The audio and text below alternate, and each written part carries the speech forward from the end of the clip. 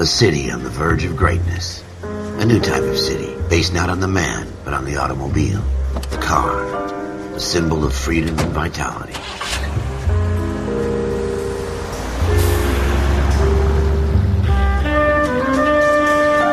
Where every man can own his own home, and have room to breathe, and not be overlooked by his neighbors. A city where a man's home is his castle. A quarter acre of the dream made possible by victory.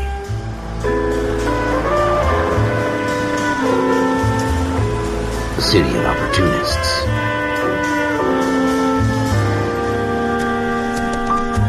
A city of dreams, where Hollywood will shape the thoughts and desires of the entire planet.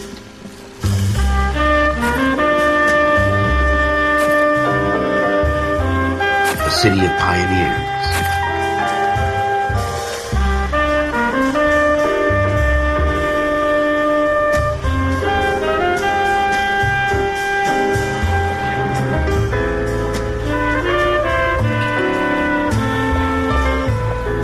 A city of dreamers.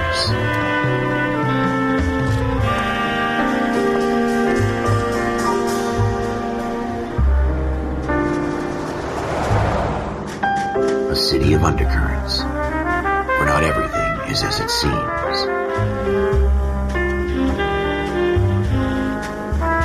A 20th century city that will become a model for the world.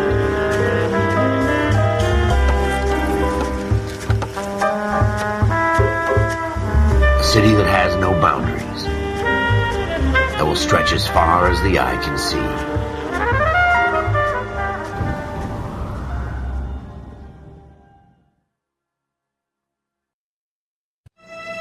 In the Marine Corps, you deal with the chain of command. Mistakes get made, but you deal with them. You know what you're fighting for, and that you're on the same team. But dealing with corruption is like chasing shadows. You never know whether the guy you're talking to is on the pad, or whether it's your partner, or maybe even the watch commander. So who do you trust, Cole? I made up my mind a long time ago. KGBL calling caller 14 Adam. 14 Adam, come in. Go ahead, KGPL. 14 Adam, see the detective at ambulance shooting at 6th and Industrial Street. Unit 16 William requests uniform assistance for an evidence search. 14 Adam, code 2. Roger, 14 Adam en route.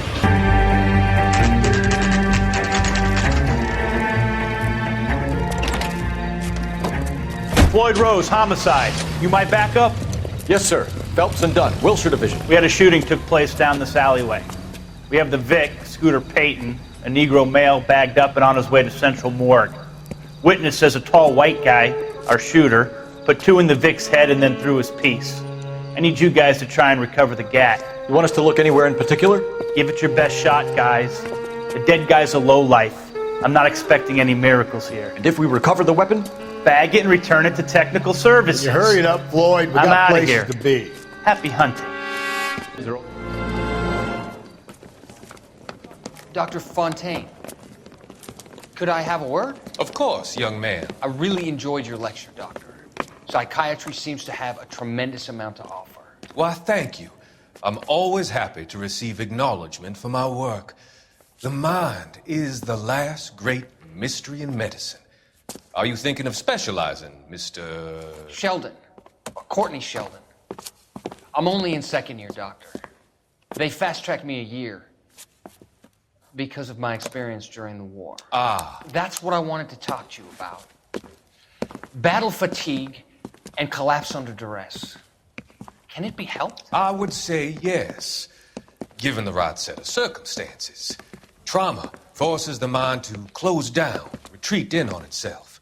We try to find ways to unlock the mind again through a combination of therapy and drug treatment. Hypnosis and therapy are powerful tools in the right hands, Sheldon. I've been to visit some of the guys at the VA hospital. A good friend of mine, he's so far away. It's like he's wandering You around. went through a lot together. Yes, Doctor. Give me his details and I'll make a prognosis. I have a number of clinics in Los Angeles, Courtney Sheldon, and your penance for your friend's help is to come and work at one of them in your spare time. with what little spare time a medical student has. Is that a deal? Is it ever? I can't thank you enough. I'm not promising a cure, Courtney. I want you to remember that. Every physician has patients that he cannot hope to cure, for whom he can only smooth the path to death.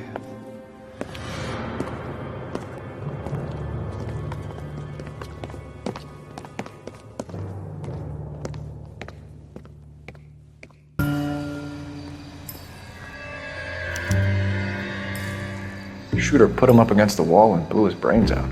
It doesn't really matter how you go once you're gone. Don't get Ralph, there's something on the rooftop. How the hell did you see that? Reflection in the window. Looks like it might be our weapon. I'm gonna see if I can find a way up there.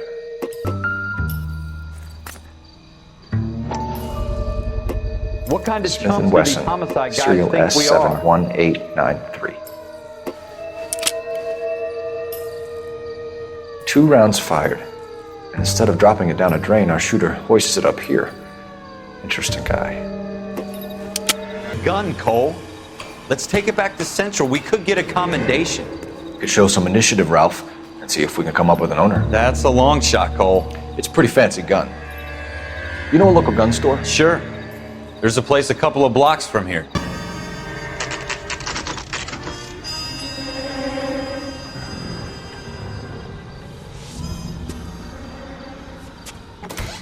Officers Phelps and Dunn.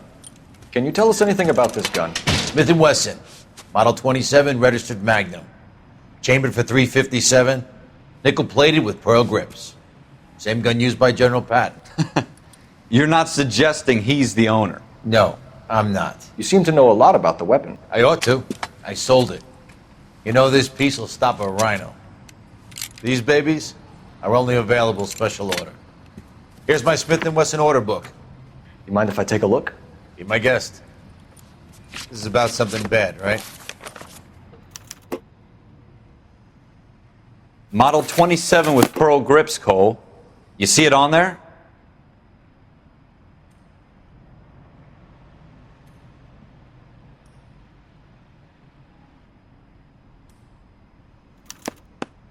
We're in luck. Errol Schroeder, 203 South Gless Street. Ordered the gun in February '46. Thanks, you've been a big help. Anytime. Always happy to help out the LAPD.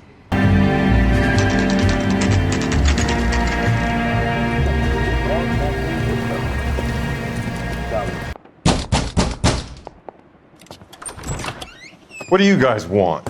I'm Officer Cole Phelps. This is Officer Dunn, Wilshire Division.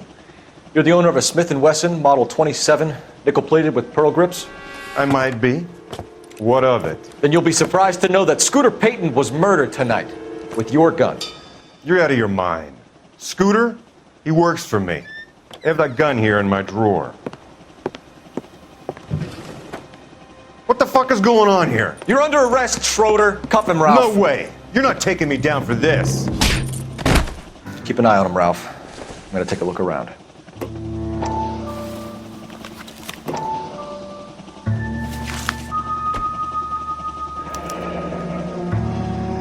List of names and a series of numbers.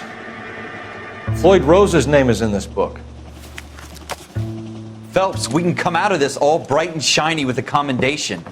Or stick our schlongs in a hornet's nest. Call it in, partner. And leave the book where you found it. Officer Phelps, badge 1247, requesting.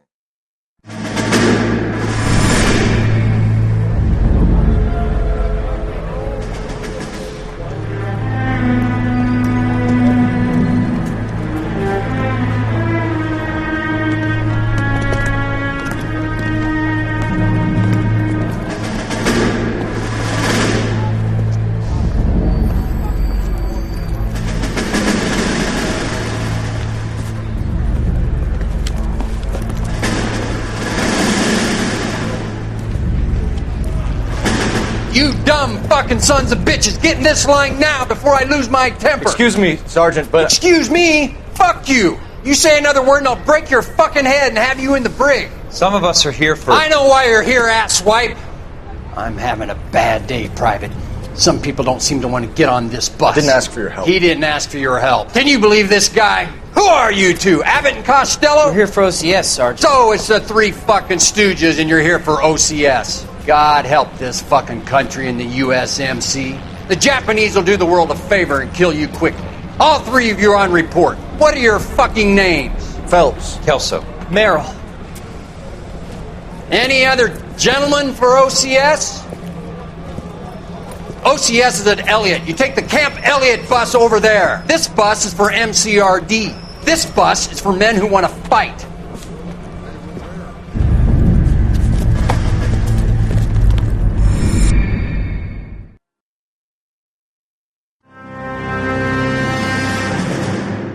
Well, you picked the right place, Cole. A city that needed an honest cop like a thirsty man needed water. You'd heard the stories, but you weren't interested. You were here to fight the good fight, solve cases, right wrongs. The force is like politics. There's no sitting on the fence. You have to choose sides. A brown paper envelope or a Greyhound ticket to Palookaville. It could only ever end one way. All units to 211 in progress and shots fired at Westlake Savings and Loan, 1415 West 3rd Street. Unit to handle identify, code 3. We'll take that. It's only a couple blocks from here. 14 Adam calling KGPL. We'll handle the 211. Roger that, 14 Adam. Be advised, suspects are armed and dangerous. Roger, KGPL. 14 Adam en route. Make it quick, you guys. The cops are here. We gotta move it.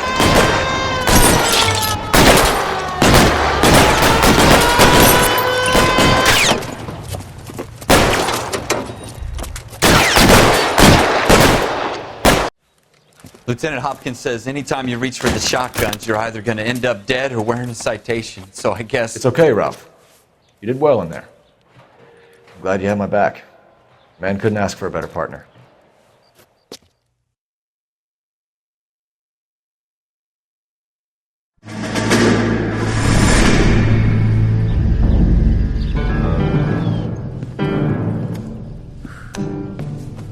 This kind of opportunity comes along once in a lifetime, Hank. I have to grasp it. You have to survive it first, Cole. You're the veterans. The Japs love to shoot officers. If I can make a name for myself in this war, my future... Thinking of taking on a company of the Emperor's finest single-handed? You don't seem the Sergeant York type to me. When I need your opinion, Kelso, I'll ask for it. They talk about officers like you in boot camp, Cole. They call it the Custer Syndrome.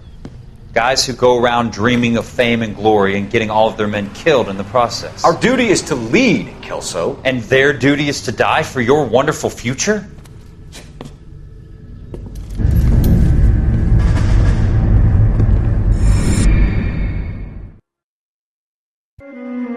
Cole Phelps and Jack Kelso.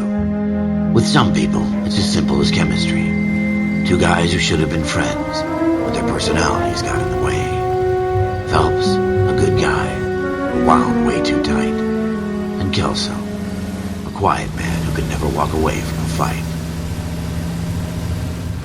Well, it's a shame you don't like to talk about it, Cole. Ralph, friends who want to stay friends don't discuss religion or politics.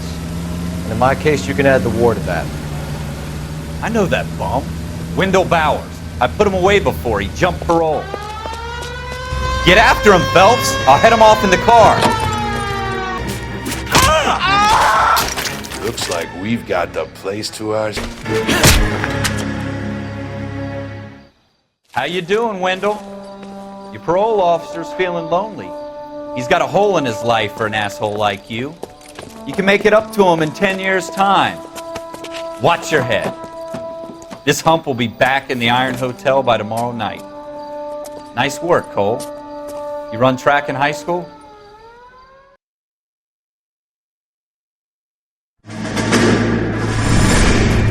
Part of the tradition of the Marine Corps and being an officer in the Marine Corps is the ability to make tough decisions. The right decision is not always the popular one. The right decision will get the men you care about killed. These ratings and your ability to give them frankly and truthfully directly affect your chances of successfully becoming a Marine officer. Candidate Phelps, you have the floor. Esprit de Corps, Merrill, 10. Franklin, 8. Weiss, 8. Donahoe, 6. Kowalski, 6. Hudson, 5. Kelso, 2. Leadership, Donahoe, 8. Franklin, 7. Merrill, 6. Kowalski, 6. Weiss, 5. Hudson, 5. Kelso, 1. Candidate Kelso! I'm sorry, Captain, but I joined the Marine Corps to fight the enemy, not get involved in this schoolboy chicken shit. Kelso, in my office, now!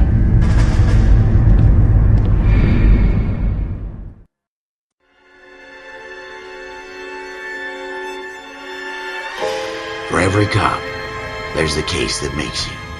Gives you that leg up, gets you recognized as the shining new star in the squad. The case that you solve that shows that you have the gumption, the gung-ho, the get up and go to make you stand out from your average rank-and-file patrolman. This could be the one, Cole.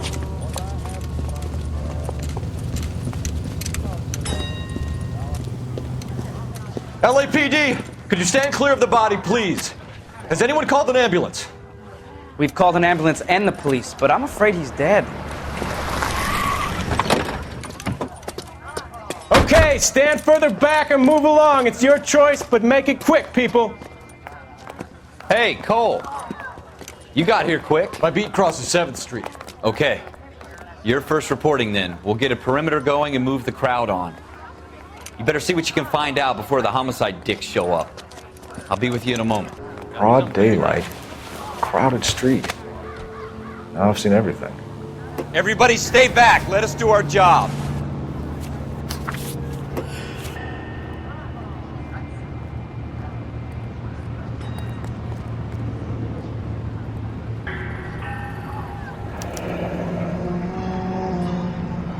C. Galetta. Layaway receipt. Pearl earrings. Made out to Bank of Arcadia.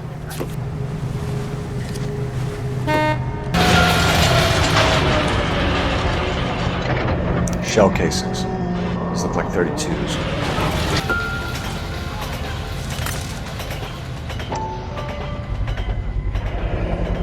FN Browning. Serial number 01138. Might need to run it by a gun store. Eagles? Sir, I'm Officer Phelps. What exactly did you see? I heard the shots. I thought it was a car backfiring. I saw a girl run into the shoe store. Speak to the witness before homicide arrives, Phelps. And if you think she's lying, don't be afraid to get forceful. Verbally, of course. And don't accuse her of anything without proof. Lawyers love that shit. And if you're sure she's straight up, try the general approach. See what you can coax out of her. I'm Officer Phelps, miss. I'm here about the shooting. Did you know the victim? He was my boss, Mr. Gage. Mr. Gage's first name. Everett. And you are? Galleta. Clovis Galleta.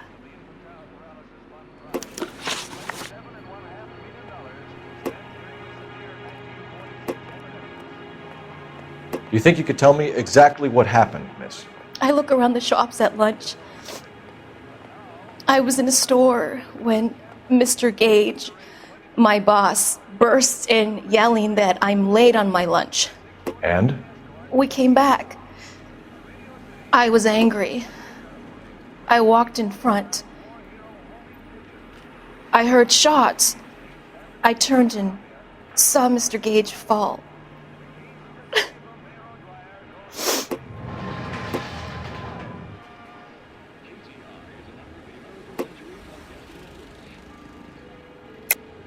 You're lying, Miss Galetta. You know what happened and why. You're going to tell me. There's nothing to tell. I've done nothing wrong. How can you prove different? Your pearl earrings, Miss Galetta. You've been paying for them for a whole year. Stop lying. And tell me what happened at the jewelry store. Oh, God! I won't lose the earrings, will I? You could lose your freedom, you little fool, if you don't stop obstructing a murder investigation. Mr. Kalu. Edgar Kalu. He runs the jewelry store. He's showing me a lovely watch. Mr. Gage bursts in.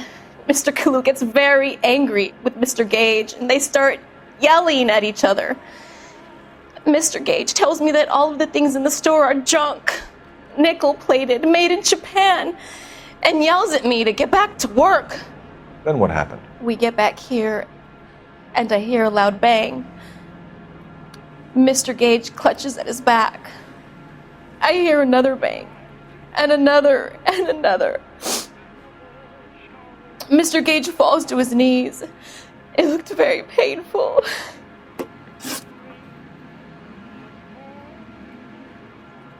Which jewelry store? Hartfield's. Broadway, between 5th and 6th. Did you see the person who shot Mr. Gage? Of course I did. Mr. Kalu looked very angry. He kept firing the gun. He kept pulling the trigger. He threw the gun in a bin and turned and walked away.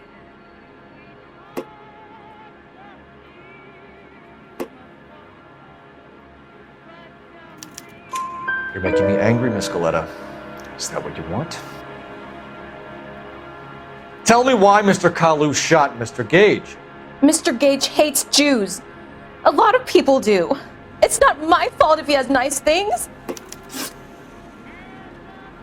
How many shots did you hear, Miss Galetta? It's difficult to remember. It sounded like there were so many, and they were so loud.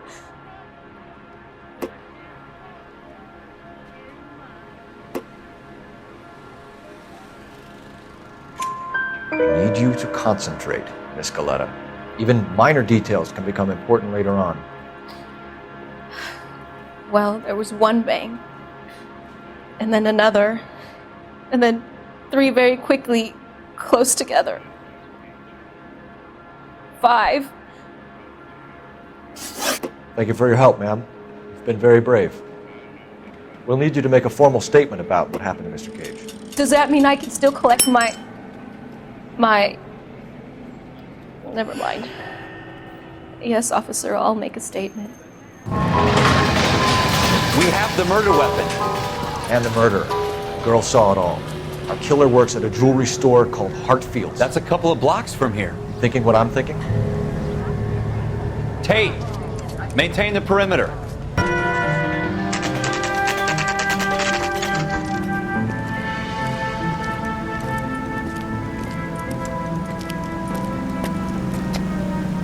Officer Cole Phelps, are you Edgar Kalu? No. Mr. Kalu is out back. He said he'd lie down. I'll buzz him for you. Edgar Kalu, you're under arrest for the murder of Everett Gage.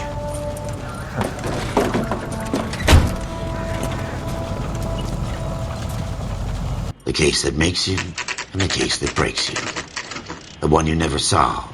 The one that keeps you awake at night. The case that gnaws at your guts and ruins your marriage. The case that keeps you propping up a bar as you relive the what-ifs, the might-have-beens, the half-leads, and the half-truths. The case that other cops murmur about whenever you walk past. The case you never, ever discuss. God's mill may grind slowly, but it grinds finely, son. I hear it's you who nabbed our malefactor from the shooting yesterday. Yes, sir. Then tell me, Boyle, I hear you're quite the climber, a man of initiative. How would you like a chance at smiting this man with the sword of justice? You're asking me to conduct the interview, sir? I am, young Phelps. You've only been with us a short time and you've assembled yourself a stellar arrest record. Not to mention the fine work you did in the war, sending heathens back to the hell they came from.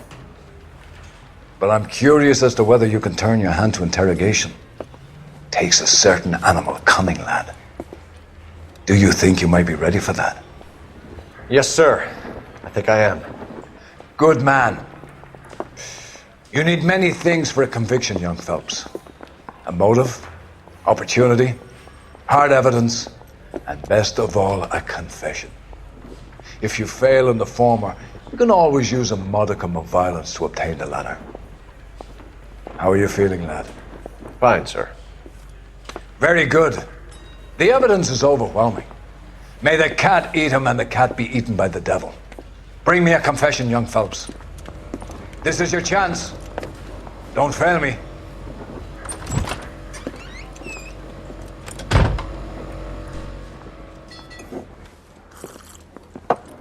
Has my lawyer arrived yet? I want to see my lawyer. A lawyer can't help you, Mr. Kalu. You shot a man dead in cold blood. You're going to have to pay for that. You followed Everett Gage and the girl back to the shoe store. You put 5 rounds in Gage's back. Gage was a bastard. Whatever he got what was coming. But it had nothing to do with me.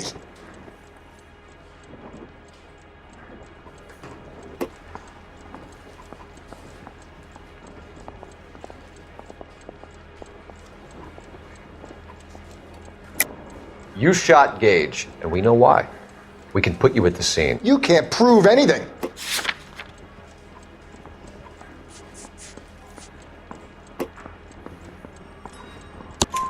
We know all about the argument. Miss Galetta made a statement. You're counting on the girl? You think her testimony's gonna stand up in court? You're going to the gas chamber, Edgar. That Jew-hating fuck couldn't leave me alone. I had a sale. That girl was ready to buy. Let's change the subject. You fasting for Yom Kippur, Mr. Kalu? Yeah, let's change the subject, you going motherfucker. How about baseball? You're not denying you're a Jew, Mr. Kalu. This is America. It's not Germany. It's not a crime. Some people don't like Jews, Mr. Kalu. Yeah, and I guess you're one of them. Gage hated Jews, didn't he, Mr. Kalu? I don't know what you're talking about.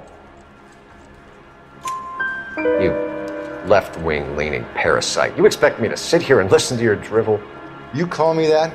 You sit there and you call me those names, you goddamn goy putt snatcher. You and that stup Gage. Why did you do it, Mr. Kalu? Gage. He's in the Chamber of Commerce. He's in with all those momsers. He blocked every proposal I ever put forward. Kike this and kike that. He's been trying to ruin my business for years. Edgar Kalu, I'm charging you with the first-degree murder of Everett Gage.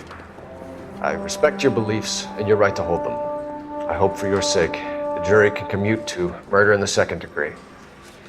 May God have mercy on you, sir.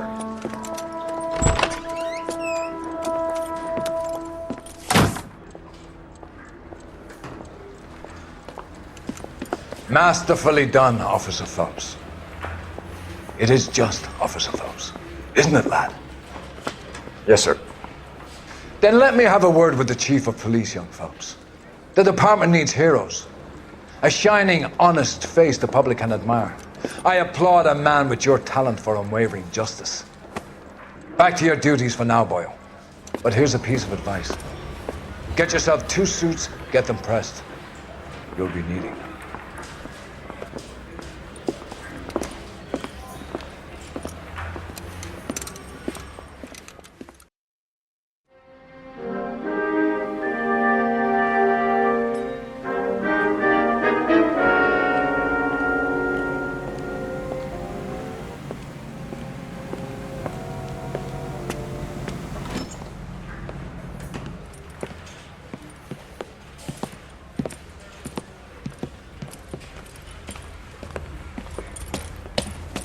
Here's your new desk, kid. You're on traffic. The hot sheet is posted here, next to the map. What's his problem? That's Biggs. He's an institution. So this is what all the fuss is about.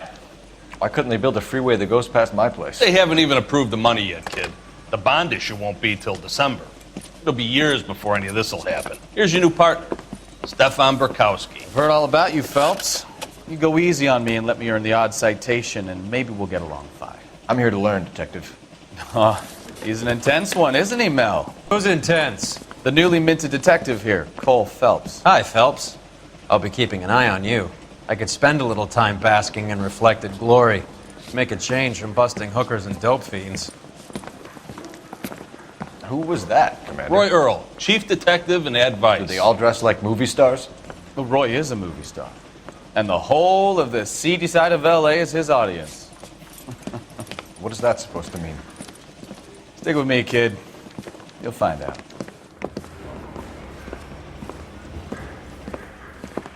And now some housekeeping. Warm Central Division welcome for Detective Cole Phelps. Some of you guys may know Phelps. He's the cop who broke the jewelry store murder. Stand up and take a bow, Phelps. If it's all right with you, That's sir. That's an order, Phelps. Shh, quiet, everybody. Phelps is one of only 2 serving LAPD officers who received the Silver Star during the war. Really gave it those lousy Japanese, eh, Phelps? I did my best, Captain. Why you war heroes always so modest? I've partnered Phelps with everybody's favorite Pole, Stefan Bukowski. Hope you like work, kid. Bukowski sure as hell doesn't. Well, that's why we have partners, right? Okay, can it, guys. Stick with Bukowski. He's a good cop. He knows traffic inside and out. I'm gonna start you out with one case. Do okay, I'll give you a couple more. You screw up, you'll be rousting vagrants and running license plates. Now get down to the PE freight depot, 6th and Alameda. A patrolman called in a suspicious vehicle. Signs of foul play. See what you can find out. Come on, Phelps. 6.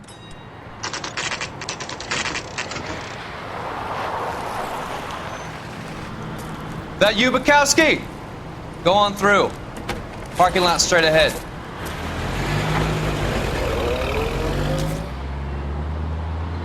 I need to get back to work, officer. The detectives are here now. You repeat to them what you told me. I did the right thing by calling this in. I'm just a working stick. Just give them your story and you'll be all right.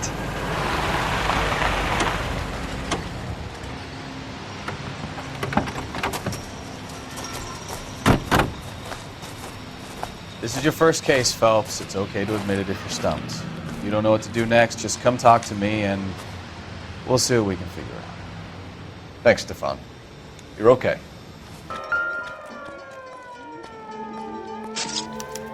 Victim looks to have lost a lot of blood.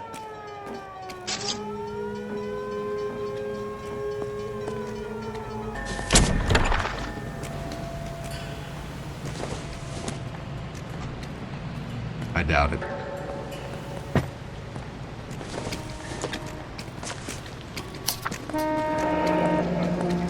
Mr. F. Morgan picked up a live pig yesterday?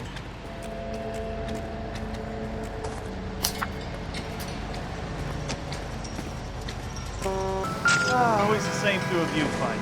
How about you? I've got a mystery sample waiting at the lab. Practical Joker says it's contaminated soil, I guess. Happier times, I guess.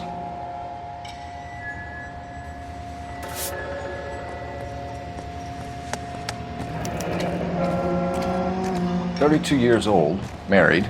Sounds like an average guy. What was he doing out here?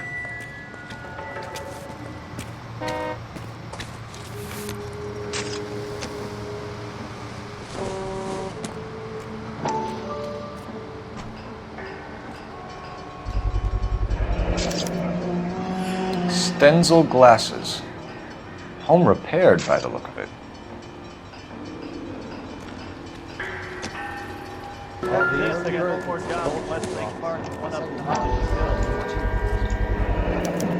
A brand name might give us something to go on.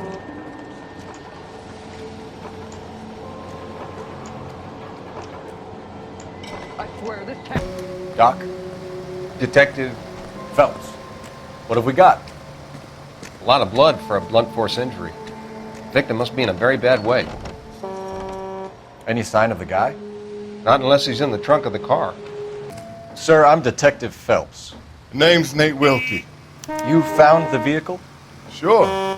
Saw it just sitting there. Strange place to be parking your car. Figured I'd better take a look. And then I saw all the blood. So I called the police. Mind if I ask what you were doing out here?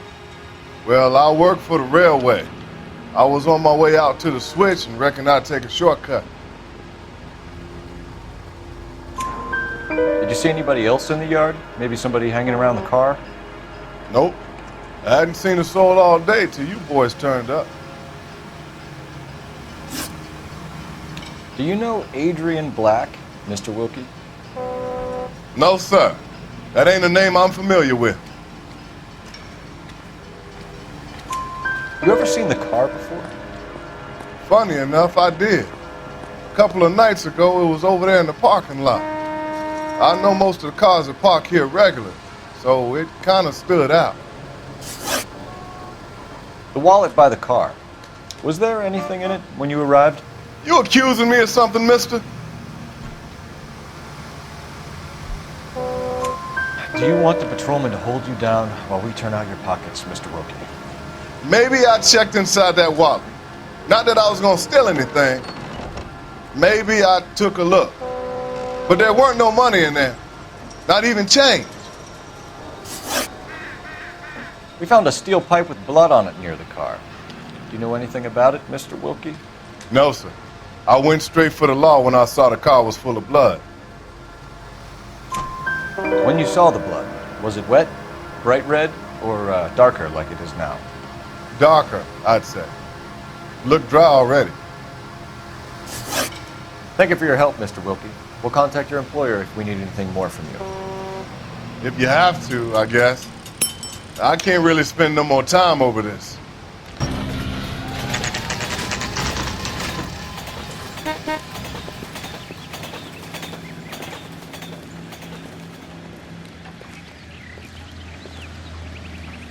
Let's go introduce ourselves. You talk to her, Phelps. I'm no good at this shoulder to cry on stuff. Just a minute.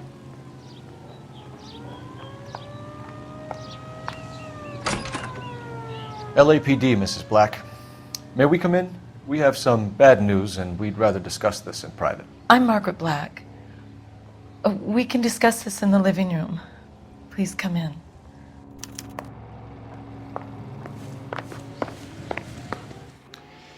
Your husband drives a blue Lincoln, Mrs. Black? That's correct. The car has been found abandoned, and I'm afraid there are signs of foul play. I knew something was wrong when he didn't come home. We believe your husband may be injured. We found a pipe on the scene with blood on it. Oh no! My poor Adrian! Does the name Insta-Heat mean anything to you, ma'am? Yes, it does. We've just had a new water heater installed. Whereabouts, Mrs. Black? Just outside the kitchen window, at the side of the house. I'd like you to try and stay calm and remember everything that you can about last night. My partner and I are going to take a look around. When you're ready, we're going to have some more questions for you. Is that okay? Of course, officer. Anything to help secure my husband's safety.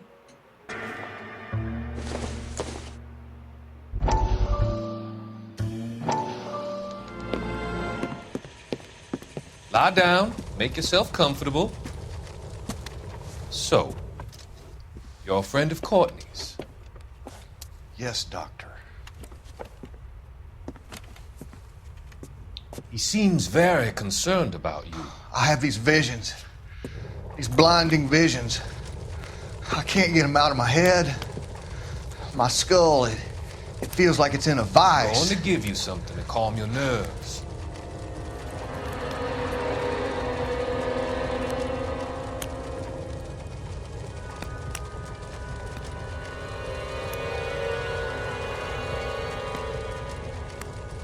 I want to take you on a journey back.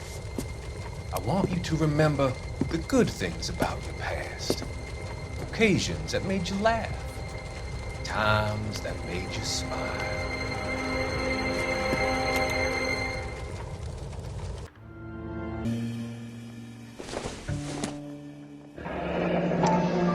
Kavanaugh's.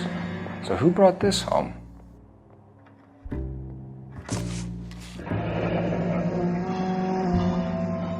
Maybe Adrian was a patron. R&I should have an address.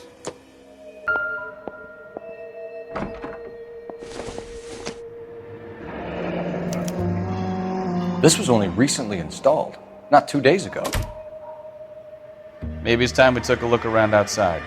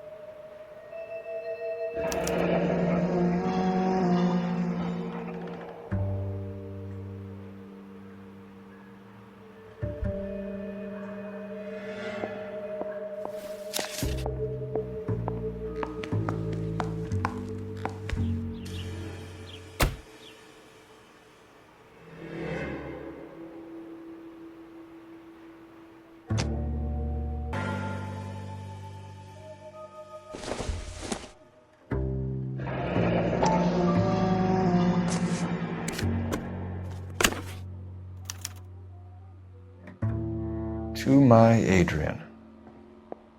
This thing gets more and more interesting.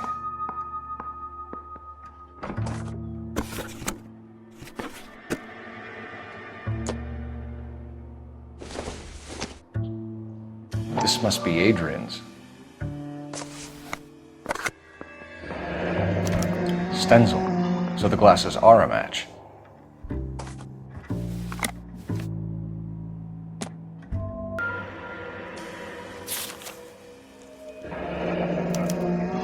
A used ticket to Seattle and a suitcase gone missing. Someone couldn't wait to get out of this house.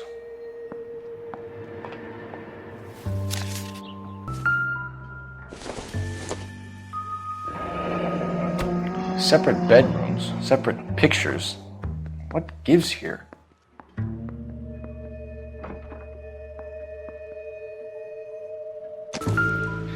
No use leaving the thing half finished.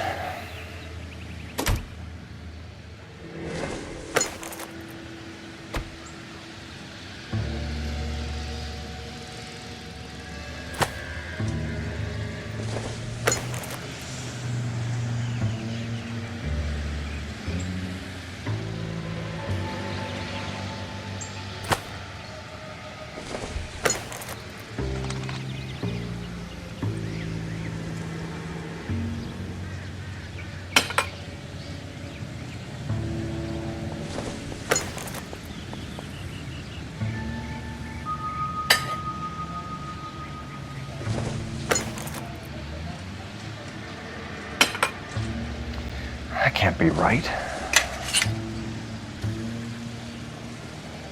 No, that won't work.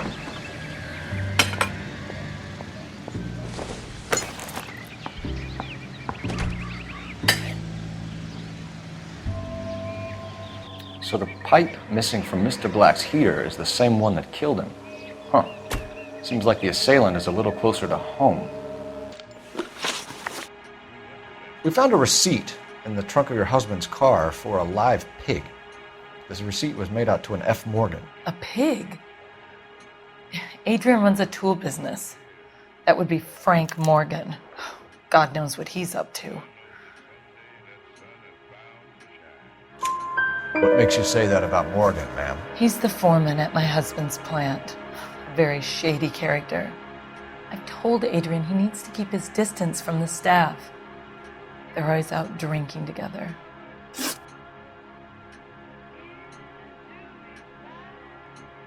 Your husband frequents Kavanaugh's bar?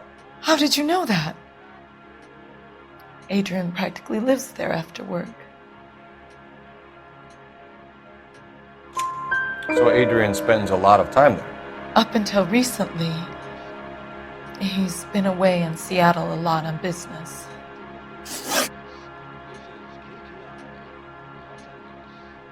Did your husband tell you where he was going last night? All he said was he was going to meet Frank for a drink. So nothing out of the usual then? Well, he came home early from work. He never comes home early. And he went out early, too. He normally never leaves for the bar till about 7.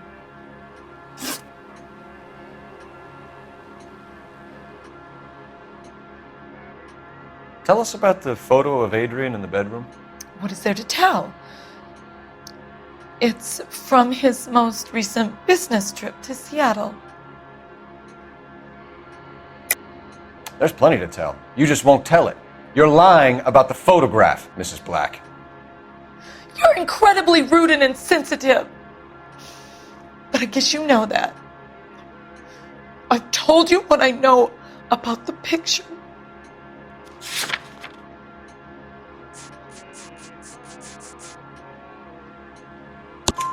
What about Nicole, Mrs. Black?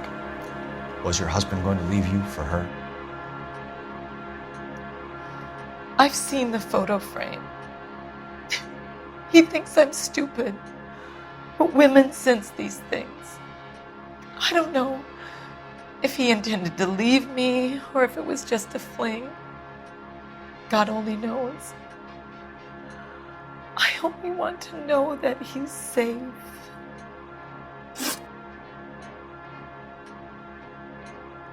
Was your husband wearing his glasses when he left here yesterday?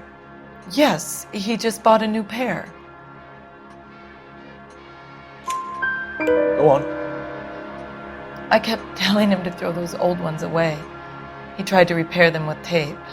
They look terrible. I think you should come clean with us, Mrs. Black. Your husband is missing, and after our search, I'm willing to call the circumstances suspicious. Can you account for your movements last night? You're not accusing me, are you? What an awful thing to say. I was here all night, of course, waiting for Adrian to come home. Is there anyone who can vouch for that? Well, no. I was here alone. I cooked Adrian's dinner and waited, but he never came home. We'll keep you informed, Mrs. Black. Please do, Detective. Operator, message for KGPL. Putting you through now. Phelps, badge 1247. How could I help, Detective? I need an address on a Kavanaugh's bar. Certainly, Detective. One moment. Kavanaugh's Bar, corner of Aliso and Hewitt, south side of Union Station. Thanks.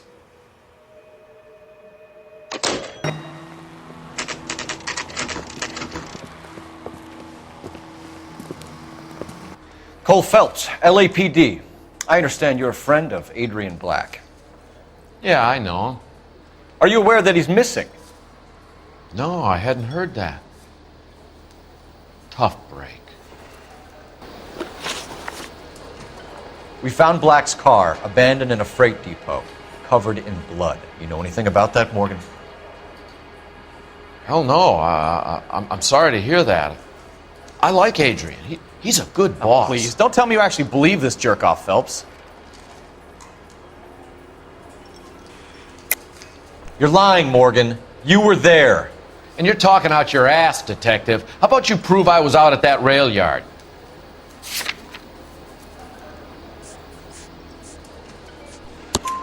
You were there, Morgan. We found a receipt in the trunk of the car. It has your name on it. We can call the slaughter yard and nail you on it. All right already. That fool Adrian's fallen for some dame in Seattle. He wanted me to make it look like he'd been attacked. Where exactly is Black holed up? No idea. I think he took off for Seattle. I'm tired of your shtick, Morgan. Spill it, or we take you out in the alley and we knock it out of you. He's holed up at my place. He's waiting for some money to come through before he blows town. An address? It's an apartment house at the corner of Temple and Figueroa. Apartment number 2. I think that's all. Thanks for your help, Morgan. We appreciate it. Hey, I'm just glad I could help. I love cops. Cuff him, let him go. It's up to you, Phelps. There's no way I'm writing this idiot up.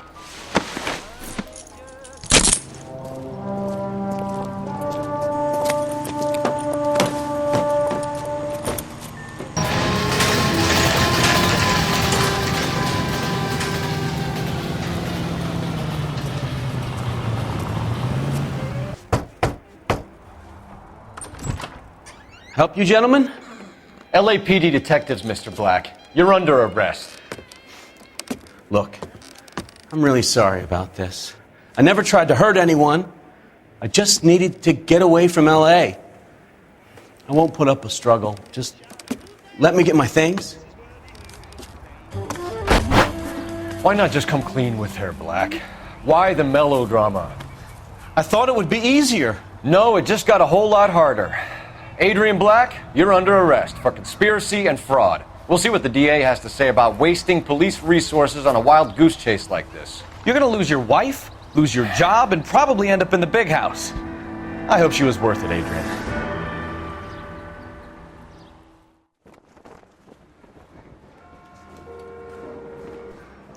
That turned out to be quite some case, huh? Adrian, what an idiot. You got an arrest and a clearance in your first case, and in fine style, too. Well done, Detective. Efficient investigation technique, Good public presence. You keep that up and you learn from Bukowski here, you could go a long way in this department.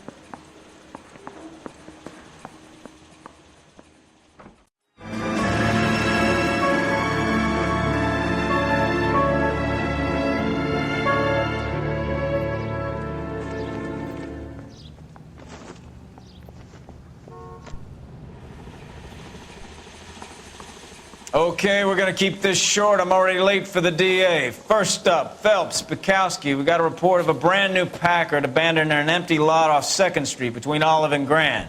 PR is when Oswald Jacobs says the vehicle was dumped in his backyard.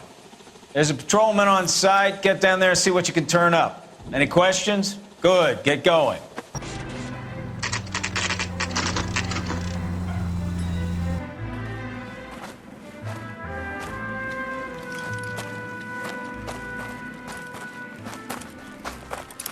Phelps, traffic. I'm Officer Houlihan. Car's down the alleyway, detectives.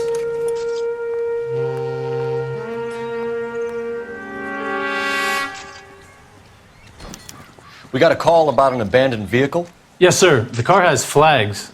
Might be some kind of diplomatic vehicle. Has anyone touched this vehicle since you arrived? No. And that Jacobs bird over there was on station before I got here. We'll talk with him in a moment. Give us some time to look the place over. Sure, take your time. He's a sore-headed old son of a bitch anyway.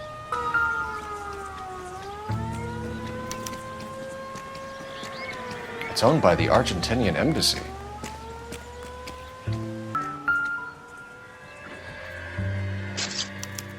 They must have taken the flag as a souvenir. Can't have any street value.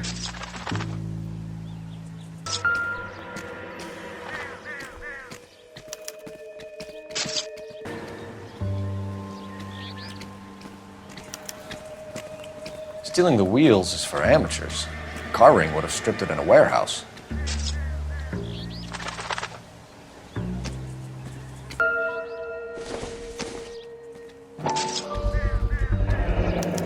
Combination wrench. Must have used it to remove the wheel lugs. Oswald Jacobs? That's right. What exactly happened here, Mr. Jacobs? Last night, I was looking out of my window. I like to keep an eye on what's going on. I can understand that. You see this empty lot? Damn kids play stickball here. Always breaking my windows. Always asking for their ball back. Can we get back to the car, Mr. Jacobs? Don't be impatient, Sonny. Anyways, last night I see this brand spanking new Packard up on bricks. Did you see who stole the Packard? Hell yes, I did. I saw 3 goddamn Mexicans going to work on it. Can you tell us what they were doing? Using the headlights of an old Ford so they could strip the thing. I yelled out to them, "I'll call the cops." So they loaded up their car and drove off, tooting and hollering and yelling obscenities at me in Mexican. You speak Spanish, sir? No, I do not. After the Mexicans left, you didn't go anywhere near the car? After I scared them off? No, I didn't go anywhere near that car. You went out to the car. Once they were gone, you had to take a look for yourself. I was curious. Ain't no law against that. So what if I took a look around that car? You can't be accusing me of nothing. Tell me about the car they were driving. It was an old Ford. I didn't catch the license number. You look like the kind of guy who notices details. You're right there. The car was old, but it looked brand new. Candy apple red paint job stands out a mile. What exactly did you see them take? They was working on the tires. That's all that was took.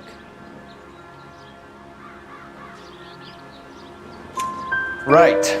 So what did you take, Jacobs? Do you want my partner to pat you down? I found a notebook in the glove compartment. I was going to show you. It's on the chair on my porch. Thank you for your help, Mr. Jacobs. You can speak to Officer Thibault about signing a formal statement. When you get the car out of the way, maybe you could come back and do something about those kids. Well, how about we bring you an umpire's mask?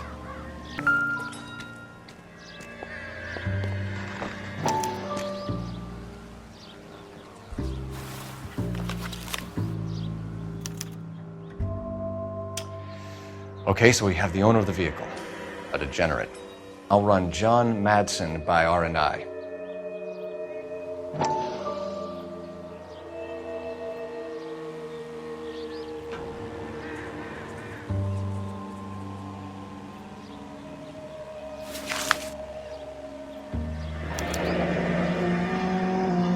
Contact details on a William Dewey. This looks like business rather than pleasure.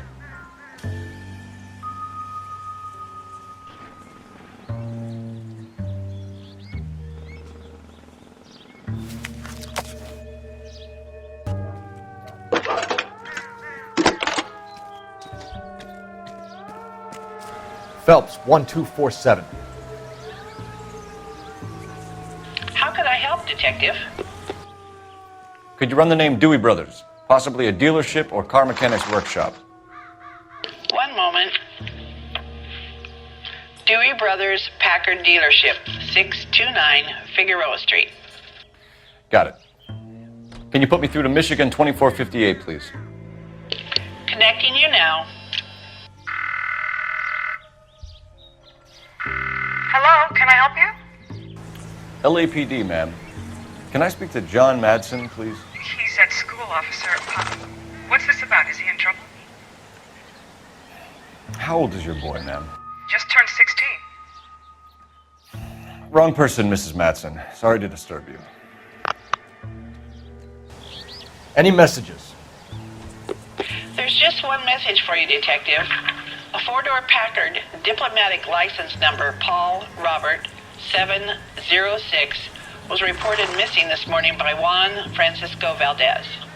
Could you have him brought in? He's already here at Central, Detective. He's demanding an audience, as he calls it. Thanks. Can you get a message to Captain Leary? Tell him we'll be in as soon as we can. Thanks, ma'am.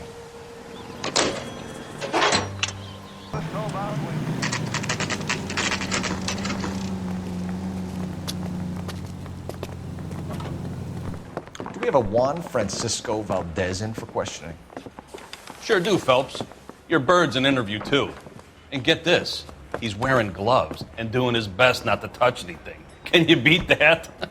Sounds like we don't want to keep this guy waiting. It's this way. I'm Detective Phelps, and this is Detective Bukowski. Have you any idea how long I've been waiting to speak with you?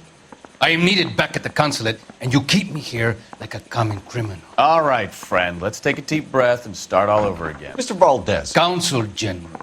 I insist on my full title. Where did you purchase the car? My secretary and driver arranged the purchase. A disreputable place, Dewey Brothers by name. As soon as I can have it arranged, I will have my Hispano Suiza brought up from Buenos Aires. Bought a Packard, Valdez? A snob like you doesn't drive an American car. I want answers or I'll smack you around the teeth. William Dewey offered me a substantial bribe to make a purchase at his establishment. It is not unusual to make this kind of transaction in the civil service. Well, tell that to the Argentine taxpayers. Consul General, we have located your car. Can you tell us how it was stolen? It must have been stolen from the consular garage. Terribly inconvenient, of course. I want the perpetrator soundly flogged. Unfortunately, we don't do that here, Your Worship. You have a pretty good idea who stole the car, don't you, Consul General? Are you going to tell me, or do I shake it out of you? There's no call for violence. I suspect a disgruntled boy from the car dealership. You have a name for this kid? Gabriel, like the archangel. I have no surname. So tell us about this kid, Gabriel. You had a run-in with him? Mecánico. A presumptuous young man who did not know his place. He presumed to ask me questions. We do a lot of presuming here in the United States, Consul General. It comes with the turf. You fuck young boys, Valdez. Are you a madman? This will cause an international incident.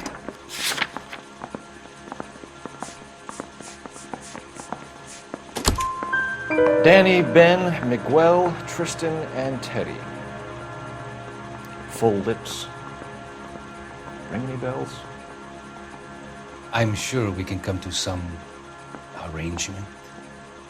Gabriel, spill it. A beautiful but impertinent boy. I mentioned rendezvous and the young man went quite insane. I thought he was going to kill me. I was prepared to pay. We'll be in touch, Consul General. Finished with Valdez. Thank God. I'll get rid of him in a couple of hours.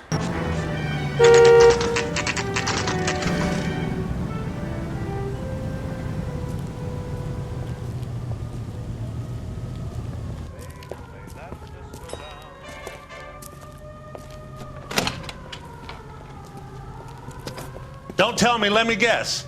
You were making your way past the lot, caught sight of the new model 4-door, and couldn't help yourself.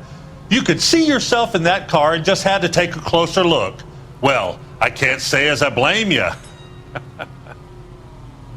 LAPD, Mac. We'd like to speak with the owner. That's me, William Dewey, proprietor, at your service. We're investigating the theft of a Packard belonging to the Argentine embassy. Are you missing a combination wrench? I don't know, Detective, but I know how we can find out. Follow me. Mind if we look around? Be my guest. You sure you guys aren't interested in a new car? Huh? Maybe a used car. I have some nice used cars for guys in your wage bracket. Why don't you give us some alone time, Dewey? Go sell some cars or whatever it is that you do here.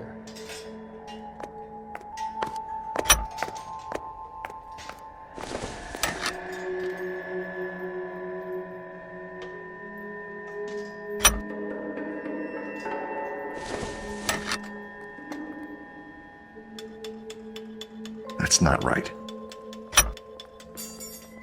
One left. Gabriel Delgado is missing a 3/4. If you don't mind, we have a few questions. Packards are great cars, but this doesn't look like the kind of place favored by foreign embassies. How do you know Valdez? I don't know Valdez. The embassy bought the car. All I know is he must know a quality car when he sees one. And I know a shyster when I see one. You and Valdez are in this together. Me and Valdez? I hardly know him. Valdez wouldn't wipe his shoes with me.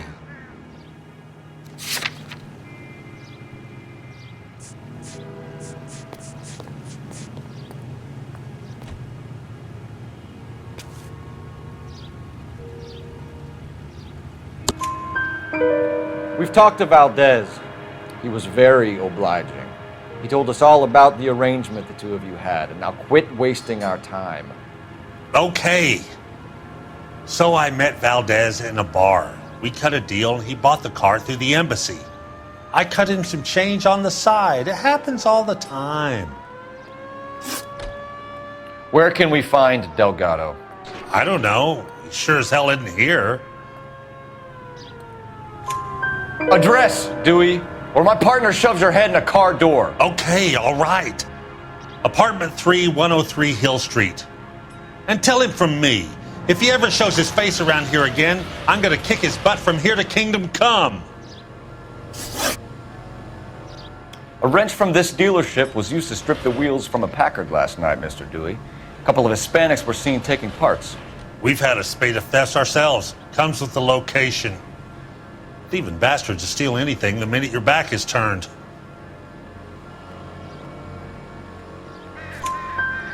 What are you hiding, Dewey? Spill it. You don't want the LAPD getting too interested in this place. So I hire a few illegals. It's cheaper than hiring returning GIs, and they have less attitude. Downside is, they're a little light-fingered. Thank you for your help, Mr. Dewey. No problem. God damn that kid. I'm just an honest car salesman. Seems like you just don't know who you can trust these days. Going to movies, Dewey. You're missing your calling.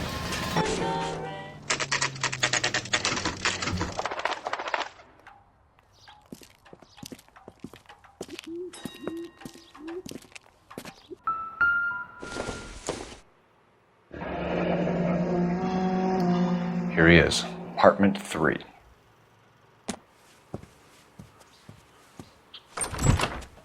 Yeah, LAPD, ma'am. We're looking for Gabriel Delgado. Gabriel? We're from the police. Policia, you understand? Yes, I understand. Could you come inside? What is your name? Ana Rodriguez. Is Gabriel Delgado here, Ms. Rodriguez? No. What do you want with Gabriel? Is he in trouble? Stay where you are, Ms. Rodriguez. We need to take a look around. But he is not here. I have told you. Check out the surrounds. I'll stay with the broad. Nearly 20 weeks. Right. So how's it going to be when you go into labor and he's not around? You are wrong. Serving breakfast for 2, Anna? You should have cleared up.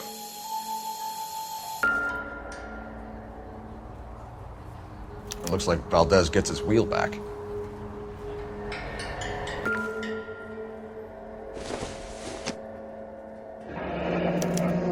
Diplomatic license plates.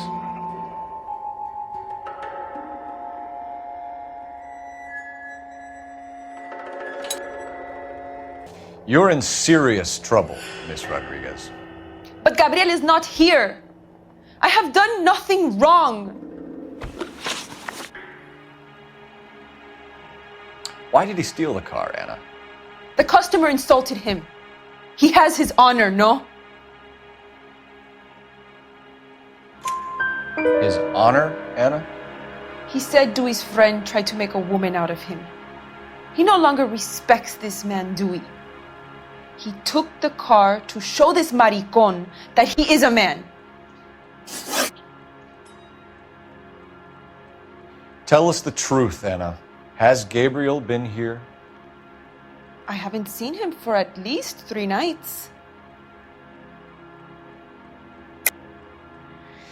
You keep lying to me, and I'll send you and your baby to jail. He lives here, but he hasn't come home. I swear it.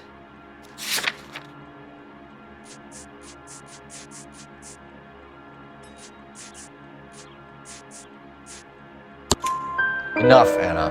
There are signs all over this place that he's been back. He was here last night.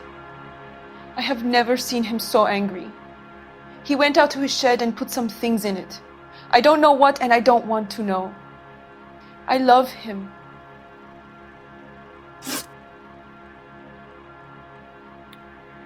We found a license plate matching our stolen vehicle in the shed.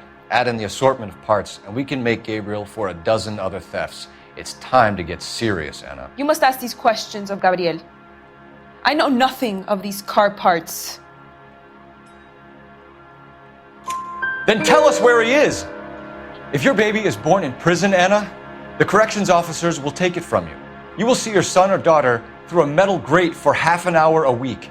The start line is on 1st and Santa Fe. There is a spillway under the bridge that leads to the river. Many policia have wrecked trying to follow him. We will put in a good word for you, Anna. As far as we're concerned, this sits with Gabriel.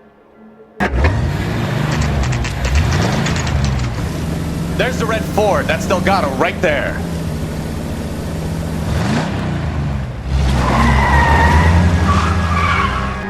Gabriel Delgado, you're under arrest for grand theft auto. Fuck you, puto! You should speak to the maricón. Valdez, I showed him. Now who's a man? I should have burned his fucking car.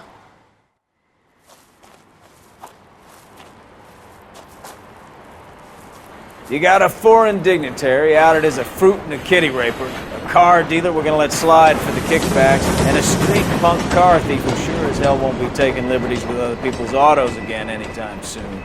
That, Detective Phelps, is not a bad haul. You keep your chin low and your hands high, and you keep bringing me clearances just like that one. That's textbook policing, and we need more of it in this department.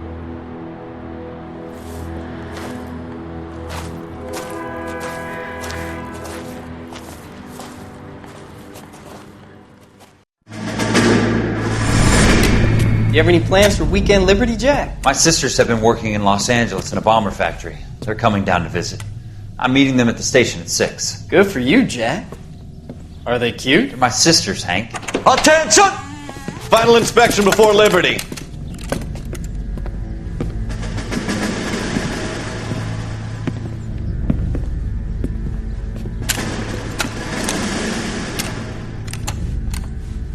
Good job, Kelso.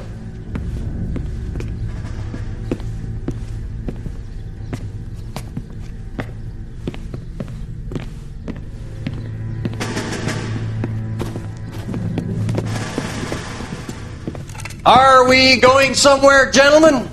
Full inspection. It had better be exceptional if any of you want Liberty this weekend. Kelso, this carbine. The bore is dirty. No, it isn't. Are you arguing with me, Kelso? Do what you need to do, Sergeant. You know the bore's immaculate. Weekend Liberty canceled. 2-day field drill. Clean this rifle. No. Do you know the penalty for insubordination, Kelso? Jack, don't do it. Forget him, Hank. He doesn't have what it takes. Are you two finished? Are you going to clean this rifle? No, Sergeant. Cole is right.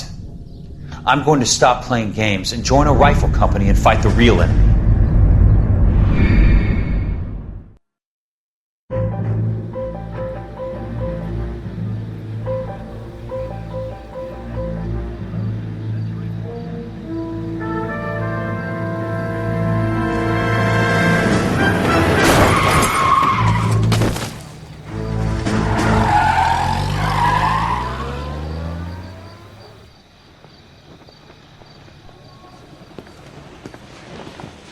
All right, gentlemen, I just got this handed to me. A hit-and-run felony at Ray's Cafe, 208 North Los Angeles.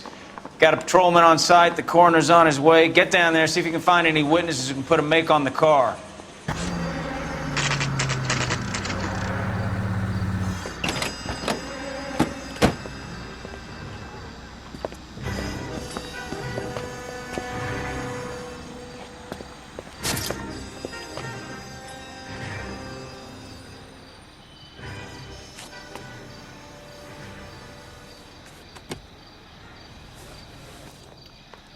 Cole Phelps, traffic.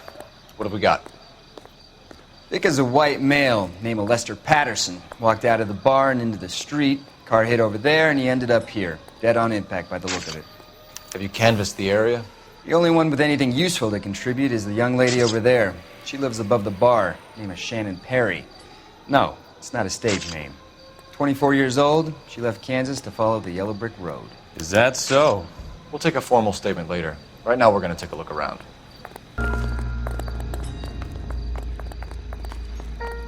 Body traveled a good 20 feet.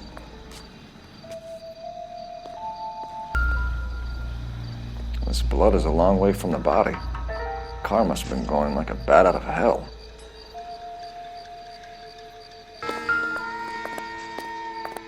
So the driver managed to brake before the impact.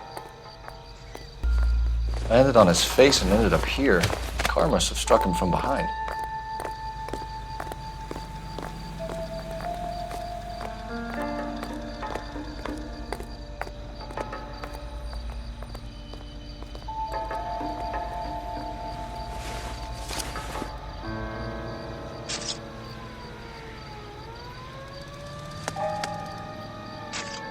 We can notify next of kin.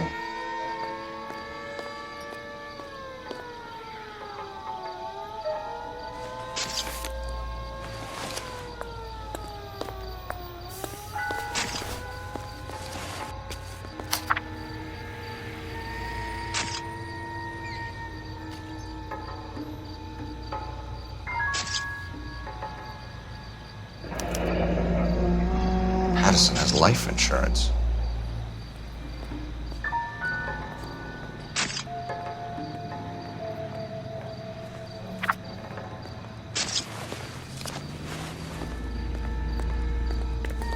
What have you got on the victim? From all reports, he was intoxicated at the time of the accident. I'll know how intoxicated once I've done the autopsy. Looking him over now, I'd say he died on impact. What about the chest wound? Isn't that inconsistent?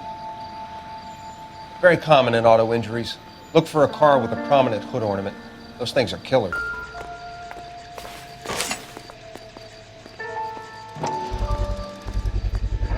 A knife covered in blood. Could be a steak knife. This is a hit-and-run case, Phelps. Anyone could have thrown away a kitchen knife. In any case, we'll want tech services to scrub the alleyway before they bag the knife. Miss Perry? Yes? I'm Detective Phelps. This is my partner, Detective Bukowski. Can you tell us what happened? Well, I came to the window because I heard people arguing downstairs. And what happened? I saw a car hit that poor man and knock him down the street. What kind of car was it? A dark red Lincoln Continental. Did you see the license plate? Only the first 3 letters, I'm afraid. 3C8. Tell me more about the argument you heard. Well, there were 2 voices. A man and a woman, that's all. Why are you holding out on us, Miss Perry? I'm sorry. I was hoping to tell my story to the newspapers. I'd like to get my picture in the paper. Trying to find work as an actress, and things are pretty difficult. Cough it up, sister. We don't have all night. People arguing? They were husband and wife. I could tell by what she was yelling. Intimate things. Very embarrassing for the man. Thank you, Miss Perry. Your information has been very helpful. You can go now. You really think so? I hope you find that driver and put him away. You certainly got away with the dames, Phelps. Give it a rest, Bukowski. Let's see what the patrons have to say.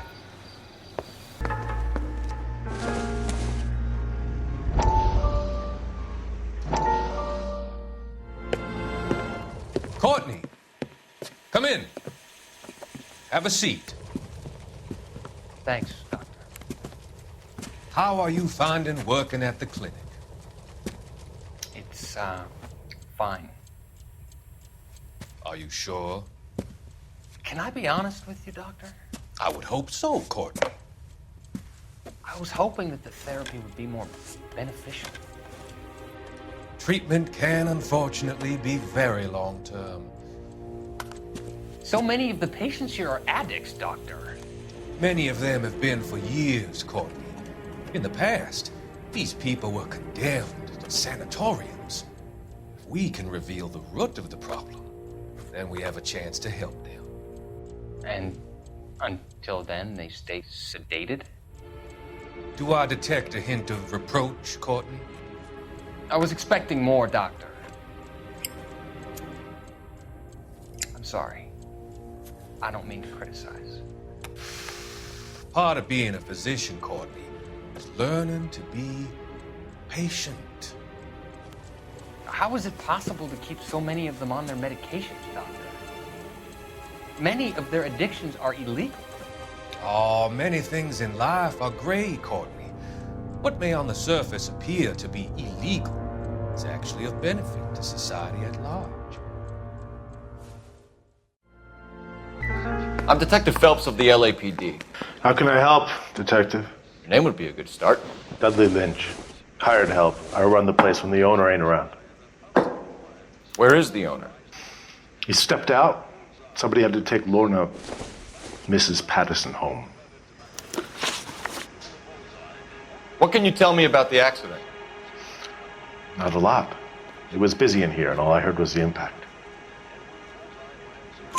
So what was he doing outside? It's against licensing regulations to drink on the sidewalk. Esther and Lorna were having a fight. The owner made them take it outside. It was pretty ugly. Do you know the victim? Yeah. Lester Patterson. He's a regular here, or he was. Not one of your favorite customers? Lester was special, but not my kind of special. Was Lester drinking alone? No, he came here with his wife. She didn't seem too interested in the booze, though. A witness overheard an argument. Lester and Lorna. There's nothing like airing your dirty laundry in public, is there? Why was Lorna Patterson in such a hurry to leave? What is going on here? Lorna was pretty upset, so Leroy took her home. Lorna and Leroy are close. They've been talking about opening a new bar. Leroy? Leroy Sabo, the owner. How long have Lorna and Leroy been talking about this new bar? Who knows? I just served the drinks. Bartenders hear all sorts of things. Are you going to tell me, or do we have to start playing rough? When Lester was drinking, he treated Lorna like dirt. He gambled away all their money. Lorna pitched Leroy about the bar. I don't know how interested he is. Is Leroy doing well? Hell no. The only thing keeping this place afloat are the poker games. Thanks for your help, Lynch. I'm going to need you to sign a statement with the patrolman. Sure, no problem.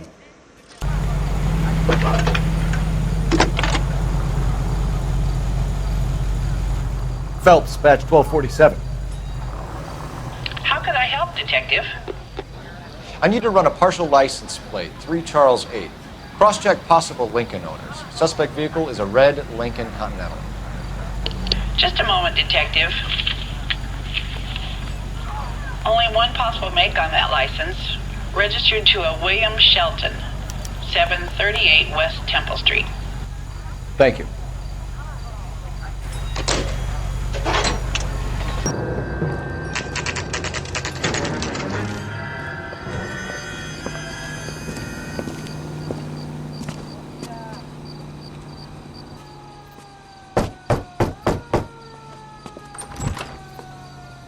Yes? Hello? Mrs. Patterson. Is this about my husband? We're investigating the incident, ma'am. I see. Come in, won't you? Can you tell me what happened? What's to tell? He got hit by a car and now he's dead. You don't appear to be too upset about the fact. Lester and I met on a furlough in '44. We got married that weekend. People don't understand it now, but that happened a lot back then. I see. So you probably did well to stick it out this long. What's that supposed to mean, mister?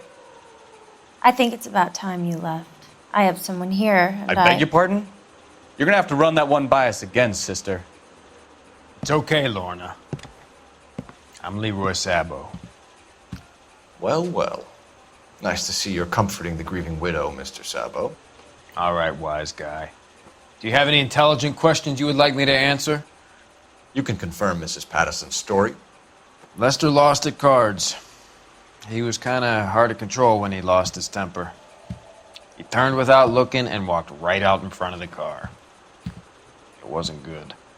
What's your relationship with Mrs. Patterson, Mr. Sabo? We're friends. Good friends. You expect me to believe that? Look, I was filing for divorce. Mental cruelty.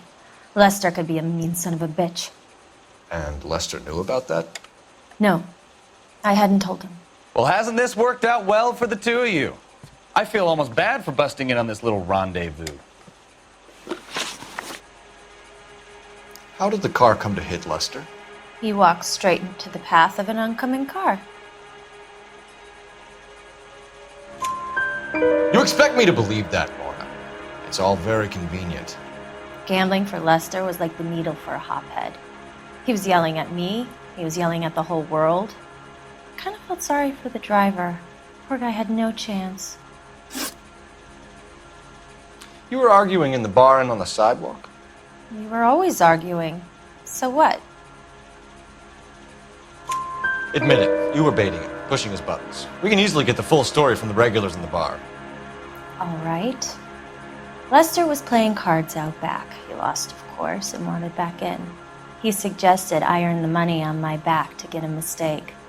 That was the proposition he was putting to his so-called buddies. So maybe I was a little angrier than usual. Let's just say I took exception to his idea. The bartender said that you and Leroy were planning to go into business together. Can you explain how you'll get the money to do that? I have a little money saved away. You're being economical with the truth, Lorna. You want to back that up, little man?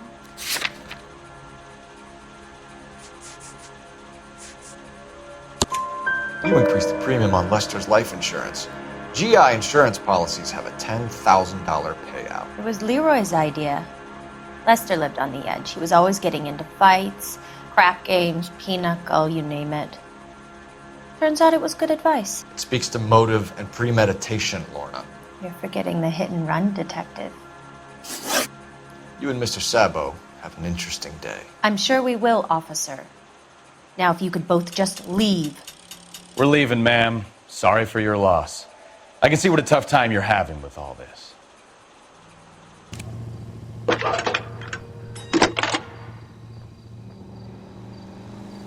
Phelps, badge 1247. How could I help, Detective? Messages, please. Just one detective from the coroner. Message reads, Phelps, see me at Central Morgue immediately. Results of the Pattison autopsy.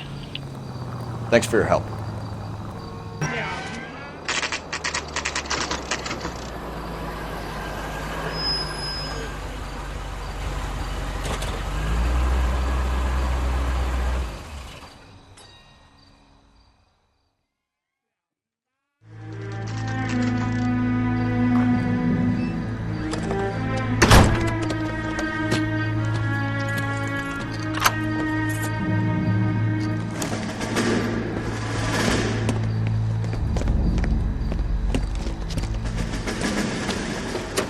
That's the son of a bitch right there. William Shelton? Yes? It doesn't look good, Shelton. You packing your bags and making a run for it? You know why we're here. Yes. The accident. We've got witnesses who can put this car at the scene, not to mention the physical damage. This is open and shut, Shelton.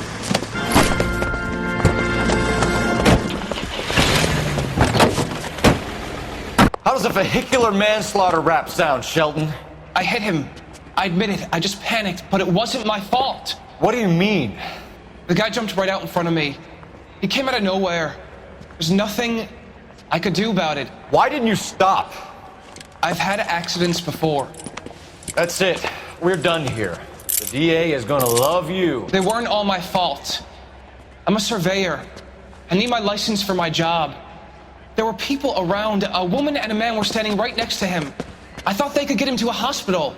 I'm telling you, it's not my fault. The guy is dead, Shelton. You can't be serious.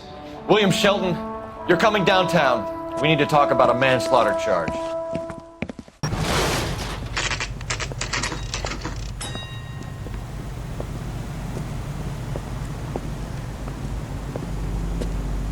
We can put the driver in front of a judge in less than a week. You'd be making a big mistake. Run that by me again? The victim was dead before the car hit him. 2 puncture wounds to the right side of the thorax. Second puncture reached his heart. You're kidding me.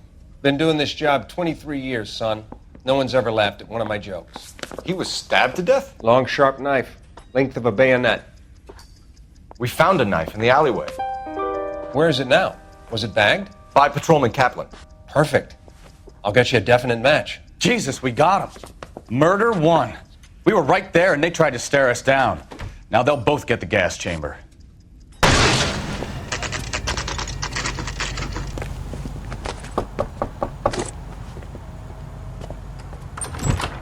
You've spoken to the coroner, Mrs. Pattison. He confirmed your husband's cause of death. We'd like you to come downtown and answer some questions. It wasn't me. It was Leroy's idea. Leroy stabbed him. I had nothing to do with it. Where is Leroy now? He's in the bedroom. You're very good, Lorna. Put the gun down, Leroy. If you do something stupid now, you don't stand a chance in front of the grand Nice of jury. you to give me up, sweetheart. All that whispering in my ear telling me how we had to get rid of him, how good it could be, all the money we could claim, all that planning. How to get him into the street, how to make it look like an accident. For God's sake, you had Leroy, all shut the up. bases covered, baby. I had nothing to do with it. You think I'm gonna fry for you, He's a Lorna? crazy man. Shoot him. Shoot him, for God's sake. Have split. You stay back. I'll ice this one, I don't care. Put the weapon down now.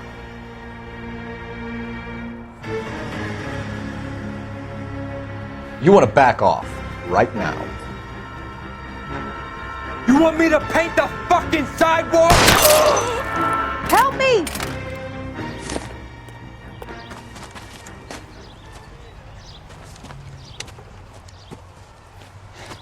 You look spooked, Phelps. I thought you'd been under fire before. It never gets any easier, Bukowski.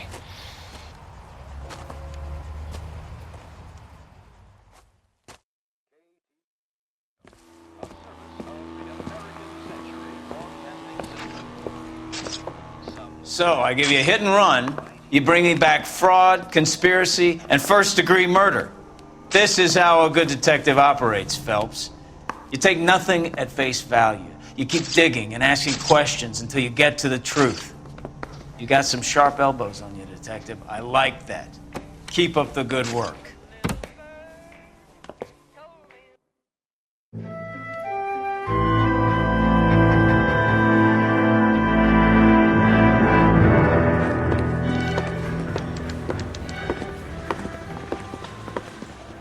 Phelps, Bukowski.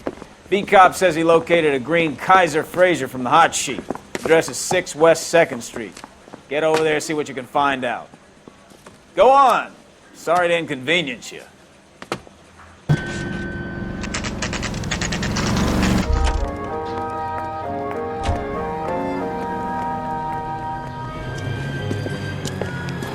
That's the car, Cole. Just pulling out of the drive. Get him. Hands behind your head. Why did you run from us? I saw a big car in my rearview mirror with 2 tough guys bearing down on me. What would you do? What's your name? Cliff Harrison. You're under arrest. For what? What are you talking about? Nice try. I'm talking about the car being stolen. You're out of your mind. I bought the car, and I've got the paperwork to prove it.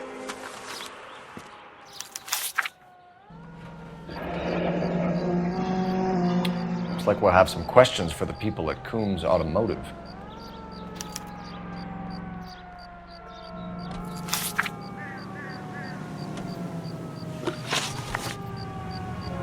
You purchased this car from Coombs Automotive Company? Yeah, that's right. And the ownership papers? From the same place.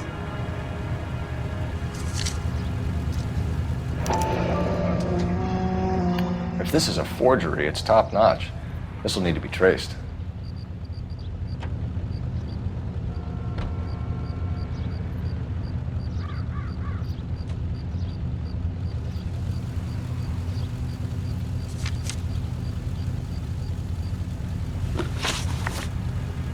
You have a criminal record, Mr. Harrison? No, nothing like that. You better give us something, Cliff, or we're gonna make this hard on you. I didn't steal the car.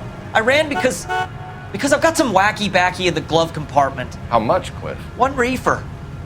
We'll let it slide. You're in enough trouble. Who did you deal with at Coombs Automotive? The owner, Richard Coombs. And he made out the bill of sale personally? Of course he did. He kept a facsimile for his records. Check with him. We're going to get to the bottom of this, Harrison. Until we do, you're going downtown. You gotta be kidding me! I'm getting arrested for buying a goddamn car? If everything is legit, Harrison, you'll be out soon. Until then, if I were you, I'd keep my mouth shut.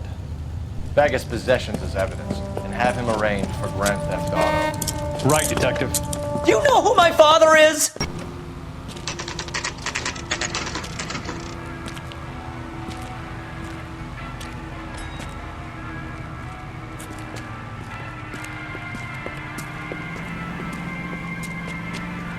Detective Phelps, LAPD, are you the owner? That's right. Richard Coombs at your service. You looking to trade in a black and white, boys? Mr. Coombs, we're investigating an auto theft. A man by the name of Cliff Harrison claims he bought the car here. Well, some people would say that my cars are a steal. That's a joke, son. Very amusing, Mr. Coombs. I remember Harrison. It was a green two-tone Kaiser Frazer, if I remember rightly. Do you have the bill of sale? It's in my office. Walk this way.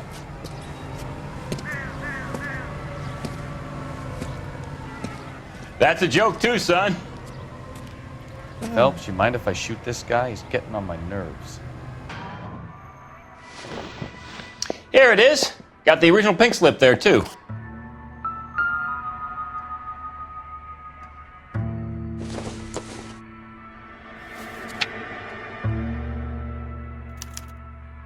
Gene Archer, 146 North Fremont Avenue.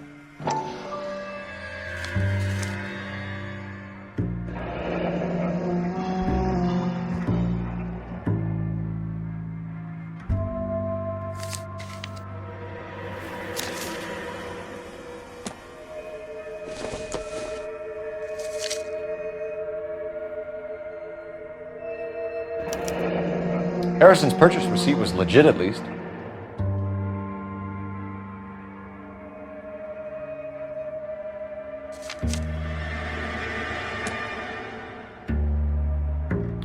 We have a couple of questions. All right, fellas. Shoot. Can you tell us how you came to buy the car? Girl just wandered in right off the street. Nothing unusual about the car. Not really my usual type of vehicle. The price was certainly right, though. Nice girl, but about as sharp as a bag of wet mice. Did you pay with check or cash? A check. She wanted it made out to cash, but I insisted. Man has to watch his cash flow. What name? I made it out to Gene Archer on the Bank of Arcadia. Can you describe this Gene Archer? Brunette, maybe 25, 26. Little on the plump side, but not bone ugly. What was your impression of her? Kind of harried and harassed.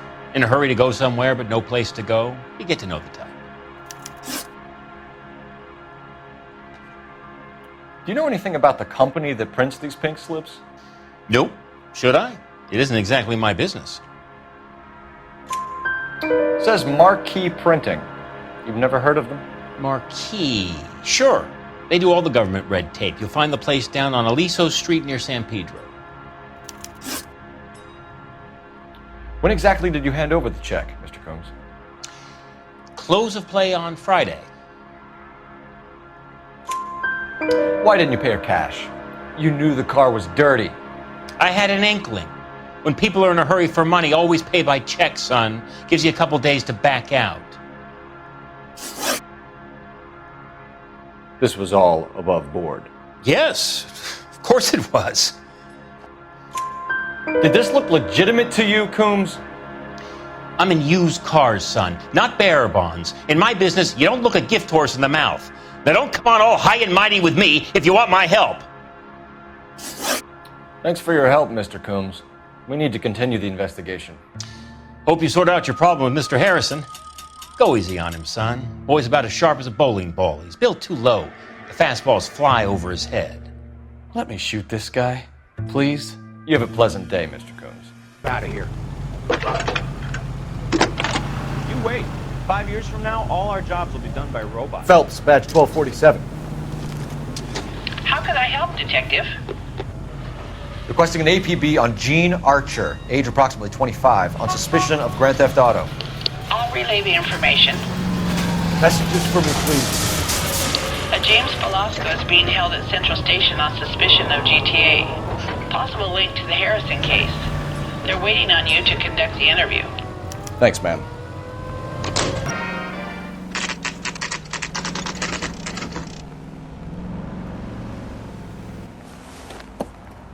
Empty. Should have known that Archer broad would have given us a false address.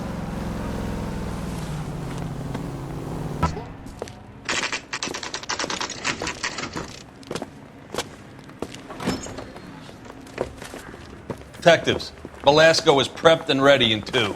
Another stolen car with legit papers. Thanks. James Belasco? I want a lawyer. It's my car and I got the proof right here. Take a look for yourself.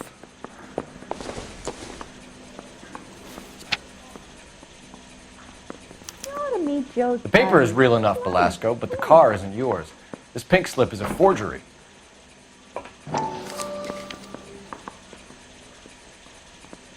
That bum took a swipe at me. I put him down in my sap. Where were you taking the car, James? Blow it off, greenhorn. You'll get nothing from me. You're a two-time loser. If you don't give me something, I'm gonna ask the DA for the maximum. You're looking at 10 years, Belasco. Kiss your youth goodbye. I want a deal. Keep talking and we'll see what sort of deal you're worth. My job is to drive the cars out of state. Nevada, Arizona, sometimes New Mexico. With the paperwork they provide, it's normally a breeze.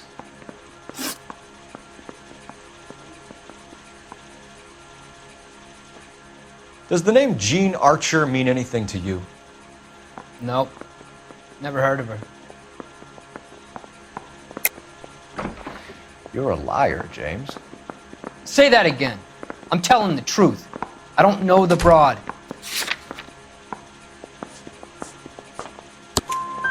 So that's why you both have the same address printed on your pink slips. She's a mule for these stolen vehicles, genius. Same as you.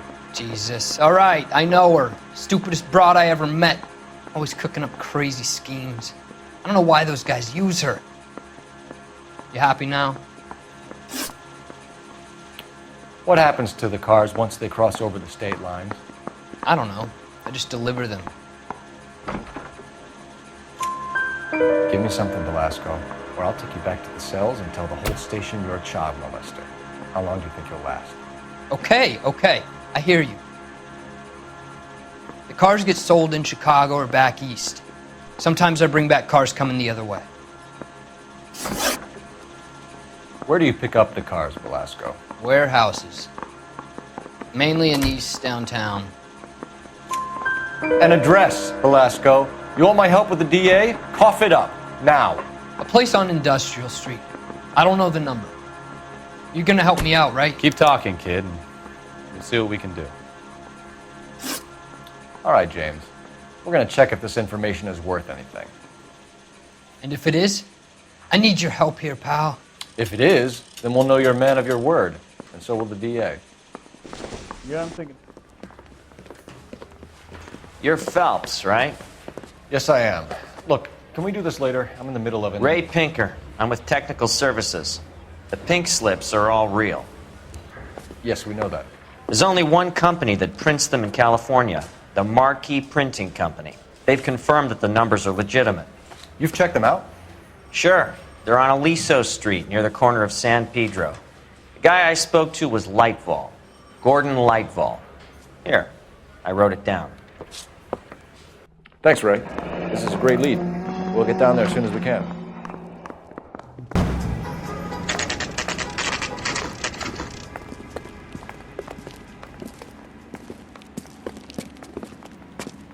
LAPD. We'll take it from here. God damn it. Everyone's against me.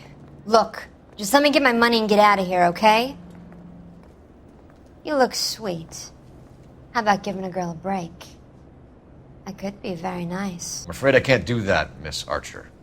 Stefan, call for black and white. Just my luck to get the only hair sure cop in the LAPD. The car you sold to Coombs was stolen, Miss Archer. There won't be any money. I handed over all the right paperwork when I sold it, Buster. Jean, you've blown open the whole operation because you were dumb enough to try to sell one of the cars. What do you think they're going to do to you? Give me something. I was just doing what they do. They paid me $50 to drive the car. I made $2 grand selling it. You made zero. And if they catch you, you're dead. Is that all your life's worth? Look, a girl needs things. I don't see you looking out for me. How long have you and Belasco been delivering cars? Who is James Belasco? You're lying. James Belasco. I don't remember mentioning his first name, Miss Archer. Oh, I think you did, didn't you? Well, I'm sure of it. Anyway, I don't know him.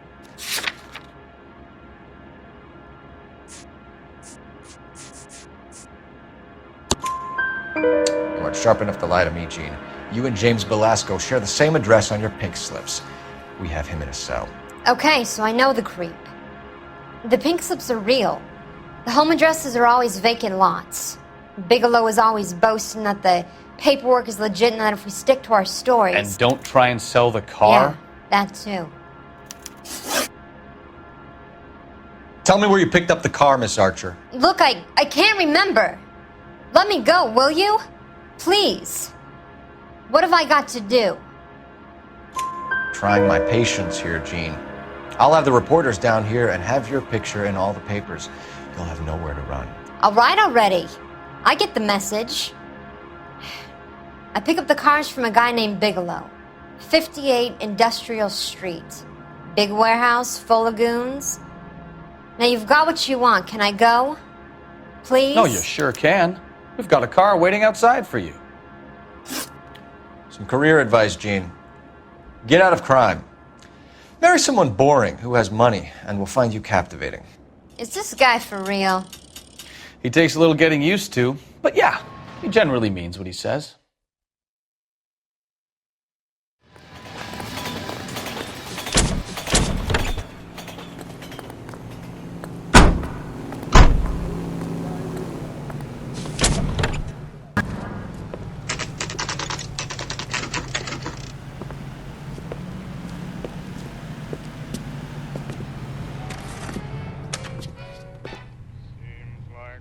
I'm a traffic detective from Central Division. Who's in charge here? I am, Gordon Lightfall. What's this about? We understand that your company prints California vehicle titles. Yes, I have the government contract to print pink slips. I've done for some years. Have you had any goods or equipment stolen recently? We're running up against stolen cars with seemingly legitimate paperwork. Not recently. Have you ruled out forgery? There's no shortage of talented artists in this town. We'll keep it in mind. We have some questions for you, Mr. Lightfall. Mr. Lightfall, we're currently working 2 auto theft cases. Do you know anything about a car theft ring? Certainly not. Why would I get mixed up in a thing like that? We have suspects with legitimate pink slips that were printed here, Lightfall.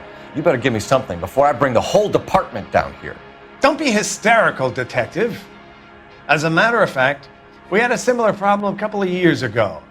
A number of used car lots were selling blank documents to a criminal organization. Do the names Cliff Harrison and James Belasco mean anything to you? No, they do not. Harrison bought his car from Coombs.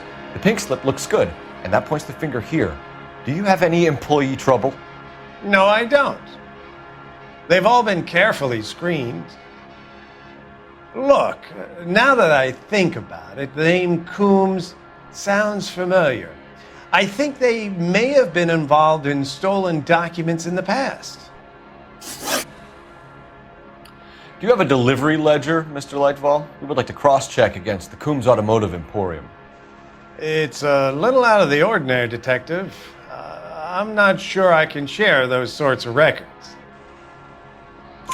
Hand it over, Lightfall. You don't want us having bad thoughts about you, do you? Very well, but this really is irregular. Over here. Look for patterns, recurring names, unusual addresses, anything out of the ordinary. You certainly encourage repeat business, Lightfall. This Mr. Bigelow is a good customer. Sorry to bother you, sir. We'll let you know if there are any developments. I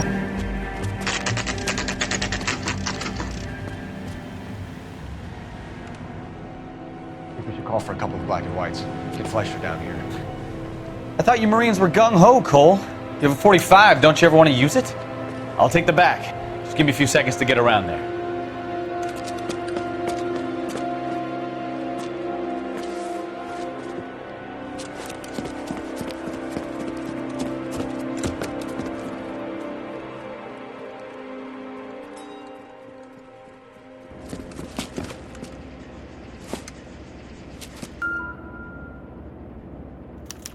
There are enough slips here to keep them stealing cars till Christmas.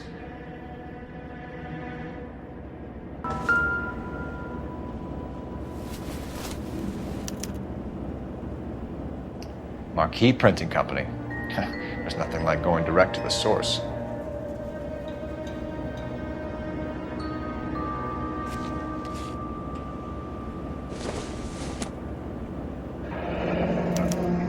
Betting slip. Looks like Mr. Lightfall has been on a losing streak.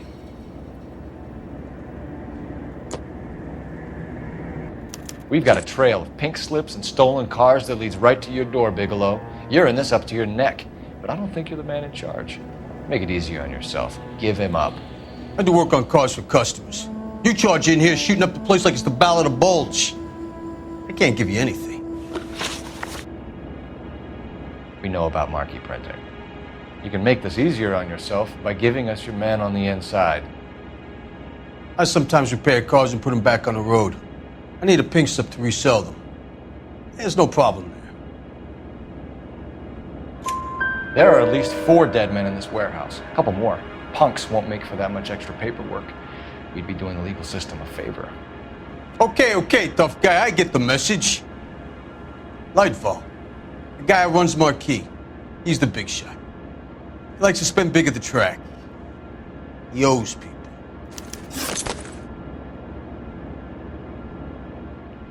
Lightfall, the guy with no luck at the track. Tell me about him. It's one of the guys lying over there. You're right. He has no luck.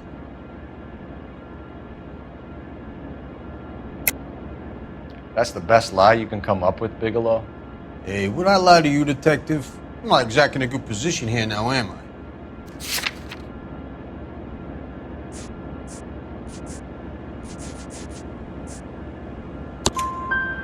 Gordon Lightball owns Marquee Printing, a government print shop. He's losing big at the track. He has these big government contracts. He's in hock over 20 grand. If the feds find out, contracts will be all over. Lightfall plays ball. All right, Bigelow. The heat is off you. Play your cards right and you'll be able to count your time in Quentin on one hand.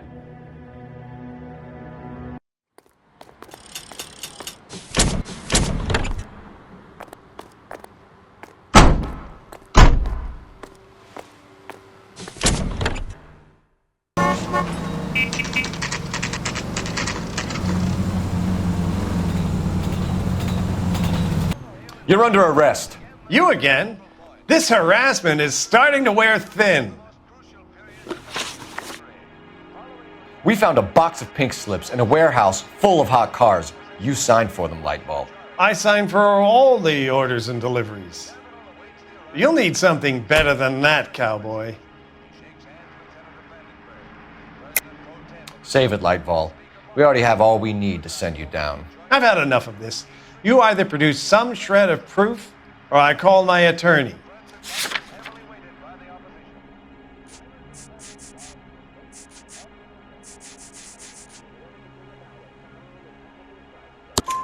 You're in the hole with the organization. We know about the debts, Lightball. I agree, I have a small problem. I'm prepared to help you in any way I can, Detective. I'll name names. I need you to keep this out of the paper. You need to shut up now, Lightball. Gordon Lightball, I'm charging you with conspiracy and fraud. Hands behind your back. The LAPD Central Traffic Division has today smashed a nationwide auto theft ring, writes crime correspondent, blah, blah, blah. Oh, here it is. Traffic squad detectives confronted a large group of armed thugs. After an exchange of gunfire, more than a dozen dead criminals were removed from the scene. The LAPD sustained no casualties. Damn fine work, Phelps. Now get out there and nail some more bad guys, will you? I want to finish reading this. KTI is a member of the American Century Broadcasting Network.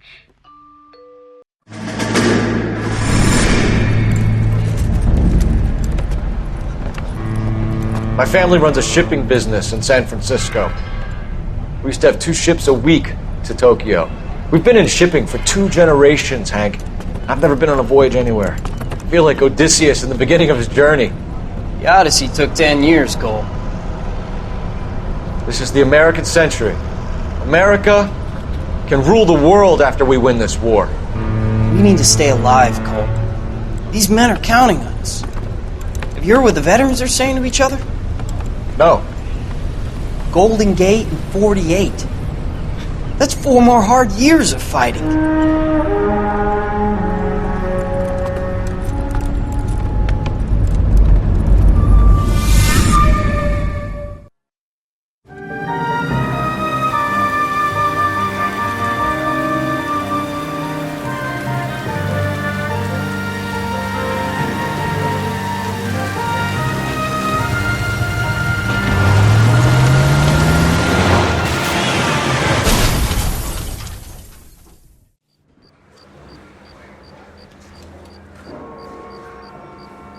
Phelps, Bukowski, you have a new case. 2 women, possible drink drive. How is that a case?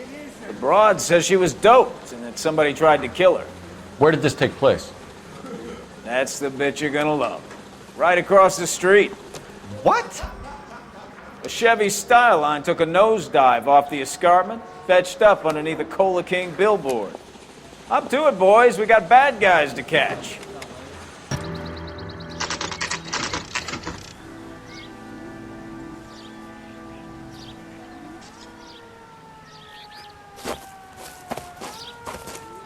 Her face looks familiar. Well, that's June Ballard, Tarzan's sister, beast of the Amazon. She's married to Guy McAfee. The captain has moved to Vegas now, but the 2 of them still have juice. Phelps, traffic. Detective Phelps. Hey, Bukowski. Long time no see. You could have called this in by megaphone, Enrique. Phelps, this is Enrique Gonzalez. Enrique was a pretty decent middleweight. What do we have, Gonzalez? Broad drives right through the empty lot and off the side of the escarpment. Her story is that a movie producer doped her and her friend and sent the car over the cliff. Was anyone hurt? Driver's beat up.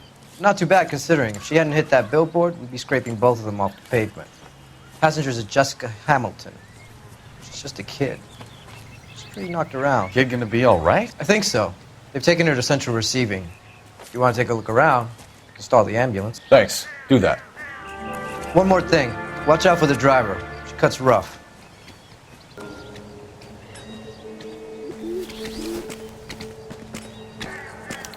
They've been torn off. Where did you find them? They were stuffed in the young lady's handbag. I'll run a trace for semen when I get back to the lab.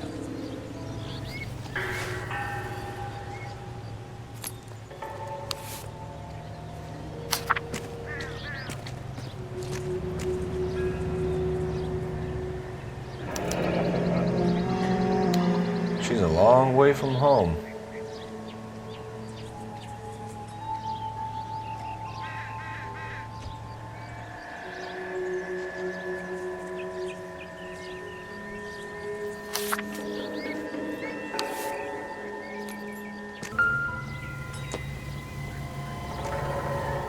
Looks like they're lucky they weren't more badly injured. Must have been unconscious. Being relaxed tends to lessen the soft tissue damage. Drunk driver? Maybe not. How so? Well, a head I found without a body piqued my interest. See what you think. Alas, poor Yorick, I knew him, Horatio. Is it real? No. I think it's supposed to be a replica of an Indian shrunken head. It's some kind of curio or movie prop. See the casting marks? What's it made from? Plaster of Paris would be my first guess, then painted. So we can rule out the murder angle? No, you can rule that in. That thing was wedging the accelerator to the floor. Whoever did it wanted these women dead. Mrs. McAfee, we would like to ask you a few questions, if that's okay. I prefer to use my maiden name, June Ballard. You might be familiar with some of my work. Can you tell us what happened here? You're kind of cute for a cop. Maybe a bit on the serious side. What about me, June? I'm a big fan of Beast of... I don't like. Keep out of this. We understand that you're still suffering from the effects of the accident, Mrs. McAfee. The officer says that you claimed that you were drugged. Who did this to you? That rat slipped us a Mickey Finn. It's no wonder I feel so dopey. I can't remember. It's a serious offense to withhold information from the police during a criminal investigation, madam. I told you to call me June. You're making me feel like an old lady. And don't bother your handsome head about this. My husband will settle the score with Mark Bishop. What can you tell us about the passenger in your car? Jessica Hamilton. Poor Jessica. It's been a rough day for her. She's desperate to break into movies. What more can I say? I think you're lying, Mrs. McAfee. I think something happened to Jessica yesterday before the crash. I'm offended, Sunshine. Do you have any proof?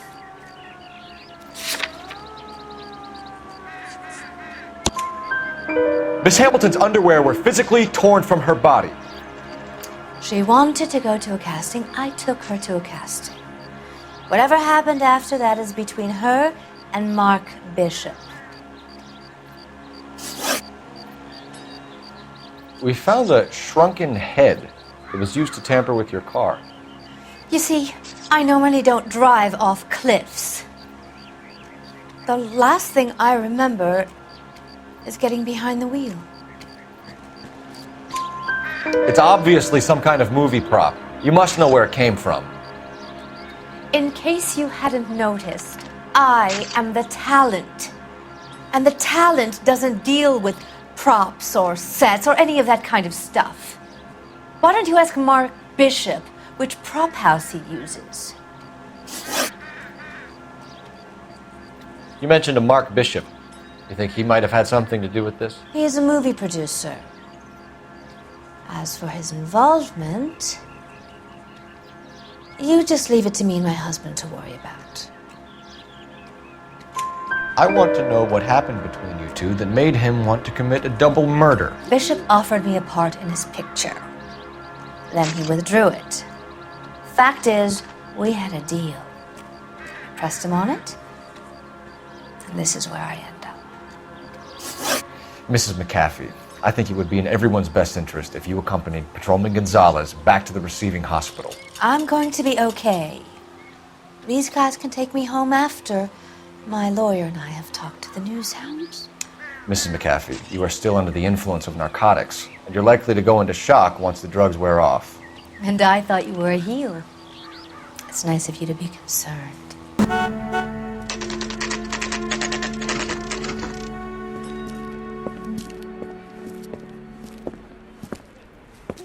Hello, Detective Phelps, here to interview a Jessica Hamilton. Jessica Hamilton. Oh, yes. She's in the room, right behind you, Detective.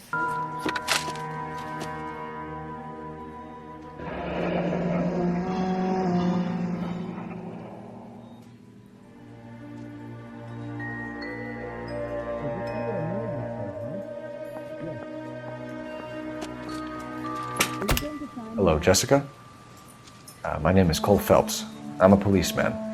I'd like to talk to you about your accident, if that's okay. Okay. Can you tell me what you remember about the crash? It's all kind of fuzzy. I remember waking up here. Nothing happened yesterday. Tell the truth, Jessica. Why the big cover-up? I'm not lying to you. We found your underwear in your handbag, Jessica. You need to tell us what happened. The doctor told me what happened. I didn't want that. I just wanted to be a star, to be in movies. I told Junie what happened, and she told me to toughen up. That was the price of stardom. Did she now, cold-hearted bitch? It's not Junie's fault. It's not my first time. I had a boyfriend back home, but my father found out about him. Even if you consented, Jessica, you're still underage. We need to get in touch with your parents, Jessica, to tell them what has happened. Oh, you don't need to worry them. They sent me along to stay with Aunt June. They trust her to take care of me.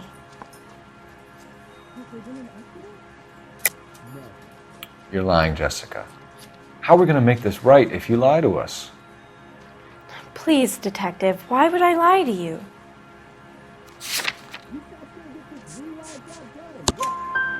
Because you're a runaway, Jessica, and you don't have your parents' permission to be here. Now, do you want to tell me what really happened? I went with Junie to this strange place. It's difficult to remember. Someone gave me a drink to calm my nerves, and then I felt faint. I think I must have passed out. How did you meet Mr. Bishop? Well, Junie is a big movie star. You probably know that. She's doing a new movie. What's the story with Bishop and Mrs. McAfee? Why does he want the two of you dead? That can't be true. Mr. Bishop seemed very happy today. I mean, yesterday. And that's why he wedged a shrunken head against the accelerator pedal and punted the two of you over an escarpment? I overheard Junie speaking to him on the phone a couple of times. Screaming, really. She can be very hard sometimes, Junie. But they seemed okay yesterday, like they worked it out. I know what happened to you, Jessica. Where exactly did it take place? Please, it's scary. It's really difficult to think of anything. Jessica, I really need you to help me here. I remember the mermaid. Was the mermaid in the movie too? No, it was on the front of a building. We pulled up in front of the mermaid. Thank you, Jessica. It's been a big help. Here's my card. If you think of anything or you need some help, just get in touch, okay? Okay. I think it might be a good idea if you went back home till you felt better, Jessica. I couldn't do that, officer. What if I got the part and I wasn't there? It's the tale of this town, Cole. Lambs that go willingly to slaughter. Who the hell is that? Must be her lawyer. He certainly expedited her release. I don't like it, Cole. Why is she in such a hurry? We should follow her.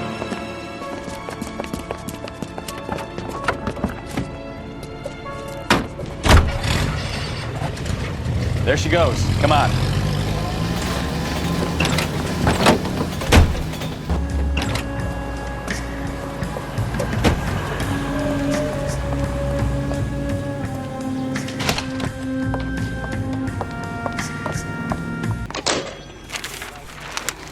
Baby?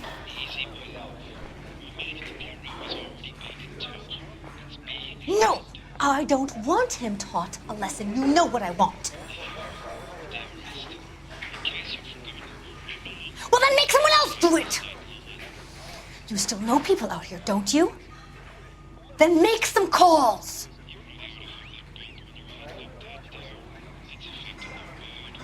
I'm going to be very clear about this. You get this done, or I'm... Wilson's Hotel. Mr. Mark Bishop, that son of a bitch, lives in apartment 803. Sure, I got the film.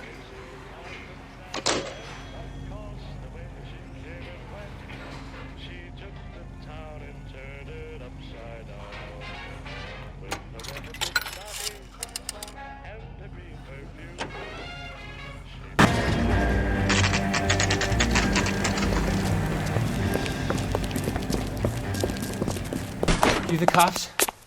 I tried to stop them. It's room 803, left out of the elevator.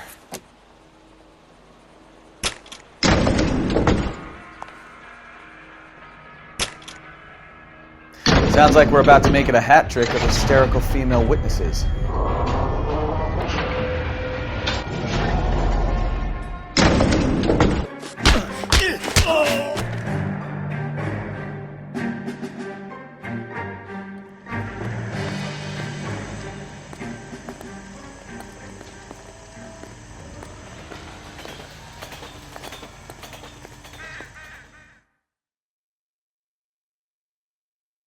Are you injured, Mrs. Bishop? I'm all right now. Those horrible, awful men. Perhaps you should sit down, ma'am. Yes, yes. Forgive me, officers. I'm very flushed. I'll just sit down for a moment. That's perfectly normal, ma'am. Take a moment while we look around.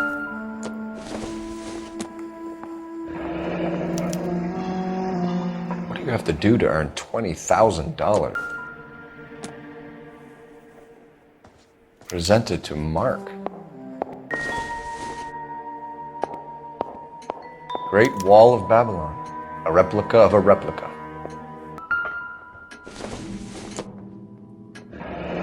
Looks like the old movie set downtown.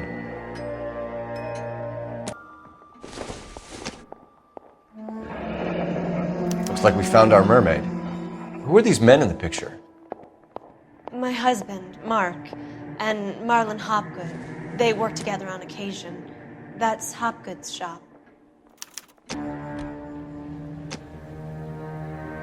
There's the set. Hollywood's own little piece of Babylon.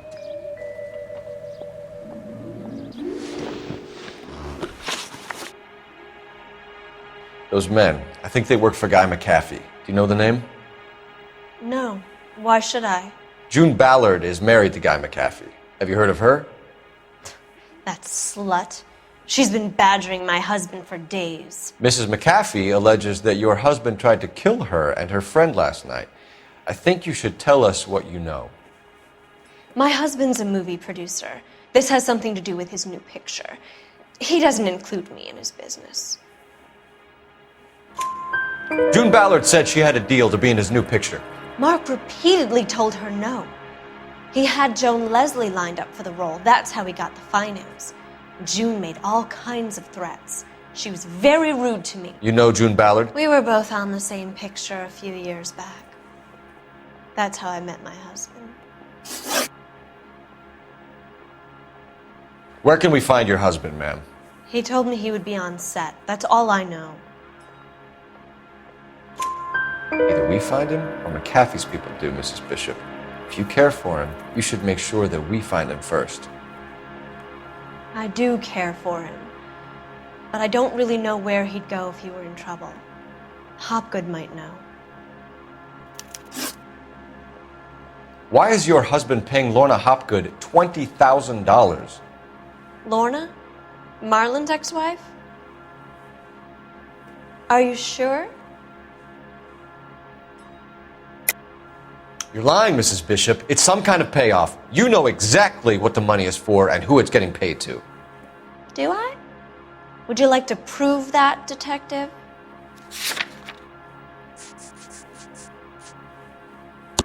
Your husband looks like he's being blackmailed. They obviously have something on him if he's prepared to kill to cover it up. Why is the payment going to Hopgood and not McAfee? Lorna works at a check-cashing place in Hollywood. You need to ask Hopgood why he needs that much money in cash. Your husband was at a casting yesterday with a young girl? Not that I know of. He told me he was looking at locations. The picture's been cast. Jessica remembered a mermaid. The mermaid on the front of the prop store. You better come clean with me. This is a sick town, detective. Are you sure you really want to know? The truth is, my husband likes them young. And you think that's okay?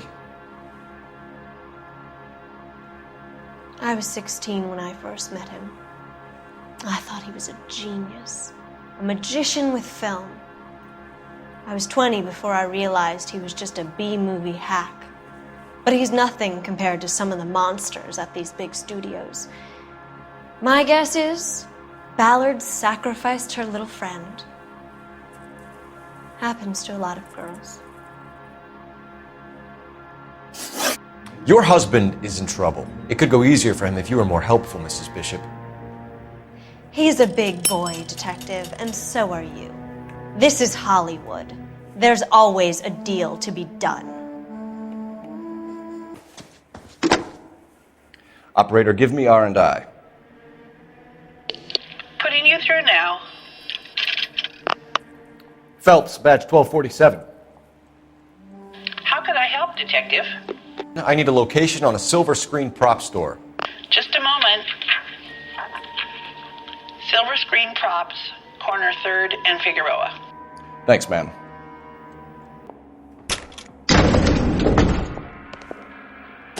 An aging movie star, a wannabe starlet, a movie producer's wife. Finally rubbing shoulders with the almost rich and famous. And from the stories they've given us, clearly none of them can act.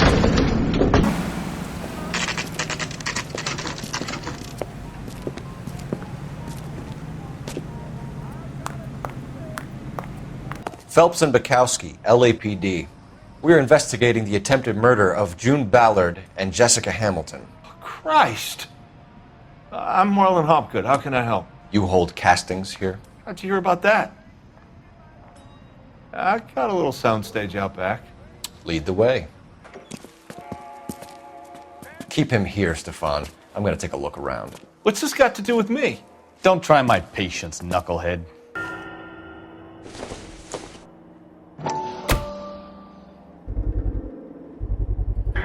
Doping a 15-year-old kid and abusing her in a screen test. What is wrong with these people? Turn off the lights, Hopgood. Why would I want to do that? Humor him. One-way mirrors. There's a room on the other side.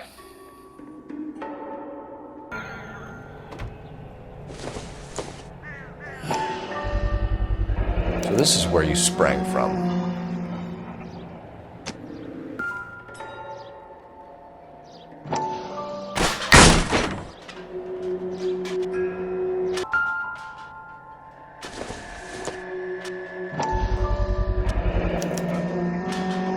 Jungle Drums, 8th and Francisco. Attention, Mark Bishop.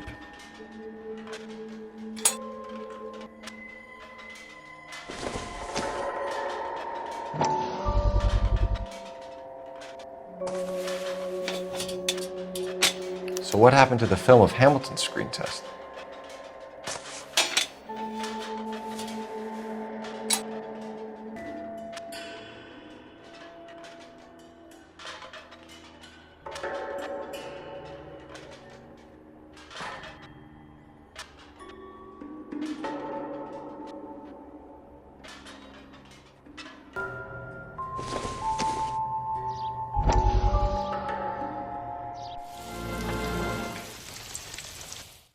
Listen, I have to call you back. I got some business here. Sit down, Courtney. This is Mickey. Mickey, this is Courtney Sheldon. What would you like to drink? Scotch. Straight up. I hear you're back at school learning to be a doctor, kid. Yes. That's right, Mr. Cohen. So you want to be a doctor and a dope peddler. Interesting combination, huh? Do we have a problem, Mr. Cohen? We might have, yeah. Selling your dope to my boy Lenny looked like a good move, but Lenny has been supplying, wholesale, so to speak. The Bindle boys in this town aren't used to the juice without a little of the middleman taking his cut. Lenny promised that wouldn't happen, Mr. Cohen. And Lenny works for you. What can I say about Lenny? Let me think. Oh yeah, he's a putz. And he's lazy, and he's greedy, but he's my wife's brother. And how can you make a cake with those ingredients, huh? Jeez. So how is that my problem, Mr. Cohen? Well, kid, the only way we're going to be able to make this work is to do some repackaging. We need to get the dope out of those dinky little cardboard boxes and... Surrettes. Yeah, Surrettes. Great. We can put it into a big vat so we can water it down a little bit. I won't bore you with the chemistry, but it doesn't work that way. You're likely to kill even more people. Okay, listen. We want to buy you out, kid. I'll offer you 50 grand.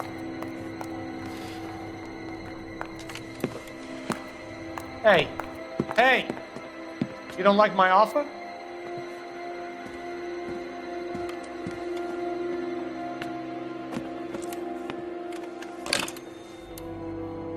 The Sheldon kid? I think I want him dead.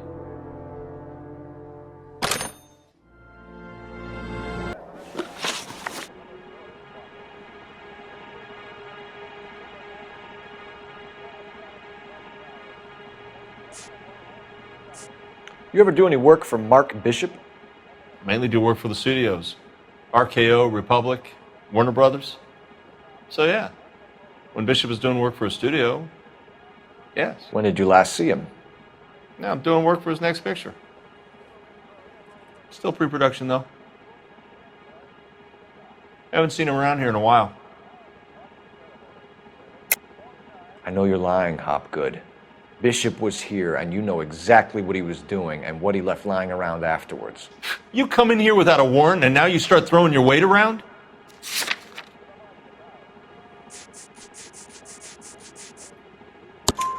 A 15-year-old girl told me how she was drugged and molested at a casting house. I found the chloral hydrate in your drinks cabinet. You give me something or I will break your fucking jaw, Hopgood. Bishop was here with June Ballard and the girl. A lot of producers and directors use this place. I'm not responsible for what goes on here. McAfee's men are looking for Bishop. We need to find him first. Any idea where he might have gone to ground? If he really tried to kill McAfee's wife, my advice to him would be to leave town. You're delivering props to Jungle Drums on 8th Street? Bishop is using that old rundown wreck of a set. That place is dangerous. But it might be a good spot to hide. What's the deal with you and June Ballard? Look, buddy, I make props. I hardly ever meet the talent unless it's something tailor-made for them, like a sword or something. You and Ballard are blackmailing Bishop. That's why he cracked. You got nothing on me. My hands are clean on this.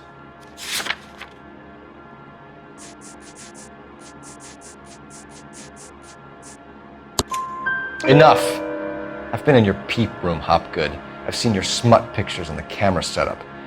You made a movie of Jessica. I found the canister. The deal is I get to sell the movies to burlesque houses and private collectors. These movie guys love seeing their cocks on screen. But part of the arrangement is I never film their faces. June had me film Bishop, and then she kept the movie for insurance. He went apeshit when he realized his face was front and center. Who has the film now? Who else? McAfee. Ballard had what she wanted. Where does the money come into it? What money? Enough of the lies. I told you I get my cut selling dirty movies.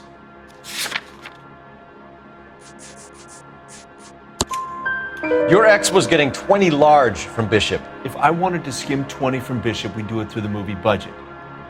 June said she'd sell him the film once the movie had wrapped, but Guy wanted cash. He's in a cash-only business.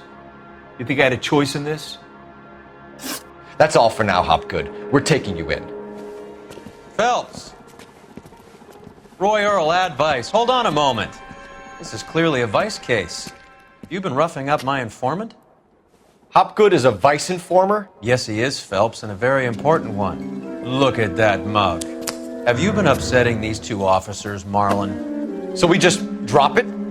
You do if you know what's good for you. You need to catch the movie producer before an angry husband does, from what I'm hearing. I'll be making a full report to the captain, Detective. You do that, kid. We're all very impressed with you. Let it slide, Cole. Let's get out of here. Detectives. Johnny Goldberg. You work for Mickey C. That's right, detectives. You wouldn't happen to know the guys who roughed up Mrs. Bishop earlier today by any chance? No, not us. We don't do that kind of thing. It's the husband we'd like to talk to. This is a police matter. You don't want to be taken in for obstruction of justice, do you, boys? You could try the obstruction rap, but it won't stick. We could beat that. You've had your 10 cents worth, gentlemen. Bishop knows how the world works. Mrs. McAfee hits him up for a movie part, happens every day. But Bishop takes it a step too far and tries to rub out Mrs. McAfee. Naturally, Guy is going to get upset. What made you think Bishop would be here? We figure he might be planning a little accident for Hopgood, too. Those two guys have got some unfinished business. You let us know if you find Bishop. Guy McAfee can be a very generous man. I'm only going to warn you once, gentlemen, to stay out of this. This is a police matter. We will be bringing Mark Bishop into custody. At least he's polite. Kinda dumb, but polite. But I'm a lot less polite, you smug son of a bitch. So let me put it in ruder terms that even a pair of blockheads like you might understand. The only reason that you don't have bars on your windows already is because you're small fry. And we don't waste our time on small fry. You stay away from Bishop, and you stay away from me. Is that clear enough for you, asshole? Now run along back to your boss so we can pat you on the head and tell you what good boys you are.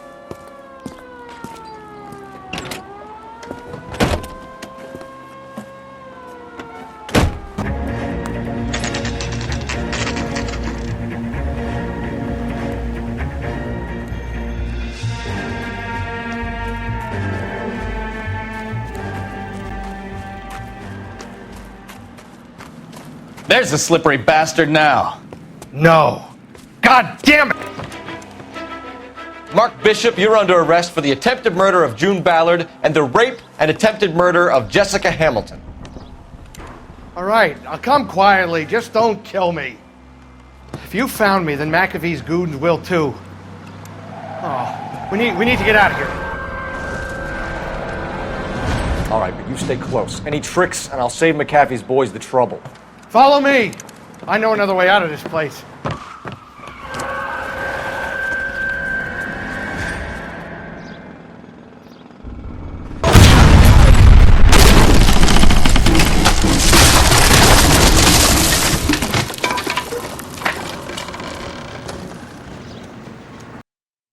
Now, this is what I call a result. Mark Bishop, erstwhile film producer, an all-around piece of shit, catches a fast ticket to Quentin for Statch rape and attempted murder, so he gets to spend the next 15 years playing sissy instead of sticking it to little girls. That is justice with a capital J, Detective Phelps. You've developed such a reputation, I'm not going to be able to hold on to you any longer. You're getting promoted. Go on, get your new assignment. It was good working with you, son.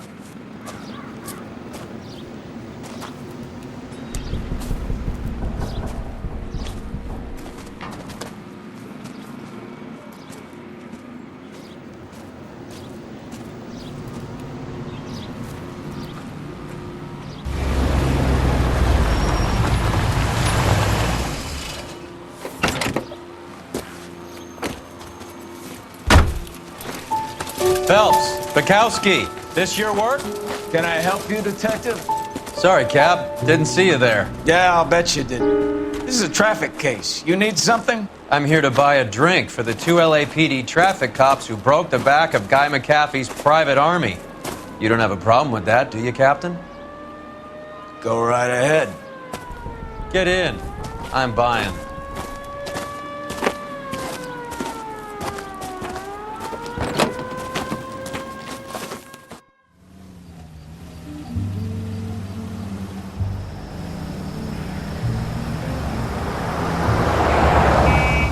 You'll like this place. A lot of movie people hang out here.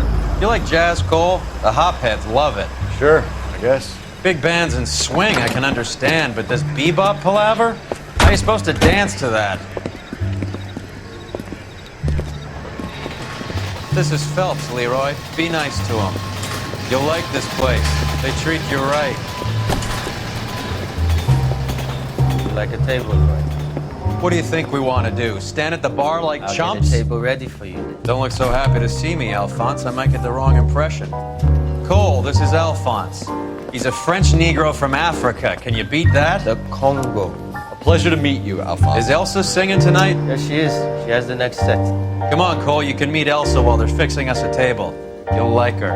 She's something else. Maybe another night, Roy. She's pretty beat up about it. Get your hands off me. Don't ever tell me what to do or what not to do, Alphonse. You got a nice club here. Don't spoil it. If you will follow me, detectives. Just through the door.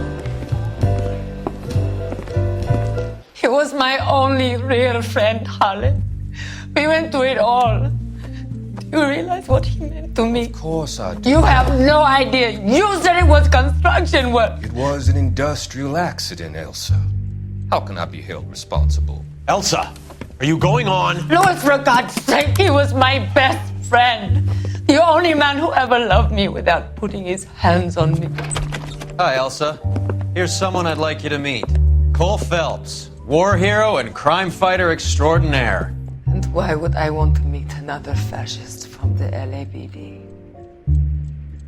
Sorry about this, Cole. What an evening I'm having. First a Negro puts his hands on me, and then this. Who do you think you're talking to, you German junkie whore? Don't you ever forget your place with me again. Do you hear me? Evening, Doc. How's business? Sanguine. Louis, help me here. I'm gonna have to give her something before her performance. Blow it off, Cole. These artsy-fartsy types always get a little flighty. Meet Dr. Harlan Fontaine, doctor to the stars. Mr. Fix-It to the mental wreckage of Hollywood. So what about that drink, boys?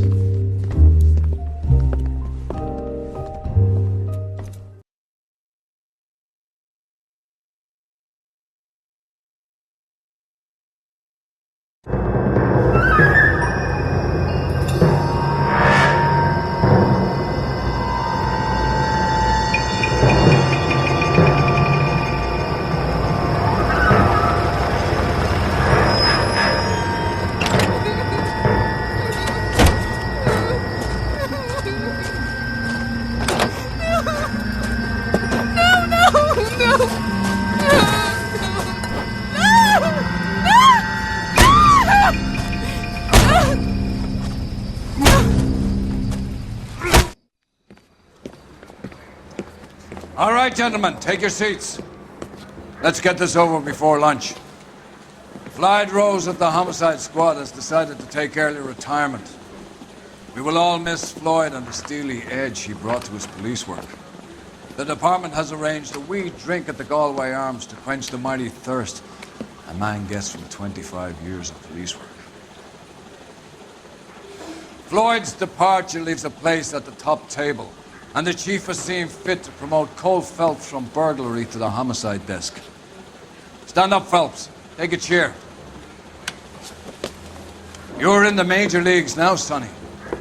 Rusty Galloway, a fine lawman of the old school, will be taking you under his wing. Your first case is the murder of a woman, found last night and bearing all the signs of the werewolf. Get out to the scene, lads.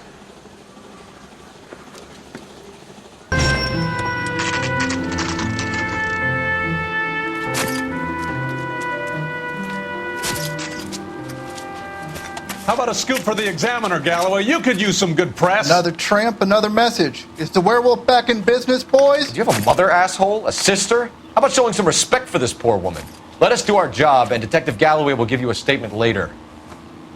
He's good, Rusty. He even sounds genuine. That's Phelps, guys.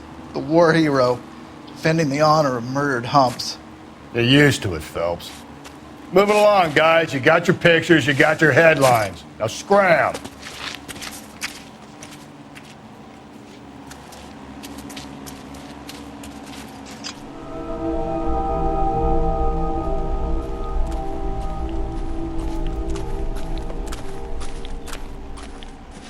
Patrolman, this your beat? Yes, sir. Well, part of it. Kids park here, they use it like a lover's lane. It's a working neighborhood. Some trouble, but nothing like this. It's known locally as the Moors. You were first on the scene? Yes, Detective. No one's disturbed the body? No, sir. We cleared out them vulture reporters so Pinker and the coroner could work. They're waiting to talk to you. Go house to house and see what you come up with. What can you tell me about the shoe prints? Men's size 8s. Pinker lifted impressions for me to compare back at the lab. Has the scene been secured? Patrolman Houlihan saw to it. The victim's personal effects are still where they fell. Cause of death? Could be the head injuries. She has been badly stomped. The cuts look superficial. What caused the blunt force injury to the face? Could be anything from a baseball bat to a lug wrench. I'll have more details after the autopsy.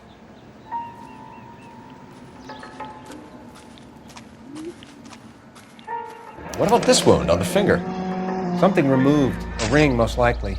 I assume it was taken post-mortem.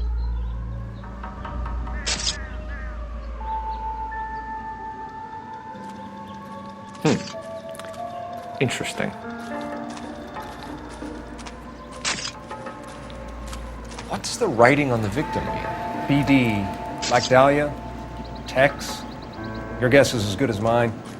Could be something to it, or it could be the killer's trying to throw you off the scent. Either way, I'll run tests on the lipstick. Any idea of the time of death? From the temperature, I'd say after midnight. I'll confirm with you later. The victim's bag?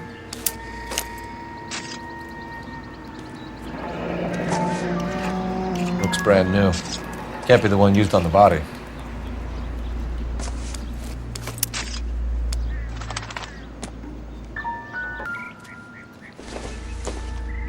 Looks like some kind of puzzle or parlor game.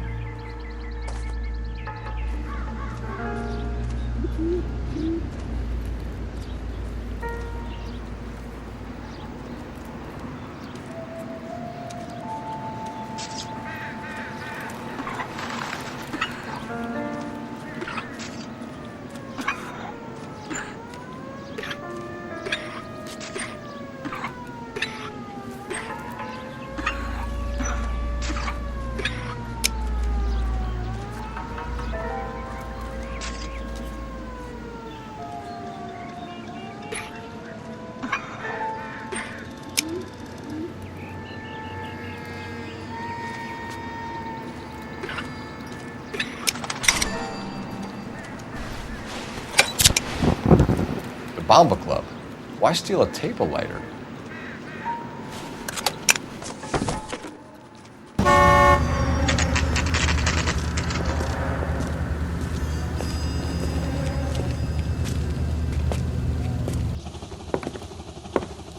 Gentlemen, what can I get you? Phelps and Galloway, LAPD. Were you working here last night? Yes. How can I help, officer? You can start with your name. Garrett Mason. You're the regular bartender on nights? I'm a temporary barman. I work for an agency. I fill in at bars across town. Do you remember a woman who came in here last night? 5'7", about 110 pounds, blonde hair, about 40 years of age. You mean Celine Henry? Yes. Do you know anything about her? I don't. But the owner, Mr. McCall, serves her most nights. Would you like to speak to him? I would. He sits at the back of the club. Wears a hibiscus. You can't miss him. Is there anything else? Detective Phelps, LAPD. We're investigating the murder of Celine Henry. Do you know her? Celine? Oh, Christ. Sure I know her. She and I and Jacob, her husband, we go way back. She was here last night? Sure, she's a regular. Celine is... The house was officer. a That's the spirit. lovely woman. Tell me another.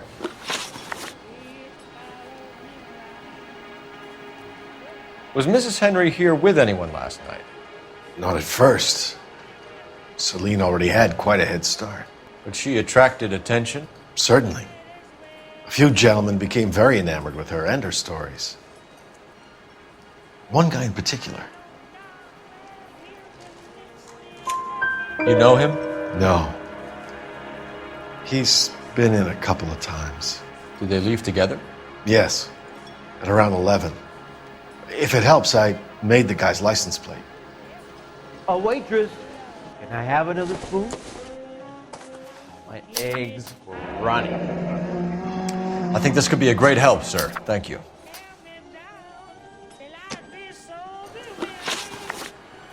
Mrs. Henry appeared to be missing a ring, torn from her finger, but not her wedding finger.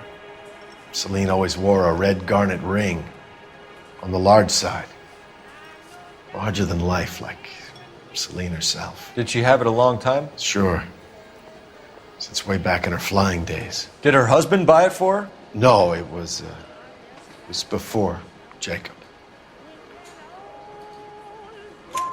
I think you know where the ring came from, and I think you're going to tell me. Okay. I bought it years ago. I carried a torch for Celine in those days. Guess I always have. Her old man never knew about it. You know the husband? Sure I know Jacob. He was in the Corps. He met Celine on a furlough and married her when the war was finished. He put up with a load of shit. Do you think he killed his wife? No. No, not in my opinion. So if it wasn't Jacob, then you probably let her out of here with the guy who killed her. How do you feel about that? Stow the attitude, will ya? I tried to get onto Jacob. I rang him up, asked him to come pick her up like usual. But he refused. And she picked some night to push him over the edge. I rang him back around 11:30, but got no answer. Thanks, Mr. McCall. You've been a big help. One more thing. Would you have an address for Celine? 142 North Union Avenue. God knows I had to send her home in enough cabs to remember that.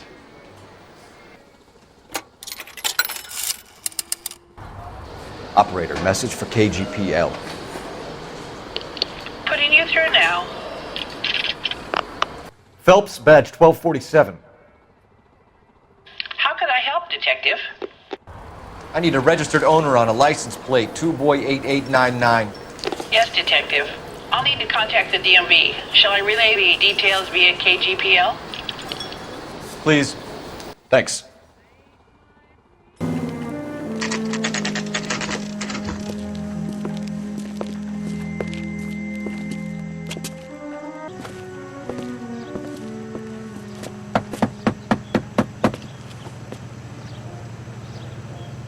I'll try the back door. Wait here a second.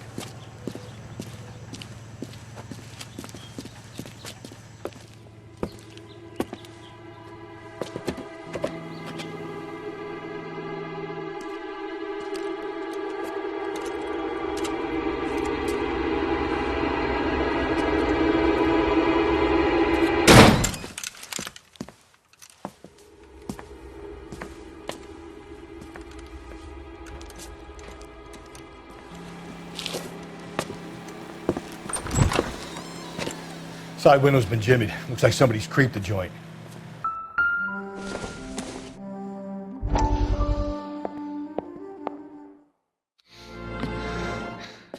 You said I had to go back, Doctor.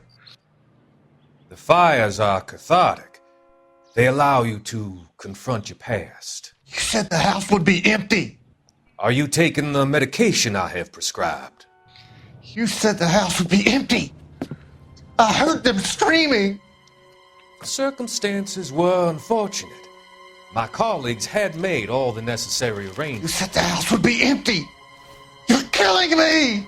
The deaths were unfortunate, but you have dealt with death before. I want you to come to the clinic and we can deal. You said the house would be empty.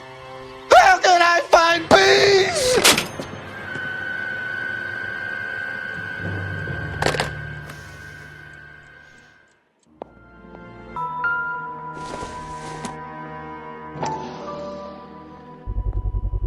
Size 9s. Above average for a lady. Burglar used the pry bar. Why did you kick the door in? You think I'm gonna climb through a broken window in a $30 suit? You got another thing coming, Buster.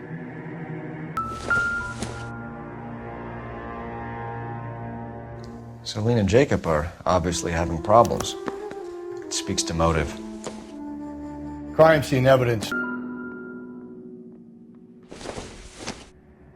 A regular Amelia Earhart per day. The ring looks distinctive.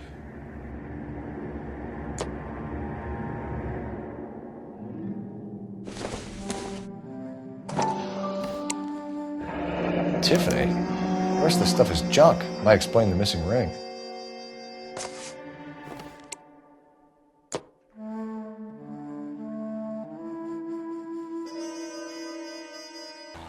LAPD. Are you acquainted with Celine Henry, Miss? Horgan. Jennifer Horgan. I've known Celine for more than 10 years. Our children grew up together. What's going on, officer? Did you see Mrs. Henry go out last night? Well, I'm no busybody, you understand, but Celine had been drinking. And she and poor, long-suffering Jacob had a terrible row. I think Jacob may have given her a black eye. He stormed out and she went back inside. Did he come back? No. Celine was listening to music and shouting until she left around 10 p.m. She was very drunk to have been driving, but she is not the sort of person you can stop from doing something when her dander is up. What is this about, officer? Is Celine all right? I'm afraid Mrs. Henry has been murdered, ma'am. Murdered? Oh my God. I'm afraid I need to go and sit down.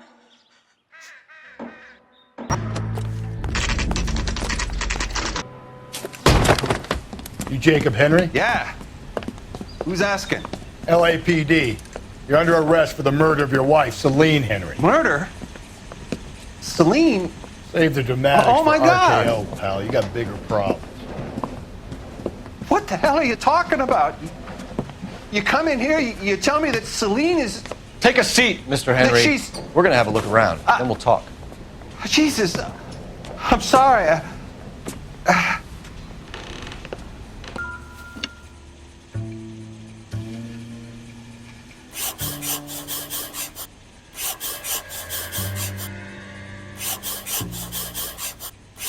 You think the atmosphere's thick in here?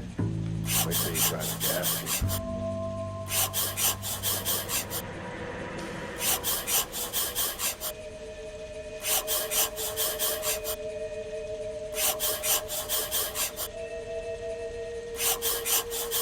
He'll be back any moment. Just sit tight.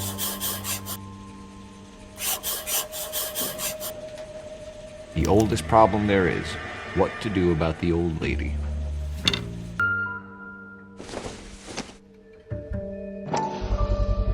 Size 11s.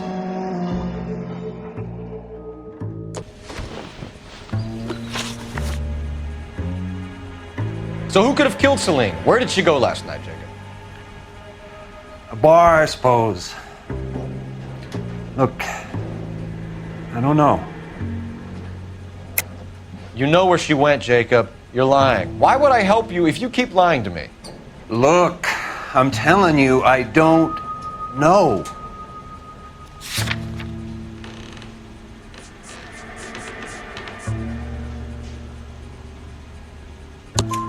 We know she went to the Bomba Club. The bartender there, he calls me if things are getting out of hand, and I go and I bring her home. He called me last night. I said no. Phone rang a couple more times after that. I ignored it. I'm gonna have to live with that.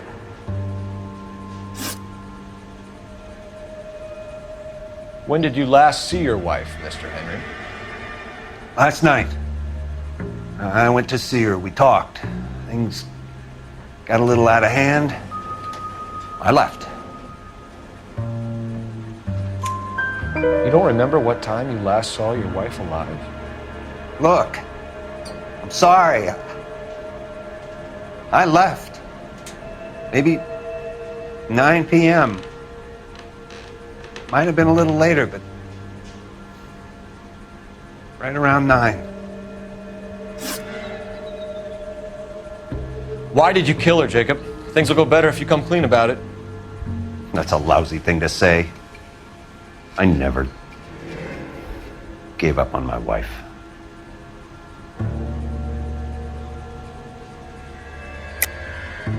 I don't believe you, Jacob. I think you didn't have the guts to do it yourself, so you had someone else do it. You want to back that up with something, Big Mouth? Huh?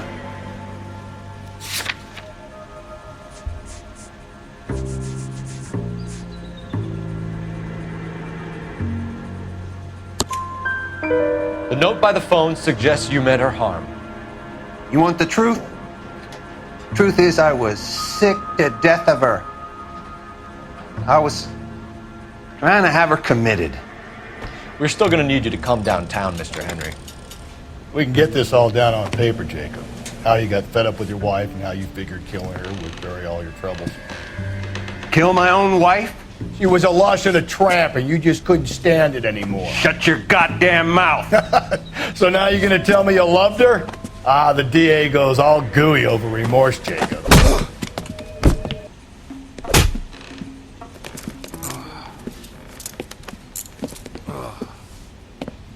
Call it in and get a squad car dispatched. And check for messages. I'll keep old Slugger here company. Operator, give me dispatch. Putting you through now. Cole Phelps, badge 1247. How could I help, Detective? I need a patrol unit to transport a suspect back to Central. Certainly, Detective. You have a message from the coroner. Do you wish to be put through? Yes, ma'am. Carruthers, It's Phelps. I've completed the autopsy. Several wounds to the head from a blunt metal instrument. Closest match would be a socket wrench handle. So the cause of death was the blunt... No, the blows to the head surprisingly were not fatal. Death was from hemorrhage and shock from the fractured ribs and multiple injuries caused by the stomping. Anything else?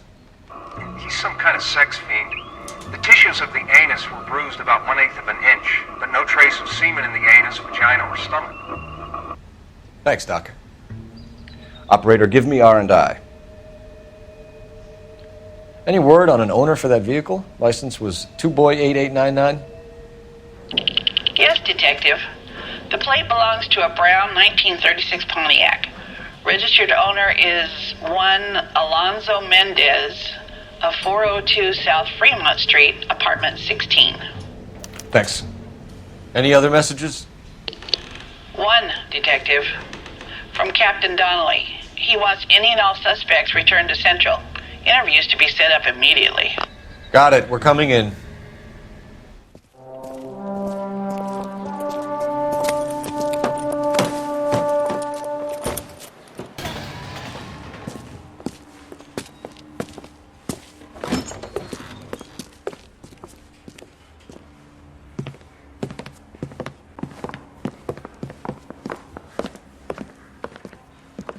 We have a firm lead, Captain. Are you questioning my judgment, Cole Phelps? No, sir. Good. I thought not. Jacob Henry is a sub-sister pushed around by his wife. I think with the right kind of persuasion, he might be prepared to seek absolution. Are you prepared to show him the error of his ways, young Phelps? I don't think he's our man. Galloway agrees with me. Don't drag me into this. Rusty is a practical policeman. A bird in hand is always worth two in the bush. Let's liberate a confession from poor Jacob and the public will sleep easier tonight. Run along now, Phelps. I've warmed them up nicely for you. Doesn't look good, Jacob. You're in a big jam here. You lie to me, and I can't help you out. Do you understand me? Yes.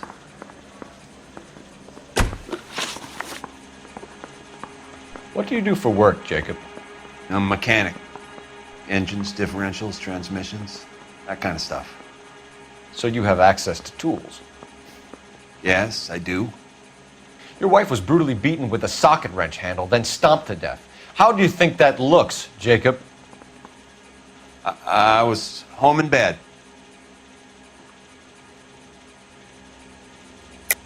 You're full of shit, Jacob. The truth is you hated that bitch. You followed her and dragged her into the car and then took her out to the moors. She woke up and you smashed her face in with a socket wrench. No. And then you stomped her. You stomped her because she's a drunken whore and she treated you like shit. You stomped her for all the years you had to take it. You stomped her because you are such a weak fucking sister, Jacob, and you wanted to erase all memory of it. Go on. Try to deny it. I was at home. I should have gone to her at the bar, but I didn't. You can't prove I wasn't home.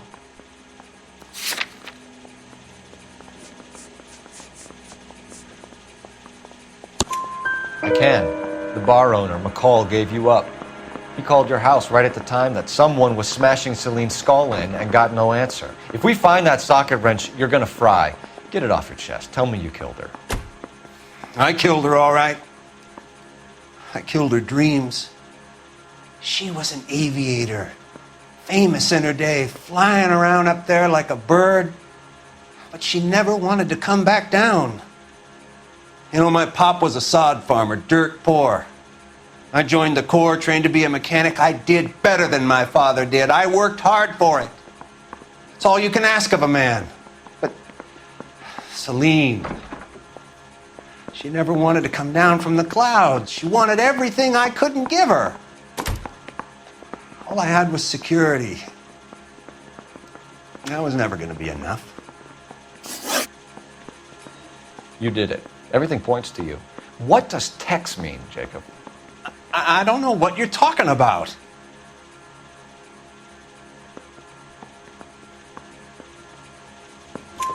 I need a reason to believe you, Jacob.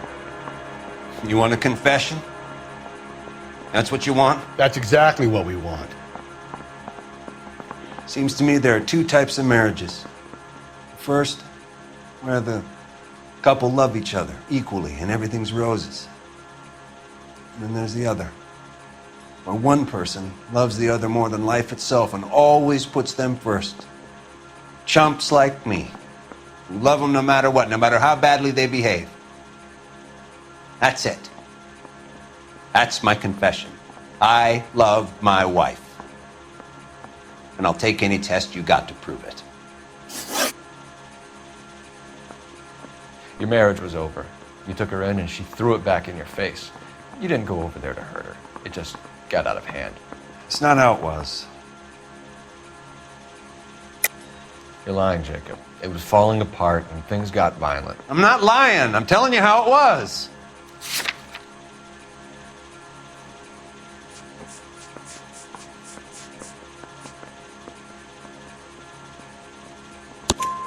Jenny Horgan says you blackened her eye. It's all right, Jacob. The DA will understand.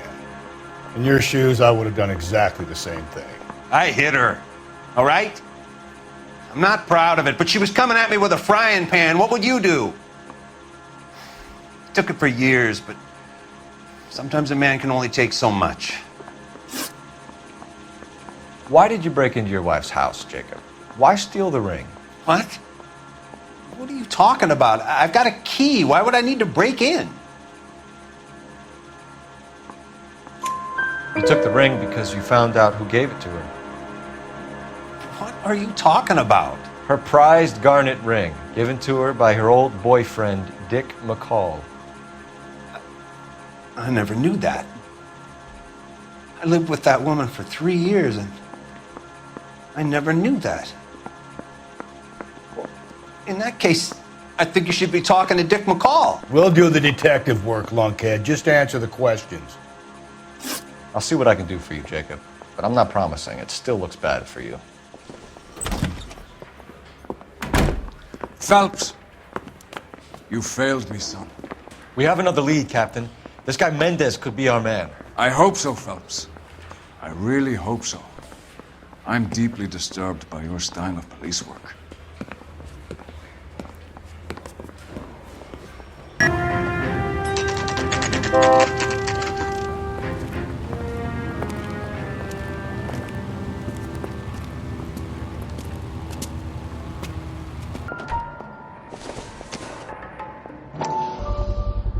Gotta get these to Ray. Size 8s could help place Mendez at the scene.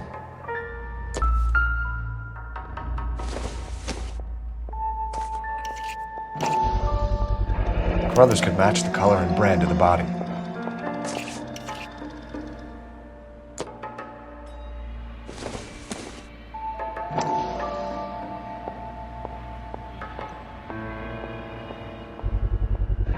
Consistent with Celine's injuries, and the blood can be typed.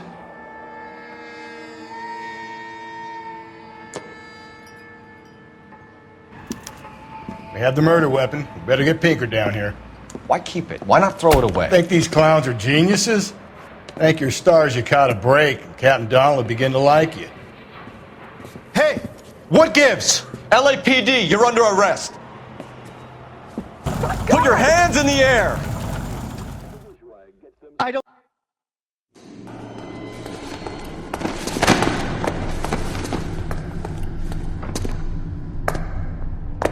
I ain't saying a goddamn thing.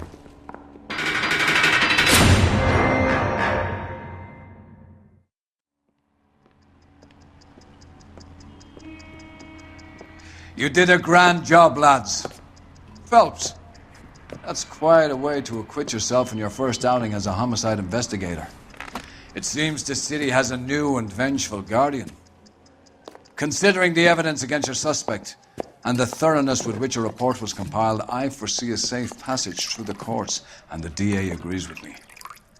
Brutality on a scale such as this deserves retribution. The people and the press of this city demand it.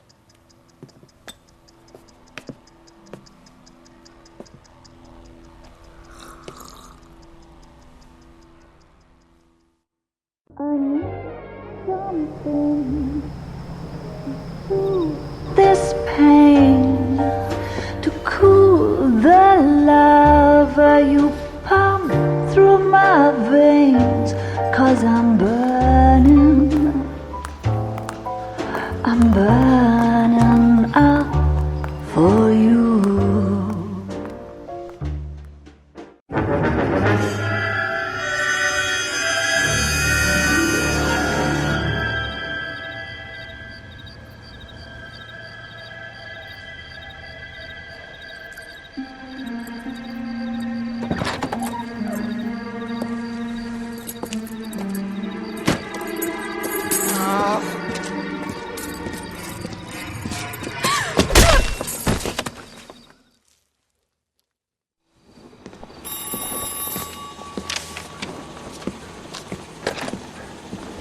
Galloway. Got it, Skipper. Yeah, I'll bring him. He's my partner, after all. What have we got? New case. White female dumped in plain sight in the grass at the end of Hill Street. Hacks are all over it. Captain's trying to fend them off. That sounds awfully similar. The first rule of police work is make no assumptions until you've seen the evidence. Skipper wants you to have your newspaper face on, college boy. Now, boys, you know as much as I do. I'll be holding a press conference once the autopsy's been completed.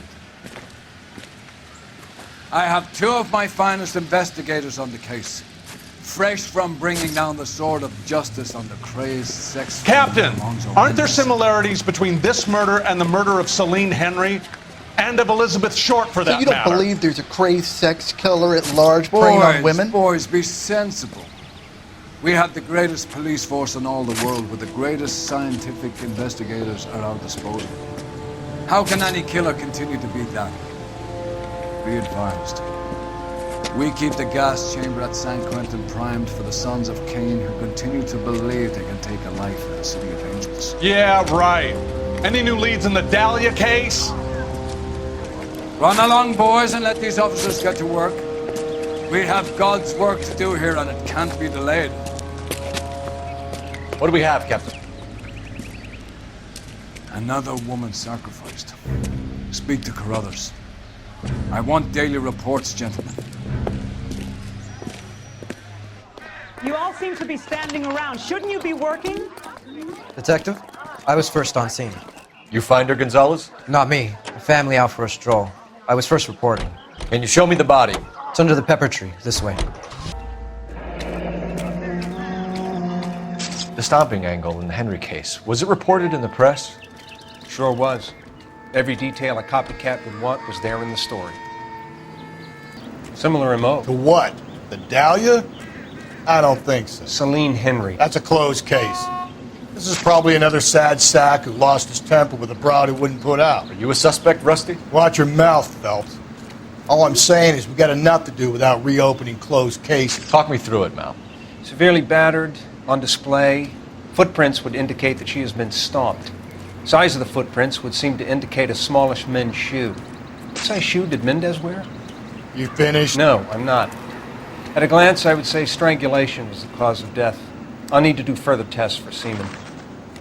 Angry boyfriend. If they were married, they'd be at home, not humping out here in Lover's Lane. You mind if I examine the body? Be my guest. Look at your mark. It's very distinctive. I'll do some comparisons back at the lab and get back to you.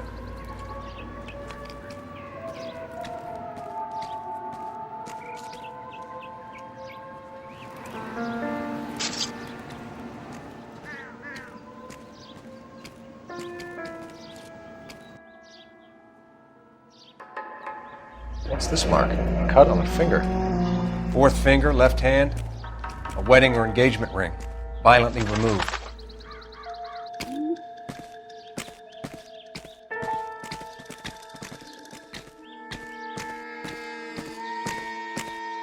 Looks like she was tied up.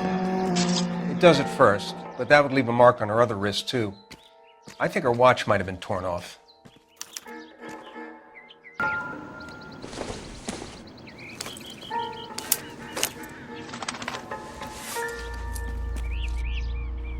Oh, we have a name. Can you run Deirdre Muller by R&I?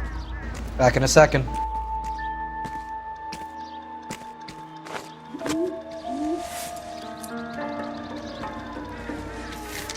If the motive was robbery, why not take the money?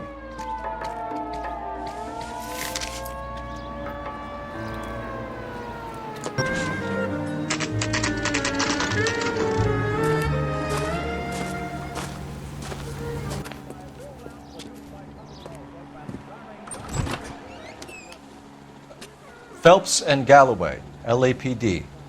Is your father home? He'll be home soon. He's been out looking for Mommy. What's your name, miss? Michelle Eloise Mahler? Can we come in? I suppose so. Thank you. Could you have a seat for me, Michelle?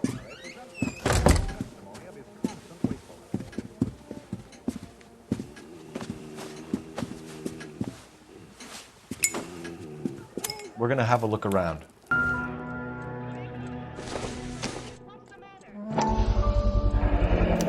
Work boots. Size. Partner will explain everything with your staff, okay? Elgin wristwatch. Probably the same one snatched from her body.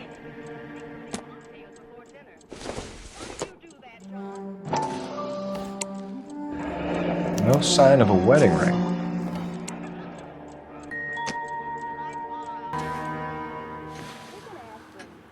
Is this about Mommy? Daddy is trying to find her. Please tell me she's okay. I'm sorry to have to tell you this, Michelle, but your mother is dead.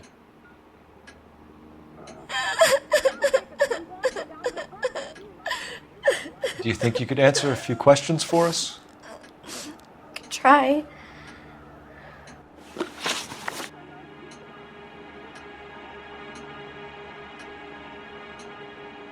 Some of your mother's jewelry was missing. Can you describe her things? A ring, a watch. I never paid much attention to that stuff. I know it's painful, Michelle, but this may be important. She wore a wedding ring? Mommy chose it herself. A rose gold wedding band and a matching diamond and ruby engagement ring. She wore a watch? Yes, a yellow gold Elgin watch. Daddy bought it for her birthday. We had a fight. It was kind of a makeup present. When did you last see your mother? Yesterday afternoon. I went to a dance at Belmont High. Mommy was supposed to pick me up, but she didn't show. So what did you do then? I was upset. Daddy came instead.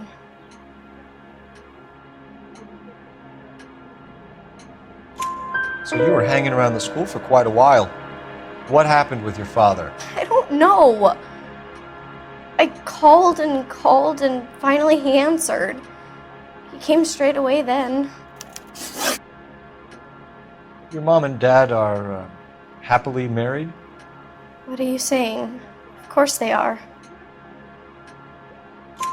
They weren't happy, were they, Michelle? Did your father ever hit your mother? Just the once. She said she would leave him if he ever did it again. He bought her a brooch pin to make up for it. And he always wore her golden butterfly. Thanks, Miss Muller. You've been very brave. Hey! What gives? Daddy, the police Go to your are room, here. please, Michelle. I'll talk to the police. Daddy, Mommy is gone. Go to your room, young lady. She's not even out of school. You can't come in here interrogating her like she's Your some wife kind was of... found murdered this morning. Found? What? But but she only... We have some questions that we would like to ask you. Sure, yeah. Yeah, I'll do my best.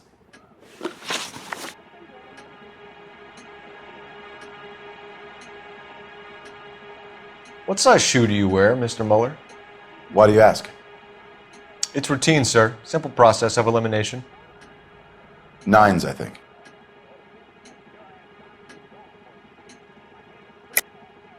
Why are you lying to me, Mr. Mueller? Why would I lie to you at a time like this?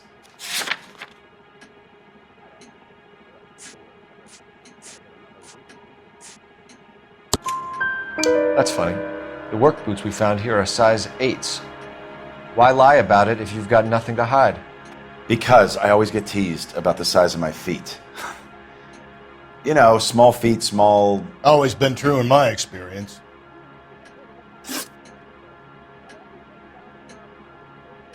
You phoned in a missing persons report this morning? Yeah, that's right.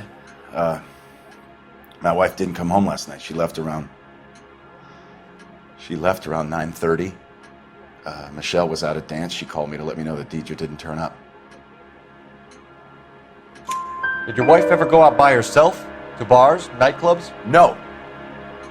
What are you suggesting? You suggesting my wife's loose? Now is not the time for you to be pushing me, mister. Your daughter said you were having an argument. We argued about who would pick up Michelle. I worked a full day. I wanted to come home, put my feet up.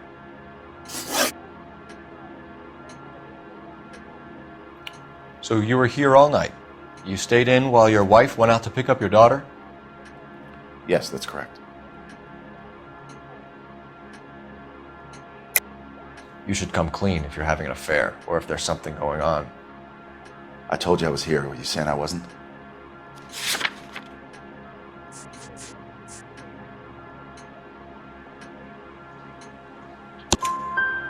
So why did you take so long to answer the phone when your daughter called?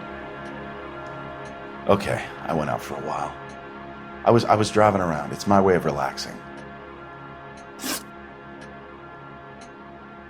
Your wife was beaten and then strangled.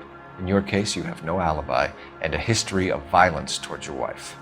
That's not true, God damn it. It is true, Hugo. You're a violent man. You try to keep a lid on it at home, but sometimes you lost control. Your daughter and your wife were scared of you. You don't know anything about me.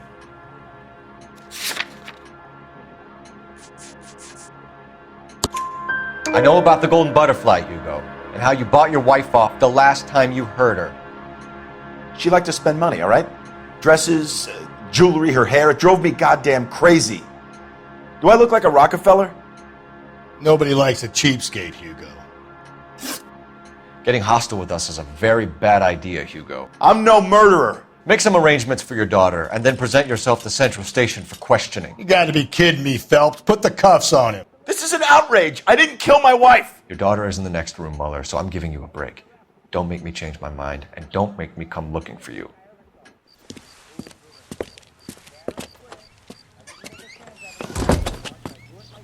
We should go back in there and bust his ass. 1, we need to break his alibi, check phone records, canvass the neighbors. 2, we have motive of domestic violence, which probably goes for half the men in L.A. 3, we have no evidence tying him to the crime scene. Hello, detective. Yes, ma'am. I heard the terrible news over the radio. And you can help us with our inquiries? Yes, sir. They had a row last night. I heard Mrs. Mueller screaming. Did you see Mrs. Mueller come home late last night at all? No, not at all. I did see Mr. Mueller put something in the incinerator earlier this morning, though. I told you he was our guy. Now let's get this bum downtown and into a cell.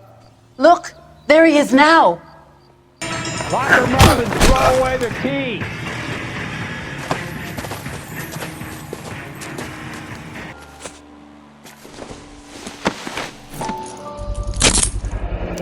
This doesn't look good, Hugo. I can explain the blood. Get him booked in at Central, officer. Then put him in an interview room. We'll be speaking with him later. And inform the captain. Yes, sir, detective. Is there someone you can call, miss? I don't No one's home, and You need somewhere to stay, Michelle. You have other family? Grandparents? Aunts or uncles? call Aunt Helen, but she lives in Bakersfield, and Call her. We're gonna get someone down here from Juvenile Hall to talk to you in the meantime. Galloway, Homicide Division, badge number 564. Go ahead, Detective Unit. Did we get Ray Phelps, Pinker and a 1247. technical services team to a house at 130 North Bonnie Bray Street? How could I help, Detective? Send someone down from Juvenile Hall. I need to an look address on after a young Belmont lady. High School. Checking for you, Detective. Belmont High, 1575 West 2nd Street. Thank you. That price is up.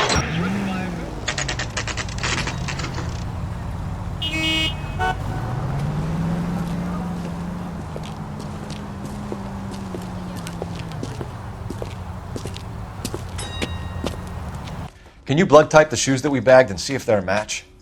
Sure. It'll all be in the report, but I'm assuming you want the details now? Please. Cause of death is strangulation? Correct. Take a look at the samples on the bench.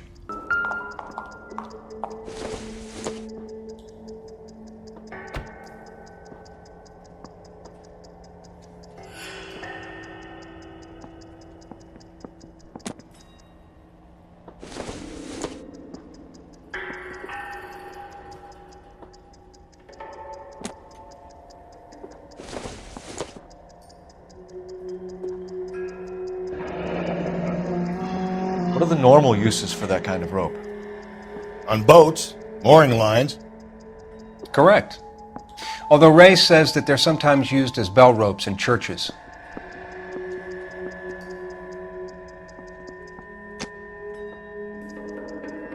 So are we looking for a sailor or a minister? Well, in my experience, sailors seem to have the greater libido. Was Mrs. Muller criminally attacked? No external or internal traces of semen.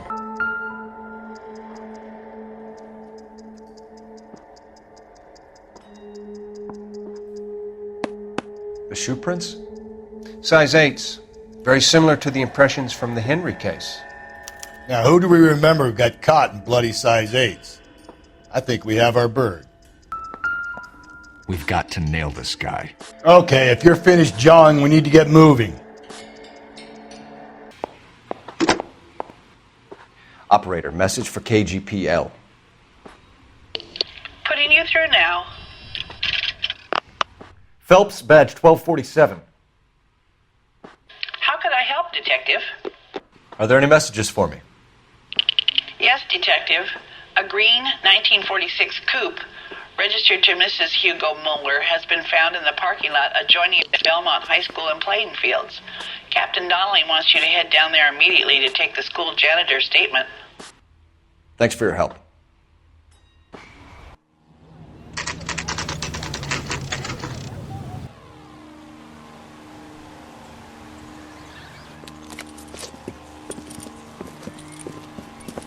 This is the car? Yes, sir, Detective. Have you looked it over? Superficially. I was told to wait for you guys. Thanks. We'll take it from here. What time did you see the person park the car? Late last night, after school social, maybe 1 a.m. I've been keeping a good eye out lately. We've had problems with the child molester. And this was the same man? I don't know, sir. I mean, I'd like to say yes, but truth is, it was pretty dark. All right. Tell me about this man you've been having trouble with. He hangs near the playground, tries to befriend the children. He was around here last night before the dance. Is he violent? Yes, sir, I would say so, yes. There's the son of a bitch now! Hey, you!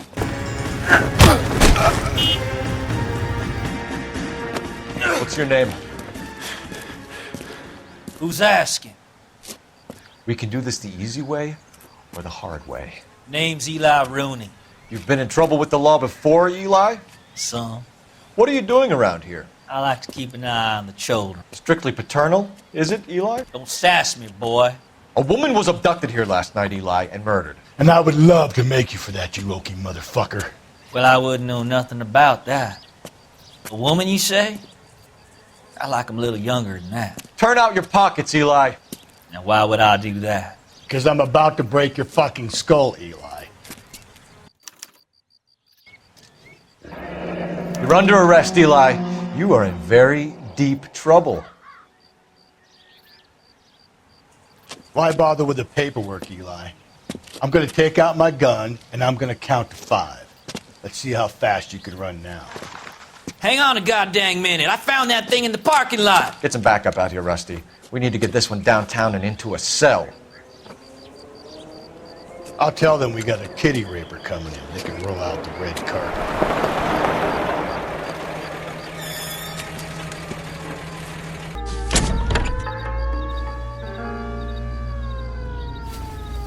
Blood and skin samples. We better get Ray Pinker out here.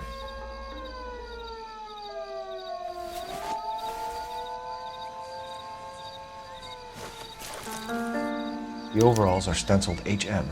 Muller is a mechanic. I wonder what Eli does for a living.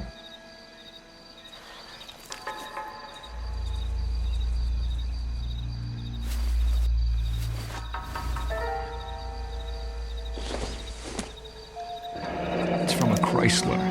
Could be important.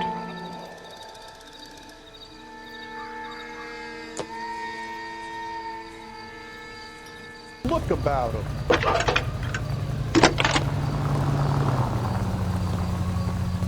Phelps, 1247. How can I help, Detective? Solve the big case. I need interrogation set up at Central for both suspects being held in the Muller homicide case. Certainly, Detective. I'll get in touch with the watch commander. Thank you.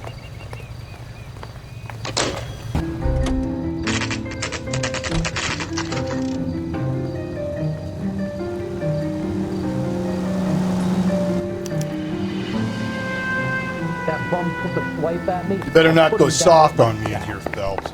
We'll work the... Are they ready? Moeller's in 2 and the pervert's in 1. Get in there and get a conviction. Here's where we stand, Hugo. Your next-door neighbor heard screaming coming from your house. You were burning your blood-stained shoes. You have no one who can confirm your whereabouts last night. Your daughter says you're a violent man. We have everything we need to send you to death row, and all you have to say for yourself is, I didn't do it. I swear I didn't kill her. Give me that lie test. I can prove it.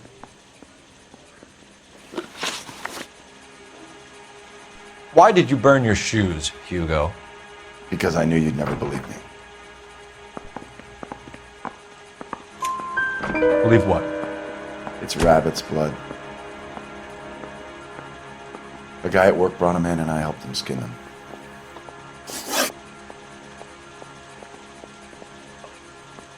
Do you know anything about ropes, Hugo? As much as the next man. I was a scout. I learned some more in the Army. You learned to strangle with the rope in the Army? With rope, with my bare hands, but mainly with wire. I learned a lot of things in the Army, but I still didn't kill my wife. For argument's sake, what type of rope would you use? If I had to, I would use a triple braid. Less flex, easier to control. We found your wife's car. Someone parked it at the school late last night. Do you have anything to say about that? It wasn't me. Where do you keep your work clothes? I keep them at work in my locker.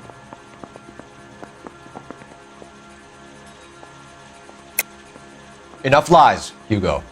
Your overalls put you at the scene of the crime last night. My overalls are in the laundry of my house.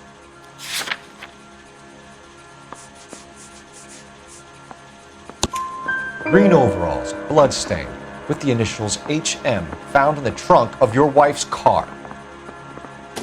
They can't be mine. Why, Hugo? Because if they were yours, they'd be in the incinerator too? Your wife was beaten with a tire iron, Hugo. An appropriate choice of tool for a mechanic. I know nothing about any tire iron. You're lying, Hugo. You're gonna have to come clean on this. You got no proof.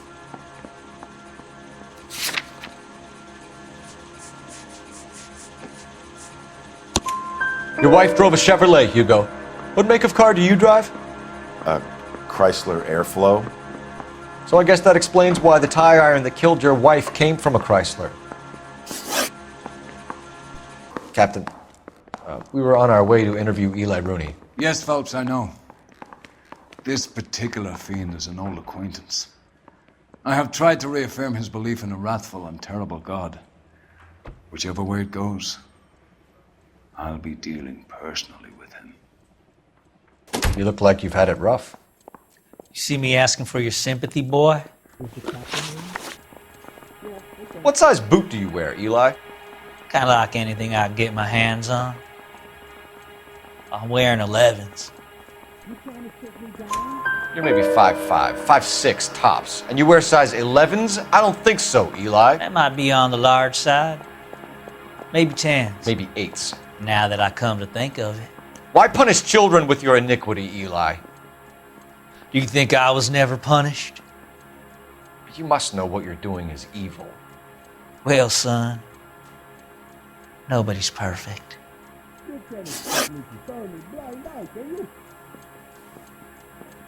You down on your luck, Eli? I've had worse. My family ate roadkill during the Dust Bowl. But you have a job. A parolee has to have a job, correct? I had me a job down in San Pedro. I'm looking for something new. This place you worked have a name? Hennessy Marine. You can't miss the place. Big yellow letters, HM out front. They give you any workwear, Eli? Sure. Green coverall. Dang thing was hot. Felt like I was back in the pen wearing it.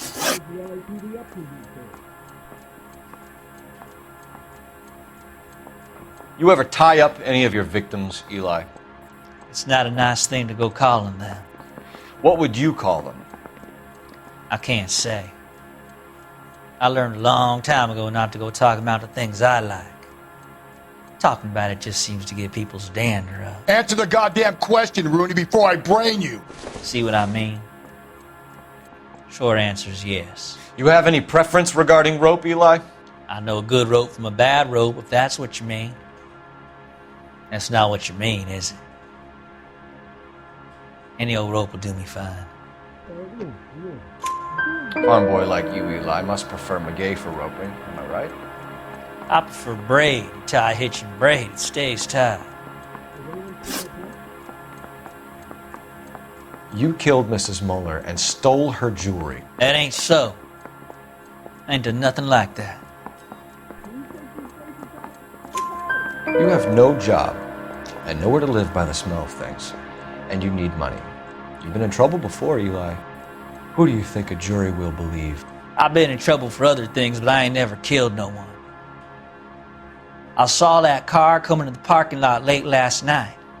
Man got changed there and then put his coveralls in the trunk. I saw him drop the butterfly in the lamplight and he strolled out, cool as you like. And I went over and I picked it up. Eli Rooney, I'm charging you with the first-degree murder of Deirdre Muller. You want to put me back in the stir that badly, boy? You go ahead and try. I'll beat that rap. I ain't a killer.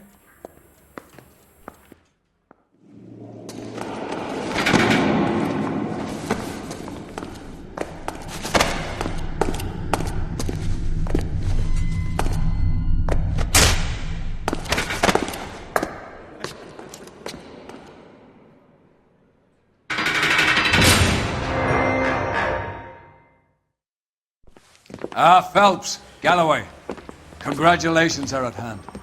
Drink, boys? I think you'll receive a commendation for this one, gentlemen. In the meantime, I'll speak to the DA about expediting the passage of the case.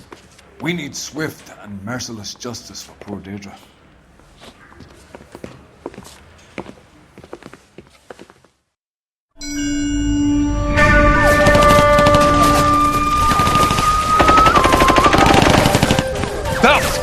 We captured 2 regular army. Lieutenant! Phelps, we've been over this. That sniper barely missed you back on the beach. Until the mission is over, there'll be no more saluting or signs of rank. I'm in charge here, Medier!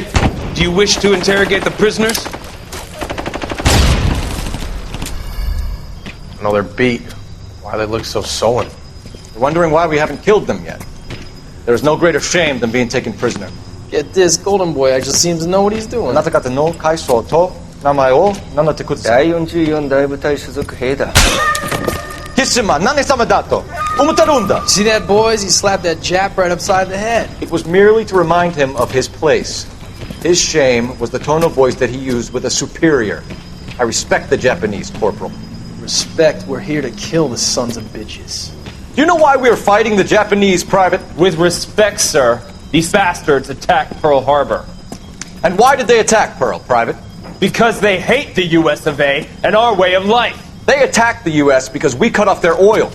What would we do if another country denied us the gas to run our cars?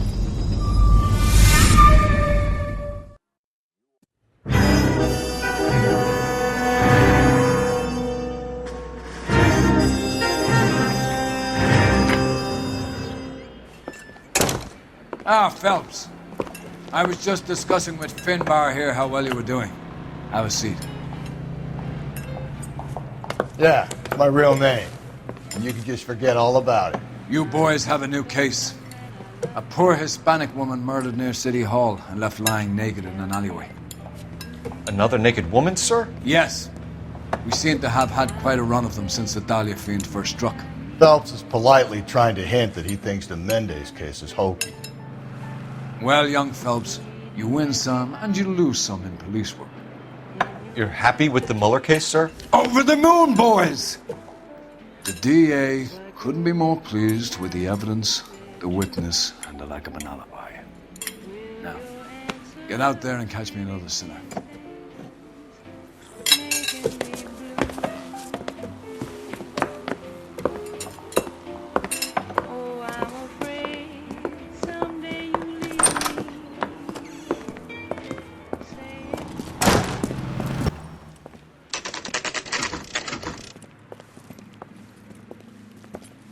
Detectives, they're ready to start the show. I'll take you through.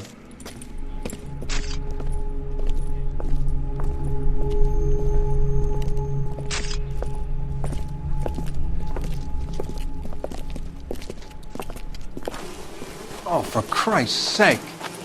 Brothers, Pinker? Cause of death is pretty apparent.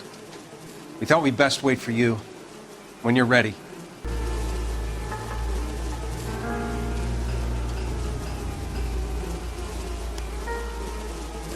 Lacerations on the neck would indicate a great deal of force.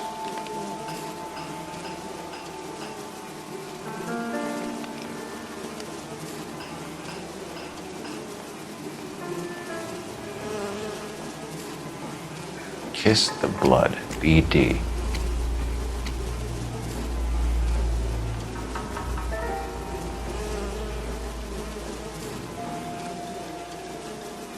Another wedding ring torn from the finger.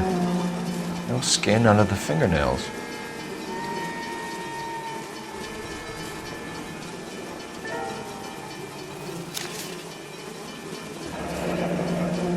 Only 21 years old.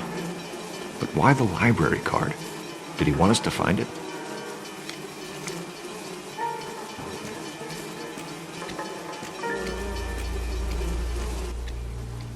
The evidence in the Mueller case was solid. I'm not convinced about Mendez. The best way to get away with murder is to pin it on somebody else. I'll bet a month's salary this is a copycat. Strangled, battered. Yeah. We know the M.O. So does every jerk who kills his wife and girlfriend looking for a way out. I've spoken to Brown. He still believes the Dahlia perp has medical experience.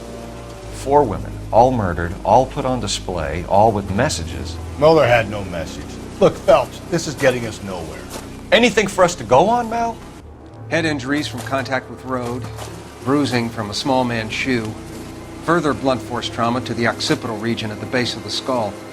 Could have been fatal, but clear signs of strangulation would seem to rule it out. Lipstick appears to be a similar color to the other cases. I'll see if I can nail down a brand. If she took a blow to the head like the others, she was probably unconscious when strangled.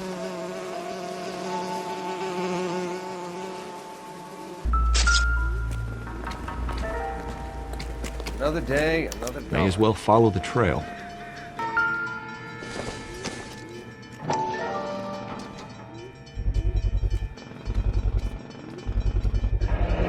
Antonia. Huh, same as the library card.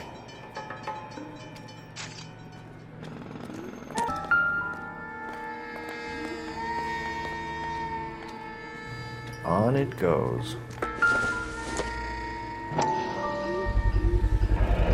house keys, strung up like bait on a hook.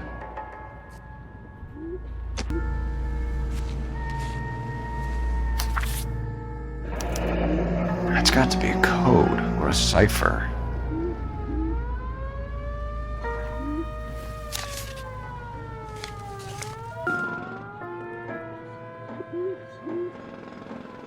All these cops? Where are you taking us?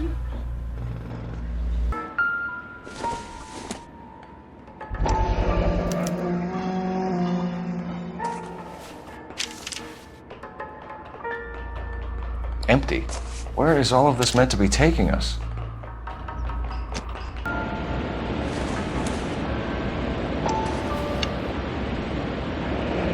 Enameled and gold-plated. This was precious to her.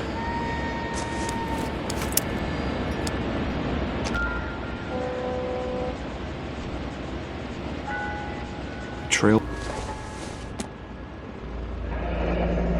Pulled from the finger and hung up here. What's the significance?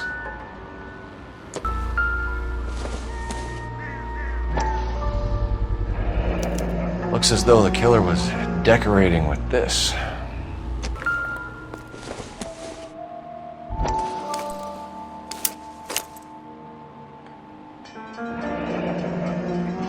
Son of a bitch wants her identified. Mrs. Antonia Maldonado, 712 North Hill Street, downtown.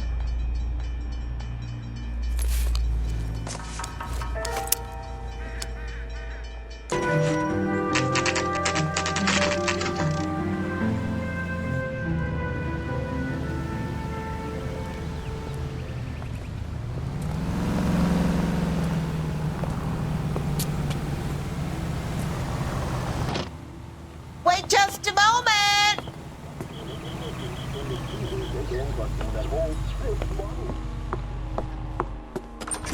I'm sorry. Can I help you? LAPD, ma'am. Detective Phelps and Galloway. Does Mrs. Maldonado live here? Yes, she does. I'm Mrs. Barbara LaPente, the owner of this boarding house. Is there a problem? I'm afraid so, ma'am. Do you mind if we come in? Is there somewhere we can discuss this? Of course. Follow me through to the parlor. Will you look at that? Someone's turned the place over.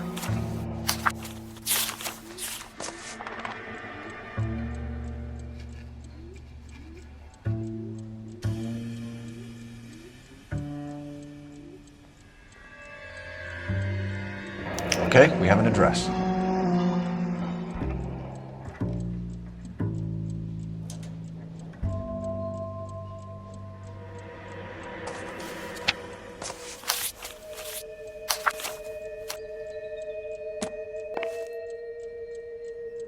A smashed window explains why the place looks tossed.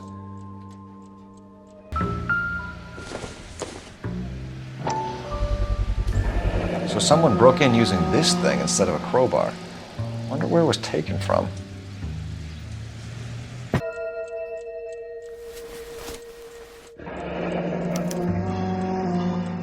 The charm bracelet wasn't among the crime scene evidence. Mrs. Maldonado was found dead this morning. Dead? Oh, no. She can't be. We have some questions, ma'am, if you're up to it. Yes, Detective. I'll do my best. Do you have any idea who might have wanted to hurt Mrs. Maldonado? That rat of her husband, Angel. She was serving him divorce papers. If I killed every wife that served me papers, I'd be a mass murderer. Are you being flippant, young man? No, ma'am. What can you tell us about Angel Maldonado? She married him when she was 17. He was cruel to her, very cruel. She was a good girl, little on the religious side, but a good girl. What time did Antonia go out yesterday? She left around 9. Do you know where she went? No, I've no idea. She was a good girl, but she didn't confide in me.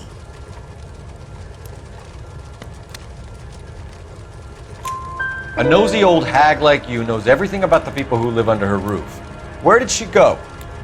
I think she went to a bar. She's been drinking quite a lot lately. This bar have a name? El Dorado Bar. It's a Latino place on North Los Angeles Street. That's only a couple of blocks from where we found the body. You've had a break-in? No! That can't be true. You're being economical with the truth, Mrs. Lepenti. What do you have to hide? I have no idea what you are talking about.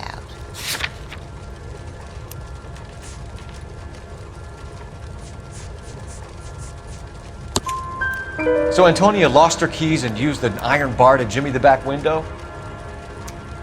I heard a noise in the early hours of the morning. I thought it might be a raccoon at the milk bottles.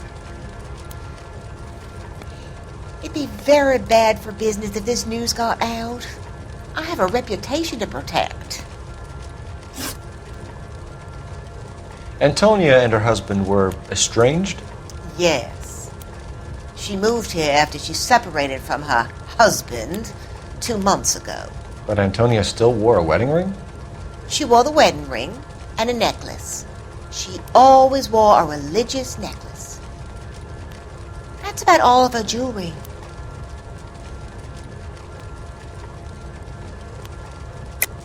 What about her bracelet? I don't know anything about a bracelet.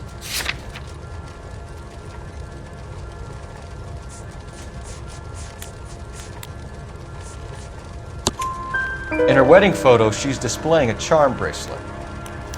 That thing? She never wore it. He gave it to her.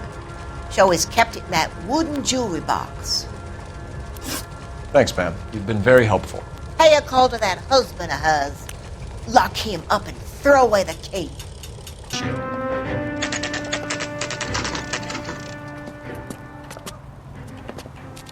Phelps, this could turn ugly. Forget about knocking. Let's take our boy by surprise.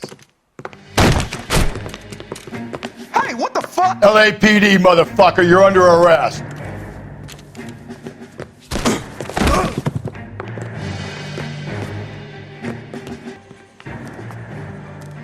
Damn, they got some decent shots in there. Cuff these sons of bitches, Phelps. LAPD, you two are under arrest. Call for some backup, Finbar.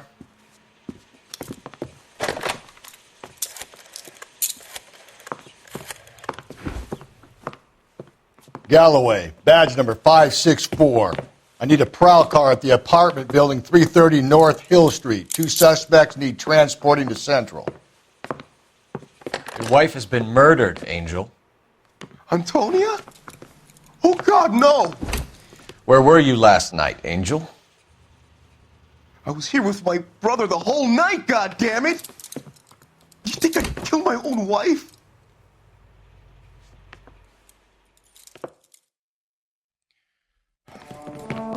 We should get the whole place going over, then talk to the neighbors. Just picked fruit market. I wonder if Angel gets all his groceries from this place.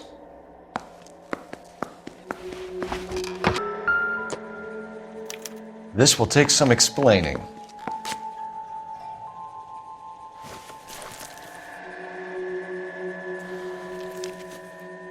He's got no alibi, he's toast. The El Dorado must be a family favorite. What do you want?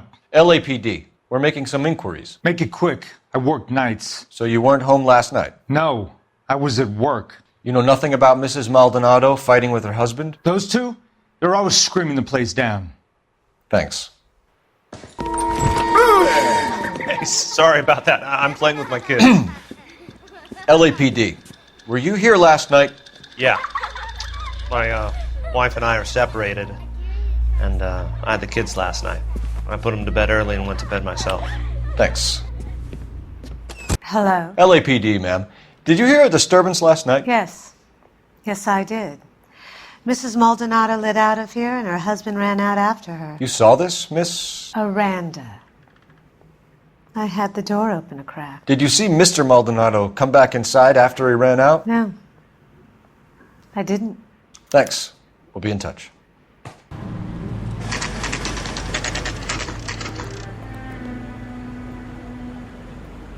Boys, come on in.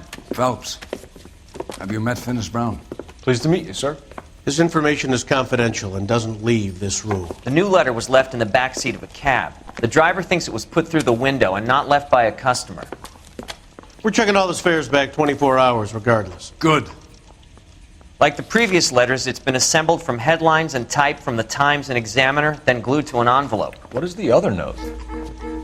This one? That's also new. A poem, hand-typed. Do you mind if I take a look? Go ahead. We've been over both documents pretty carefully. They've been wiped with gasoline, so there's no chance of prints.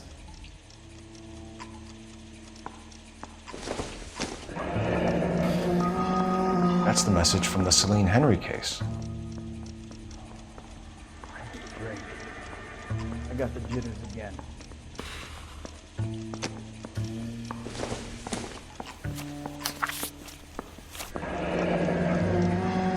Heap upon thy soul by virtue of this curse.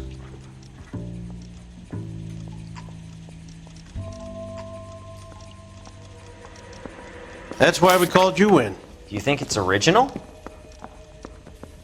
Not unless he's a genius. You like this nutjob's poem? No, I like Shelley. It was written at least 100 years ago. Shelley? Sure, I knew that.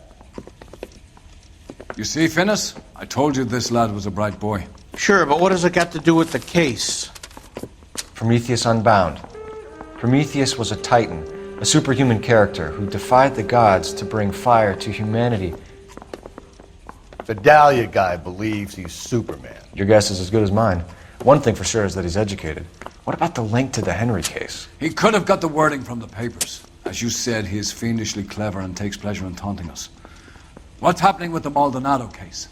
We have the husband in custody. We haven't interviewed him yet. Well, upstairs then, lads, and see if we can break him. I don't go in for Improved your attitude, Angel? What do you want me to say? I was with Antonia the night she died, but she left the apartment, and that was the last time I saw her. So your wife paid you a visit last night. What time was that? Late, around midnight, maybe? She didn't stay long.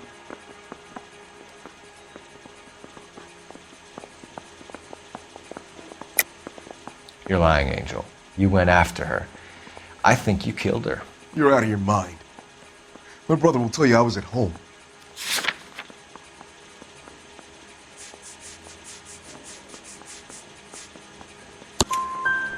We have a witness who confirms that you were arguing, that your wife ran out, that you followed her and didn't come back. I know this looks bad, but it's not true.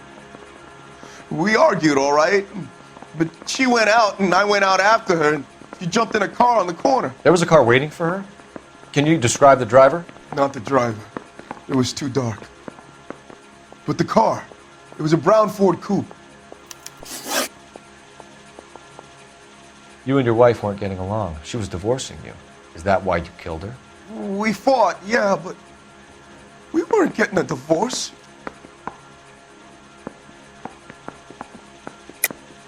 I don't believe you, Angel. She'd been granted a decree nisi. She pushed you too far and you lashed out. I told you. I wouldn't accept a divorce.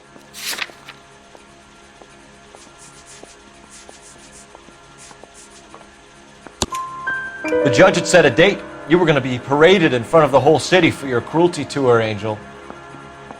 Antonia. Oh, Jesus. She came in drunk, out of her mind. She doesn't normally drink. She was looking around in her bag. Said she wanted to serve me papers. Me, her own husband. So I slapped her down. She ran out. That's the truth. What size shoe do you wear, Angel? Size 8. What difference does that make? When we found your wife, her jewelry had been removed. Was she wearing her religious medallion last night? Sure. She always wore that. What about the charm bracelet? Was she wearing that? You know about that? She never wore it. She didn't like the message. She kept it locked up in that box of hers.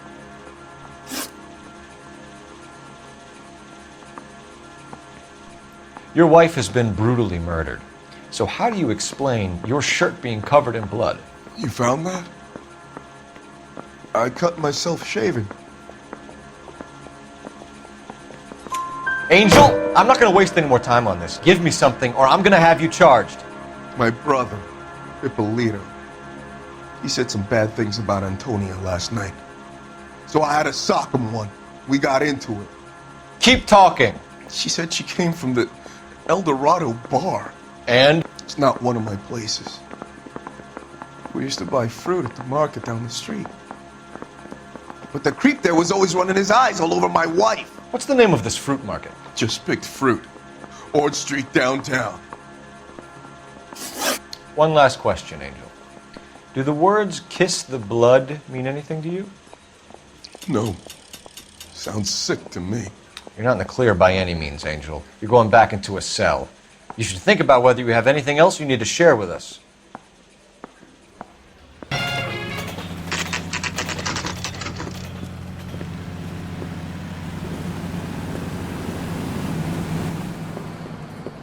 What can I get you? LAPD. Detectives Phelps and Galloway. Diego Aguilar. How can I help? You worked the bar last night? Yeah. Me and a temp guy from the agency. Did you have a woman in here last night? 21 years old, Hispanic, drinking heavily? We have a lot of ladies like that in here. But yeah, I know who you mean. Antonia Maldonado.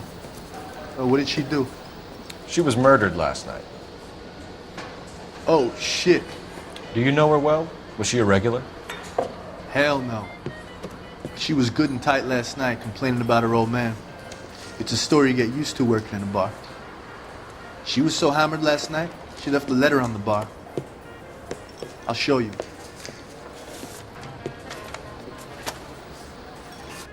A waitress. Can I have another spoon? Sam has taken me to Palm Springs for the weekend.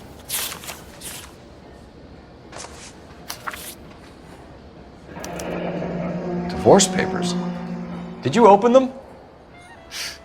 No need to. She was shouting about it and waving the letter around. Said she was going to show him.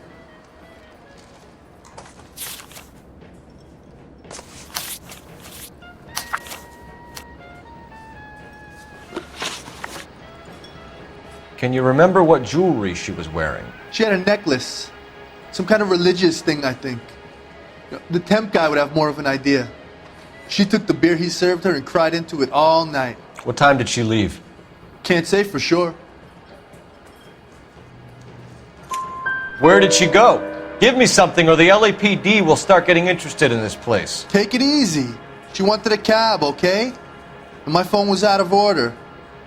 The closest one I knew was at the fruit market across the street, so I suggested she try there. She seemed reluctant. Did Antonia say where she was going when she left? She said she was going to serve the papers on the husband. Said that would take the smile off his face. If you ask me, she was scared. And the drink was for Dutch courage. She attract any interest? An extremely drunk young woman? What do you think? She managed to scare them off, though. Thanks. You've been a big help. No problem. Hey, get the guy, will you? We'll do our best. One last question. What size shoe do you take, Mr. Aguilar? A broad 9. I have wide feet. You ought to meet Joe's buddy. He's nice. Really. Sir, do you work here? Sorry, pal. Just making deliveries. From where? Just pick fruit market across the street. A fruit market delivers here? Yeah, sure does. The Mexes love a little slice with their tequila. We found a crate a lot like the ones you're wheeling there, except it was filled with booze. You know anything about that? What? No, we deliver all over the place, officer. No telling where the boxes end up. Excuse me, I have to get on with this. Fine, thanks.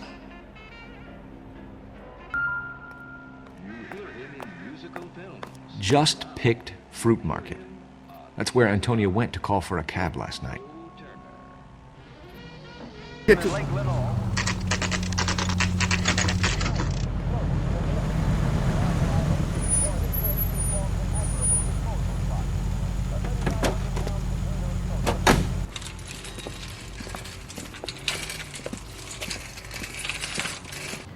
Sir, Wait, you look familiar. Hey, from the bar, right? What brings you here? LAPD, Detective Phelps and Galloway. Clem Feeney. What can I do for you? Did you happen to see a young woman last night? 21 years old, Hispanic? Sure, she came by last night. Why do you ask? She was wearing a necklace? I didn't notice. You weren't paying attention, Feeney? Hey, you're getting the wrong idea.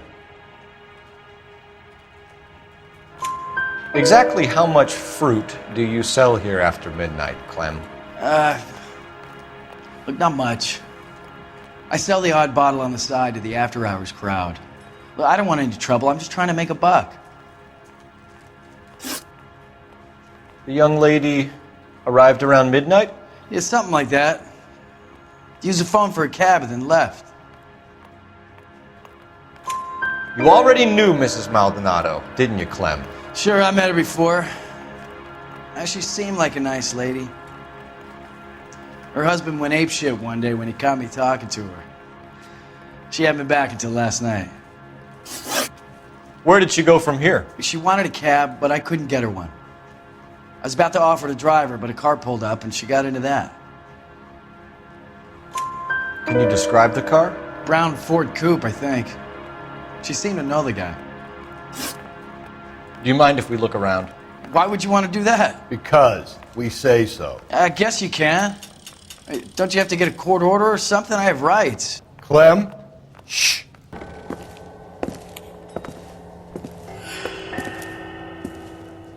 No wonder he stays open late at night. People have to get their vitamins. Check through this stuff before we get back out there.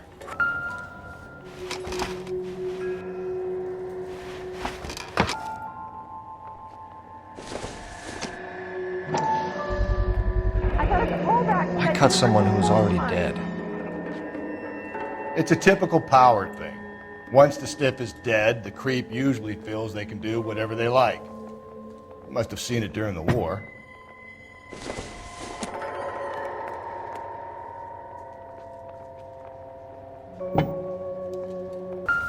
So what are we hiding in here? This thing needs a combination.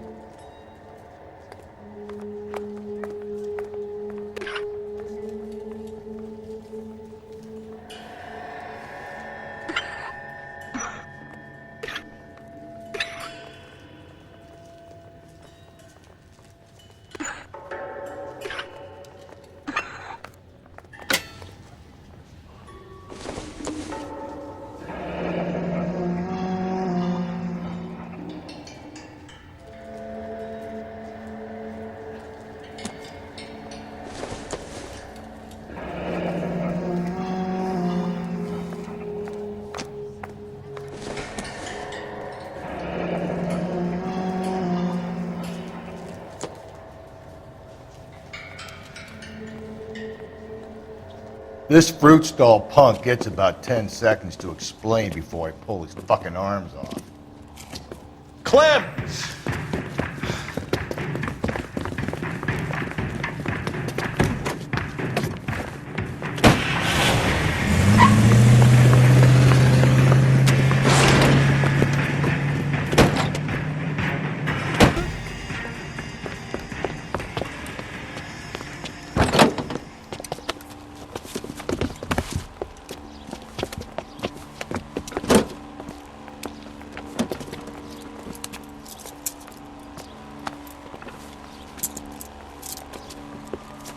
You're a sick man, Clem. You need help.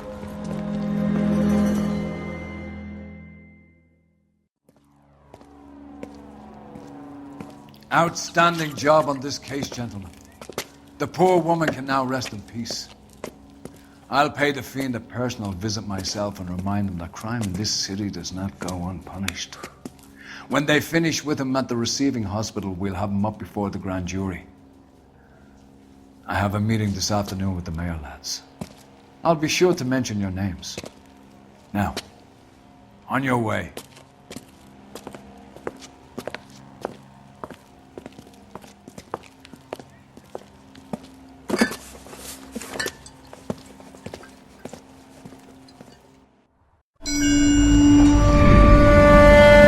Sarge, why are the guys giving it to the doggies? They're riding in trucks, numbskull, while you're marching. They look pretty badly beat up. Yeah, they do it then. Scuttlebutt says it's pretty hard going down south. We'll find out soon enough. Recon always leads. How can we fail, Skip, with the Shadow leading the show? Who the fuck is a Shadow? Lieutenant Phelps, the Shadow of Death. What the fuck are you talking about? He's a quiet fucker, Sarge. Never hear the bastard coming. You're sitting there, field stripping a cigarette, and suddenly he's there looking down on you. Why do you think we keep saluting that Jap-loving son of a bitch? He's bad juju. That's enough out of you three. Bad juju? Where were you dragged up? A swamp?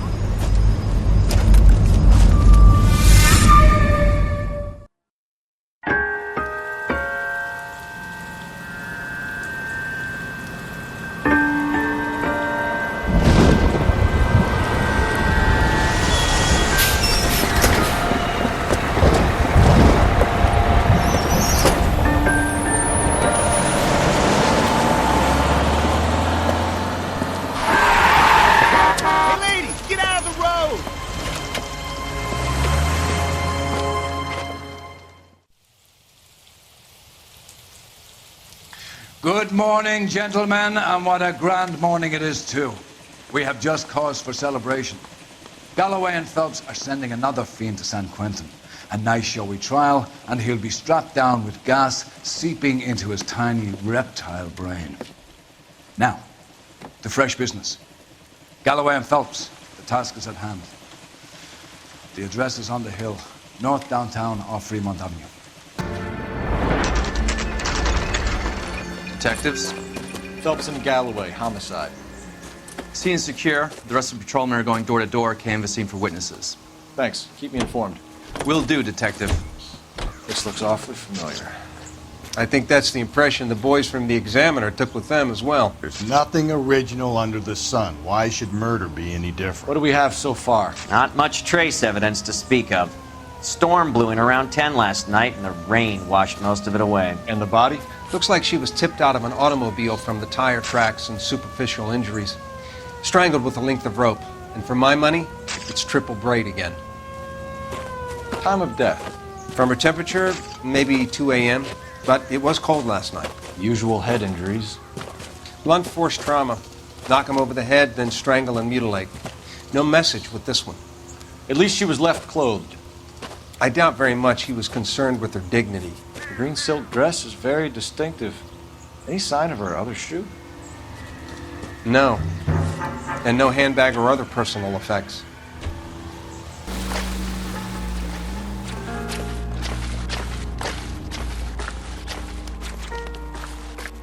There appears to be a dry cleaning label. Superior Laundry Services, F1363.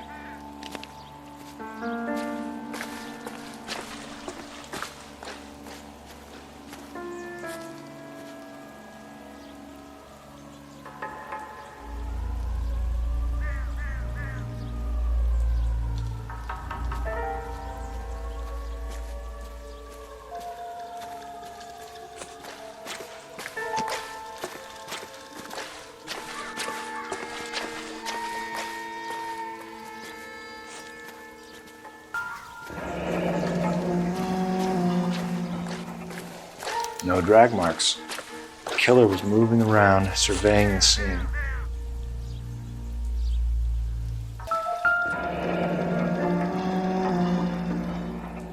Our driver and our killer are most likely one and the same.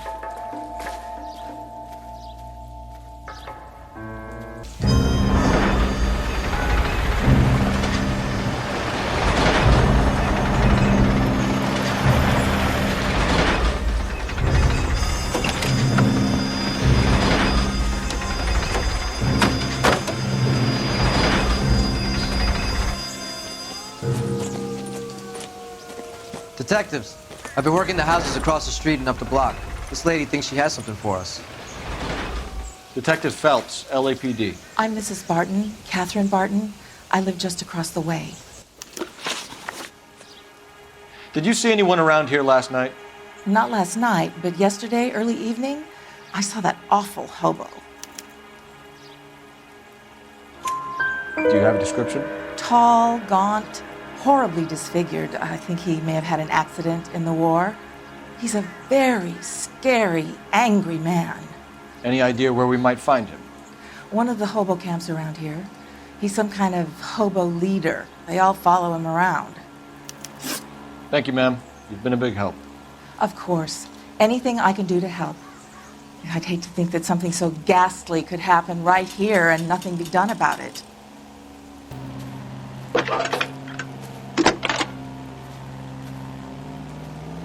Cole Phelps, badge 1247. How could I help, Detective? I need an address on Superior Laundry Services. Just a moment. Superior Laundry Services, 1260 West 1st Street. Can you track down reports of hobo camps in the vicinity of Signal Hill? Just a moment, Detective. There's a large camp under the bridge on Grand between Temple and Sunset. Thanks, ma'am.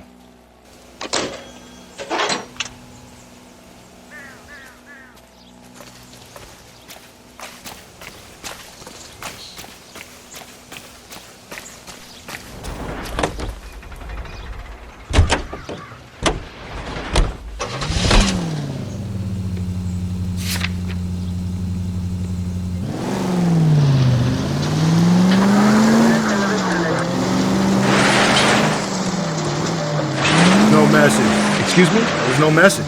Where? On the VIP. The last bodies had something written on it. This one didn't. I'm failing to follow. Can't be the same guy is what I'm saying, right? Before you start trying to link this to Maldonado and all the others. There are more factors to consider than the messages, Rusty. This doesn't fit your pattern, Cole. End of conversation. Understand?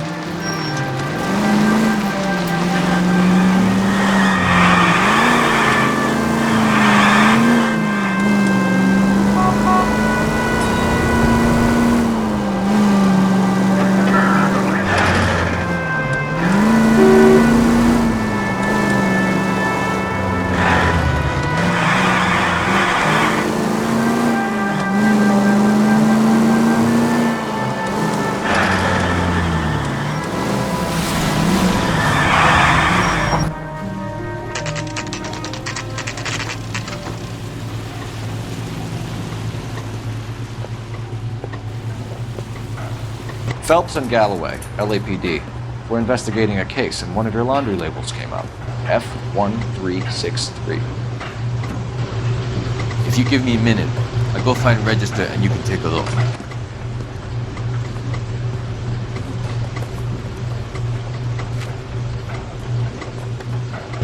You take a look for yourself.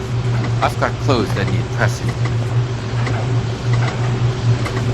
You wrote the number down on that dress, is it there?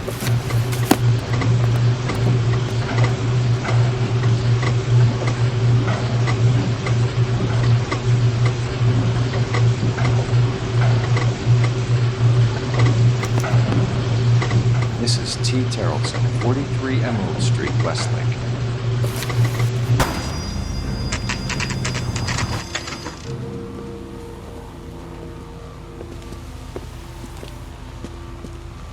Hello? Yes? Detectives Phelps and Galloway. Is your wife home, sir? My wife went out last night and she hasn't come home. Can you describe your wife and what she was wearing? We were out at a friend's place, Bobby Ross's, for a party. She was kind of dolled up.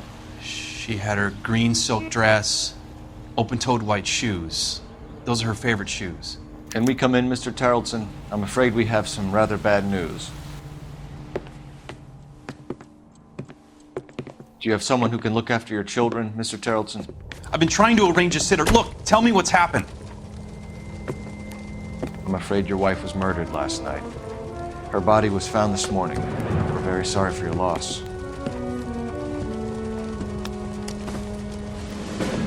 I know this is a difficult time, Mr. Terrellson, but we are going to need you to answer some questions. First, we're going to take a look around. What for? You don't think It's procedure. You see to your girls.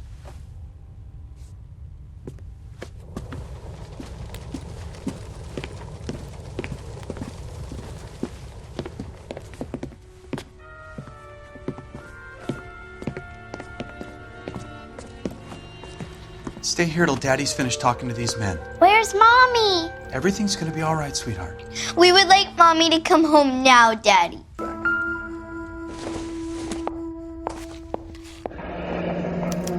Need to check if she was a regular.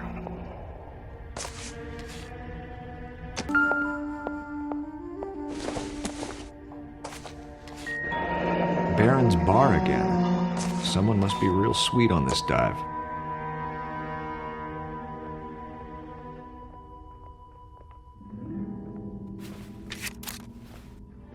I wonder why the picture was turned down.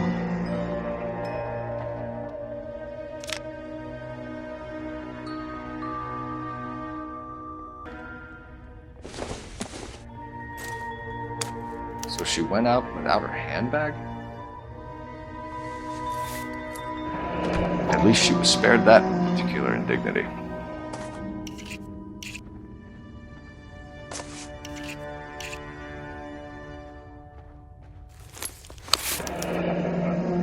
She'd have to be in quite a state to leave this behind.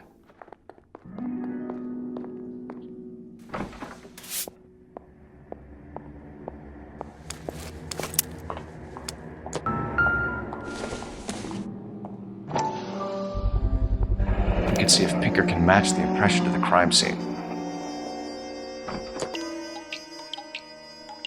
Lars was out in the rain last night.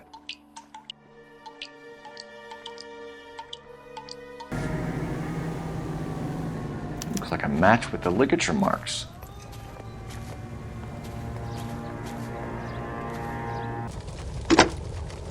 Operator, give me R&I. Putting you through now. Phelps, 1247. How could I help, Detective? Can you run an address for a Bobby Ross? Then send some uniforms over. Would you like him picked up? No. Suspect says he was with Ross last night. We need to confirm the alibi. I'll get a prowl car dispatched. Thanks. For the record, Mr. Terrellson, what is your wife's name? Teresa. Do you have any idea why anyone would want to hurt your wife? No. Everyone loved Teresa. She was so full of life. It can't be anyone who knew her.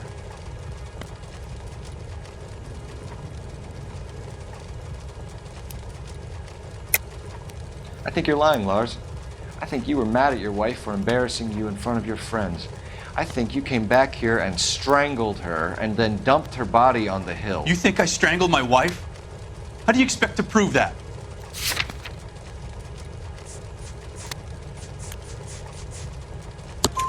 Your wife was strangled with triple braid rope. The bow line from your boat is a perfect match. Look, I know this looks bad. I'm gonna have to come to terms with the fact that I let her go. You said you went to a party at Bobby Ross's place? That's right, Bobby had a bunch of people over. We were having a good time. She said she was bored and decided to leave. You let your drunk wife leave the party and go off on her own? Look, I was angry. I was having a good time. She has to go and ruin it. We always have to do what she wants to do. Last night she wanted to go dancing. Any idea where? Where she always goes. A bar down on North Beaudry Avenue. Baron's bar. She goes there, drinks too much, gets maudlin, and calls me. I go and bring her home. Mr. Terrellson, was Teresa happy at home? Yeah, I think she was. Spill it, Terrellson. We like the look of you for this, so you'd better give us something. We're at the party. She has a few and says she wants to go out dancing. We only have the sitter until 9. I get mad. I tell her to go ahead, but I'm staying. She storms out. Look, I'm doing well at cards. I hardly ever do well. I married her because she was so much fun, but now she drives me fucking crazy. What time did she leave the party? About 8:30, maybe a little earlier. When was the last time you saw your wife? Around 8:30. The card game at Bobby's was wrapping up. I played out my hand and drove home here. I paid the sitter and went to bed. You're lying, Lars. You didn't come straight home, did you? And how do you figure that?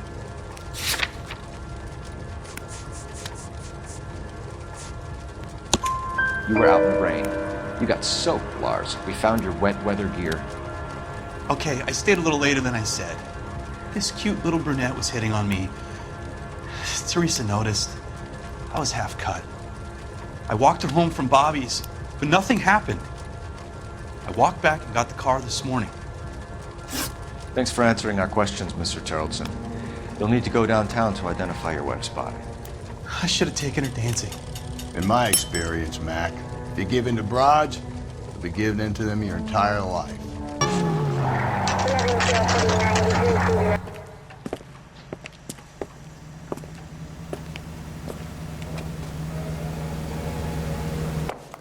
Phelps and Galloway, LAPD. I'm Benny Clough.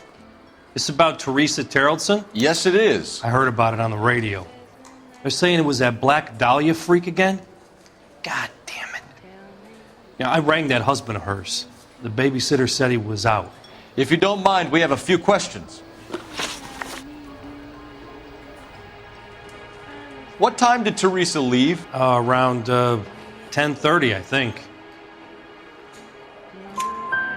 On foot? In a car? By bus? How was it? She called for a cab. Did you get the number? Sure I did. I like Teresa. The only time she has a drink is when things aren't going so good at home. I was worried about her. Does the chicken come with fried tomatoes? Put out an APB on the cab. 3591. Should be traceable. What is the special of the day? Who was she with? We've had reports about a tall, gaunt-looking hobo. He wasn't here last night? I get plenty of bums in here, but nothing to fit that description. The likelihood is that whoever she left here with killed her. Give it up, Benny. All right, 2 creeps were all over her, promising to take her dancing. You get a good look at these guys? Sure. I got a good look. One of them was a sailor in uniform. His cap said, USS Indiana. And the other man? The other guy is Richard Bates. He's sitting in the back right now. Red polo shirt. Any idea where she was headed? Nope. I didn't get that. The husband said she wanted to go dancing. Yeah, she always wants to dance when she's been drinking. She was trying to talk some guys into taking her to one of the dance halls. Thank you for your help, Mr. Clough. We'll take it from here. Hey, no problem. This is Bates. That's him. LAPD, don't make me chase you, shitbird. Give it up, LAPD! Okay, Bates. You're gonna answer some questions. I have a choice in this. Last night, you went drinking with a lady in the bar. Now she's dead, and your face is all messed up. I'm in the clear on that. She preferred a sailor. You could lay it off on him. Are we finished? Do you want my partner to sap you? Tell us what we want to know. She was okay. Drunk. Pissed off at her old man, wanting to go dancing. I thought I'd ply her with a few drinks and get my end away. Looks like your Salty had the same idea. So what happened when you left the bar? Sailor boy laid one on me. A cheap shot. After that, I don't know.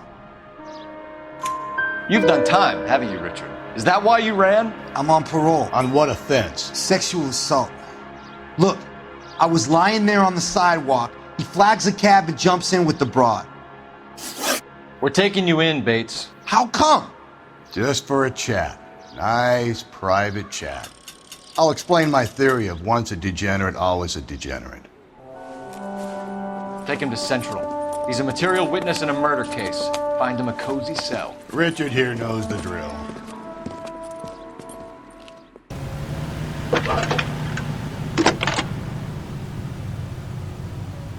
Cole Phelps, badge 1247. How could I help, Detective? I need an APB out on a yellow cab, number 3591. Ask dispatch to relay all sightings to car 11K. No problem. I'll get on the radio. Were there any incident reports filed in the vicinity of Barron's Bar on North Beaudry Avenue? We're tracking a sailor who was involved in a fight outside the bar. I can check the reports, Detective.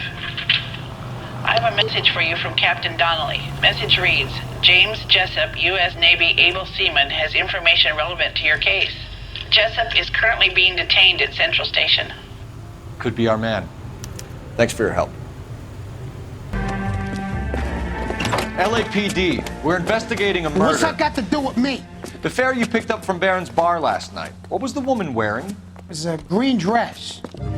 Oh, don't tell me something's happened to her. Tell me about her.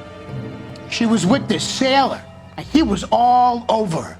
She wasn't having any of it. Said she just wanted to dance. But he had that look in his eye. Where did you drop them off?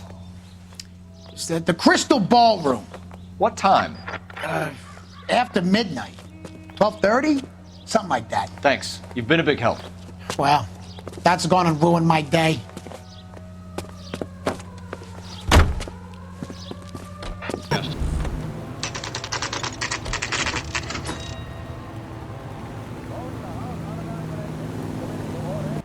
Thanks.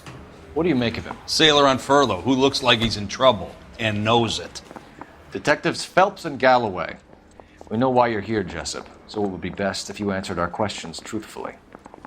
I don't want any trouble. That's why I'm here. I heard on the radio about this lady getting killed. I got leave from my CO to come down straight away. So why did you kill her? I didn't kill anyone. Look, you need to believe me. Let's start at the beginning. You went to Barron's Bar. What time did you arrive? I got a 24-hour pass. I got there around 7. That's where you met Teresa Terrellson? Sure. We had a couple of drinks. So you tried to make a woman who was incredibly drunk? Look, I'm not proud of myself, but I never hurt her. You took her dancing? That's right. Caught a cab to the Crystal Ballroom. You had a fist fight with Richard Bates over Mrs. Terrellson. You met the guy? He's a creep. You should take a look at him for this. He's pointing the finger directly at you, Jessup. I only had one night before I was back in the tub. He had all the time in the world to look for some action. I belted him. I'd do it again. She was better off with me. Sure. You're a shining example of chivalry, Jessup. Where did you go after the Crystal Ballroom? I think the wind had gone out of her sails by then. She caught a cab and I caught a bus back to the base.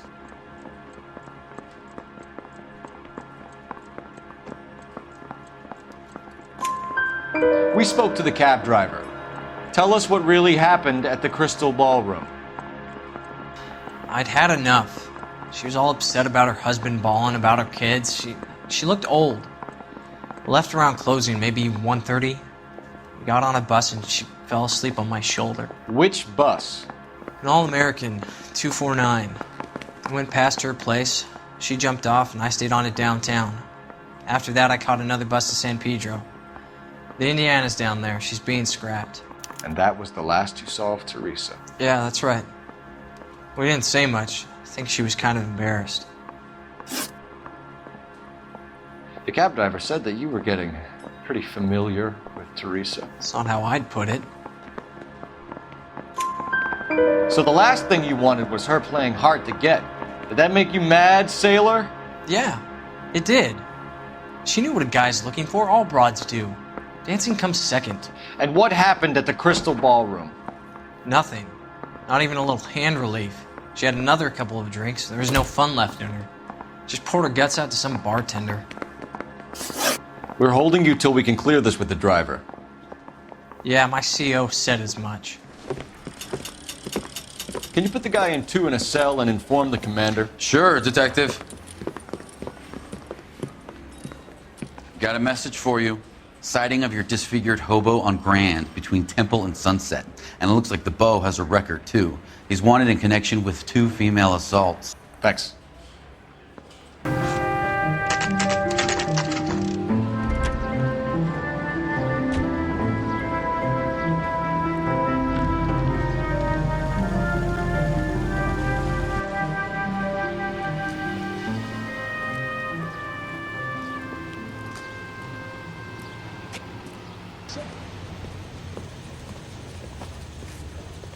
And thank you, ma'am. You have a safe trip now. Where are you boys headed today? LAPD. We're after the driver of All-American 249. Would have been around midnight onwards last night. Just a minute.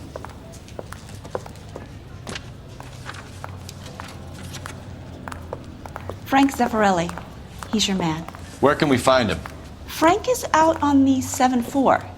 Can you tell us the route? Hang on. I should have it mapped out here somewhere.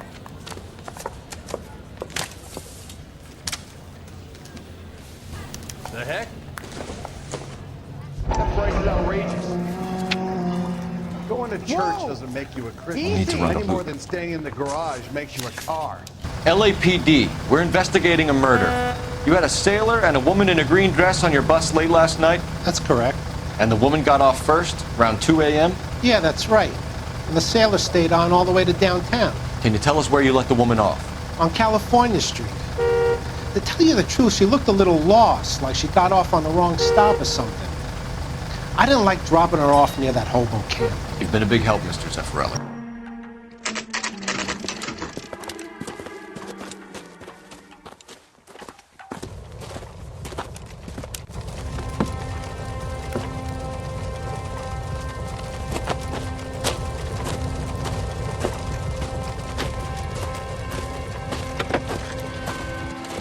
LAPD, we'd like a word with you. Save it for someone who's interested. They're fascists. Come to move us on and steal what little we have left. 6 rounds won't get us far. We need you to stay copacetic, fellas.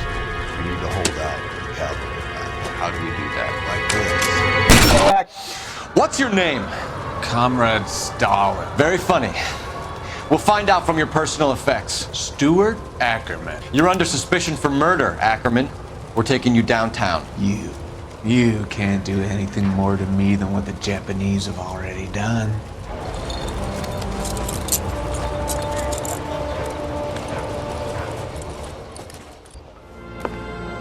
Still working, Jack. I'm off to the Lighthouse Club in Santa Monica. Hello, Jack. Mr. Benson, this is Courtney Sheldon. He's a buddy of mine from the war. Well, I'm sure you two will want to polish some old war stories. Good evening, Jack. Mr. Sheldon. Good night, sir. Take a seat, Courtney.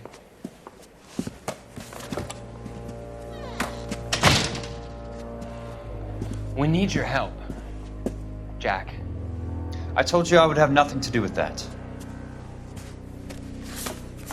I'm fine too, Jack. Medical school's going well. I got a part-time job. Do dope peddlers need part-time jobs? We made a mistake and we're in trouble, Jack. A local gangster, Mickey Cohen, is putting on the squeeze.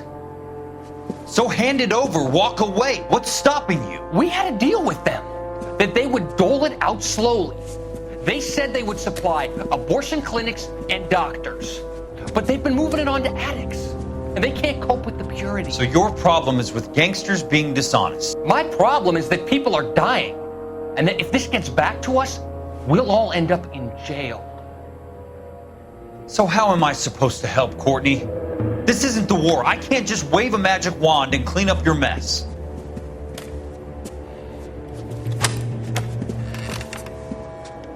We want you to negotiate, Jack. The only thing these guys understand is force, Sheldon.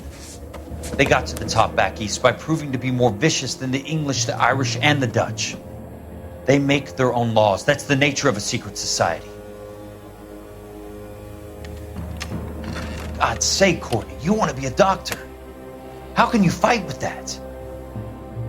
We are better trained, Jack.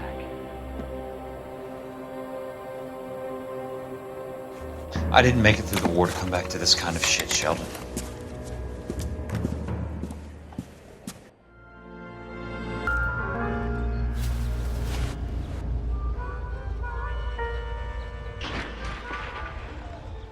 Looks familiar. Safe bet it'll match the mark under Teresa Terreldson's chin.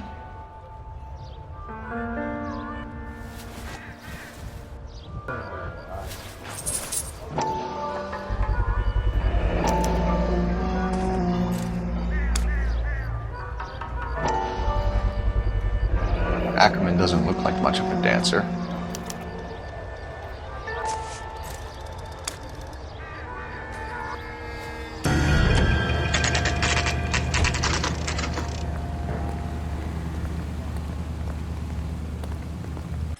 Ackerman, you were in the Marines. How do you know? The Corps selected big guys for flamethrower duty. That's how you got the burns. Life expectancy was 5 minutes for a guy in flamethrower detail. What kind of a government puts weight like that on a man's shoulders? You'll get no argument from me. It was a heavy load. You feeling sorry for this smelly fuck? Why did you kill Mrs. Terrellson? I have no recollection of the people I have killed. Are you denying that you strangled Mrs. Terrellson with a length of rope? I'm not denying anything. You have to have proof, lackey.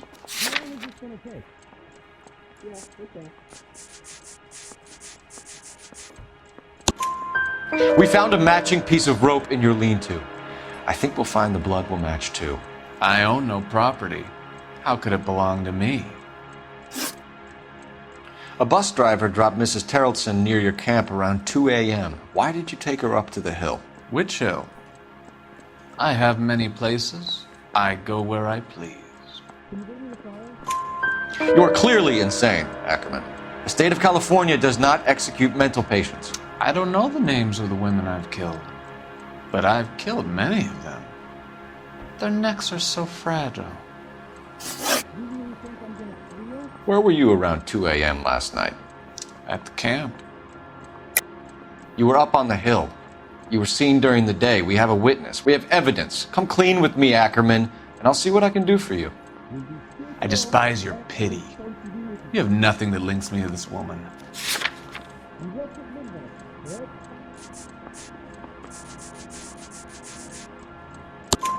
We have you cold, Ackerman. Her purse and the ballroom ticket were in your lean-to. Tell us why you did it. I kill because people need killing. It's what I was trained to do. Stuart Ackerman, I am charging you with the murder of Teresa Terrellson.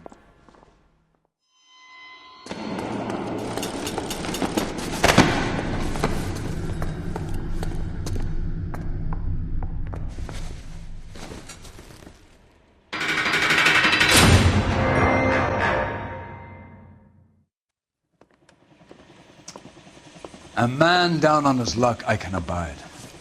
But a filthy red who chooses to live outside the rules of society I cannot stomach. Maybe poor Teresa Terrellson will provide the catalyst we need. I've spoken to the chief and the mayor, and I think it's time we send some men in to remove the godless and send them on their way over the county line. A grand day that will be, gentlemen. And a grand result you have brought me.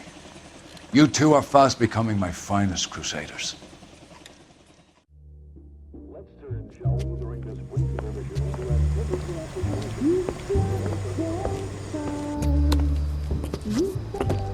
The flames in me,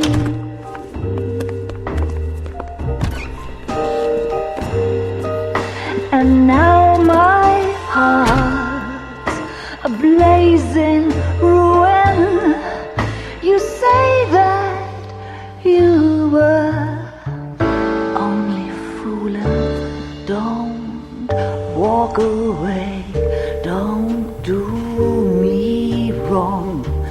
Don't leave me singing this torched song when I'm burning.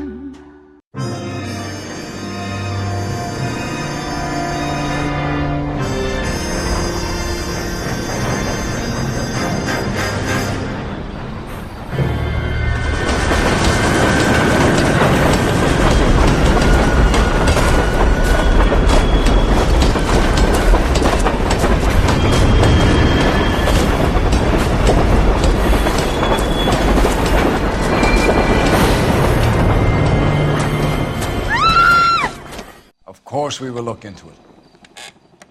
Yes, I'm aware that it's an election year. Keep a hold of your head, Counselor. Now is not the time to lose your nerve. It would appear that someone has hocked a rose gold wedding ring and matching engagement ring. Sound familiar? Deirdre Muller. Press the pawnbroker and see what you can find out. The address is 348 South Main Street. The Muller case goes before the grand jury next week, and the DA does not want any egg on his face. Then get out to the railroad depot on Santa Fe Avenue. We have another poor unfortunate found this morning beside a railroad line. 40-year-old white woman. Right, Skipper.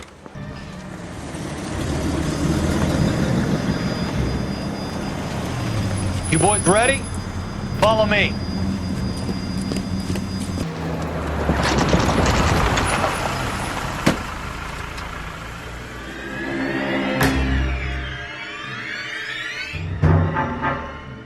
Hard, isn't it? Yeah. I look after all the rail depots. What have you got? The Negro, Nelson Gaines, called it in. I came down here to make sure him and the other guy, Jameson, stuck around. Jameson found the body? Something like that. Guy makes me sick. We'll talk to the coroner. Keep an eye on both of them. Detective Phelps and Galloway, homicide. Can you tell me exactly what happened? We were shutting cars over to the main line when I saw this man here lying on top of this woman. The woman wasn't moving and seemed to be in a bad way. What time was this? About 7:30 this morning, sir. Thanks for your help. Have you given Patrolman Hart your details? I have, sir. Thank you. You can go now. What have we got here? White female, approximately 40 years of age, lipstick smudges on the face, but no writing, at least nothing legible. A blunt force trauma to the temple, nose, and eye regions. Ligature marks point to the probable cause of death being strangulation. Any idea of the time of death? From her temperature, after midnight would be my guess.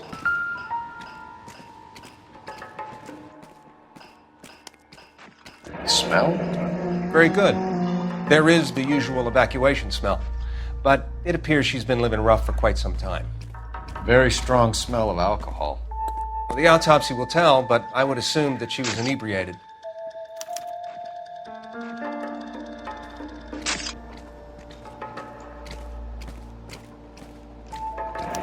Another missing ring. Certainly seems I've been swabbing a lot of bare fingers recently. Can you be more exact about the time of death?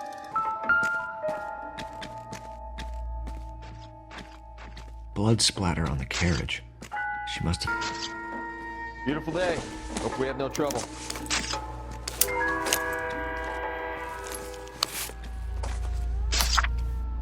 Hey, can you give me a hand?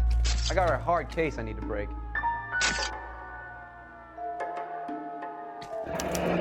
Someone was trying to get her to come home.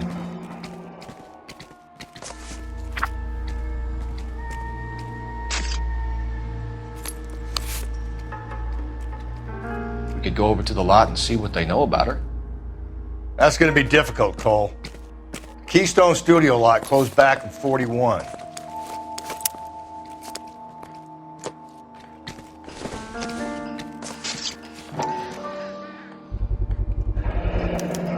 Maybe someone at Mensch's will remember her.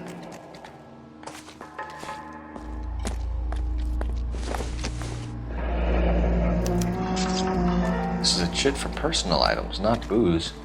It's not even worth investigating. What are you thinking, Ray? The city keeps tossing us dead bodies. We're just running to catch up. Detective Phelps, LAPD homicide. John Ferdinand Jameson. We need you to answer some questions, John. If you don't mind, I prefer Ferdinand. Don't push your luck, knucklehead. What were you doing to the body, Ferdinand? Are you sure you won't be upset? Try me, Ferdinand. I was kissing her. It's not against the law. Shut up. There's no Take law your against beating it. like a man. Turn out your pockets, Ferdinand.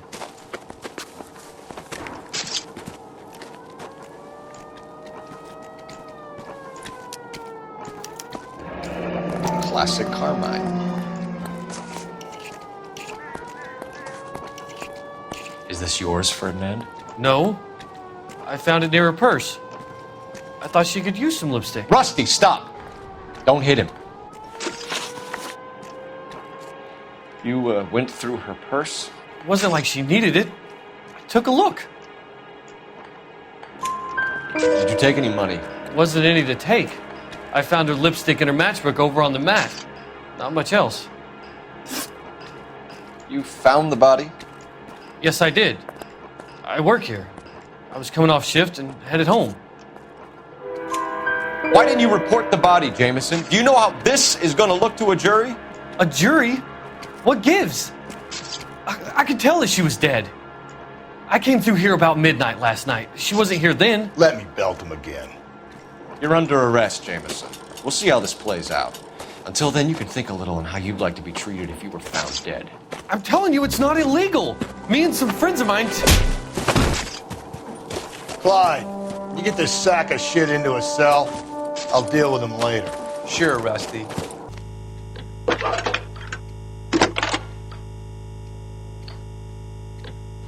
Phelps, 1247. How could I help, Detective? I need an address on Levine's Liquor, closest store to the Santa Fe Avenue rail yard if possible. Just a moment, Detective. Closest store would be the one at 939 South Hope Street. Thanks for your help.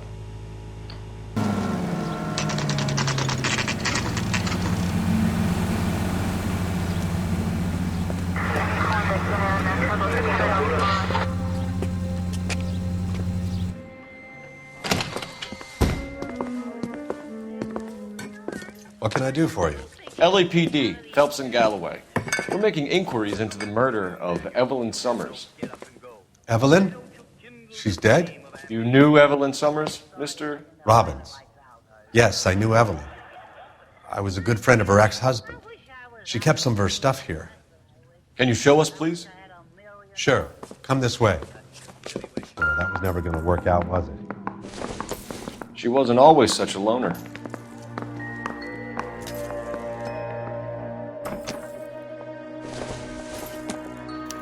Evelyn was reading Aristotle? Evelyn wasn't stupid. The only stupid thing about her was her need to drink. And she was borrowing books from Grosvenor McCaffrey.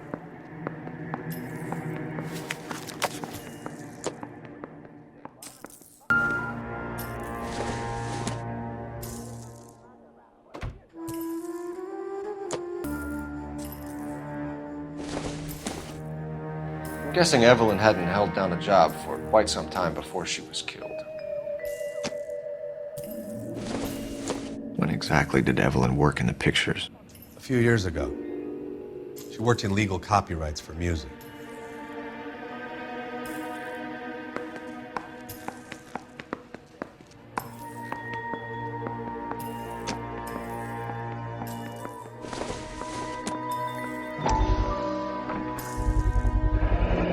Rawlings Bowling Alley. Maybe Evelyn did something other than drink in her spare time. Rawlings. I know that place. Corner of 9th and Grand. A lot of cops bowl there.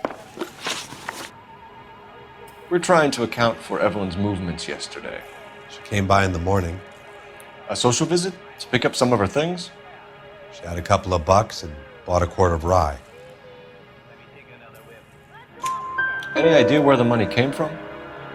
She didn't mention it, but she did say the booze was a present for a boy. She said they had been fighting and she had to make it up to him.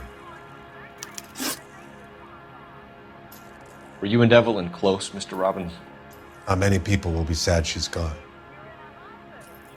I'll be one of the few.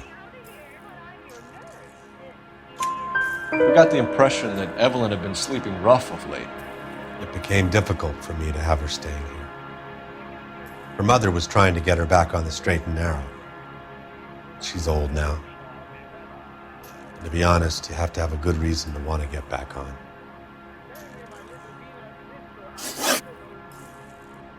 Do you know a friend of Evelyn's by the name of McCaffrey? Not personally. We're struggling for leads, Robbins. Did she know McCaffrey? She idolized him. From what I gather, the feeling was far from mutual. He seems to peddle a revolutionary stance, fixing the ills of society. You could see how it would appeal to down-and-outs like Evelyn. Thanks for your help, Mr. Robbins. No problem.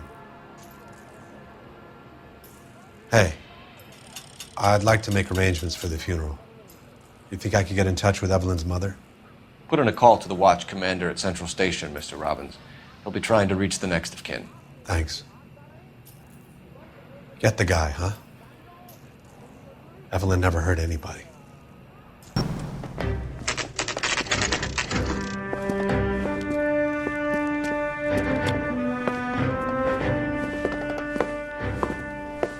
Drink, fellas.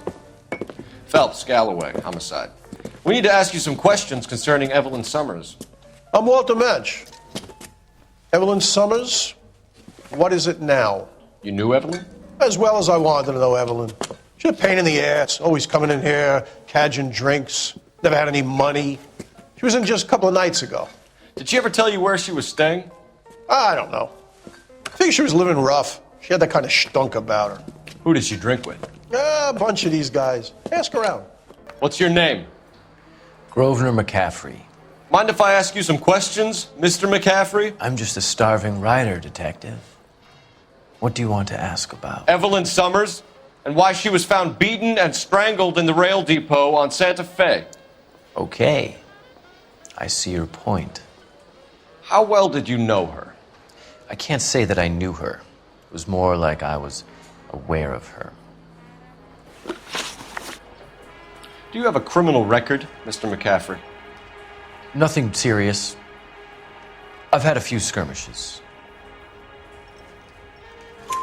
You want to save me some time, or do you want me to look up your file? Industrial disputes, strikes, workers' rights, that kind of thing. A regular fifth columnist. Nice to meet you, comrade. You say you barely knew Evelyn? Yes, that is correct. You're lying, McCaffrey. You looked down your nose at Evelyn, but you knew her, and you have some idea of what happened. I hope you're holding aces. I'm telling you again, I barely knew the woman.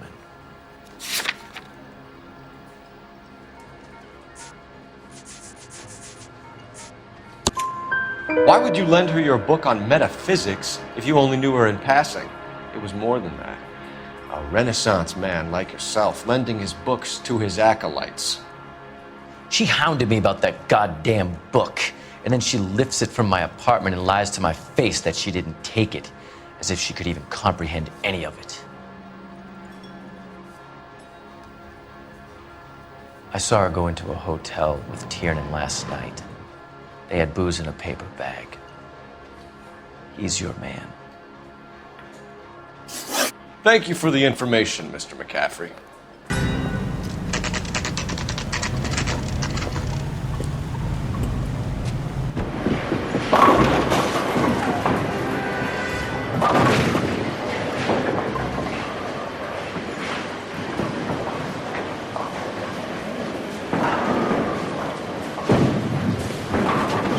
Hello, Rusty. Two on your usual lane?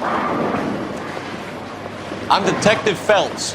Homicide. You must be new. What's your shoe size? We're conducting an investigation, ma'am. Do you know the name Evelyn Summers? Sounds like I should. Maybe it could be Jimmy's friend. Jimmy? James Tiernan. He's a pin setter. One day he introduced me to a lady after work. It stuck in my mind because she was much older, too old for him. Where can we find Jimmy Florence? He'll be hopping around the lanes toward the back. Thanks, ma'am. Tiernan! LAPD!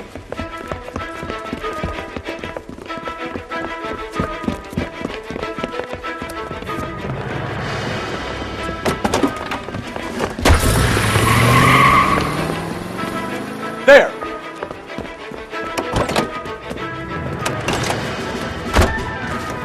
Give it up, LAPD!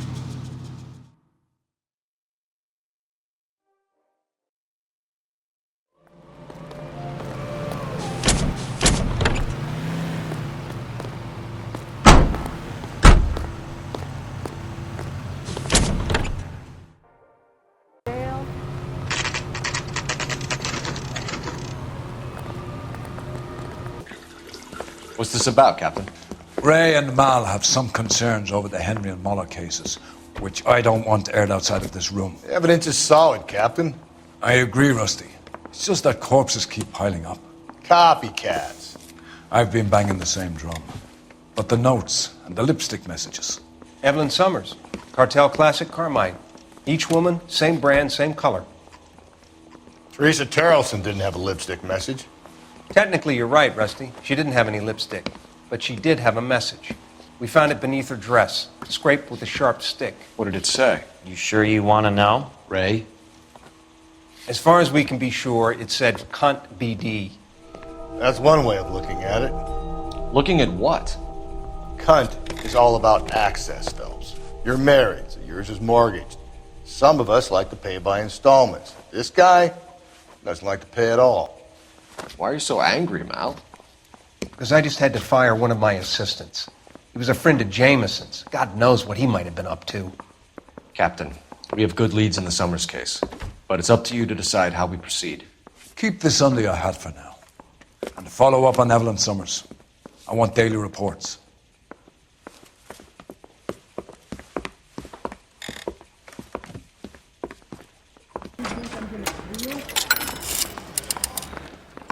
Operator, message for KGPL.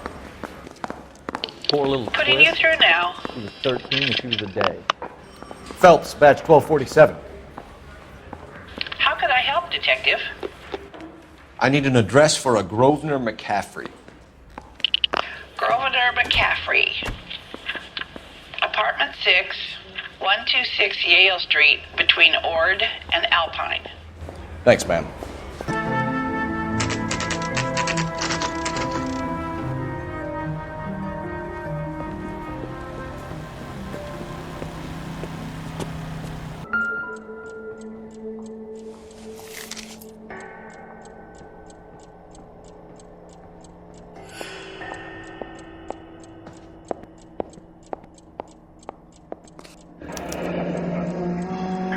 From the letter we found beside the body. At the very least, I'd say it ties McCaffrey to the scene.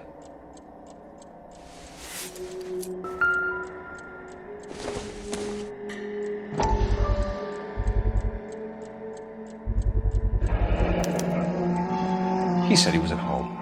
He said he didn't know her. And we have the book. Let's see Carruthers argue his way out of this one. Is that you, Grosvenor? Who are you guys? What are you doing in here? We're from the LAPD, ma'am. Do you know where we might find McCaffrey? I'm his neighbor. Is he in trouble? Look, lady, we need to find him, and in a hurry. Are you going to give me trouble? He has a pigeon coop up on the roof. He spends his mornings up there when he's been drinking. How do we get up there? Down the hall and up the stairs.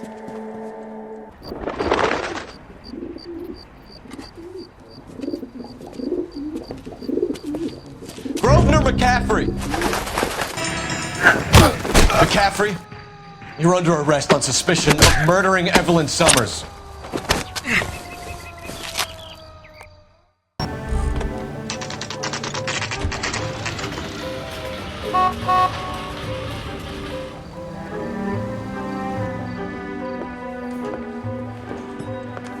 You sure you can make it stick with one of these suspects, gentlemen?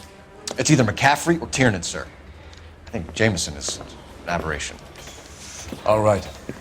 I'll deal with that degraded lunatic myself. He's got some fearful retribution coming. Tiernan isn't one, McCaffrey isn't two. I want a confession from one of them. Don't fail me, young Phelps. Why did you run, Tiernan? I was the last one to see Evelyn that night. I knew you would think it was me. Can you describe your relationship with Evelyn? I barely knew Evelyn. Keep lying to me and I'll have you charged and in front of a grand jury before your feet touch the ground. How can you possibly prove Evelyn and I were more than friends?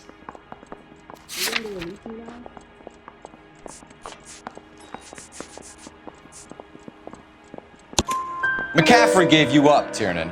He says he saw you go into your hotel with Evelyn. I met Evelyn at the public library. We would read for a while and then go for a drink. Last night we went back to my hotel room and had some more to drink. I must have passed out. I woke up and she was gone. What time was this? Around midnight, maybe later. And there's no one who can confirm this.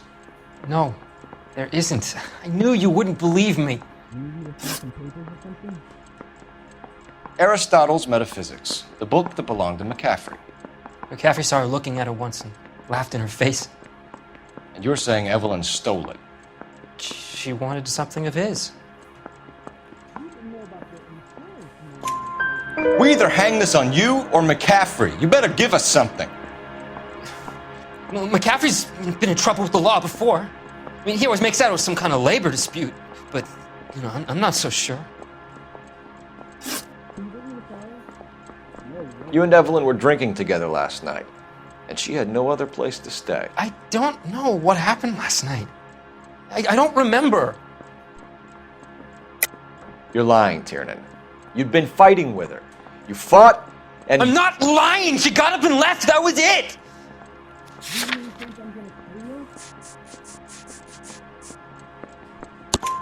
She left, but she came back. She bought you a quart of whiskey to make it up to you. She told the liquor store owner. You're in deep trouble, buddy. She said she loved me. She wanted to care for me. But she would never stop talking about McCaffrey. McCaffrey was a writer, and McCaffrey was a hero. McCaffrey cared for the little guy. Did you kill her, Tiernan? I might as well have. I kicked her out. She had nowhere to go. Do you own a car, Tiernan? No, I don't. Have access to a lug wrench? Well, we use a lot of them to clear jams in the pin setting machines. Coroner's report says that Evelyn was killed with a wrench. I think you did it and then planted the evidence at McCaffrey's apartment for us to find. We went to his apartment. McCaffrey was up on the roof. Evelyn stole the book. McCaffrey went crazy when he found out. He said he would put her out of her misery. He can be very cruel.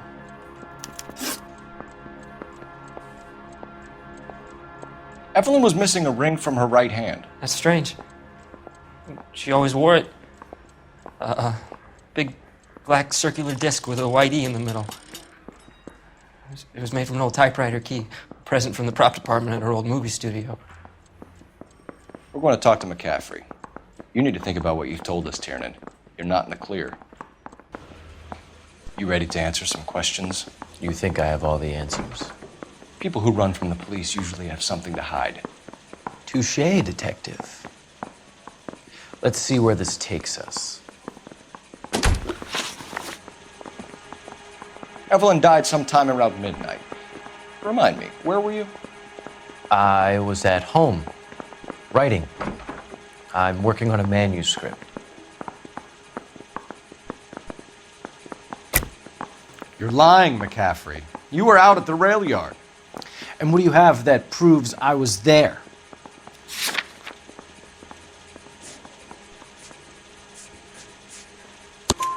How about half of Augusta Summers' last correspondence with her daughter? What are you talking about? After you were done beating Evelyn, you searched her and found her mother's letter. That old lady's anguish amused you. I know nothing about a letter or Evelyn's goddamn mother. So what was it doing on your writing desk? I don't know, but if I didn't put it there, somebody else did. Try exercising your powers of deduction on that.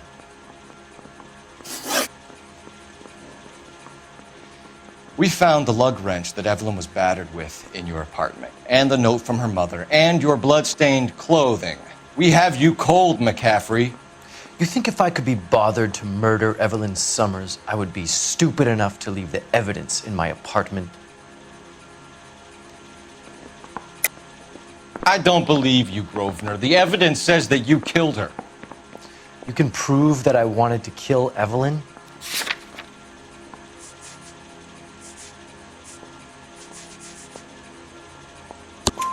Tiernan is prepared to testify that you threatened Evelyn's life in his presence. Self-preservation. That's understandable. Okay, I'll level with you. Tiernan killed Evelyn. He came to me for help. I listened to him, and he explained why he did it. Tiernan went to you for help. You expect me to buy that? That's how it went down.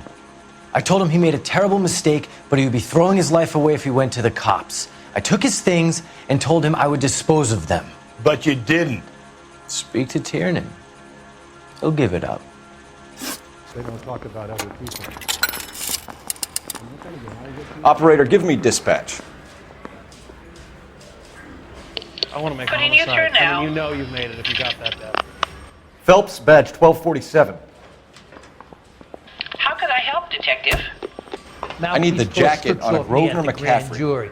Case is thrown Just out. a moment, Detective. Not a DA. McCaffrey was formerly under surveillance by the Red Squad. Convictions for petty theft. Dishonorable discharge from the Army during training at Syracuse. Assault on a local woman. Says he almost beat the woman to death. Thank you. You spoken to McCaffrey? I can go? It's all been cleared up? Not quite. We have one more question we need to ask, James. Then I think we will be done. Sure.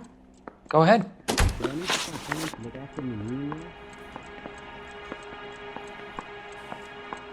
So Evelyn passed out, and you walked out. What happened next? I woke up in the morning, very hungover.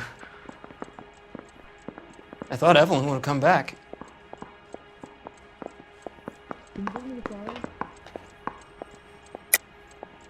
I know you're lying, James. You went out looking for her. Tell me what really happened. I don't know what you're talking about. How can you say I wasn't in that hotel room?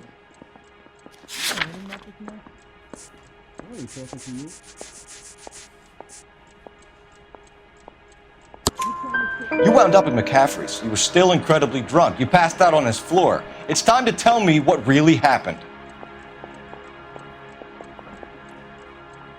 McCaffrey woke me up the next morning, and he showed me the lug wrench and the letter and the box, and he said I came in with him last night.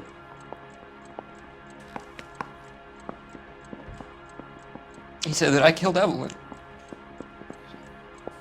and that it was all over the radio, and that he would protect me. And I don't know, Detective, for the life of me, I can't remember a goddamn thing. And I was angry with her. Really angry. I could have done it. It wasn't me.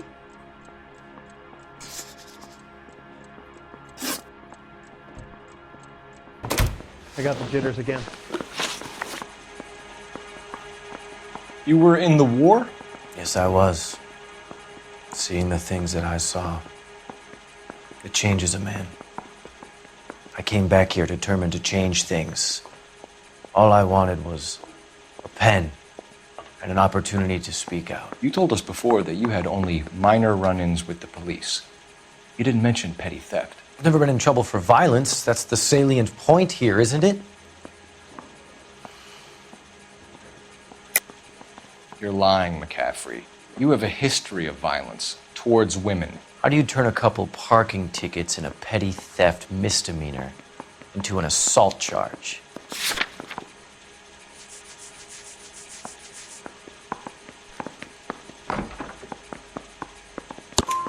We know all about you and your dishonorable discharge, beating some poor woman near to death in Syracuse. You've never been in combat, McCaffrey. Your whole life is a fraud. She was a goddamn peasant whore!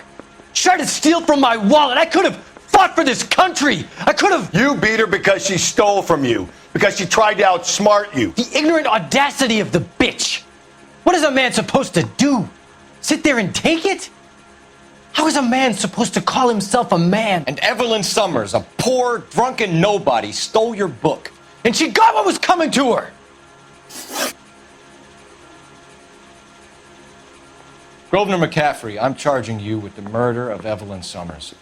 She was a sad lady who never hurt anyone except herself. I hope God finds a way to forgive you. Congratulations, boys. You bagged the fine catch. Another red to boot. Grand. Now, I want you to put this business about a repeat offender out of your mind. This McCaffrey creature shows no remorse, and neither will the grand jury. You would have to walk a long mile to find a better candidate for an unmarked plot in a prison graveyard.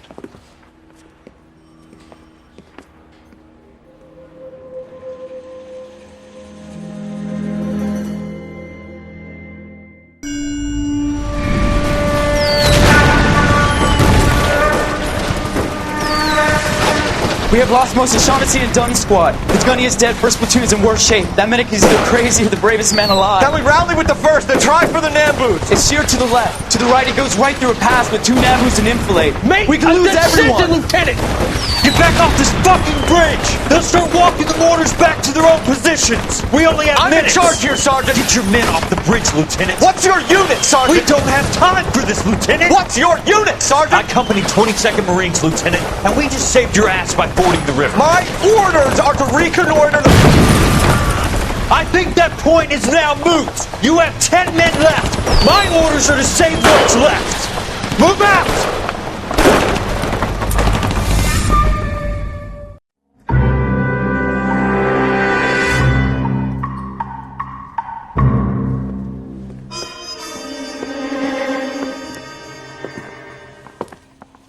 Well done, lads. You did well with the Summers case. But we have a problem. The examiner received a new letter today. Do you mind if I take a look, Ray? Go right ahead.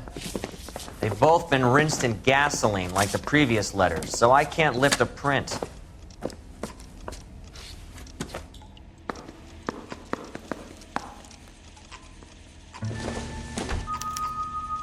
No one else but the killer knew about this message. I don't care. I don't go in for letting gangsters off scot-free.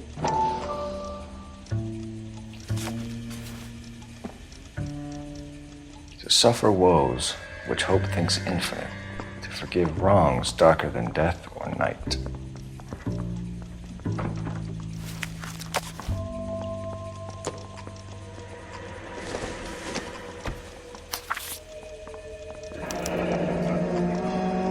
Another snippet from the Shelley poem.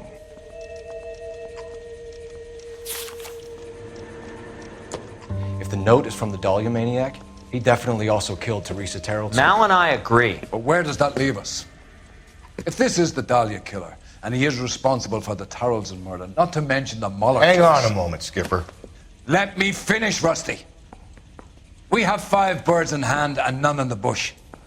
The department will not survive a scandal if we have to let them all go without catching a fiend first. Your careers will be over for a start, gentlemen. Looking in wonder. Ah, fuck it. I knew this run was too good to be true. I hid myself within a fountain in the public square. You like that stuff? What is it supposed to mean? It's supposed to... Forget what it's supposed to... What does he want it Where are you going with this, Cole? He's obviously taunting us. He believes he's far more intelligent than we are. Okay, it's some kind of story, right? A guy that God hates, chains him up. It's an allegory, Rusty. A what? Story with 2 meanings. A symbolic meaning. But that's what he wants us to think. Could he be using it literally? Within a fountain in a public square? Could it be that easy? Can somebody tell me what the fuck is going on? The fountain in Pershing Square. Come on, we have a clue. Captain, thanks, Ray. Be careful, Phelps. This is his game you're playing now.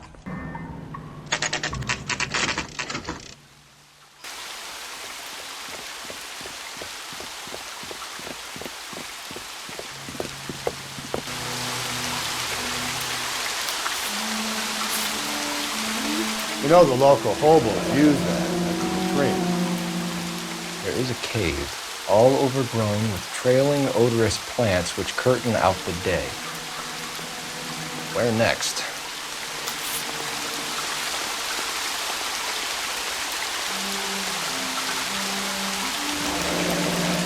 Elizabeth Short, Betty Short, Black Dahlia.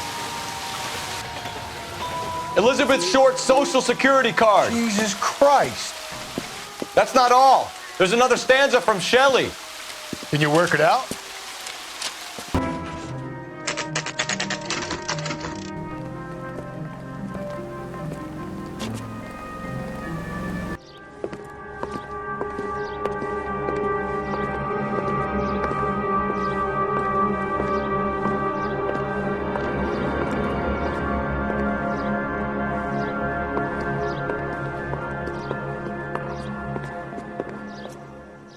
Detectives, LAPD. This is very important, sir. How do we get to the top of the chandelier? You what? Have a little faith, pal. We're in a real hurry. Head up to the top floor. There's an access panel and a ladder in the maintenance room. Deirdre Muller's missing watch.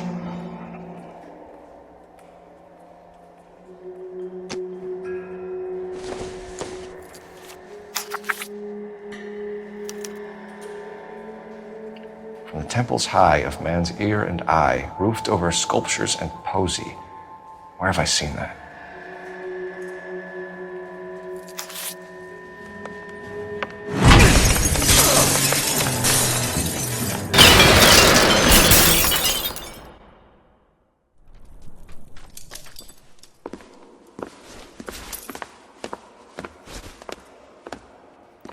That was too close. Yeah, well, the higher you climb, the further you fall.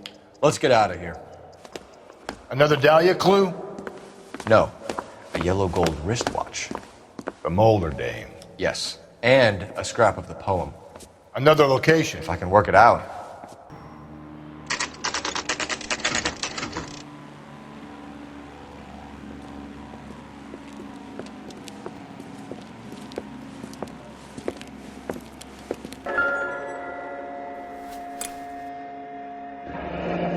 Our Lady of Guadalupe, ripped from Antonia's necklace.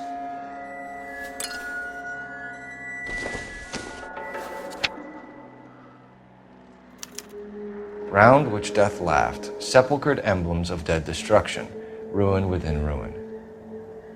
So this is a treasure hunt.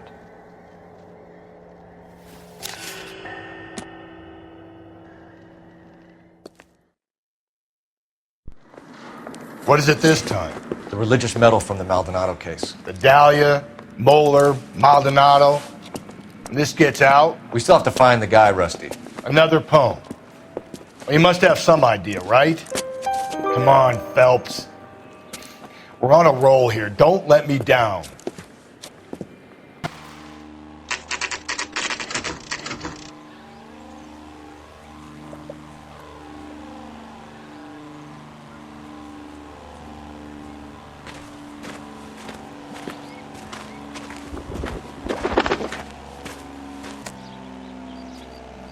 These are my best shoes, Phelps. I'll leave you to it.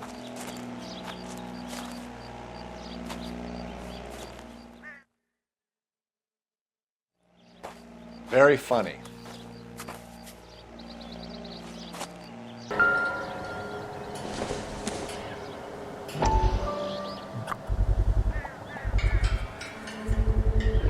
One of Teresa Terrelson's shoes.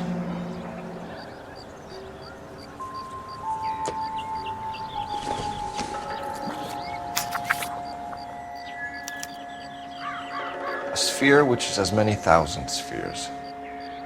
Okay, where to now?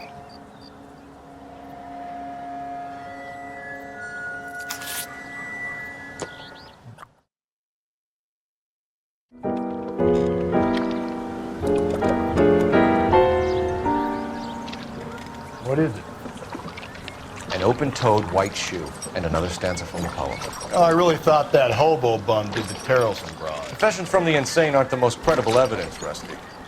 Is this thing over? It's all part of his power over us, making us run round all over the city for the crumbs he's leaving us. So if we keep this up, we can find the guy?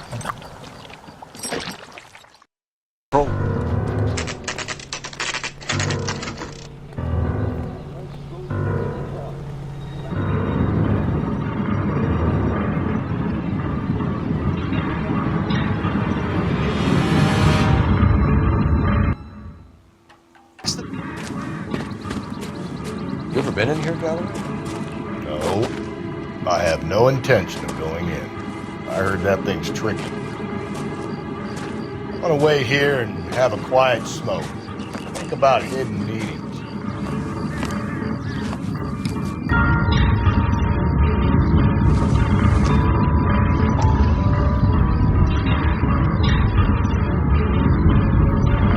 What's belonging to Celine Axford Henry.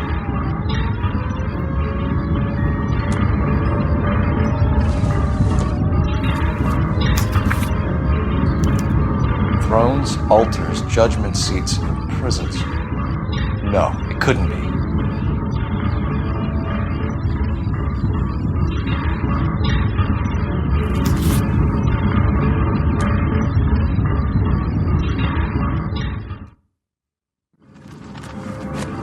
See?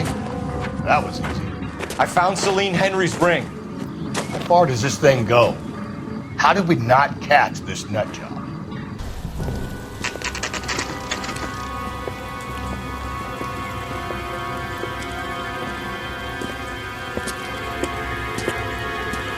There's the throne up there. Now it's just a matter of getting to it.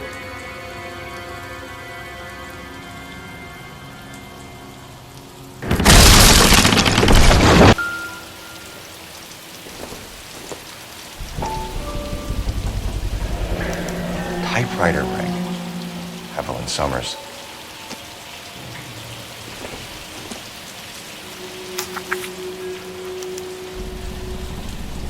Place he calls home.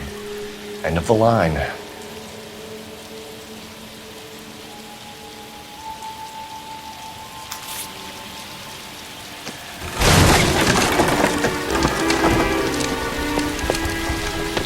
I thought the whole thing was going to come crashing down on him.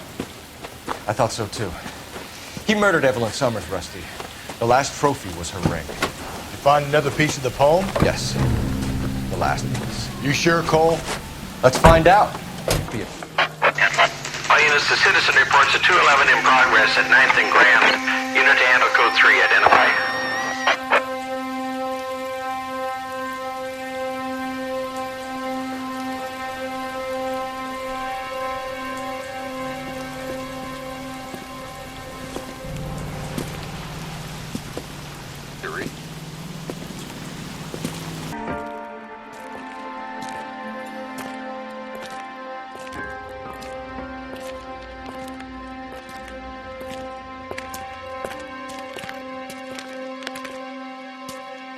Reminds me of my days as an altar boy.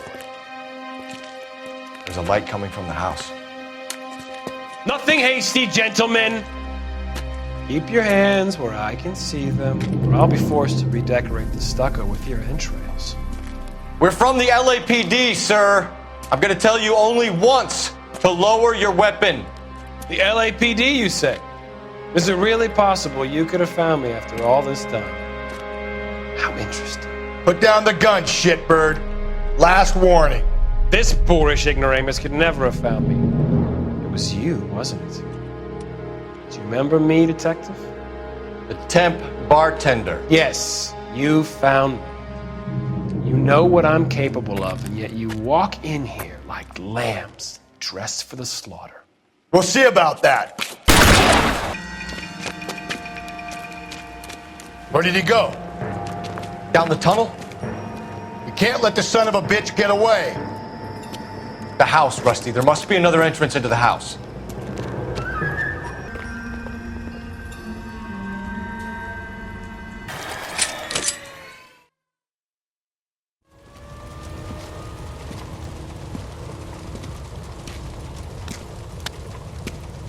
Where's the press, Cap?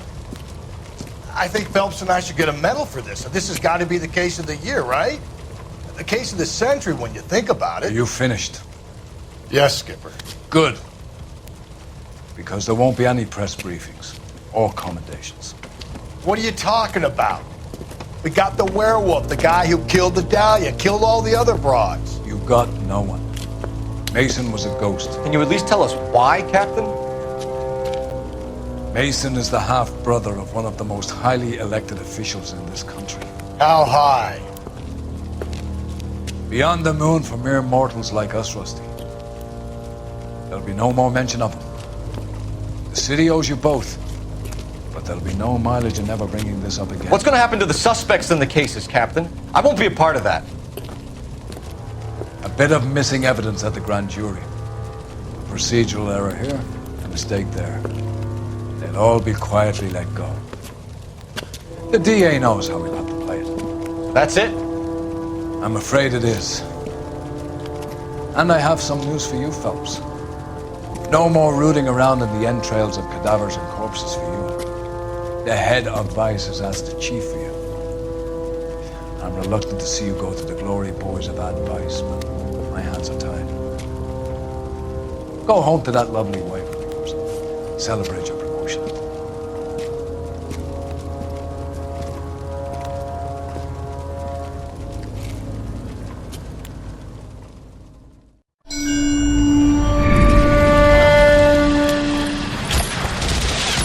Breathe out, kid. You'll go purple. I'm scared, Sarge. Everybody's scared, kid. Anyone who says he isn't is a damn liar. How many times have you been in combat, Sarge? I was with Raider Battalion on Peleliu my first time. Was it bad? It's always bad. Will this be bad? As bad as it gets, kid. But you stick by the Marine next to you and he will stick by you. So, some of the guys, they aren't very friendly, Sarge. They've lost a lot of their friends in the last couple of days, kid. They think if they don't get to know you that they won't have to grieve for you if you get killed. They're wrong. It doesn't work that way. Don't worry. No Marine in this company will let you down.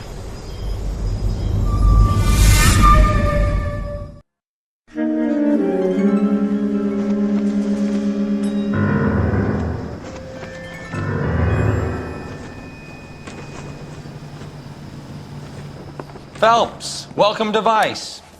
This is your new partner, Roy Earl. Take a seat. A special request was made to transfer you to Advice. We need a man with your kind of starch on this desk, son. We have 2 dead Negroes found in an apartment this morning on Yucca Street. Number 6358, apartment 5. We got better things to be doing than wasting our time on 2 dead junkies. Did I ask your opinion, detective? 2 men dead on U.S. Army issue morphine. That makes it an Advice case. Read it. Yes, sir.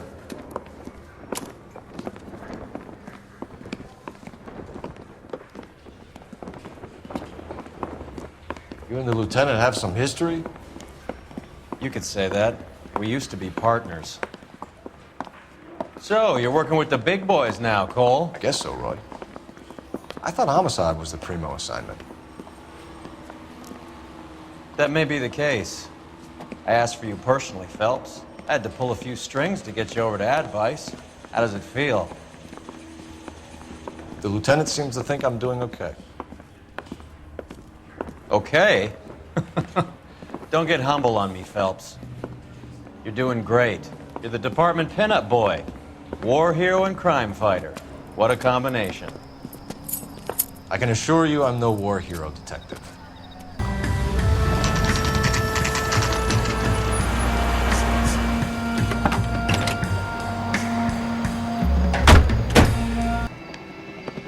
Carruthers. Phelps? I've been reassigned to Advice. What have we got? 2 stiffs, overdosed. Been dead a couple of days. Government issue morphine. We use the same syrettes in Okinawa. Fucking Negro junkies can't take supply this pure. You know these guys? I know of them. The younger one's a 2-bit horn player by the name of Cornell Tyree.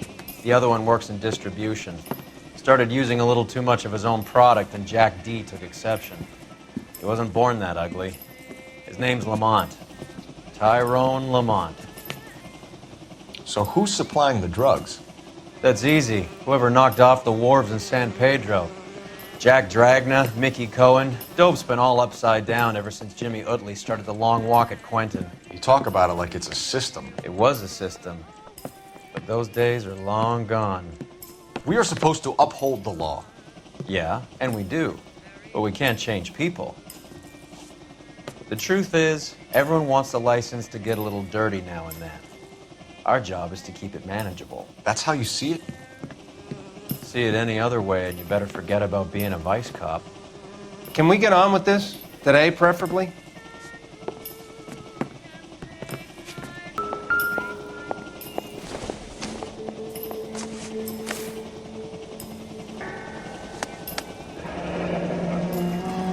Tyrone Lamont, not even 23 years old.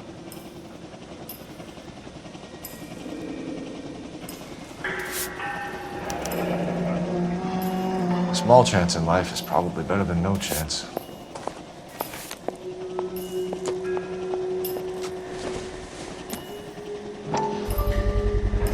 Black Caesar. From the joint across the street. Looks like something was taped to the bottom of the cup.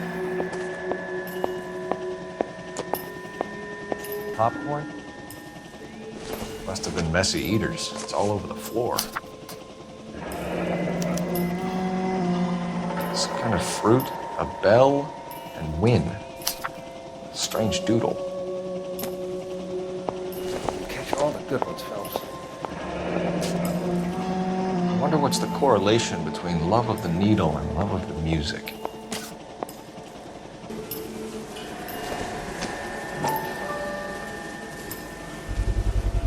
A bit heavy for an empty cup. They're getting her fixed right over the counter in broad daylight. Street life have no idea how dangerous this stuff is.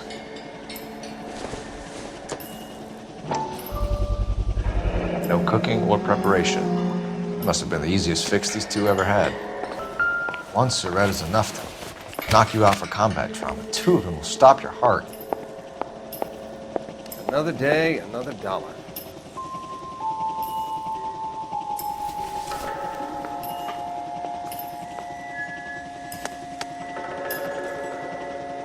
They say only the good die young. I hope it was true in your case.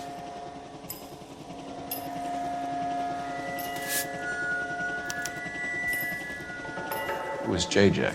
And why do these two care about his taste in music?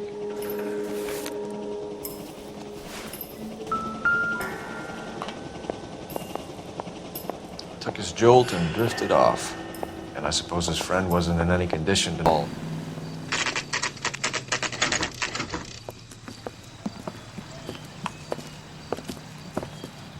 Help you?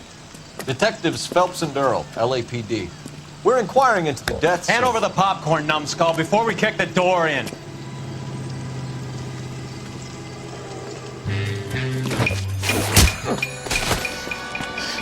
Eddie, help me out, man. They're trying to kill me. You gotta help me out.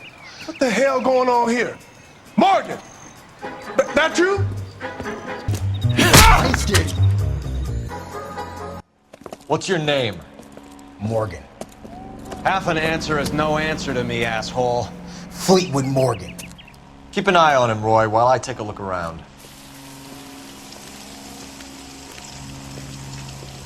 Keep very still, Fleetwood. Don't give me an excuse to shoot you.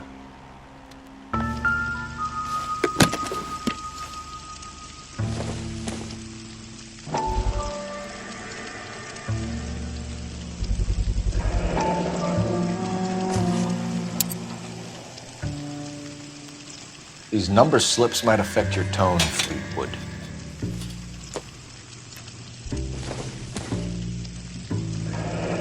Should be stamped on the reverse by the issuer.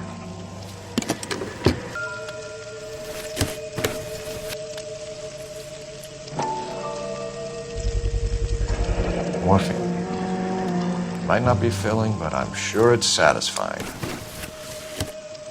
We're inquiring about the deaths of two men in an apartment across the street, Fleetwood. We want answers. Of course. I'll do my best, mister. You sold the drugs to Cornell Tyree and Tyrone Lamont. Oh, I sell fried steaks and black-eyed peas. You're lying, Fleetwood. We know that you supplied them. I don't know nothing about no drugs. All I do is my 10 hair flipping burgers. Can you prove any different? Flipping burgers and strapping jolts of morphine to the bottom of popcorn cups, Fleetwood. Now I want the truth. Who supplies the drugs? Cat by the name of Armstrong Edwards. He brings the stuff around about once a day. I know Armstrong. He's a two-bound, strictly small time.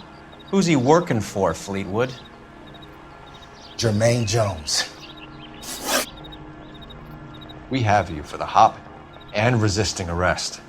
Tell us about the numbers if you want our help. Look, the numbers are the white man's tax on poor folk. All right, now what else you want to know? We have an address on the slips. We're gonna go down there now and rat you out, Fleetwood. Tell whoever it is that you rolled over and gave them up. No. Look, I've been cooperative, okay? Now you gotta help me some. Fleetwood, I'm going to speak personally to the judge on your behalf. A name, Fleetwood. Look, he's a real slick dude. Wears a hat and swings a cane. Goes by the name of Merlin. All right, I ain't got a last name. See you at the station, Fleetwood. Wait, you're gonna help me, right? Of course, kid. You helped us out. We always like to repay a favor. Can you see that Fleetwood gets a nice cell, Wallace? One with a window and a nice fresh pillow.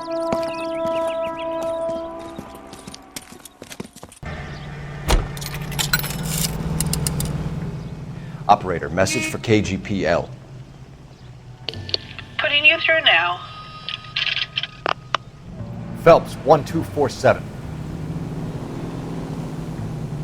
How could I help, Detective? I need an address on a Jermaine Jones musical booking agency. Just a moment, Detective. Jermaine Jones. The office is listed as 5528 Santa Monica Boulevard. Thank you.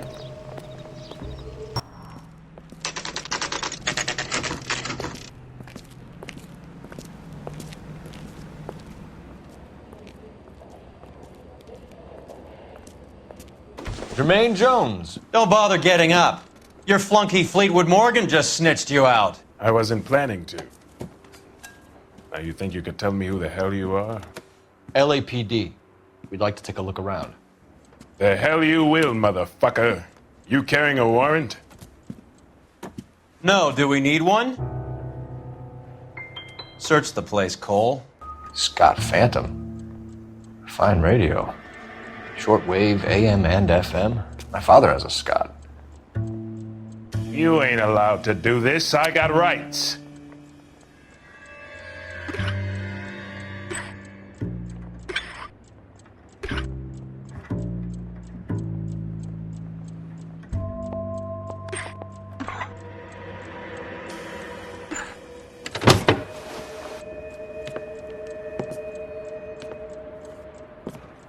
No wonder this thing is sounding a little muffled, Jermaine. Brennan! Wilt! Get over here! Take these assholes apart. You heard the boss. Damn! I don't believe this. Sit tight, asshole. Pretend you're at the parlor getting your nails done. Cole, you better search through that stuff in the radio before you brace our friend here.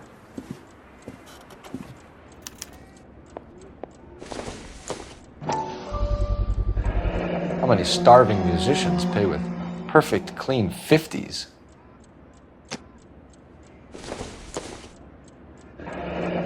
This must be how those two bums standing guard take their wages.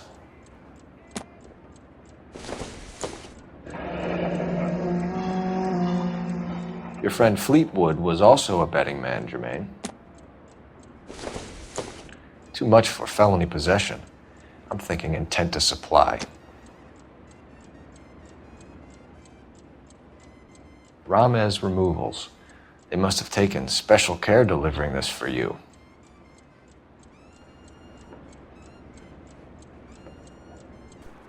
Lamont and Tyree are dead. At a stretch, the DA could have you on felony murder for supplying stolen government... Tyrone and Cornell are dead?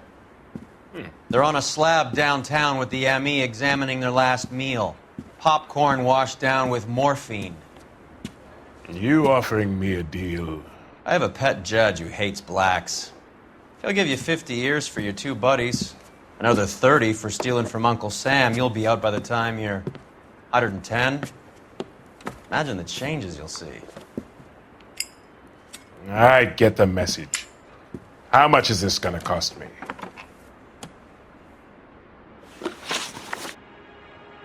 Who supplies the morphine? I don't know nothing about that. So we make you for all of it. You're the fall guy from Mickey Cohen. In case you haven't noticed, I'm a colored man. You see any Jew boys running around here? I collect my cut. Lenny the Fink controls the action. Lenny who?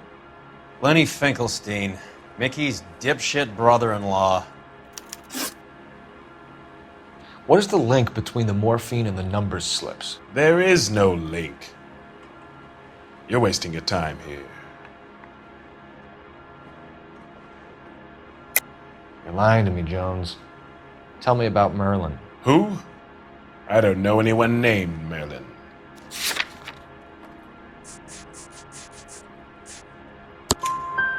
Fleetwood Morgan will testify that you and Merlin are expanding out of illegal gambling and into drugs. Okay, so I buy from a cat goes by the name of Merlinotti. Merlin runs the lottery for the two-boy. The Fink has a new line in drugs. You squeal me out, I deny ever telling you. Tell us about Adi. Adi's a gambler. Fronts points on football games, fights, the horses, numbers. Chicken crossing the road. Motherfucker will take the odds on anything. What's the score with Ramez removals? I brought a radio from there. That's all. So when we visit Ramez removals and tell them that we want a special bookcase or wardrobe to hide our dope in, they're going to be copacetic? And when we tell them their good friend Jermaine sent us and said they could do a nice deal for the LAPD. I could use an act like you two. Those fucks Abbott and Costello are on the slide. Hollywood could use another couple of deeply unfunny white bread humps like you. Very good, Jermaine. You have character. Now cough it up. Ramez is a good friend of Lenny the Fink. You getting the picture? Take them all in. We have a deal, right? We're after the morphine. I'll speak to the DA on your behalf. You have my word.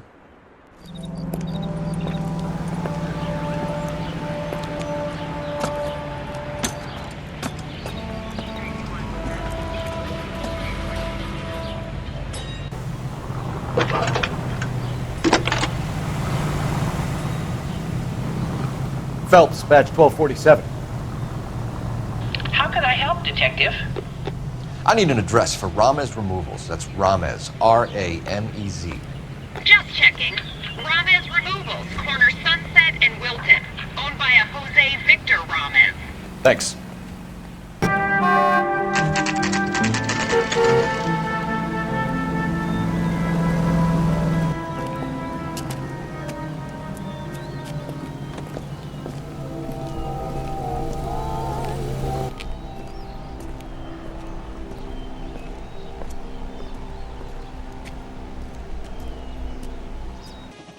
Detectives Phelps and Earl, LAPD. The name's Merlinotti. I run a strictly legitimate bookmaker's detective. So that's not an illegal wire service that your colleagues are running? And the number slips that I've been picking up all morning with this address on them have nothing to do with you? I pay my kick to the Wops, and they pay their cut to the LAPD. You can't go shaking me down. You're a loudmouth motherfucker, aren't you? Anyone ever tell you that criminals are supposed to keep their mouths shut? Stay where you are while we look around.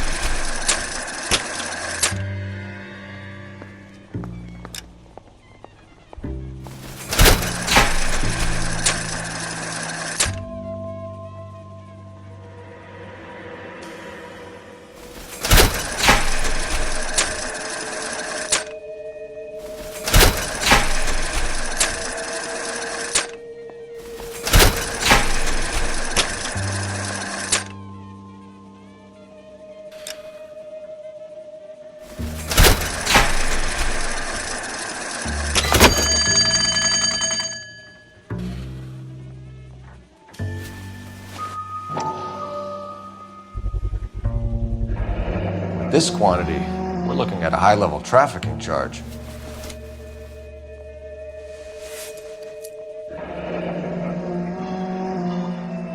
Thanks for the paper trail, Merlin.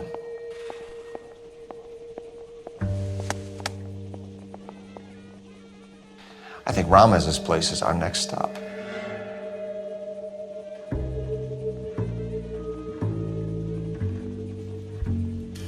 Oh, that's quite a win for a dime, Merlin. You better start talking. God damn it. Get after him, Phelps. Could I borrow some of that mascara? All right, relax, motherfucker, you got me. Nice wand, Merlin. Too bad you couldn't pull off your vanishing act. Make your joke, smart guy, but don't damage that. That there's a valuable antique. You don't say. Maybe you ought to have a look at this, Cole.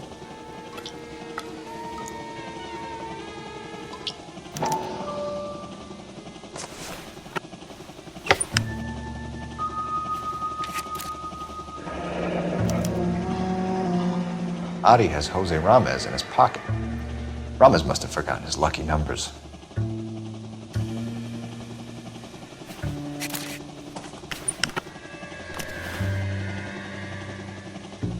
Would you like to calculate the odds on you going to prison for a very long time, Merlin? I'm not going nowhere. I've paid my contributions, and I'm not getting hustled by you. We're only interested in morphine. Army surplus morphine. What do you have to say about that? I heard about that. Big robbery on the ship. Ain't my line of work.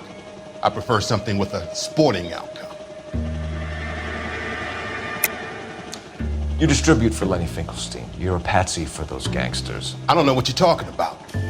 I distribute for the LAPD, motherfucker.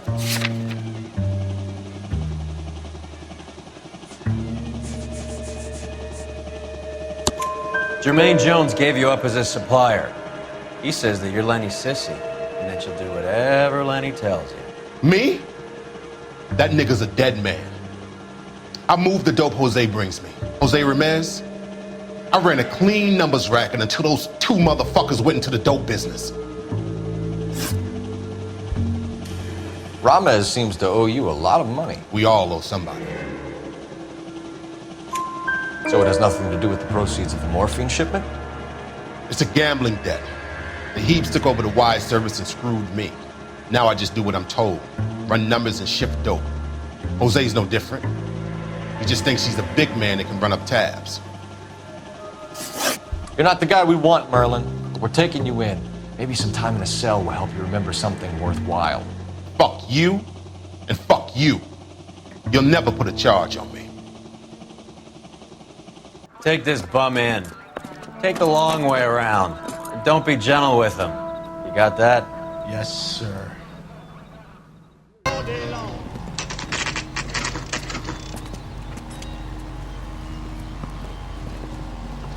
LAPD. We're here to see Jose Ramez. What's it about? Routine inquiries, sir. Can you tell us where we can find him? You missed him. He was in the delivery truck, just went out. God damn it. Put your hands where I can see them. Jose Ramez, you're being arrested on suspicion of supplying illegal drugs, resisting arrest, and for malicious damage to LAPD property. Hey, hold your horses. I supply furniture, not drugs. And that thing back there, that was an accident. Some furniture came loose. That's all. Save it for the DA, Chico. Keep an eye on him. We're gonna take a look around inside.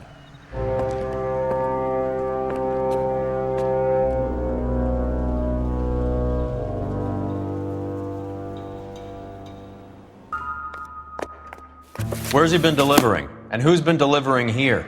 Any repeat business in the ledger, Cole? Why is Ramez buying so much ice?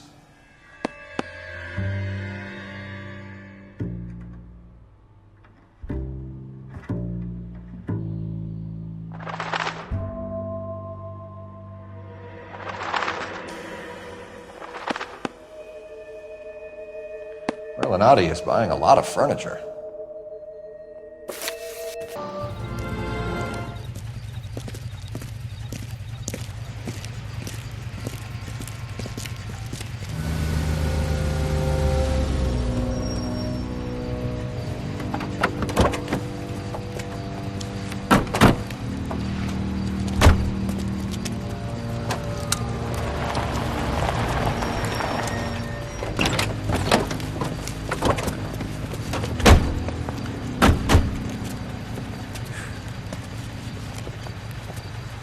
Couldn't you think anywhere else to meet, kid? We like to choose our ground. What is that supposed to mean?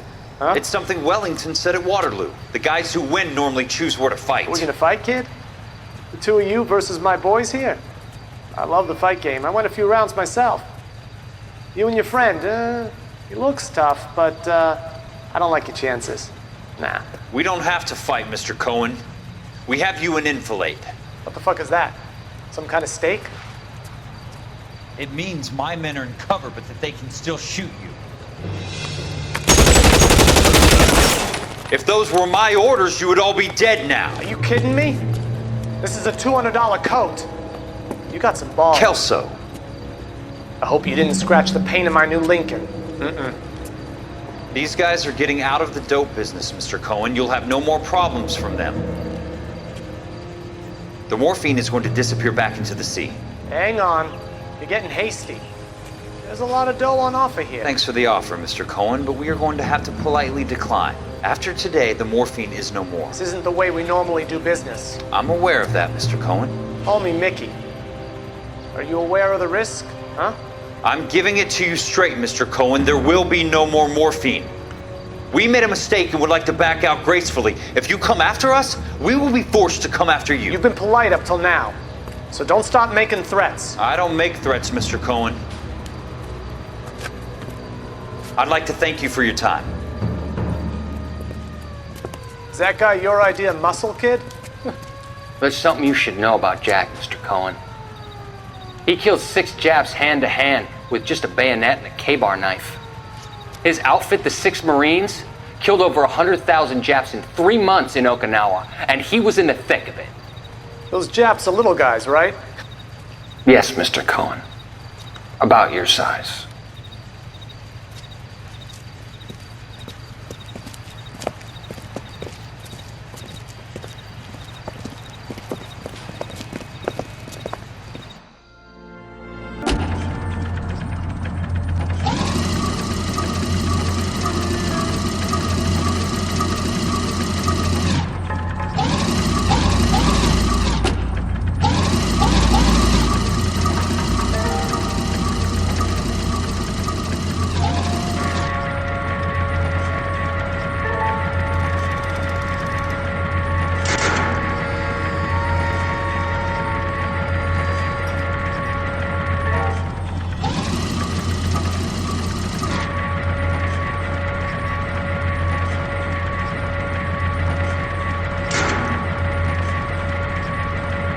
Get down here. There's a cold room in the back. There's something frozen inside.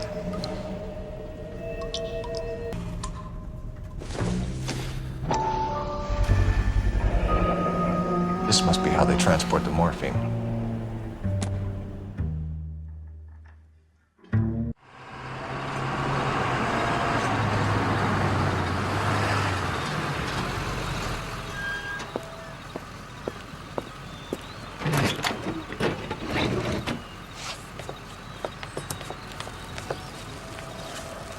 LAPD, leave it right there.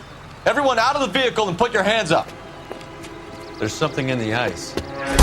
He's making a run for it. Let him have it.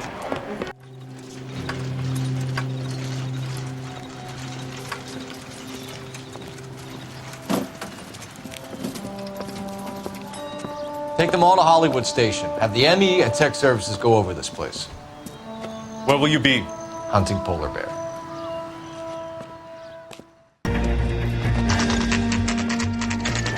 Factory is closed. It's been for years. Not much call for ice anymore with all those newfangled refrigerators. Save it for someone who wants to hear it. How many janitors carry a gat? That's one way of announcing we're here. Give it up, Finkelstein. Your brother-in-law will get you a good lawyer. My brother-in-law hates my guts. Come and get me if you want some daylight through that suit of yours.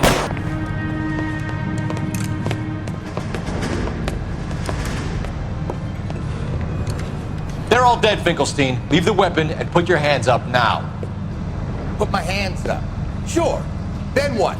Cop to peddling the dope? Cut a deal? Ship me off to the queue? Soon as I get locked up, some old friend puts an ice pick above my ear? No thanks. Only one other way out, shitheel.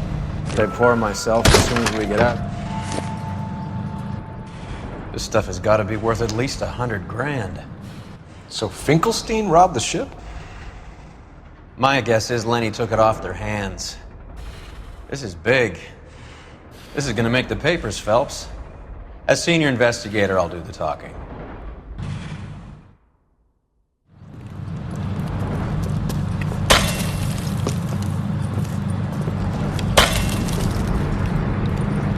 Well, well, who would have thought that Roy Earl's hand-picked new partner would have turned out to be such a great case man? This is a good result, Phelps. As far as we can tell, Lenny the Fink was moving the morphine across the city and as far north as Frisco. This makes the feds very happy, and it makes Mickey Cohen look bad. I won't lie to you, kid. I like the headlines. I like them a lot. You keep this squad in the papers, and we'll get along just fine.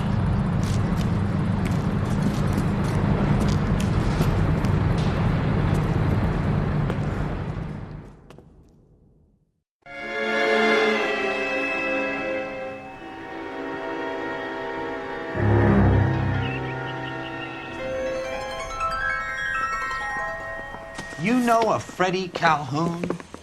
Sure, I know Freddie needs money to get out of town. Says he's prepared to blow the whistle on a primo reefer distribution ring. Says he Has can... he said how much it's gonna cost? $50. And the department will front me the 50? You can put in an expense claim. He's over at Mike Lyman's on Hollywood Boulevard. See what you can find out.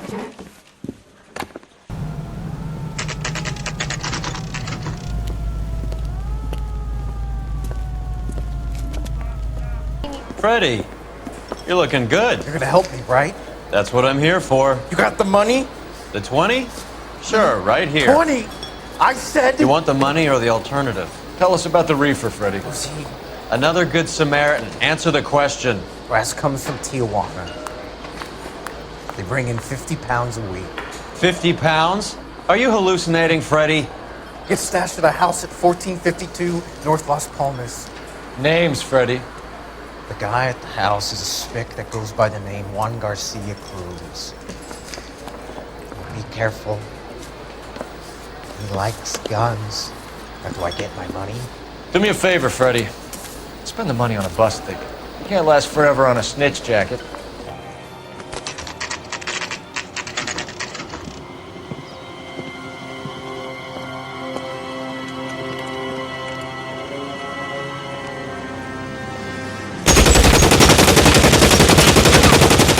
Call for help. I'll try to find a way in.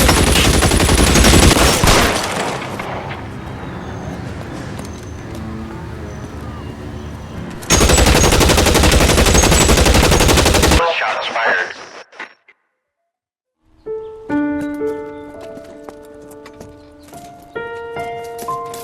I'll ask you politely to move on. Next time I won't be so nice.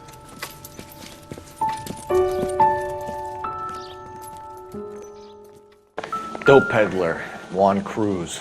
He opened fire and, well, the rest of the story tells itself.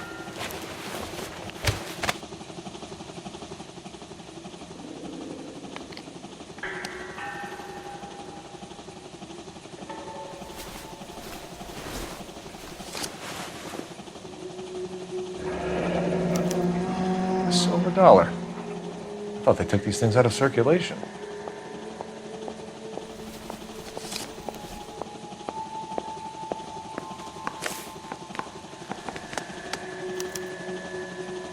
Juan Garcia Cruz. This is his address, but this place looks like a front.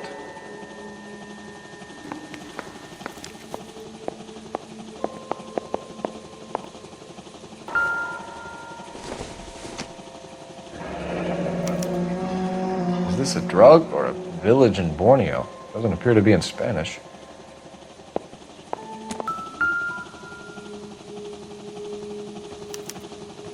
Doesn't anyone eat regular meals anymore? Junkies feeding on popcorn and grasshoppers living on soup.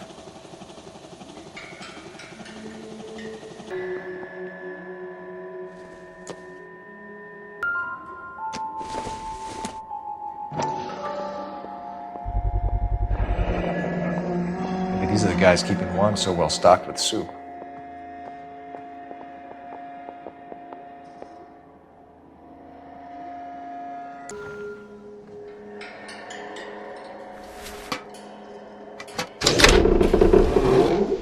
Now we're getting somewhere. Who in the hell keeps a secret stash of soup? You hungry or something, Phelps?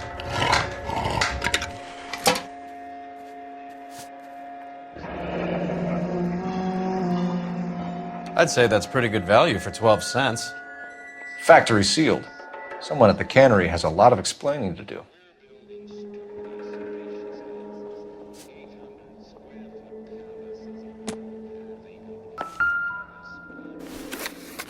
With Juan dead, we need a new suspect, Cole.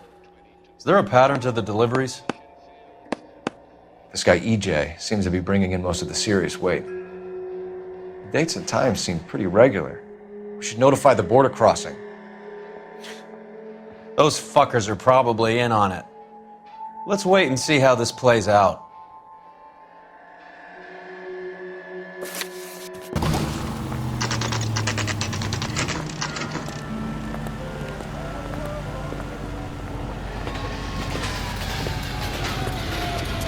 LAPD. Who owns this factory, ma'am? Mr. Parnell. Howard Parnell. I'll let him know you're here. Please, take a seat. If you don't mind, we'll come with you. If you must. Maybe you can explain why we found $5 bags of marijuana in sealed Parnell soup cans. That's an outrageous allegation. How do you explain it, Chubby? We found at least 30 cans, all sealed up tight with your label on them. Can I get a list of your employees? Of course. We have nothing to hide. Doris, can you bring me in the current employee listing? Here it is, Mr. Parnell. On the desk, please.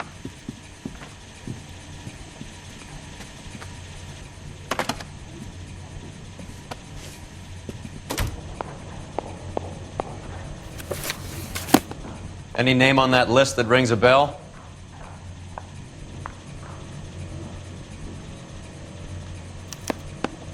This is familiar. 1452 North Las Palmas. A Jorge Garcia Cruz.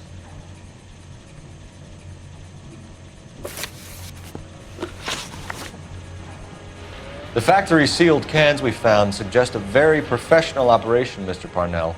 We're looking for an inside man. I know nothing about this.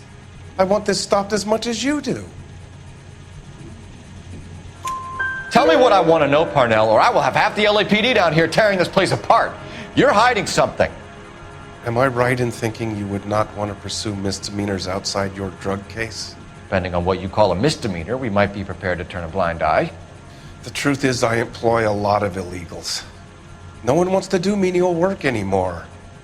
Most of my factory staff are wetbacks. The local blacks and Chicanos all want jobs in aircraft factories. Presumably because the pay is a lot better. How are your sales, Mr. Parnell? Just fine and dandy, son. We're entering a new era of prosperity. I hope you're both big soup eaters. Mr. Parnell, do you know what kind of trouble you're in? Come clean with us. Okay, so things are a little flat. We're deciding whether to lower production. It's taken a while to adjust to not having any military contracts.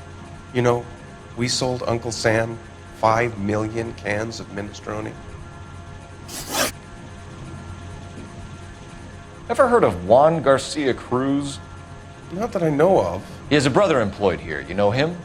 We employ large numbers of Mexicans. I'm not familiar with them all. That's funny, Parnell. He has the same address as his brother Juan, who we shot dead less than an hour ago. You better give me something. Look, I'm not involved in this. I'm getting enough grief from Washington. There's an investigation going on into profiteering. Like a guy shouldn't be able to turn a buck while the war is on. I'm sure thousands of dead Marines sleep soundly knowing that you did okay. Tell us about Jorge Garcia Cruz. Jorge? I had no idea of his last name. His team does daily maintenance on the conveyor belts and cookers. So he's here now? No, maintenance is at night. Night shift finishes around midnight. He would usually come in around 9 p.m. and have everything ready for the morning shift at 6. We'd like to take a look around the factory floor, Mr. Parnell. I hope we won't have to shut down the line. No, nothing like that. Thank you. I'm grateful for that. I'll show you around myself. We're looking for repeat business in large amounts, Cole.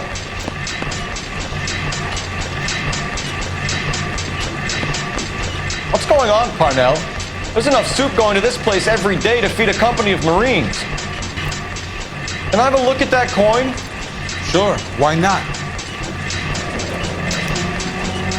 Silver dollar, right? Yeah, that's right. The markings on it say it's been taken out of circulation. Maybe. I'm not trying to buy anything with it. I like it. It brings me luck.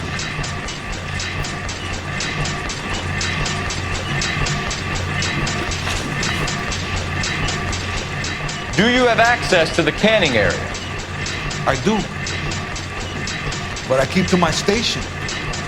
Loading and unloading. Don't care much for soup.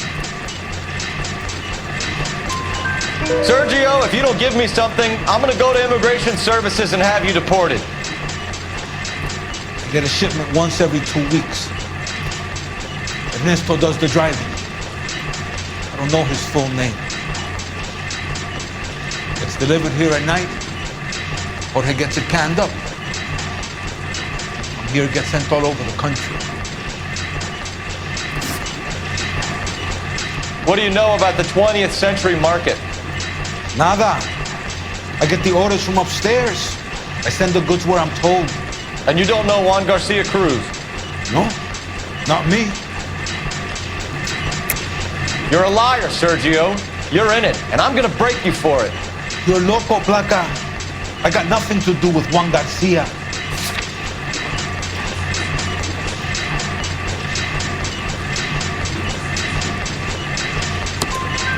We found a matching silver dollar on Juan Garcia.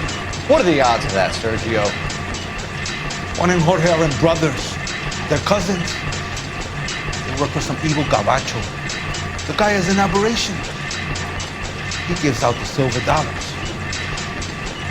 Jorge gives me a list of deliveries every morning. 20th century is always on. You keep your mouth shut for today and I don't take you in. Do we have a deal? Do I have a choice? Is that a serious question? That's it for now, Sergio. If we need to speak to you again, we'll put in a call to Mr. Parnell. If you have to, I guess. We will be in touch, Mr. Parnell. It is imperative that things appear as normal here. Keep an eye on Sergio in case he gets tempted to blow the whistle. Thanks. I'll do that. You're going to overlook my little immigration problem, aren't you? Cheer up, fatso. We're gonna let you go on squeezing these poor saps a little while longer. Well, until some commie union types infiltrate this place.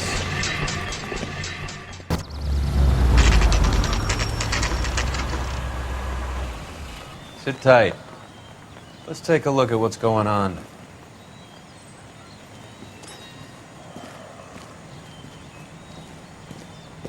Either these customers are serious soup lovers, or I think we found our middleman. Car 11 King to KGPL. Car 11 King, go ahead. I'm requesting assistance in a B-Wagon at 20th Century Markets, 1558 North Highland.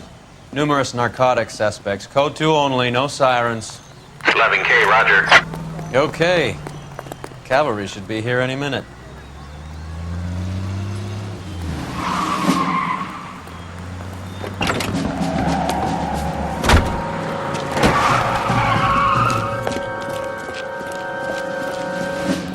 LAPD, nobody move! I'll take my chances.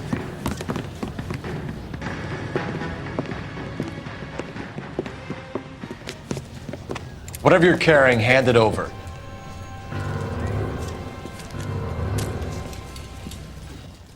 I'd say he's got about half a can left. I guess that makes me a pessimist. You can't take me in. Take you in? Be glad he didn't shoot you. I wouldn't have chased you. If it was up to me, you'd be talking out of a hole in the back of your head. I want information. Senor, I would like to help you, but I got a family in Mexico I have to provide for. And my compadres are very unreasonable. Your compadres? Turn out your pockets.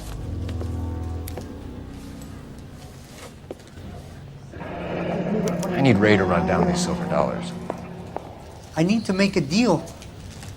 I need guarantees. You have identification?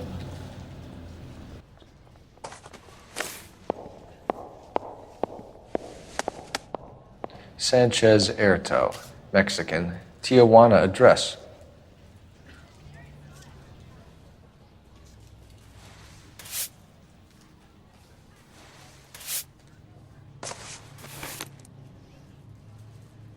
Here's the deal, Erto. You give me information, and I won't give you to immigration. Give me EJ, the driver bringing in the shipments, or I'll make you for it. I run the shop. That's all I do. Tell me the goddamn truth. You are in this with the others. I told you I know them. I told you my family's at risk. What makes me part of their gang? You have a silver dollar, Erto, just like Juan. I'm sure Ernesto and the rest have them as well. The silver dollars are his mark. Whose? Give me a name. None of us are allowed to see him. His creatures carry his orders to us. If I gave you his name, I would be buried alongside my wife and children. If you don't give us something, you will rot in jail while your family starves on the street. Ernesto Juarez, tonight at 1 a.m. He's bringing the truck into the soup factory. Please help me, sir. Ernesto can be very cruel. Tell me about the soup cans. The soup is very popular, as you can see. It's real funny, wise guy. You want to try saying that again with no teeth? I get a delivery at 7:30 every other day from the factory. Jorge organizes everything. We know about Jorge and Juan. Juan is dead. Tell us how you know the Cruz boys. Ernesto put together this thing. He brought in Juan, Juan brought in Jorge. Continue. I was already here. Ernesto knows I'm illegal, so he threatened to report me if I didn't help. And the money is good. The gringos and the gringas, they love the reefer. And I didn't want to have to leave and start again in San Francisco. You're breaking my heart. You're under arrest, Erto. I'll speak to the DA and see if he will agree to not seize your assets or deport you. That's the best I can do.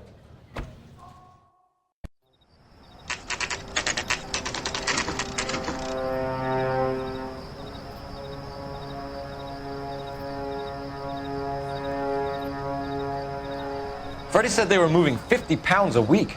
That's a lot of soup cans. I think this is an interstate operation. Moving dope around the country to selected grasshoppers. Local weed gets distributed in the usual way, through Pachuco street punks. Someone must know something about this drug baron character. Here they come.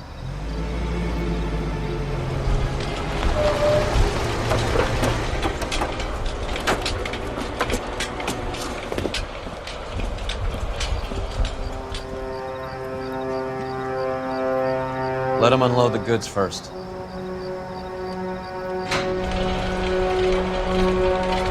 Now? Let's get them.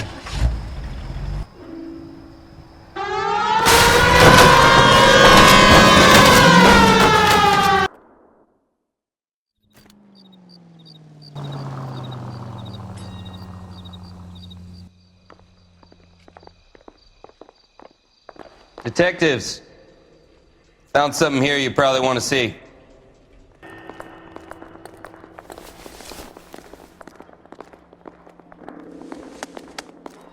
Tijuana address. We should see what the federales have on him.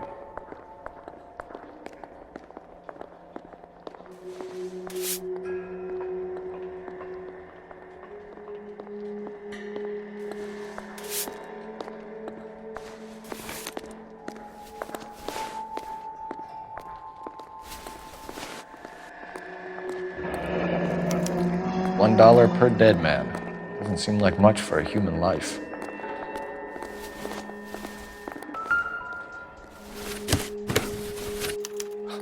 At the very minimum, another 50 pounds.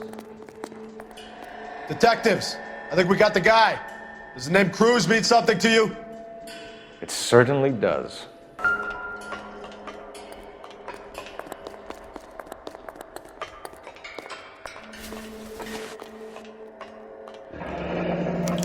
Yet another silver dollar.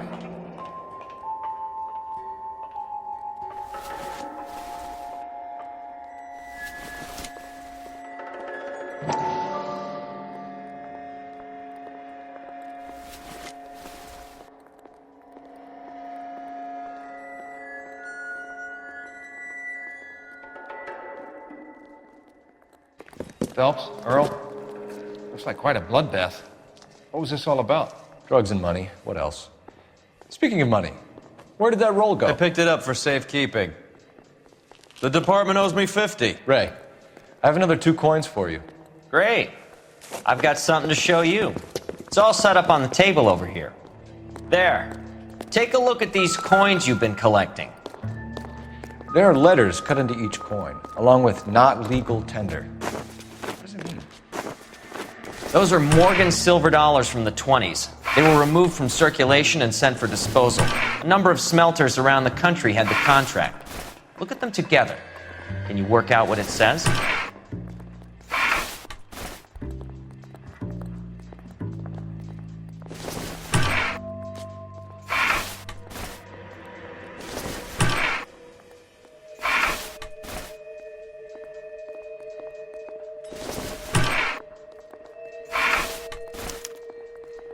The first coin, MAS. The second, ANG. The third, KAY. The fourth, MET. The fifth, ALS. Masanke Metals. A metal foundry. Would you like the address? Would I ever? 1034 Vine Street, Hollywood. We'll finish up here. It's already been a long night, Phelps. See if you can talk them into giving themselves up.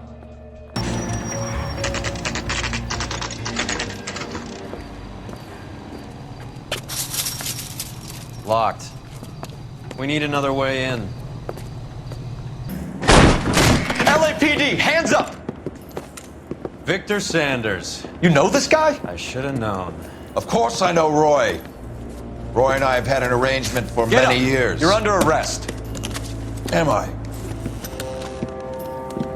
We have a mountain of prima facie evidence, as well as the testimony. You'd be surprised how things have a habit of sorting themselves out. Evidence disappearing. Witnesses that can't be found. Policemen that forget. The impossible becomes probable when you have a client list like mine. Shut your mouth! Turn around and put your hands behind your back.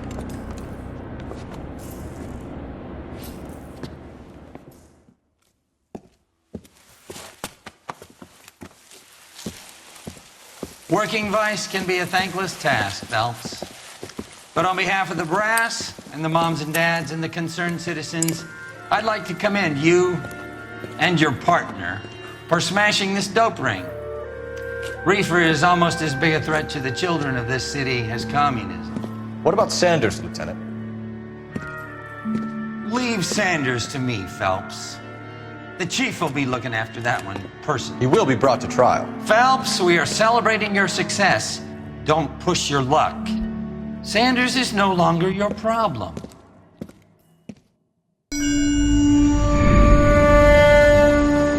Your platoon is what remains of recon. I'm folding you into the 22nd. You'll be going up that damned hill tonight. We're intelligence gathering, sir. I don't need intelligence, son. I need men who can hold rifles and kill Japs. Tonight, you're a rifle company.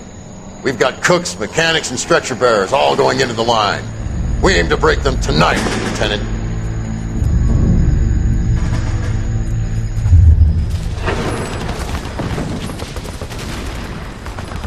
Good to see you, Hank. You too, Cole. How's your war? Not quite what I expected. As long as I live, I will never get over that sound. Hey, who's that medic? He'll be killed going out there. It's Sheldon, the guy from the Asakawa Bridge. That guy's got no fear.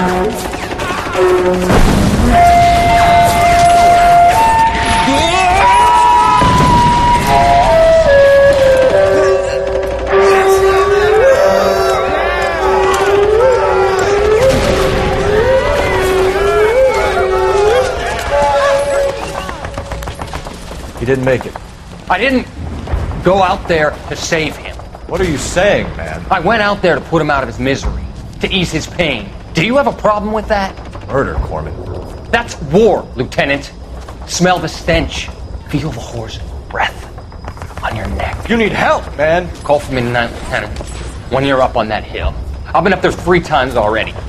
The circles of hell have nothing on Sugarloaf Hill. Get this madman out of my sight!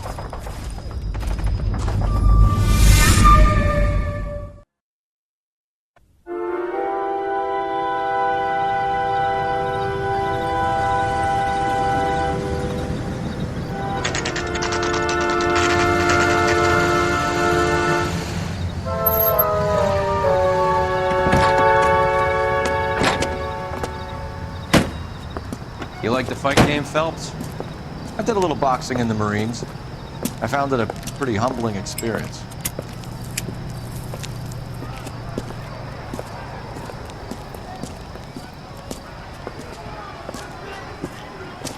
Fix you a sandwich, buddy. Corned beef and egg salad, 12 cents. Bologna and ham and cheese, 10. It's strictly a mug's game. You'll like this fight, though. A plucky limey's about to take a beating from an up-and-coming Negro. You sound pretty sure about the result. I ought to be. I got $50 on the black kid.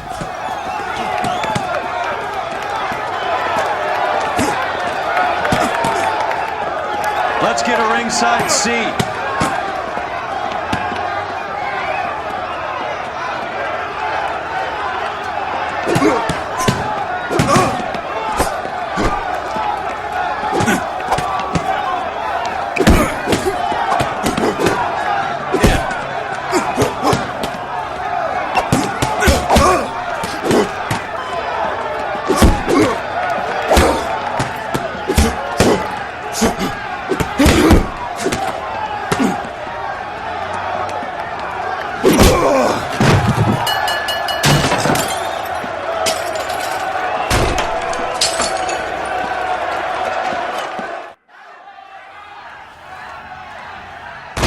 That son of a bitch Hammond made a run for his dressing room. Let's find out what's going on. God damn you, Albert, you get out here right now! Step back! LAPD! What's going on? That son of a bitch Hammond has jammed the door. And who are you? Carlo Arcaro, I'm his manager. I'm his trainer. Interesting attitude to have towards a victorious athlete. Victorious? We had an arrangement. We had a goddamn arrangement! That limey bastard was paid to take a nap. He reneged. And you were out of pocket? Damn right. Me and a couple hundred other people. Stand aside.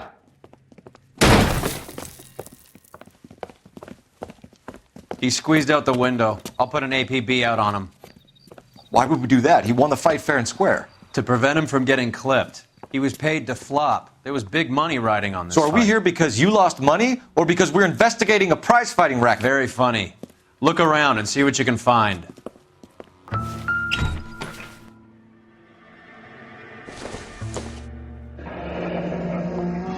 There's a phone number we can run by R&I, plus a bunch of names and odds. You're not the only one who likes a flutter, Roy. You look troubled. I'm in a jam, Doctor. Can I help, Courtney? Is it money? No, Doctor. That's okay. Do I have your professional confidence? Whatever you say, we'll never leave this room.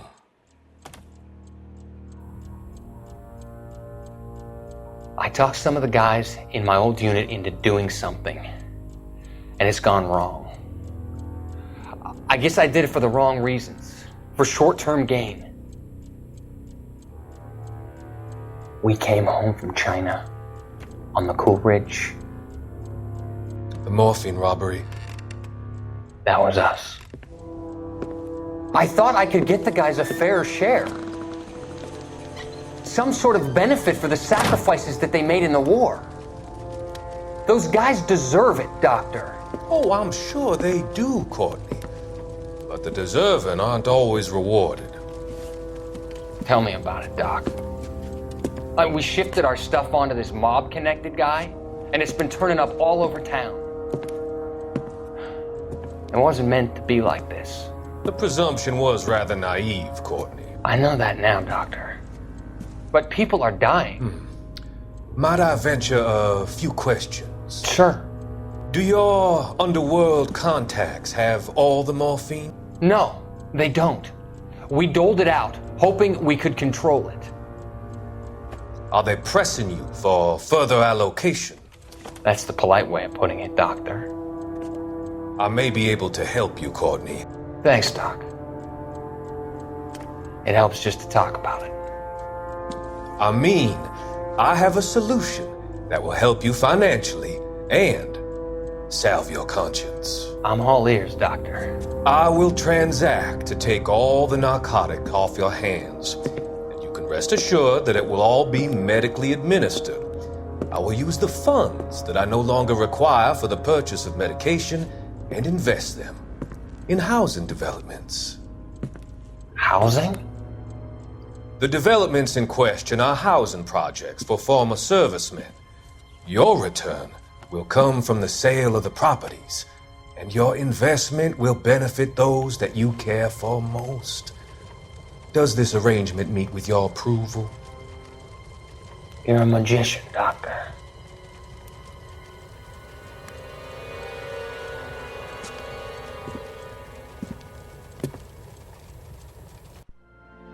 You better find that cocksucker and you bring him to me. I feel bad too, Mickey. He guaranteed me he would take the flop. I guarantee that you will be fish food if you don't bring me... Roy, you out of pocket too? Mickey? Seems that way. Don't worry about it. My boys are out looking for him. Well, you'd better call them off. This is a police matter now. If anything happens to Hammond, I'll testify that you made threats against him. Who's the Greyhound? He's a frisky one, isn't he? Cole Phelps? Mickey Cohen. I know who he is, Roy. I, met his brother-in-law.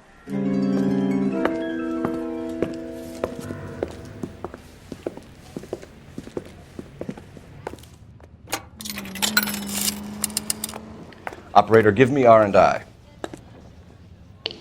Putting you through now. Phelps, 1247. How could I help, Detective? I need an address for the following phone number. AL345. The address for the phone number is the Hotel L.Noire, 6294 Leland Way, Hollywood. Thanks for your help.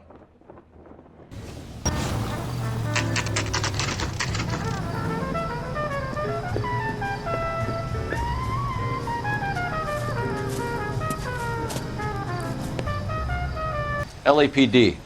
We're making inquiries into the whereabouts of an Albert Hammond. No one here by that name. You sure? Sure, I'm sure. This isn't the sort of place where people use their real names. Take a look at the register if you don't believe me. Did you read about the woman who stabbed her husband and then pushed him in front of the car? That's the cop who caught her. Okay, so look for prominent Tommies. That should narrow it down. How bad is it? Come on, you could tell me.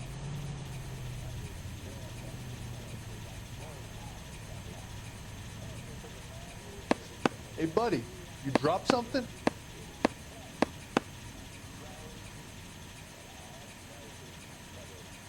When is America gonna understand? It's not about getting, it's about giving. Winston Churchill. A very patriotic Englishman is staying in room 207. Looks like he's had a broad up here. He must be heading home. You know, I hope he makes it. That crooked son of a bitch? No chance.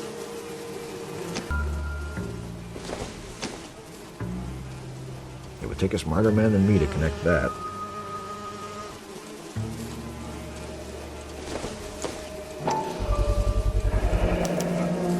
I guess a fighter has plenty of time on his hands between bouts.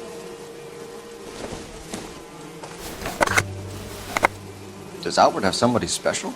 I didn't see anyone in his corner at the fight.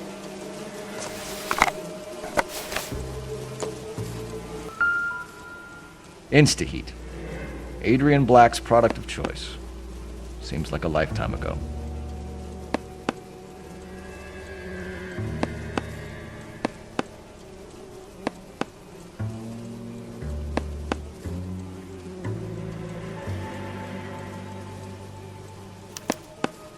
Candy has expensive taste. Albert has his work cut out for him. It's still warm.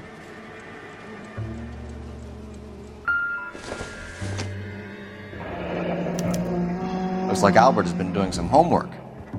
11 grand would be a nice little nest egg.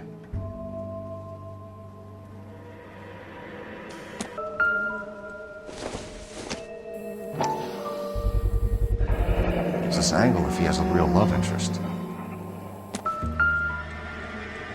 Another window exit. Must have just missed him.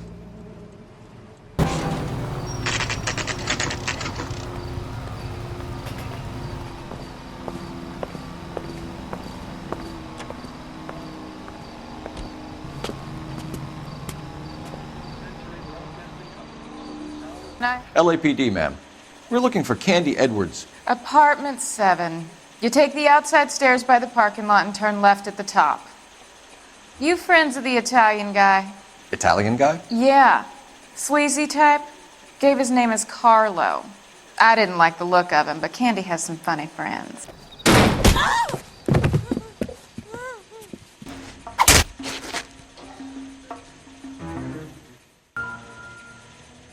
Out cold, but breathing. Give her a minute and take a look around. Nasty weapon. All the Italians carry them. A real man uses his fists or a gun.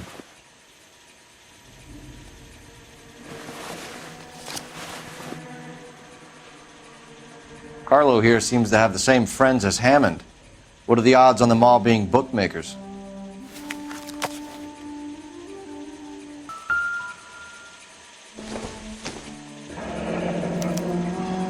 Single ticket, one way. I guess there isn't a lot for Albert in Ohio.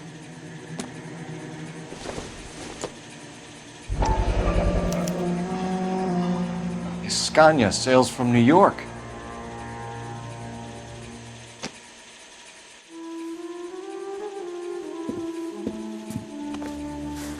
Take a seat, Miss Edwards. We have some questions for you to answer. Look, I haven't done anything wrong. Ever? I find that pretty hard to believe. Can you answer some questions now, Miss Edwards? Sure, I've had worse. I'll shake it off.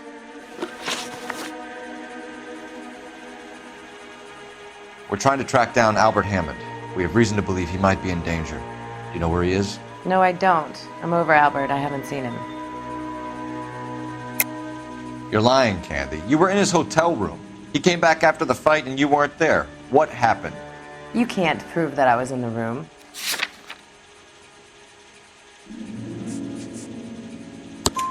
How do you think we found you, Candy? You wrote your name and address on a coupon. Look, Albert was supposed to take a fall. We were all supposed to make a little money out of it. But Albert got too goddamn stubborn.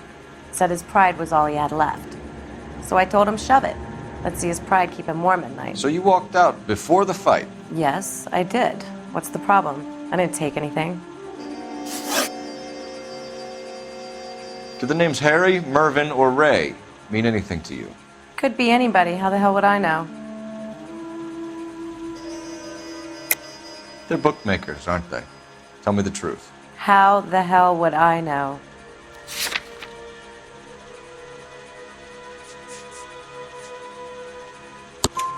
Albert wrote his winnings down on a notepad in the hotel room. We found the odds in his locker. Who has the betting slips? That son of a bitch, Albert. Everyone thought he was dumb, including me. But he beat them all. You're leaving town, Miss Edwards? Yes, I'm going straight home.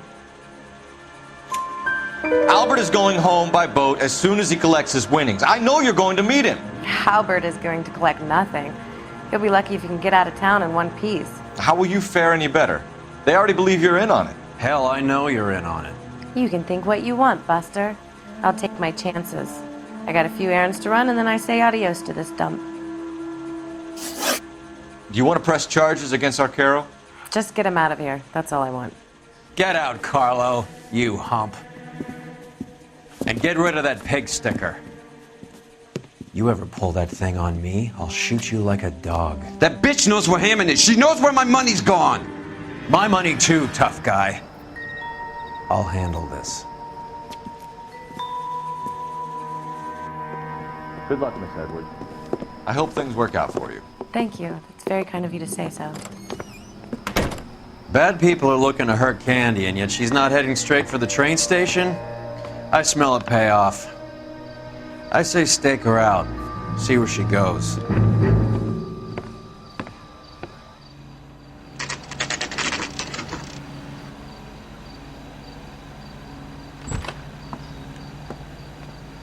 Tail this broad. Don't let her get away, but don't get spotted. I'll bring up the car behind you.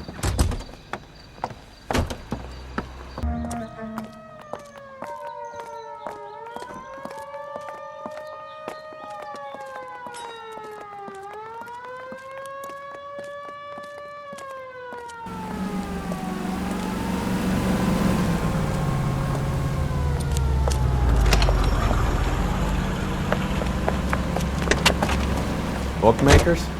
Yes. Surprise, surprise. A blonde woman just came in here. She went out the back way. Said she was being watched. How much did she collect? $3,600. She cleaned me out. On the Hammond Kid Galahad fight? You got it. I'm not complaining. We all made a lot of money on that one. Huge plunge on Galahad, and then Hammond knocks the bum out. So she collected the money and went out through the back door? Nope. She made a phone call over there, wrote something on a notepad, and then left. What are you doing? An old intelligence trick from the Marines.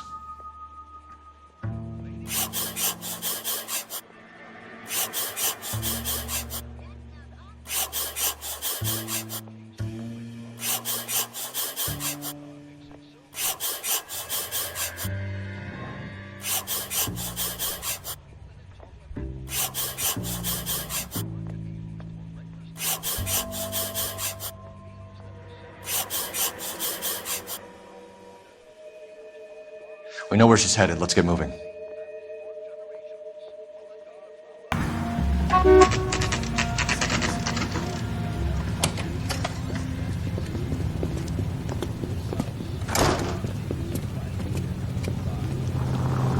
Detectives Phelps and Earl, LAPD. Relax, Cole.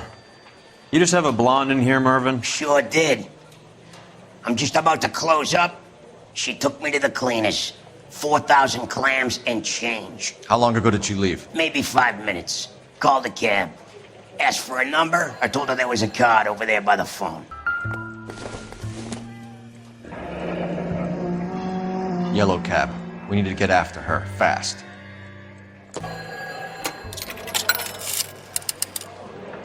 Operator, message for KGPL. Putting you through now. Can you connect me to the Yellow Cab Company, Hollywood 2187, please? This is Detective Phelps, LAPD. You dispatched a cab to 1487 Ivar Avenue, Hollywood? Yes, sir. Sent one round from the pool. Do you have the number of that cab? Number 179. Thanks.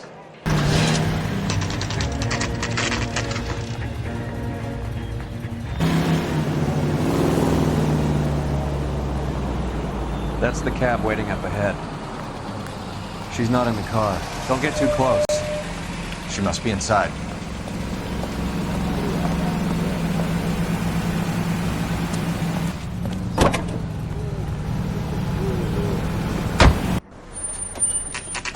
Pull over. She's heading inside.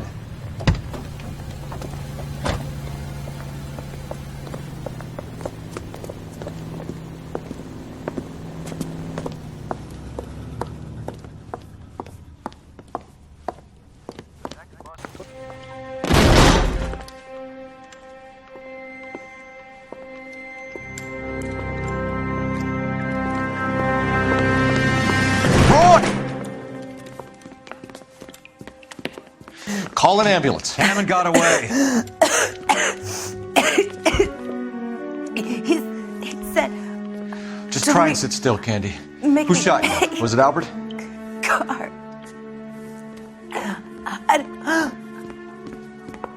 They're on the way. I have a patrolman searching the depot. The chief's putting together a manhunt for Hammond. He got the money, right? Looks like it. A tough bird, our limey friend. Using his girlfriend as the bag woman and then getting greedy over the split? He won't make it out of town. That's how you see it? I told you that cocksucker was a crook.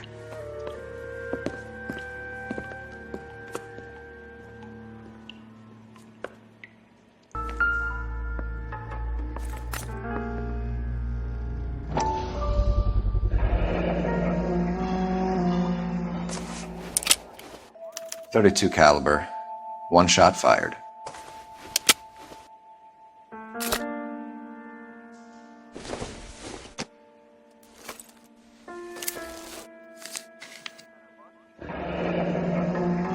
The Egyptian Theater.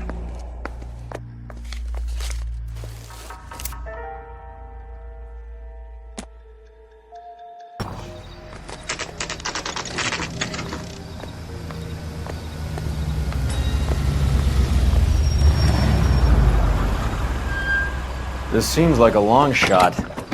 Aren't they all? Car 11K, Car 11K, come in. Car 11 King. Message from the coroner.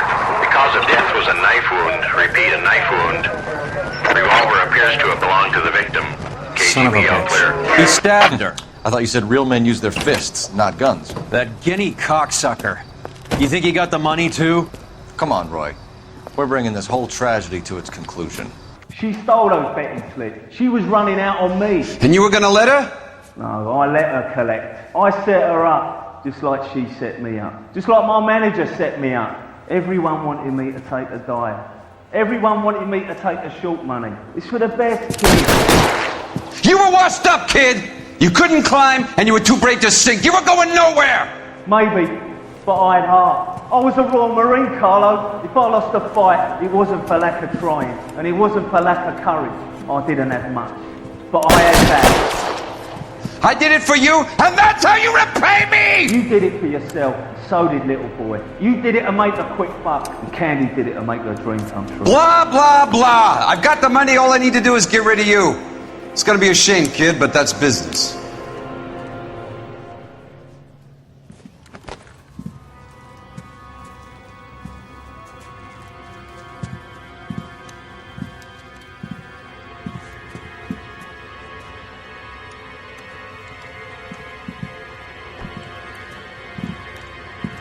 We've heard enough, Arcaro. Put down your weapon. It's time to come out now, Hammond. Put the gun down, Roy. That son of a bitch owes me a lot of money. Catch. Iskanya sails from New York, Hammond. Be on the next train and don't ever come back. Why? Because I was a Marine and I once lacked courage. Everyone deserves a second chance. Now beat it.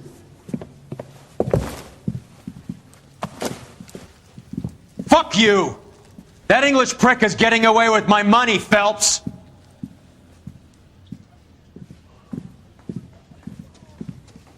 Donnelly and the homicide squad send their best, Phelps.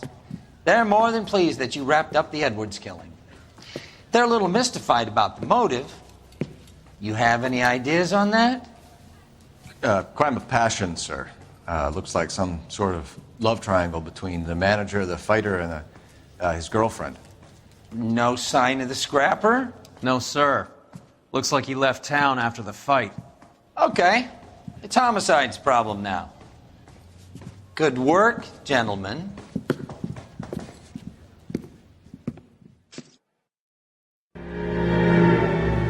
.187 at 5810 Murata Avenue. Homicide wants you over there. The coroner thinks the broad was whacked using the army morphine. Don't say anything, Roy. Just get over there.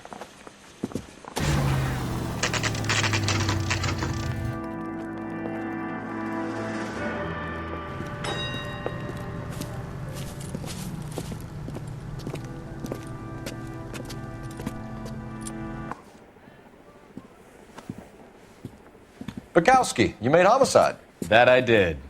Good to see you, Phelps. You two want a hug? Or can we get on with it? Relax, Rusty. 26 years old, fashion model. Found in the tub by the cleaning lady, Mrs. Reynoldson. She called it in. We heard Carruthers thinks... Carruthers likes to make work for people. Overdose of sleeping pills, falls asleep in the tub, rest in peace, case closed. Here, here. Mal is 100% that it's murder. Do you mind if I take a look around? Sure. Go right ahead. Mal, we've had a look around. Rusty thinks it's a waste of time. What's your theory? Come on, Mal. Tell us why we were dragged down here. If the victim was alive when she entered the tub, water would have entered her lungs. The water is violently churned in the windpipe as she drowns. The result is that a lot of foam is generated. This foam is found at the mouth and nostrils in almost all cases of real drowning. Notice anything about our Vic? May I took a look? Be my guest. Phelps? Take a closer look at her head and neck.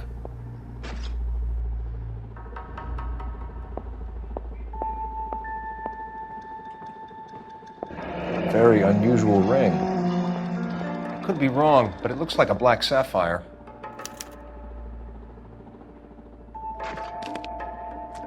Her neck is bruised pretty badly.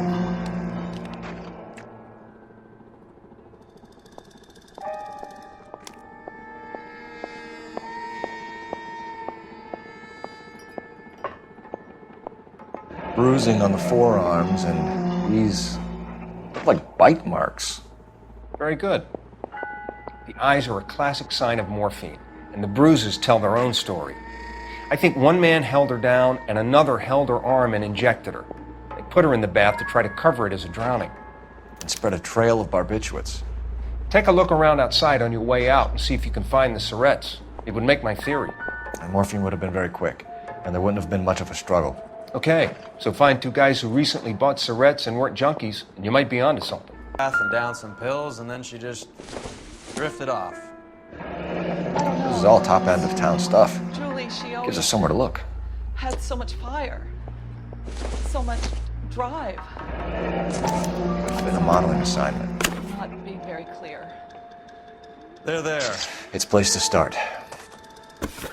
It's okay.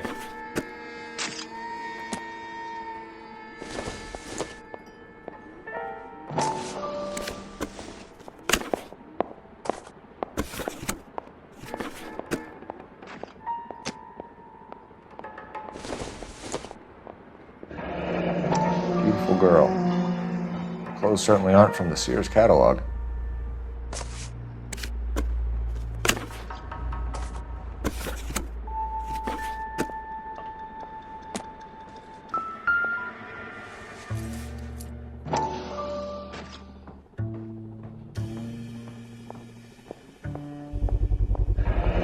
Mal will be pleased.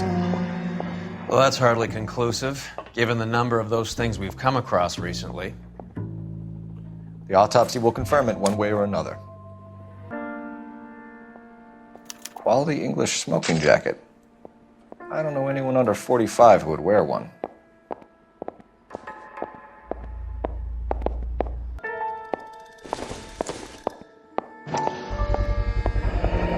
Looks like barbiturates.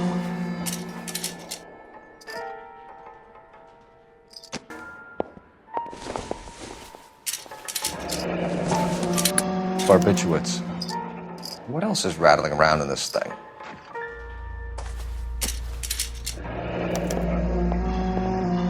We should speak to her doctor. Prescribing both drugs would make her life a roller coaster.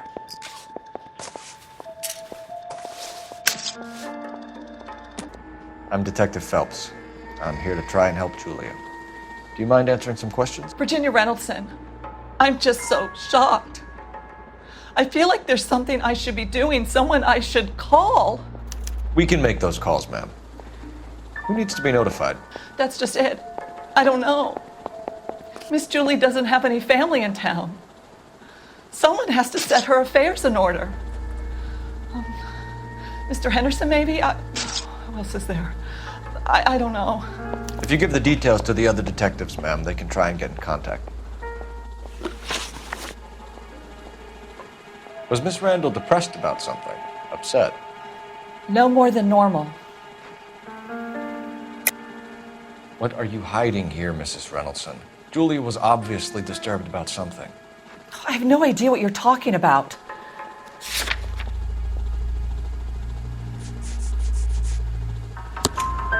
She was taking barbiturates. She couldn't sleep. You must have seen them in her room. You've seen the pillbox, the things she hid in there. I don't know how she supported herself. Always new clothes and jewelry. She lived like a movie star. A princess. Does modeling really pay that well? Did Miss Randall have many friends visit? I'm not sure. I only come around twice a week. Why are you lying to me, Mrs. Reynoldson? Julia had men stay here. I will not speak ill of the dead. You can't prove that.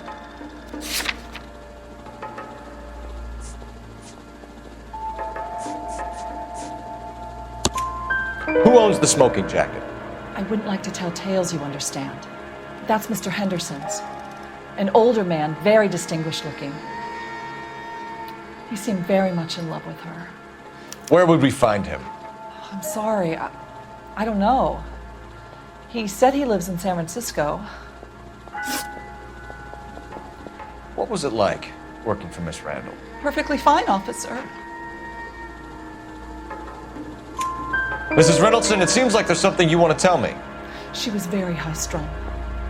Lovely one moment and screaming at you the next. She wanted it all, and she wanted it damn quick. Of course, being so beautiful, it seemed like she was going to get it. Not the way it's turned out, though, is it? Thanks, Mrs. Reynoldson. You've been very helpful. One of the other detectives will take your statement, and then you can go home. Stefan, Rusty, we'll take a look around outside and then follow up these leads. Can you get some guys to run down the jacket?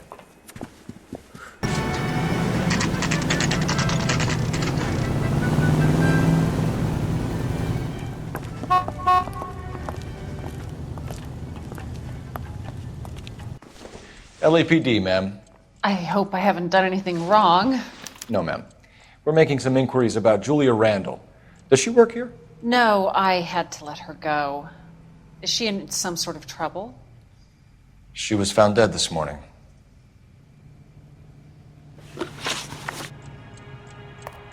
How long had Julia worked as a model? Well, she worked in New York before coming here. She was a very beautiful girl.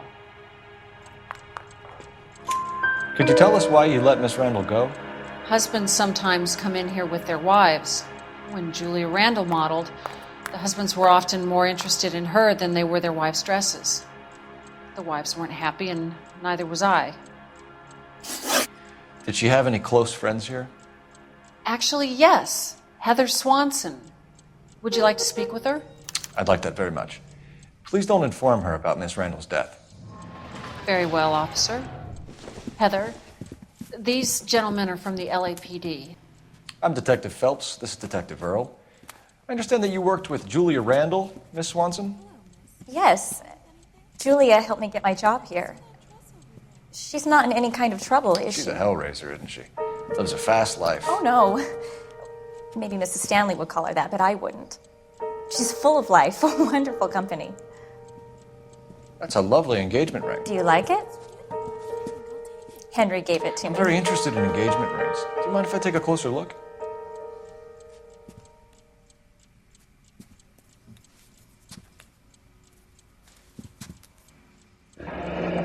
That's some pearl, Miss Swanson. Would have cost Henry a fortune. He must really love you.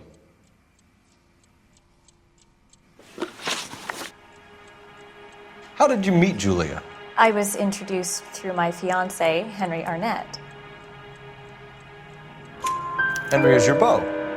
Tell us about it. Yes, he is. Henry has a fashion business. He and Julia have been friends for years. Are Miss Randall and Mr. Henderson engaged? Who's he? She was wearing a sapphire engagement ring. Someone must have given it to her. She never mentioned a man named Henderson to me. That's all for now, Miss Swanson. Could you ask your fiancé to visit Hollywood Police Station? It would be very helpful to our inquiry. Now, wait a moment. I don't think I'll pass on that message until you tell me why you're asking all these questions. Julia Randall was found dead this morning. What? Oh, no. can't believe it. She was so full of life.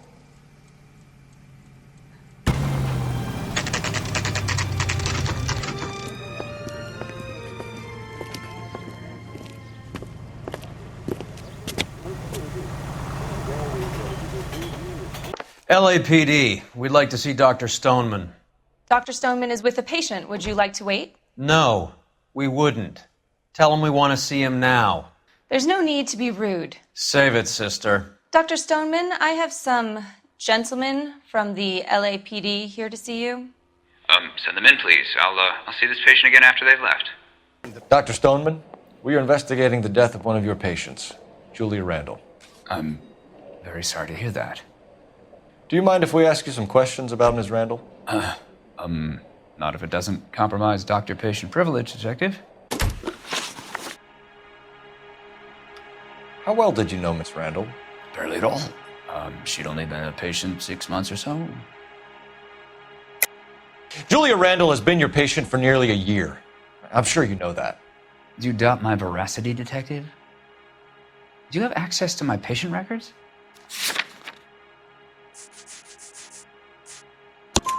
Your prescriptions contradict you, Doctor. Miss Randall was in the fashion business, as you probably know. She was jumped up on Benzedrine by day and knocked down by sleeping pills at night. I told her to slow up, but no. Life was too short for her. And you supplied the prescription for the Benzedrine? It's not illegal, Detective. A lot of young women in her line of work use it for weight loss. You wrote Julia Randall a prescription for Benzedrine. How can you account for that? Miss Randall was in the fashion business. She wanted to control her weight. Benzedrine is addictive, as I'm sure you know, Doctor. As I warned her, but she was determined. She said she needed it to control her appetite. Sounds like you knew her pretty well. I knew the line of work she was involved in. That'll be all for now, Dr. Stoneman. We'll be in touch. Operator, give me dispatch. Putting you through now. Cole Phelps, badge 1247. How could I help, Detective? Messages for me, please. Yes, Detective. The coroner's been asking to speak to you. I can connect the call if you like. Please, thank you. Al? Cole, can you get over here? I just finished the autopsy. Sure thing, Mal. We'll be right over.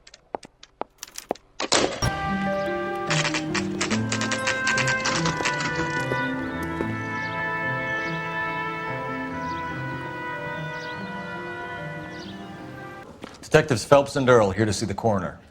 Yes, Detective. He's waiting for you in the examination room. You're the only person enjoying this, Mal. Get on with it. The bruising confirms 2 sets of hands, so we have 2 killers.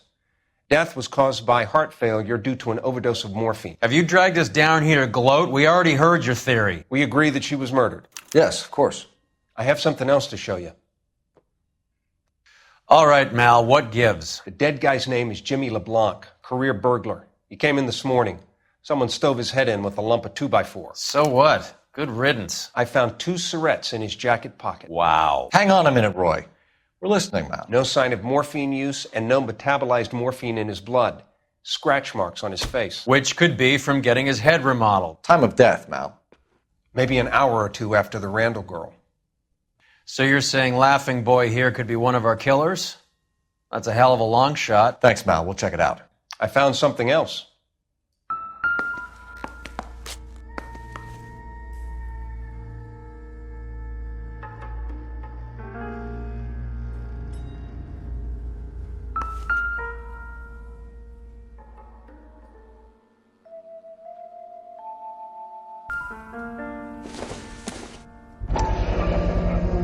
Sorry, I don't play.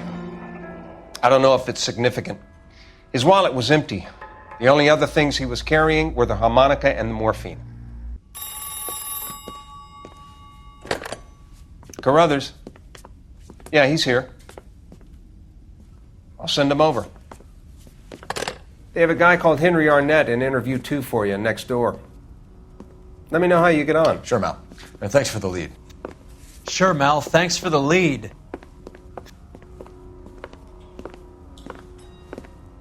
Mr. Arnett, I'm Detective Phelps. This is Detective Earl. Thanks for coming in. Call me Henry. It's the least I could do. Terrible news about Julia. How well did you know Julia Randall? Vaguely. I'm in the clothing business, and Julia occasionally modeled for me. He's asking whether you banged her in a chuck-on-the-shoulder fraternity kind of way. I'm engaged to be married. It wouldn't be polite. Answer the question. This will remain private? Heather won't have to know? Yes. We had relations. Miss Randall's landlady said she was seeing an older man. Could have been. I wasn't privy to all the details of Julia's private life. Henry, I don't like when people lie to me. She was seeing a man named Henderson. You know who I'm talking about. Easy on, Detective. I may have heard of Henderson, but I don't know his full name. I think he's from New York or someplace back east.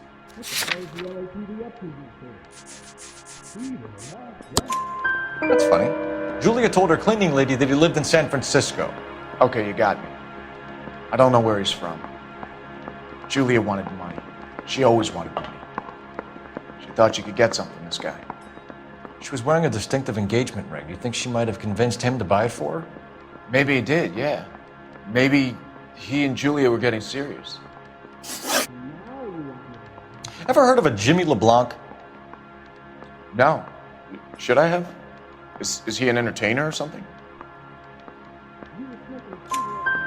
So you wouldn't have any reason to believe that LeBlanc would be involved in Julia Randall's murder? If this guy is a criminal, he might have been involved. But like I said, I've never heard of this LeBlanc character. Heather told us that you were in fashion. That's right.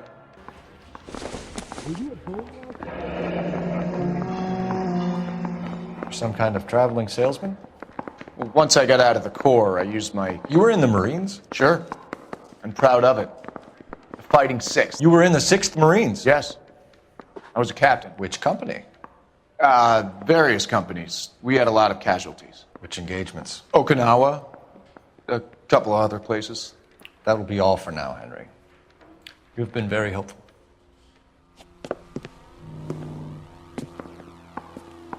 That son of a bitch was never in the Marines. Why'd you let him off the hook? Because we're giving him a couple of minutes before we start tailing him. Arnett is an amateur.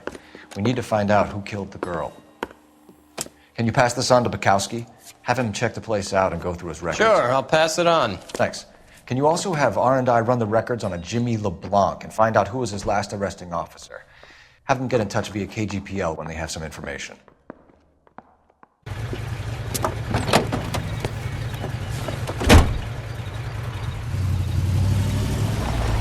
He's in that car at the lights.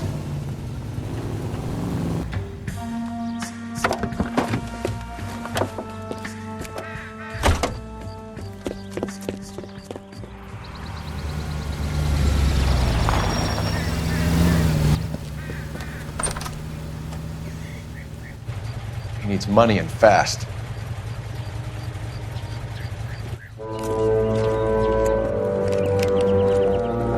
Get in there and find out what he pawned. I'll stick with him, see how he intends to spend the money.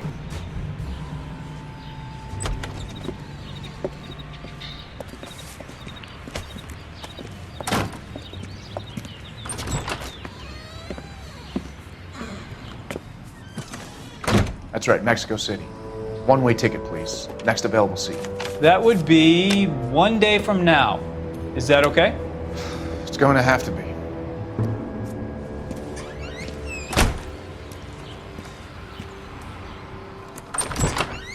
LAPD, the man who just came in here, he bought a ticket? Yes, sir. To Mexico City, tomorrow night. If you hear from him again, don't mention this conversation. What have you got? He bought a ticket from Mexico City. Tomorrow night. That's good. But this is better. Oh my God. It's Fabergé. Should have seen the look on the pawnbroker's face when I told him to hand it over. The guy who owned the joint thought it was worth at least 10 large for a cigarette case. Operator, give me R&I. through now. Phelps, badge 1247. How could I help, Detective? Any luck with the arrest record check on Jimmy LeBlanc? Yes, Detective. Jimmy LeBlanc's last arresting officer was Patrolman Fred Wallace. He's posted the Hollywood 9th Beat Sunset Boulevard between Gordon and Wilcox. Thanks for your help.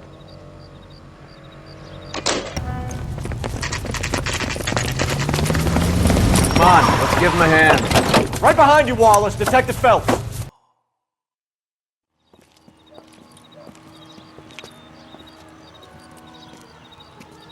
Thanks.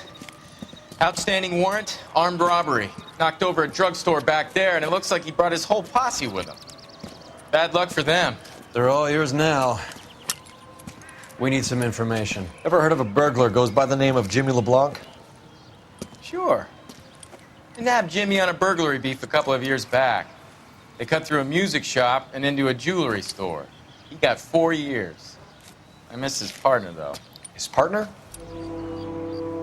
Big guy. I had him cornered, and he picked up this huge display case and threw it out a plate glass window. Then he vaulted out of there like something out of Barnum and Bailey. Got away. I would have had him, except for LeBlanc yelling, "Run for it, Willie!" And you think he was an acrobat of some sort? More like a strongman, a wrestler, or a boxer, that kind of thing. Thanks. You've been a big help.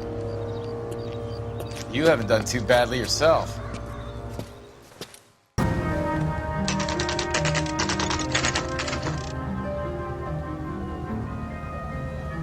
We caught up with Mal. He's given us the dope on LeBlanc. He worked burglaries with a big guy, goes by the name of Willie. He might be our killer. Can you work boxing gyms, the Y, promoters, that kind of stuff? Since when have you started giving orders, Phelps? And where's the burglary angle? There was no sign of a... That's where our net comes in. Next stop, we speak to Lacey about a list of recent burglaries. The guy's a bum. His office is a front, and he's behind on the rent and his phone bill. And he's skipping town. Tomorrow. Let's get him in and beat it out of him. Do you want to bring in the killer, Rusty? It could be too smart for your own good, Phelps. We've been talking about that, haven't we, Roy? Stefan? Finbar? Sir, I need the contraband list. Items stolen over the last year. Hang on, I'll dig out a copy for you. Here you go. Thanks. Is the cigarette case on there?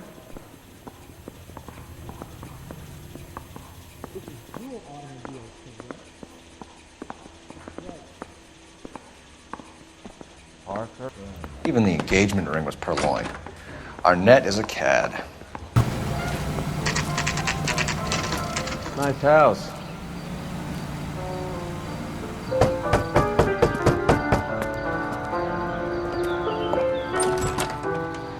LAPD, ma'am. Is Mrs. Eavestrom in? She is. Would you follow me, sir?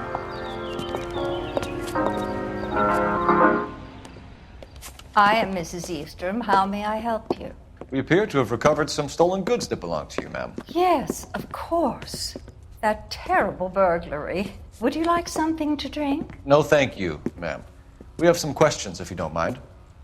Why would I mind, young man, if you are returning 43 pieces of my property? Okay, before we get down to that, I'll have a scotch. Thanks, straight up. Maria, can you get the detective a drink, please?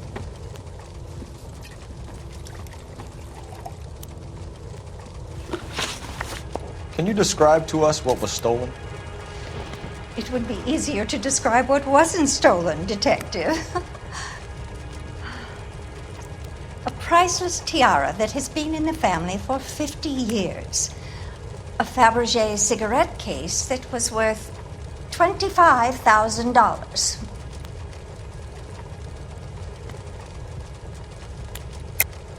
Why are you lying about the value of your jewelry, Mrs. Eavestrom? Who do you think you are, making heinous accusations in my own home?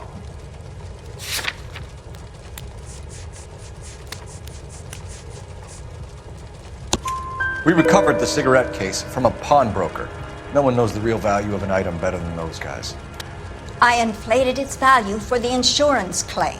There. Are you satisfied? My daughter's boyfriend was quite taken with the case. I think he was even more disappointed than I was when it was stolen. What can you tell us about the burglary? That terrible night, at least a year ago. But let's not go into that. Let's talk about what you've recovered. Were you in the house when the burglary took place? Good heavens, no. I was at a social function held by a Dr. Harold Stoneman and his lovely wife. I returned home and all of my things were missing. That's about it for now, Mrs. Eastrom. The department will get in touch and let you know how you can recover your valuables. You have only mentioned a few of the items that have been stolen, Detective. What else has been recovered? You see, Phelps? That's why you get the drinks in early. Hello, Mother. Hello, detectives. What is going on? We'd like to ask exactly the same question. You have met my daughter? This morning at work. Oh, mother and father divorced. I took my father's name. The detectives recovered some of the things that were stolen, darling. Well, what did you find? A sapphire ring on the corpse of Julia Randall. What are you talking about? Your engagement ring, Miss Swanson. Would you be surprised to know that it was part of the proceeds of a burglary? That's an outrageous allegation! Yes, it is. I suggest we go straight to Henry Arnett's place and sort this mess out.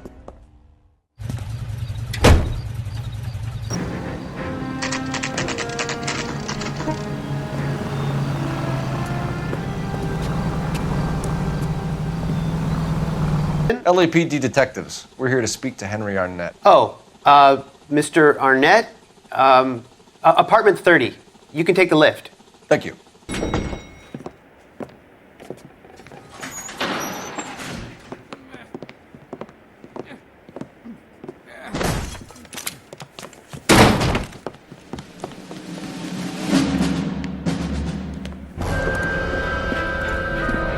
Stop! LAPD! Don't kill him, Cole. This guy's our case.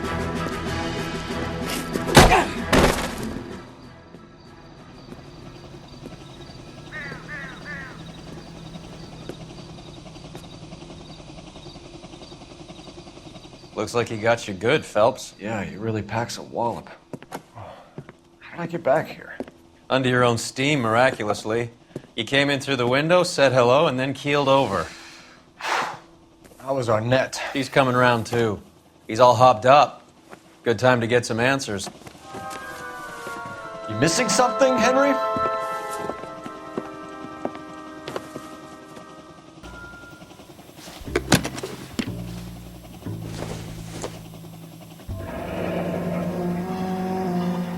You told Heather you're honeymooning without her?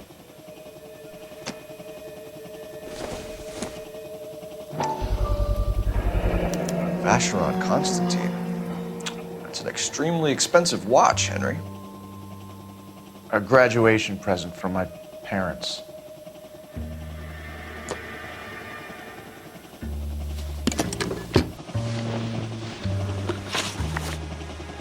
We know all about the jewelry ring. You and Randall and LeBlanc and Willie doing the legwork. I'm in the fashion business.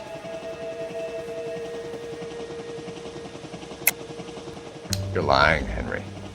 How can you prove that I'm involved, detective?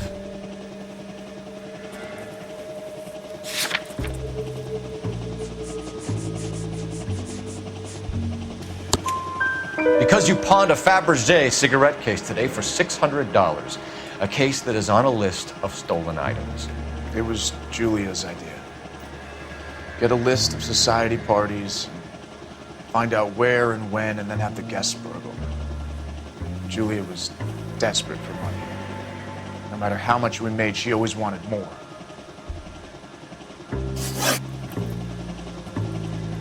Why did Reed and LeBlanc kill Julia Randall? I wanted to stop, to get out of that life. I was going to marry Heather if she'd have me. Julia told the others that they were out, that she was going to create a new gang. You're lying, Arnett. I think you ordered them to kill her. It was made to look like suicide, and when the coroner saw through that, you knew it was time to run. I told you I was involved in the burglaries. I had nothing to do with Julia's death. Why would I need to run?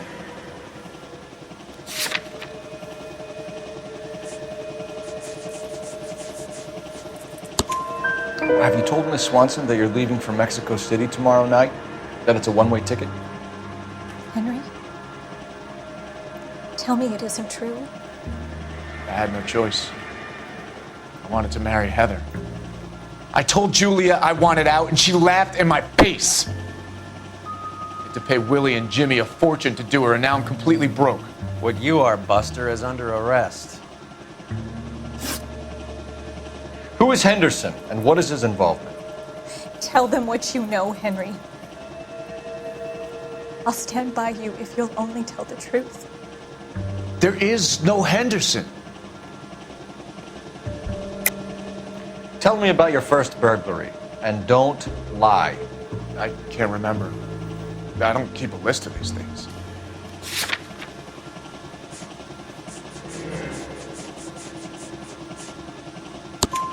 Your first burglary was a Dr. Harold Stoneman. Do you want to explain how he is involved, or shall I? Henderson is Stoneman. He was crazy about Julia. She could get him to do whatever she wished. He threw the parties, and we arranged the burglaries. Julia never let him touch her. She just kept him hanging on the promise. Drove the good doctor almost insane. Henry Arnett, you are under arrest for burglary and for the murder of Julia Randall. Henderson is Stoneman, all right? I'm not the guy you want. Go talk to the good doctor. Oh, we will, knucklehead. Meanwhile, we're fitting you for convict stripes.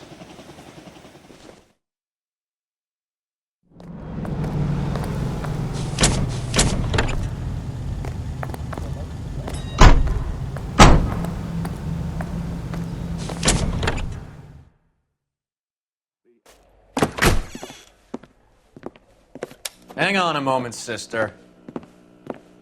Tell him it's Henry Arnett, and tell him it's urgent. I can't do that. Tell him, or I'll charge you with obstruction of justice. Doctor, I'm afraid Mr. Arnett is here to see you, and he says it's urgent. Send him in. I told you never to come. Tell us the truth, Doctor.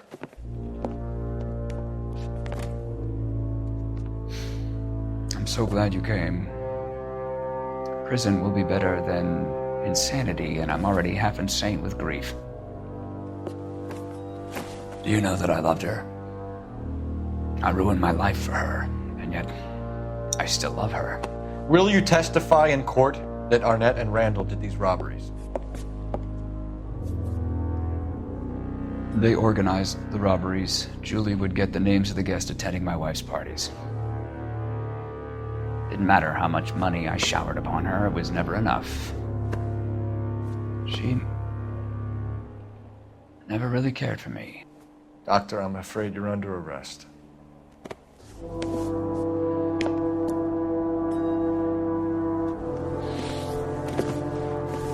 The practice. You'll call Dr. Gerard. No. Please don't cry. I want to see no one. Not my wife or my children, nor my friends. And I don't want a lawyer. Just lock me up and throw away the key. What have I done?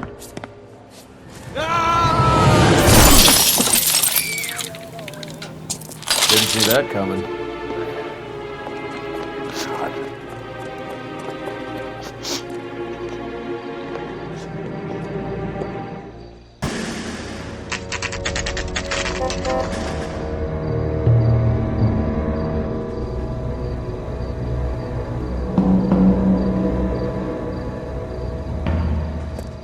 He's around here somewhere. A big guy. Neighbors say he always wears basketball shoes and a cream jacket.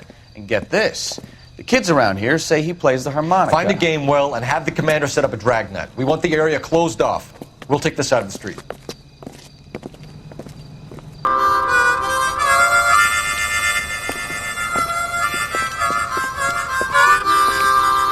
Wilson Reed, LAPD, give yourself up. Hold it. He's got to be around here somewhere. No place to go unless he grew wings. There he is. Wait, the son of a bitch.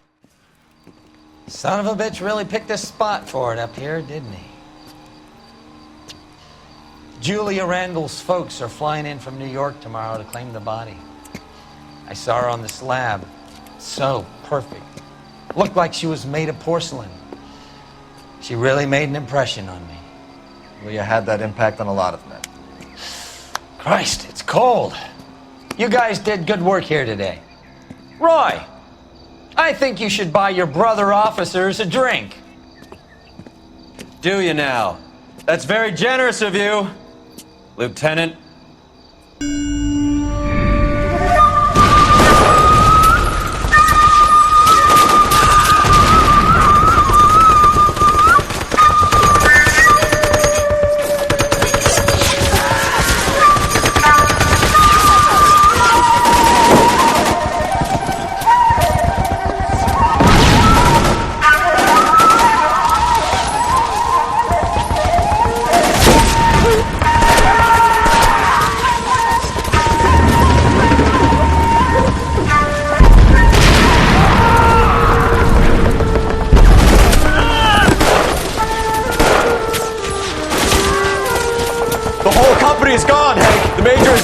We're being overrun. We have to get off of this hill. That's one of our 50 cows still firing, Cole. The 22nd are still fighting.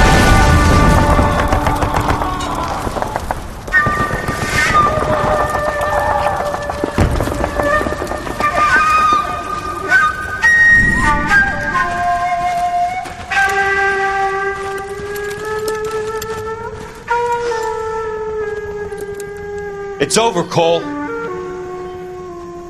Looks like you're one of the lucky ones. Say goodbye to your friend Hank, Jack.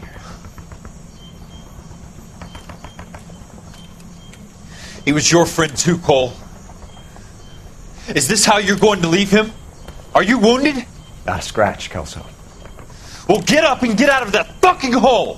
Find a stretcher while you're at it so we can get him out of here. Who's the senior officer here? I guess that's you, Cole. You were up here all night? Yes, sir. And your command? Gone, sir. Sorry to hear that, son. God damn it, we have beaten these bastards back. It's the beginning of the end, and it was one here. You're a goddamn hero, son. What's your name? Lieutenant Phelps, sir. I'm recommending you for the Silver Star, and promoting you to First Lieutenant.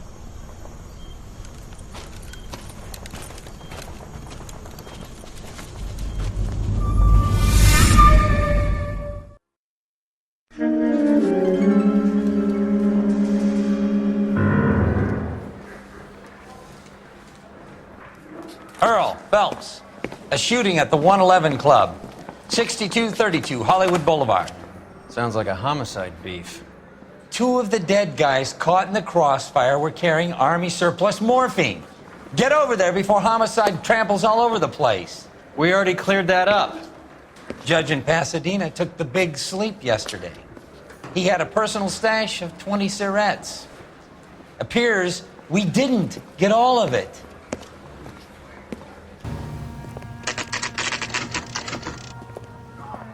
Homicide guys are already inside.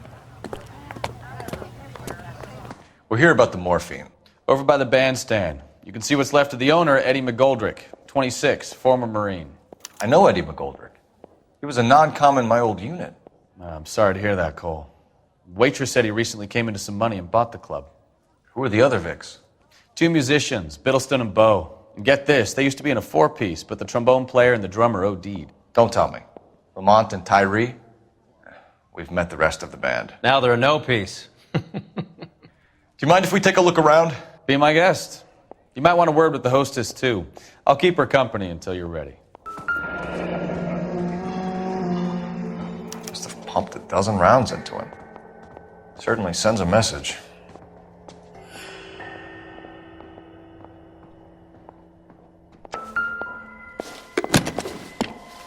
Well-maintained, custom case. Someone cared for this instrument.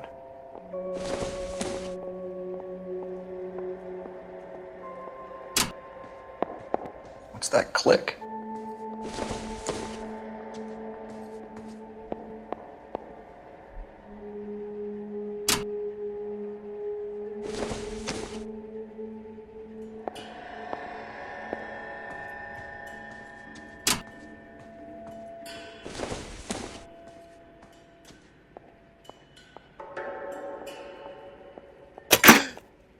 Neat trick. The case must have cost more than the trumpet. Kept his stash close at hand.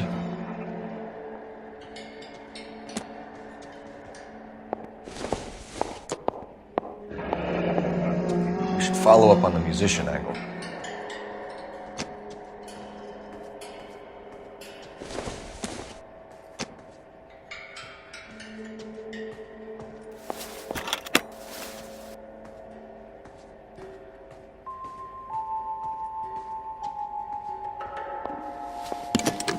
Right now, you want to be examining evidence.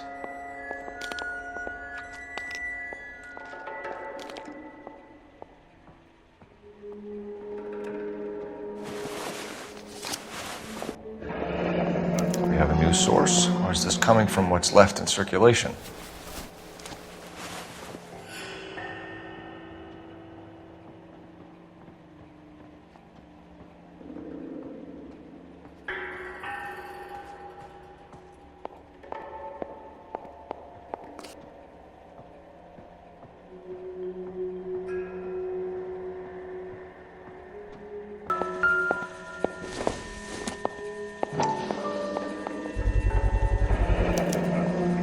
Dozen packs to a carton, 100 cartons or more. Looks like a couple of months' supply.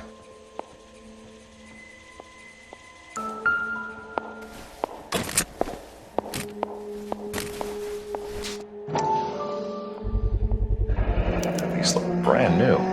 Never fired. They haven't been degreased yet. We could check on the serial numbers. Is this guy hunting for bear? Look at these things. They're BARs. You get the odd guy who sneaks one of them home from the war. Ma'am, I'm Detective Phelps, Administrative Vice Squad. Welcome to the 111 Club, Detective. Feels like I've had half the LAPD in here today already. Any idea who did the shooting? No idea. It was my day off. If I had been here, honey, I'd be full of holes just like the others. You want to level with me, miss, before we start taking an interest in you. This place has been on the slide for years. Eddie turns up, buys the club, then we start getting visits from tough guys. Next thing you know, we have the St. Valentine's Day massacre. Are you getting the picture? Tell us about Eddie. Eddie didn't know a thing about running a nightclub. He came into some money and waltzed in and bought the place. The previous owner thought all his Christmases had come at once. Where do you think he got the money? My guess was that he was selling the sort of quality product that you don't need to advertise. Thank you for your help, ma'am. Eddie was in over his head, but he was a decent boss.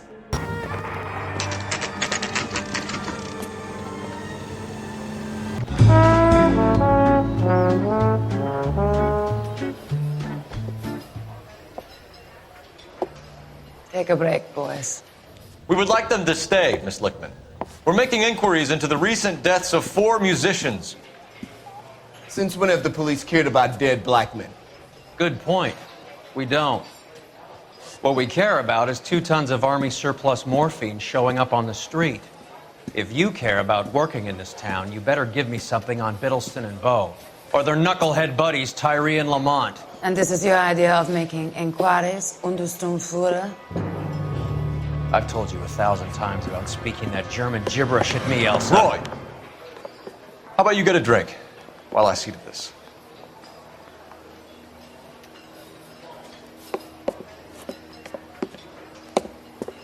Will you sit down?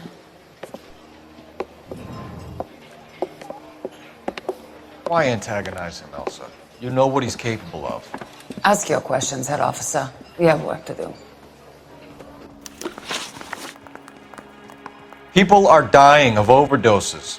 If you know anything about it, you need to tell me. I can't help you. A lot of cats are into the thing.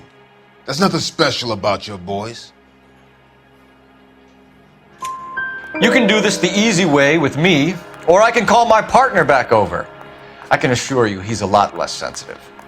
You think your threats frighten me? Black man don't supply nothing. You think there's a black man in this town holding on to 2 tons of morphine? He'd be dead in a minute. White man supplies, black man buys. My partner mentioned a couple of names. You recognize them? I have no idea what you're talking about. The only way you're going to get rid of me is to give me an answer. I knew Cornell. We worked together a few years ago. He loved the music, but the music didn't love him. What does that mean? It means that he just wasn't that good.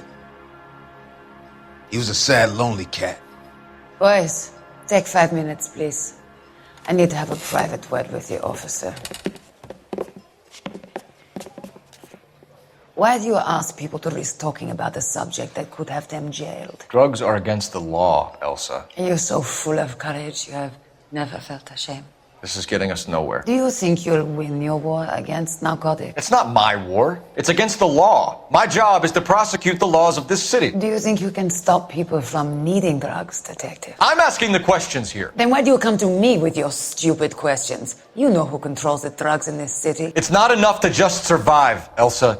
You have to try and make the world a better place. Brave words, and very noble. But words are just words, Cole Phelps. She's right. We need to pay a visit to the mixer. Cohen? Do you know where to find him? This time of day? You'll find him holding court at the Macambo. He can wait. There's something I need to be sure of. Give me till tomorrow morning. Don't do anything I wouldn't do, partner.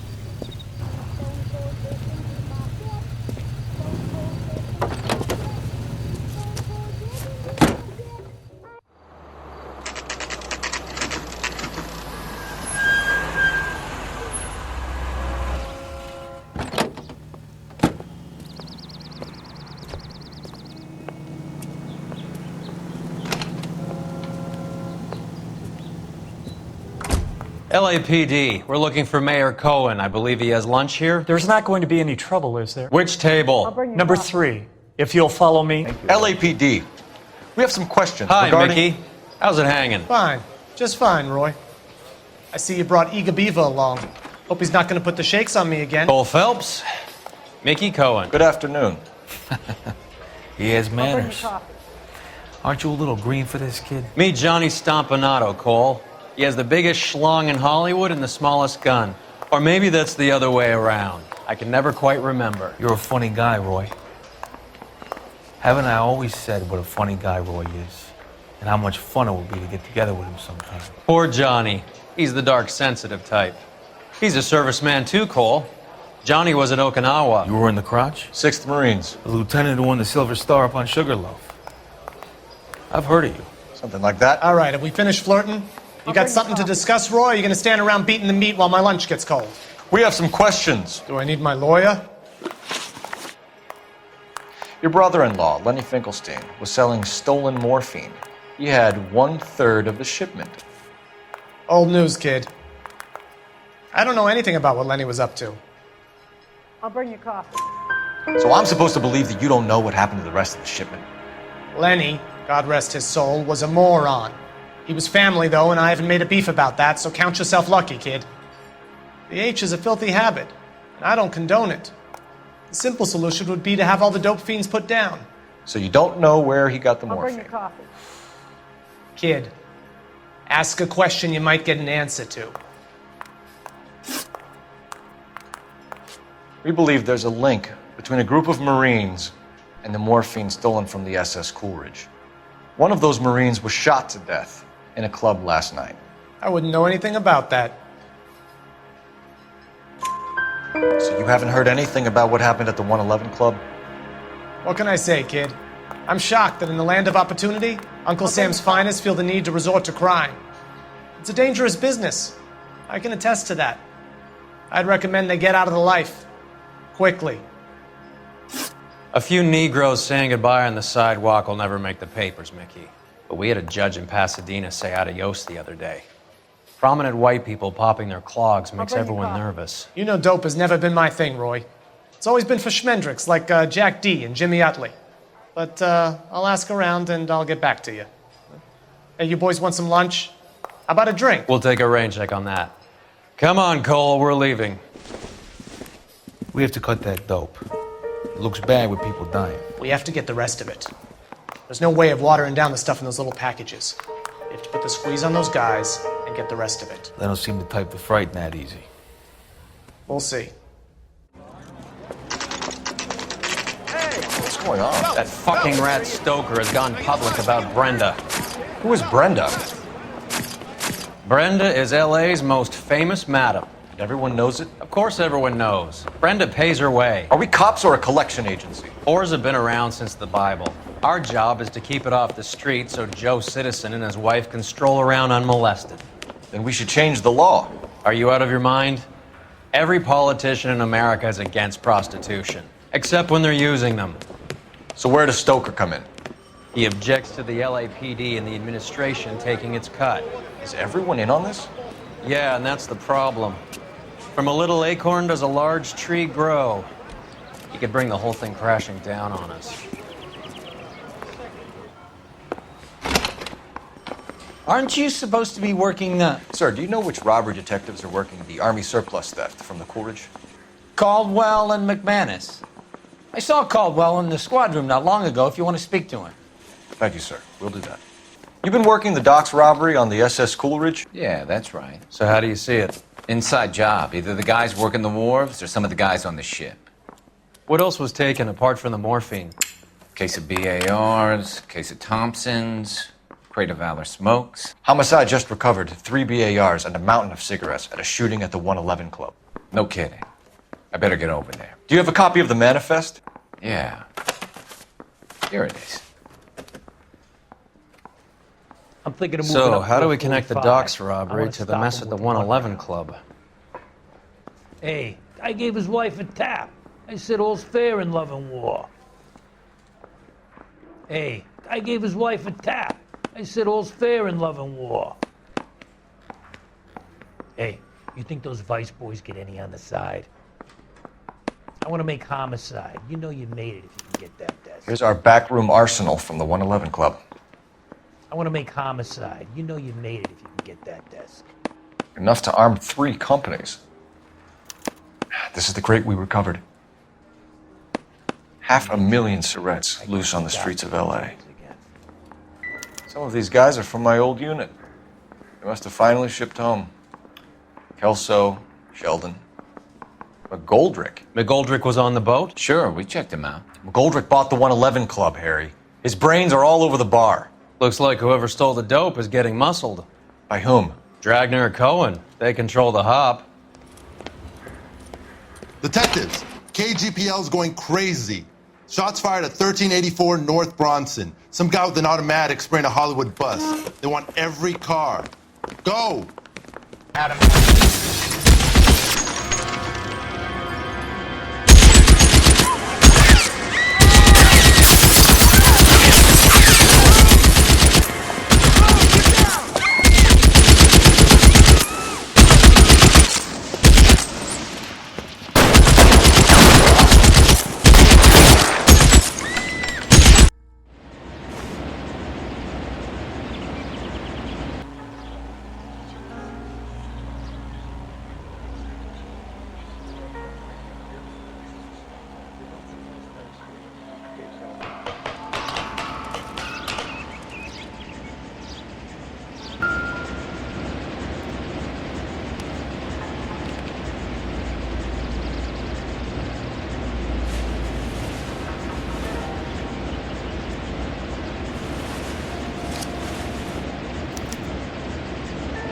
Phone number and restaurant table.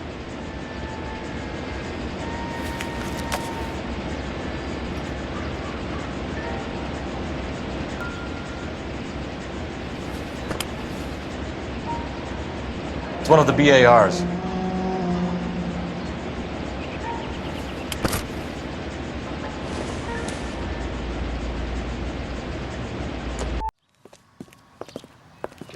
I know that guy. Felix Alvaro. He's one of the guys from the ship? His name was on the manifest. Looks like McGoldrick wasn't the only one to get a message. Hey, Alvaro. Hey, Lieutenant. He's just a plain detective now, Chico. Who's the jughead? This is my partner, Roy Earl. We just want to find out what happened. What happened is that someone took a shot at my bus. And then cops turned up and started treating me like I'm some sort of Pachuco punk. My people have been in California for over 300 years. Very fucking admirable, Felix. You hear anything about the big heist on the Coolidge?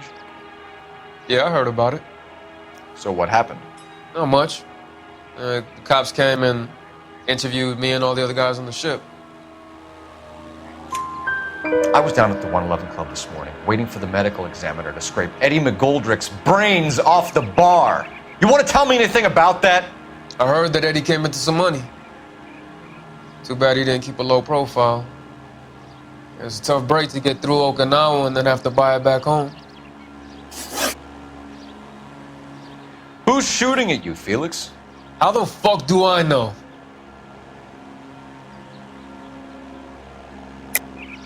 The dead guy on the roof works for Mickey Cohen. Why would Cohen want you dead? Man, I don't know anything about Mickey Cohen or any of those gangsters.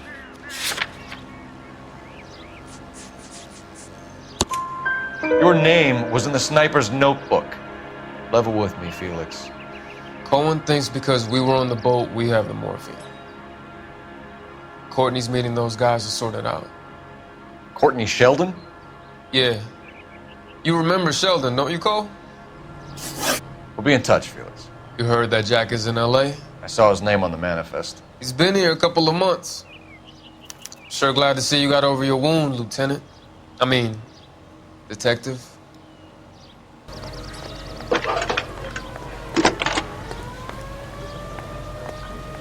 Cole Phelps, badge 1247. How could I help, Detective? I need an address on a Jack Kelso. Just a second. Jack Kelso, apartment 4, 1408 North El Centro Avenue, Hollywood. Thanks.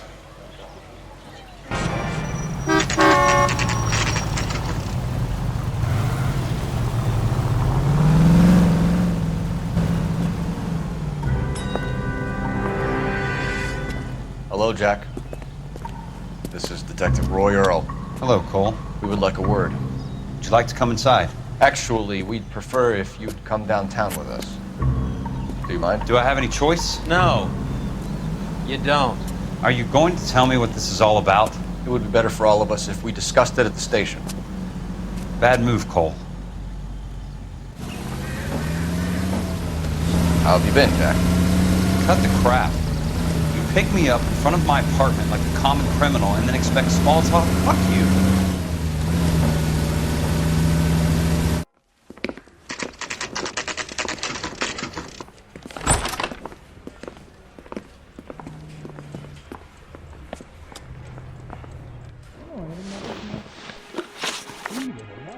Do you know that there's a gang war going on in L.A. trying to recover that stolen morphine?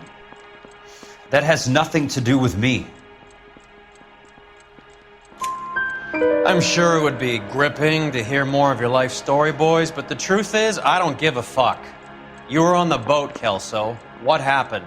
Do you really think a bunch of Marines could muscle in on the dope rackets in this town? Between the Vice Squad and the mob, I hear it's pretty sewn up. You better watch your mouth. Did you know that Eddie McGoldrick recently came into money and bought a nightclub? No, I didn't know that. Then you didn't know that some mobsters blew his brains out last night? No, I didn't. You heard that a crate of BARs went missing? No, I didn't. I saw Felix Alvaro today. Good. How was he? A little pale. One of Mickey Cohen's goons had emptied about 60 BAR rounds into the bus he was driving. A public bus, in the middle of Hollywood. Are you going to tell me what's going on? Or do more innocent people have to die? Yeah, and what's in it for you, Cole? Newspapers? More glory? Another promotion? Another medal at the expense of men who fought for their country? Count me out. What do you know about the Army surplus robbery from the Coolidge, Jack? What I know is that on 3 separate occasions you would have been dead if it weren't for me. I don't know anything about the robbery. People are dying because morphine intended to help servicemen is being used on the street. Now we have guys from our old unit being killed by mobsters. We can put 2 and 2 together, Jack. Gratitude isn't a concept that has much effect on you, is it, Cole? Answer the question, Jack. Let's get this over with. I was interviewed when the robbery took place. I don't have anything further to add. Jack, we just want information. Bullshit, Cole. Did you seriously believe that dragging me down here would get me to give up my own guys? You call yourself a Marine? Trying to make a name for yourself with this shitheel? Look at this chump with his $200 suit and $2,000 car. The tough guy act is really impressive. I like you, Jack. I'd like to make you for this. I really would. I'm going to be working on it and keeping an eye on you. You can go now. Shooting, Robert Steiner, 6780 West Sunset Boulevard. The victim is a Chris Majowski. Another name from the manifest?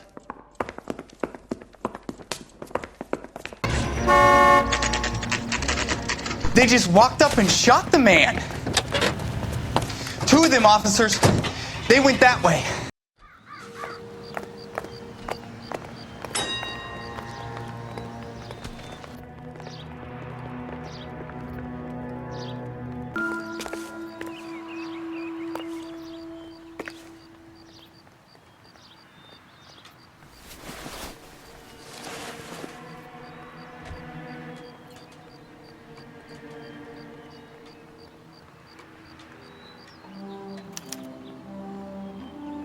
An LAPD file. We have a traitor in our midst. All of the names on the list have a hit team assigned to them.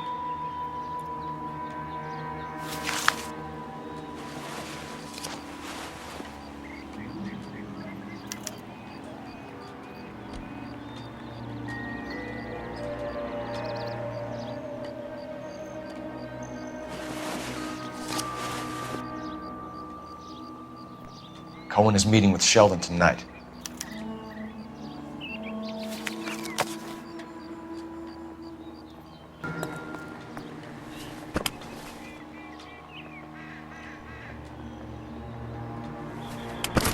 We have to look at damage limitation. We can't allow that strumpet Brent Allen to bring down the whole administration. We've got to put a lid on the press. Can't someone talk to Harry over at the Times? It's too late. The Times would look ridiculous if we dropped the story now. Who is this Stoker? Stoker's a lily white. Nothing that will fix this in the short term? My law and order credentials are disappearing as we speak. Can we get Brenda to leave town? Yes, we can, but she won't go quietly. Brenda has extensive records. Can she at least lay low? That's already been taken care of. Mayor? District Attorney? Who is this guy? And what does he want, Horrell? Name's Roy Earl, detective, administrative vice. Aren't you one of the clowns that got us into this mess? Oh, I think that the orders regarding Brenda come down, not up, Mayor. I have a human interest story. It involves a certain LAPD cop, a hero from the war, who has let his beautiful wife and kids down, who has betrayed America for a German junkie whore, who has abandoned his pledge to the LAPD and his commitment to the public. We all serve. Could be all over the papers by tomorrow, and you would be off the hook. So what do you want in return, Roy? Fingering a fellow officer?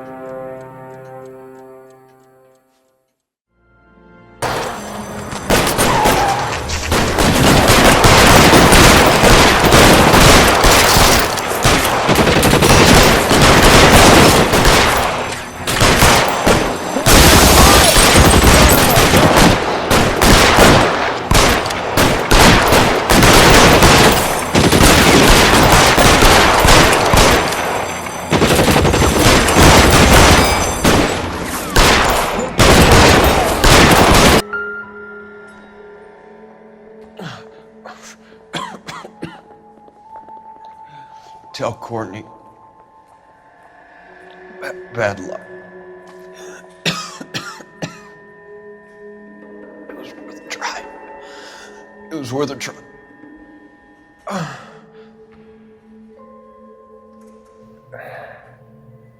God.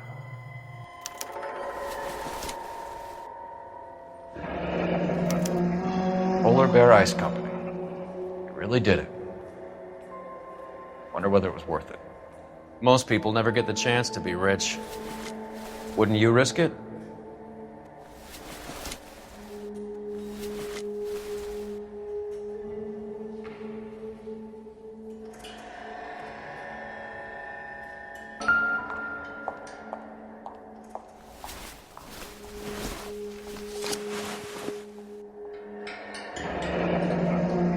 Looks like Sheldon is bringing his own fire team with him.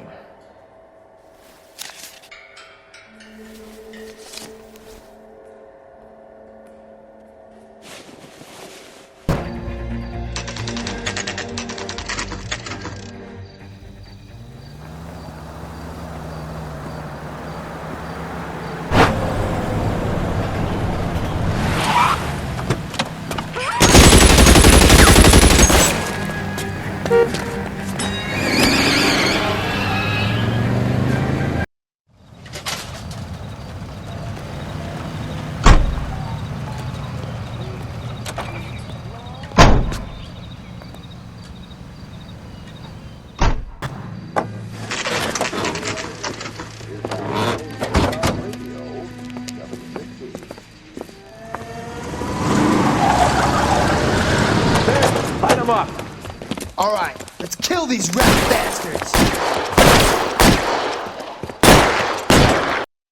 I'm gonna put out an APB on every one of the sons of bitches on that KGPL to car 11K. Car 11 King, come in. Car 11 King. 11K, go to Hollywood Station. Hey, Courtney Sheldon is at Hollywood Station requesting an interview with Detective Cole Phelps. Well, I'll be damned. That's not correct protocol, 11K. I'll take that as a roger. Car 11 King en route.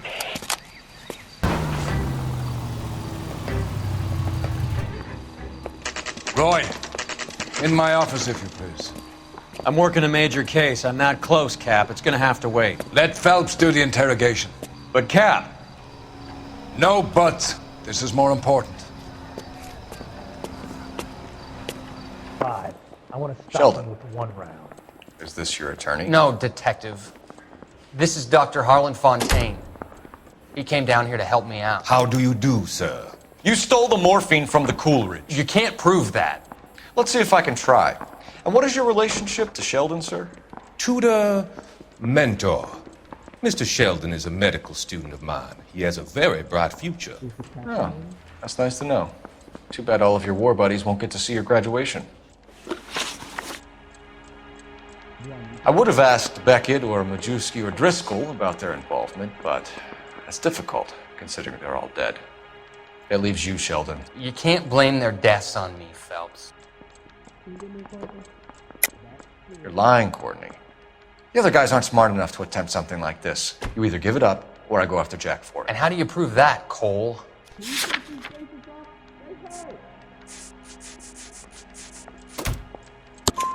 We know about your showdown with Cohen. We found notes on your guys. Cohen is hitting our old dude. He believes we have the morphine. I told him that we don't have it. And that's the truth. Isn't it, Doc? I believe Mr. Sheldon. I think he's telling the truth, Detective. You were on the ship, Sheldon. Yes, that's correct. So you had opportunity. But it doesn't mean that I was involved.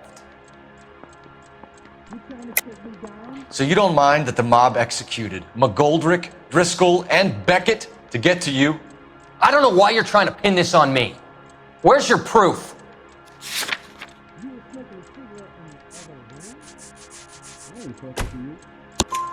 Beckett had a message for you before he died. Bad luck. It was worth a try. I feel bad about Beckett, Phelps. He was a hard charger. Those guys deserve more. I don't blame them for taking their shot. Have you finished, Detective? I'm just getting started. You have an answer for everything, Courtney. Let's hope Jack does, because now I'm going after him. Is there anyone you're not prepared to sacrifice? Jack is not in this. He's a good guy. You were Jack, Courtney. I don't care who goes to jail. I just want the morphine off the street. What are you offering, Cole? Don't be ridiculous, son. This man is gambling. What's your offer? Doctor, good to see you. I'm conducting an investigation. Upstairs in my office now. This man is about to confess. As of now, you're suspended from duty, pending a fitness review. What are you talking about? You heard the man, Phelps. Upstairs and face the music like the hero you were.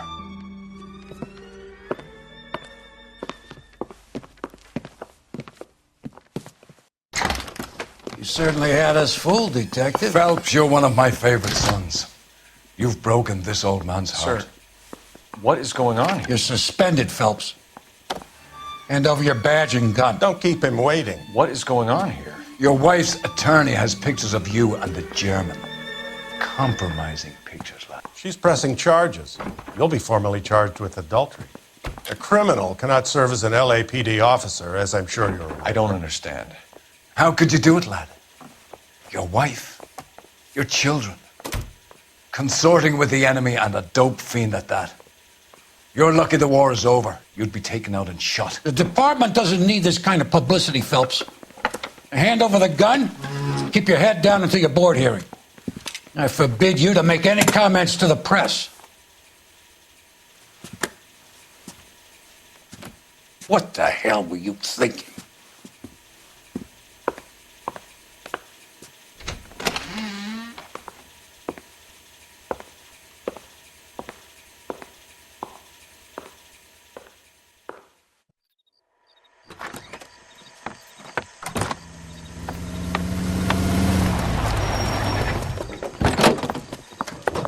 Marie, listen, Marie, I need to explain. Please leave. You're upsetting the girls. Let me see them, Marie. They're my daughters. Go to her, Cole. You have done enough damage here. Do you want me to call the police? For God's sake, Marie.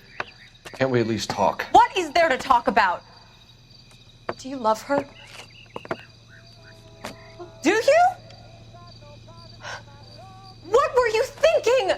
What about our children? Can you imagine what this has been like for them? Go away, Cole. My father has hired an attorney and you will be hearing from him.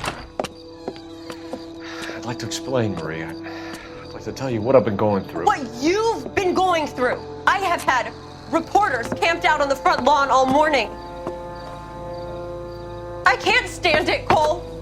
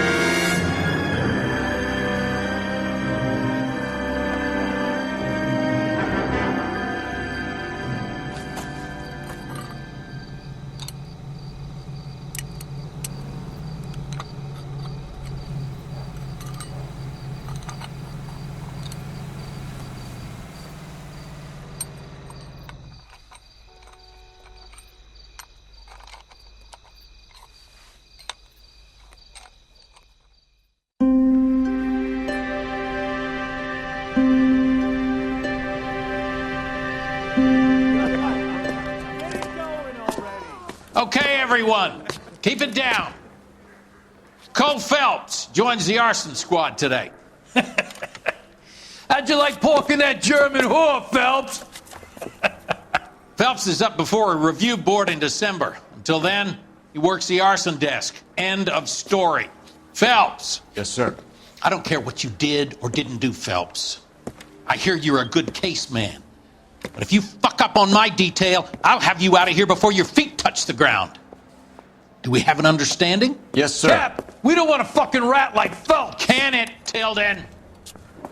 Phelps, I'm partnering you with Herschel Biggs. I don't do partners. You know that, Cap. You do now, Biggs. Social basket cases like you two should get along just fine. Biggs will show you the ropes, Phelps. This is arson. There are no ropes. It shouldn't take long, then. Start with these two. House fires. 326 South Kenmore Avenue. Steffen's family was out of town when it happened. Then go to 4414 Rosewood, family by the name of Sawyer. Fire brigade will be on location. Are they suspicious, Captain? That's for you to find out, Detective. Now get out of here. Both of you. Get out! No.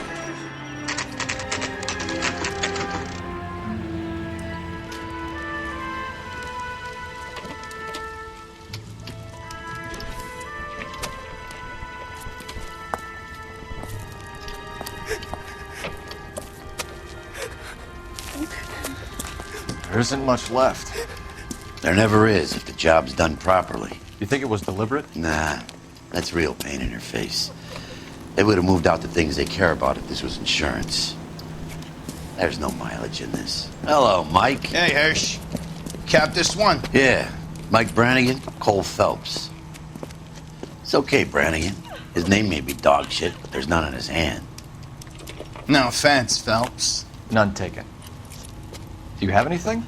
The fire started late last night. Steffen's family at Catalina Island. Won some kind of competition. Looks like the only thing they ever won in their lives. And come home to this. I'd say they were pretty lucky, really. They don't have any insurance. Everything they own, including the house, is not a pile of rubble. Where are they sleeping? In the car. It's lucky the whole block didn't burn down. Word is they're bulldozing this whole neighborhood to build new homes for GIs. That's the man in the house. In the ruins. Teary lady is his wife. We'll take a look around. Come on, Phelps. Solve the case. Book some barfly for the murder. Recently serviced. Could be something to go on. Mr. Steffens? Cole Phelps and Herschel Biggs, LAPD.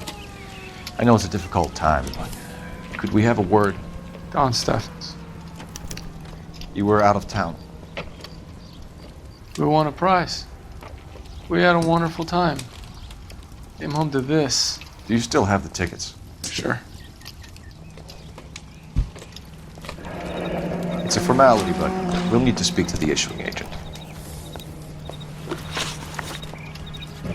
Can you tell me any more about the prize that you won, Mr. Steffens? Weekend at Catalina Island. My wife got this flyer in the mail from the Suburban Redevelopment Fund. Did you enter any kind of competition?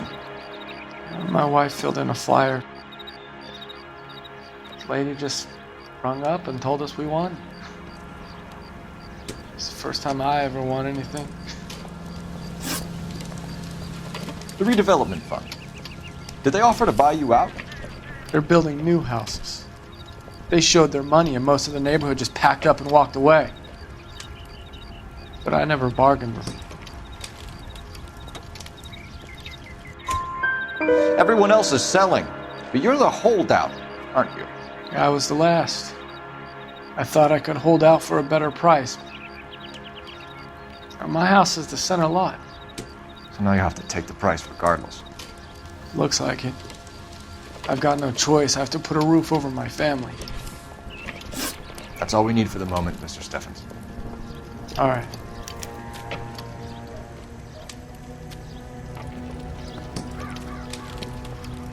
What's with him? You've seen the papers. I guess he's thinking about his own family. I'd say he's searching for some kind of atonement right now.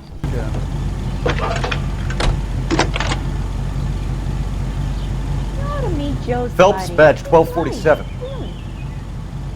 How could I help, Detective?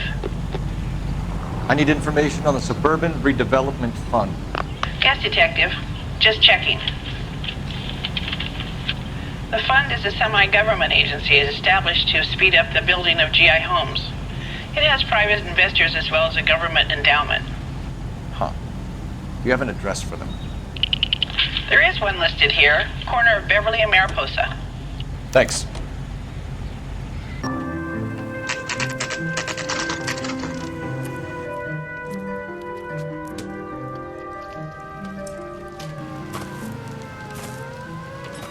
Hi, Albert.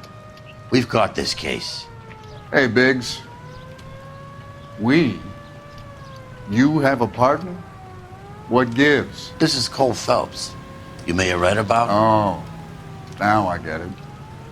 Hello, Phelps. Welcome to the netherworld of arson. Family of 4 found dead in their beds. Heater explosion. Another one? Looks that way. Insta-heat Model 70. Before you get excited, we get a couple of water heaters a month go bang. Take a look around the yard and see what you can find. Mal. You gonna stick it out, Cole? I'm gonna try, Mal. What have you got? Family by the name of Sawyer. Mother, father, and 2 kids. All in bed from the looks of it. Oh, I'd say carbon monoxide poisoning. The burns are superficial. Time of death? I'd say about midnight. Anything more exact will take some time to determine. Lynch tells me this has something to do with a faulty water heater? Could be. There's been a spate of problems with a particular brand. I've got another angle in mind. You care to elucidate, Detective? This is a murder and not an accident. Sharing information has helped us solve quite a few cases together. I need something concrete, Mal, before the department gets wind of it. I'm in arson for a reason. I feel sorry for your wife and kids, Phelps, not for you. But you're a good case man. One of the best I've ever met. I'll help in any way I can. Thanks, Mal. I'd say that's firm but fair.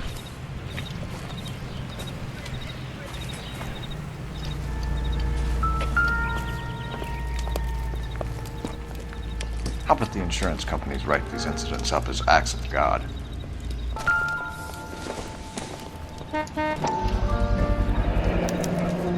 Hey, Biggs! Is this significant? Regulator valve. Good find. Detectives, this is the next door neighbor. Detective Phelps. Can you help? They were supposed to be going away. They won a trip somewhere. But little Henry got sick, so they had to cancel. What are the chances? Do you know who ran the competition? Gulliver's Travel. up on Santa Monica Boulevard. Thanks. You've been a big help. Phelps, the guy across the street. I've seen him before. He likes fire. What's your name? Herbert Chapman. So you like fires? Some. Watching them or setting them? I don't want any trouble. Turn out your pockets.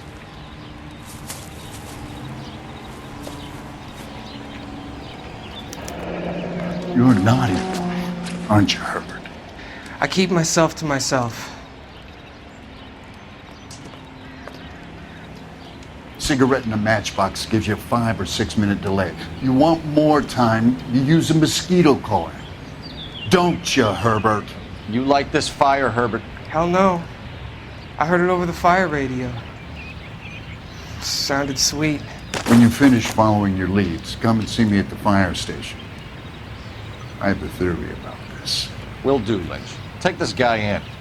We might want him for questioning later. You got it, Detective. Why have you got such a hard-on for this case? If it is murder, it's almost impossible to prove. Fire doesn't leave much evidence.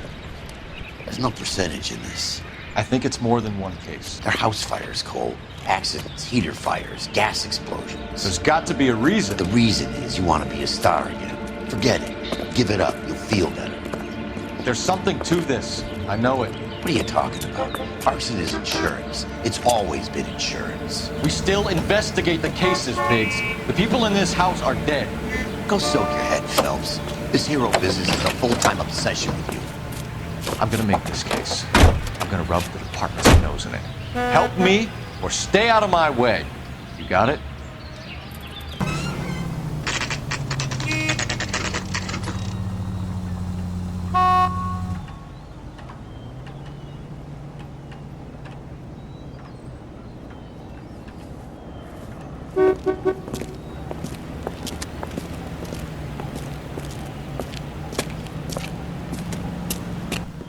Detectives Phelps and Biggs, LAPD.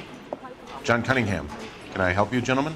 We have reason to believe that the Sawyer family of 4414 Rosewood Avenue recently won a competition run by your company. Yes, I remember them. They called up to cancel at the last minute. One of the kids was sick. Very unfortunate. Do you mind if I take a look at that?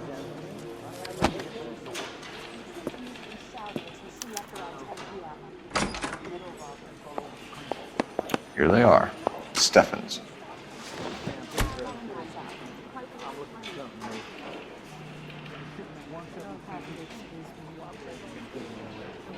The Sawyer family, Rosewood Avenue. Tell us about the Suburban Redevelopment Fund. There's not much to tell. They run a promotion. Our promotions mailing list covers half of L.A. So they are not a government agency? I don't believe so. Government organizations don't usually get involved in promotions. I'm told the tickets were a prize. Yes, they were. You do a lot of these prizes? Look, there are hundreds of these promotions running at any one time. If you're the lucky guy, you get your name pulled out of a hat.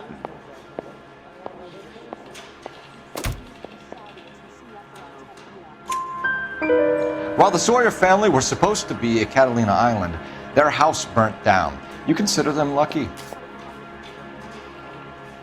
Christ. I'm sorry to hear that. Can you tell me who offered the prize won by the Sawyer family? Sure.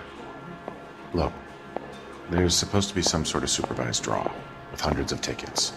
But the reality is the Suburban Redevelopment Fund calls me every couple of weeks and tells me exactly who has won. Thanks for your help. No problem. Just wish I could do something for that family. You could put round the hat. A few bucks would really help them now. I suppose so. Good.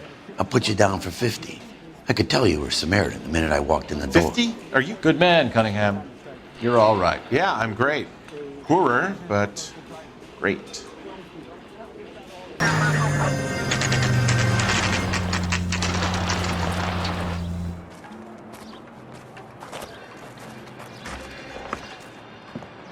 This is supposed to be the registered offices of the Suburban Redevelopment Fund. This is an Elysian housing development, Mac. So Elysian is an investor in the redevelopment fund. Looks that way. Are we done here, Mac? I've got work to do. Sure, buddy. Thanks for your help.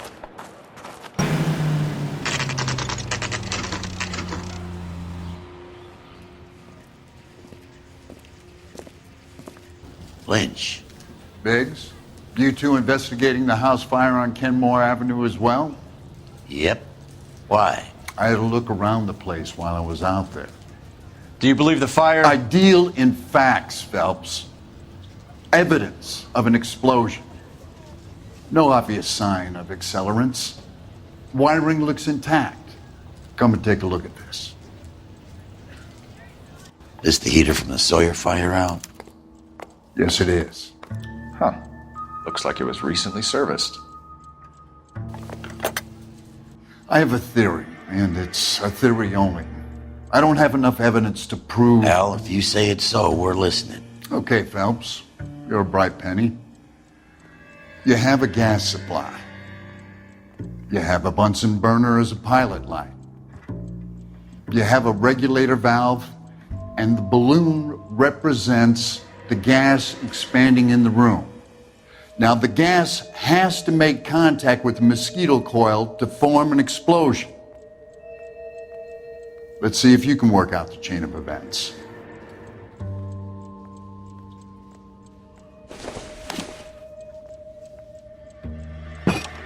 The gas bubble needs to be next to the coil if it's gonna ignite.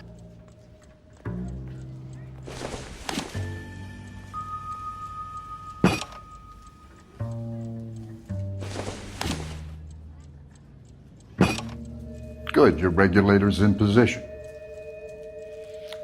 Okay, I'll light your pilot and turn the gas on. You pull the lever on the left to turn on.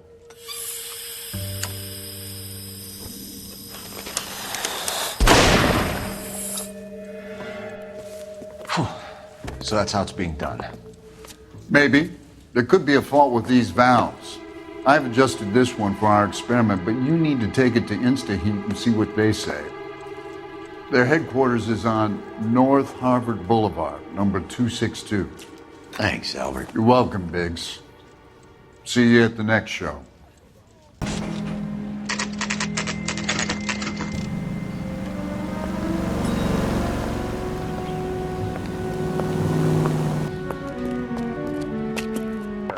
LAPD detectives, ma'am. We need to speak to someone in charge.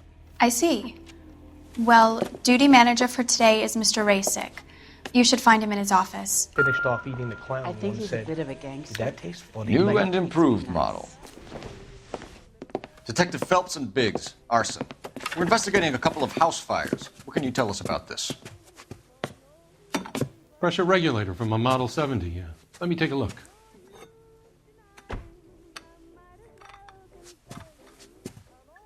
We have a problem. This has been tampered with. What? You see this diaphragm? It forms a seal across the saddle here. Gas flows across from here to here. The diaphragm regulates flow. It's been reversed. It's a subtle change, but it means the gas never closes off properly. So you're telling me that this is not a manufacturing fault or service repair? I don't think there's anything inherently wrong with the design. You're telling me that you've never had any problems with this heater? Look, we've changed the design since the Model 70. These things are still being installed? It's the demand. None of us could keep up with the amount of housing going up. At the budget end, we're still using some of the old stock. We are installing 100 heaters a week. They're not all faulty. They're not all safe either. Are these diaphragms prone to failure? They tend to go after a while. The rubber lasts quite a few years and then it perishes. So the guys' names that I've been seeing doing the repairs on the heaters, they're fully licensed and accredited. Sure, of course they are.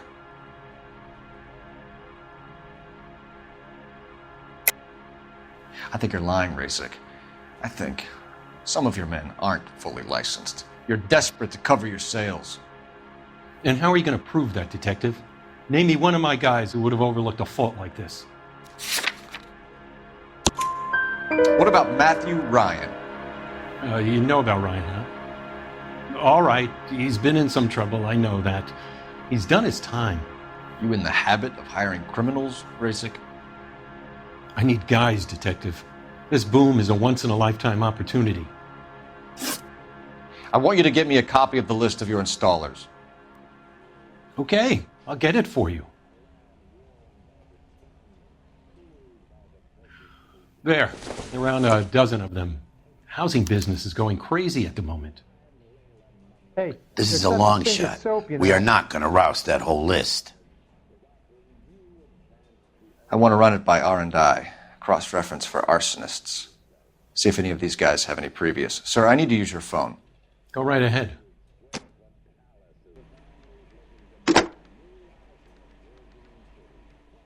Operator, give me dispatch.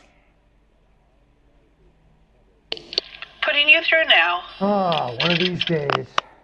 Phelps, badge 1247. How could I help, Detective? I need to know if any of the following names have a previous criminal history. Okay, Detective, run the names. Acevedo Ernesto, Clemens Walter, Elgram John, Gable Leroy, Kelligrew Peter, Cutner Robert, Limehouse Albert, Manning Franklin, Neves Raymond, O'Brien Thomas, Ryan Matthew, Spurgeon William, Varley Reginald, Zurich Stephen. Clemens Walter, previous conviction for arson and malicious damage. Burned down a house in Westwood in 1942. 4-year jail term. Thanks. Ryan Matthew, charged for contempt of court, attempted murder, plea bargain down to assault charge. Anyone else? There is a Reginald Varley wanted for murder by Detroit Police Department. Thanks. You've been a big help, young lady. Why is the word abbreviation so sick? Do you have an address for Clemens? He's working on an apartment building on Catalina and 3rd. What about Ryan? Currently working at a housing development on Normandy and 1st Street. Varley, where is he? Beverly and Mariposa, currently working on a new housing development. Hey, Varley's a good guy. You can't harass all my people. These guys have lockers. Yes, they do, but my men have a right to some privacy. Don't you need a warrant or something? Show him and keep quiet.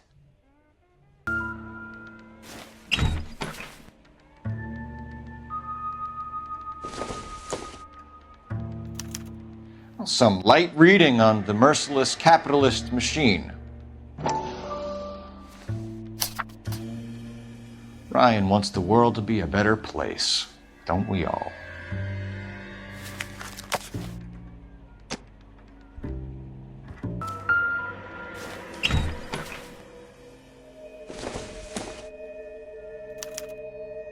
Clemens is a fellow traveler.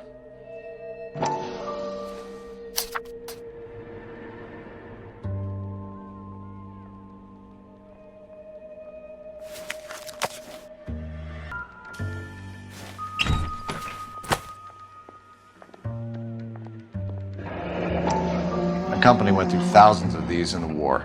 Still got eaten alive. Varley has a problem with bugs.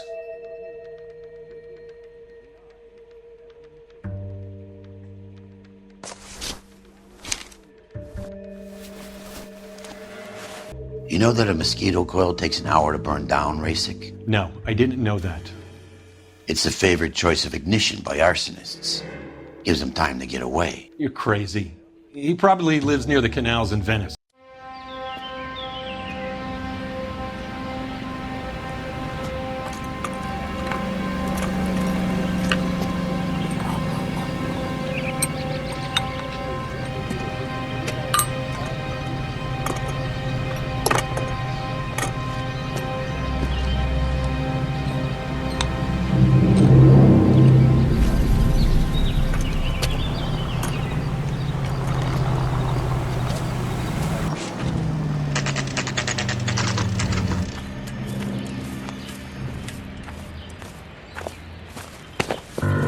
Biggs, LAPD. We want some answers and we want them quick. Okay, okay. What's this all about? Just tell me what you want. You know Reginald Varley? No? Can't say I do. Detroit PD is after Reginald Varley for murder. You want us to run you in for aiding and abetting, Clemens? Whoa, whoa, whoa, whoa, whoa. All I know about Varley is he gets kickbacks from some developer. Does their work first. Spreads it around if he can. You're licensed and work for InstaHeat? I contract for them. So what? InstaHeat hires arsonists, does it? I've worked as a fitter all my life. Put everything I had into that house. And my fucking mud shark of a wife gets awarded it in the settlement. She's blowing spics 2 at a time while I'm at work. And she gets the house. Yeah, I burnt it all right. Set fire to that fucker and watched it burn to the ground. I did my time and I'd do it again.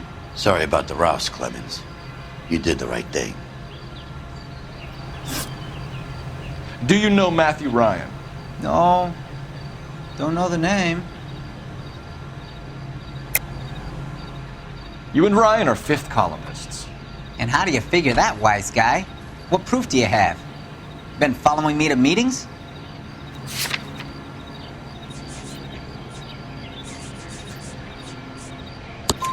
We found a pamphlet in your locker, Clemens. We can add your name to the register. HUAC might want to interview you. That shit was from Ryan. He's always pushing that shit on people. Drives me nuts. He's got it in for the company. All right, Clemens. You're off the hook for the moment. Can I get back to work now? Let's get out of here, Phelps. He ain't our guy.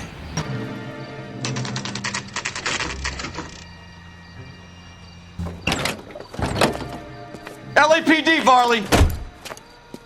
Stop or I'll shoot! Stop or I will shoot!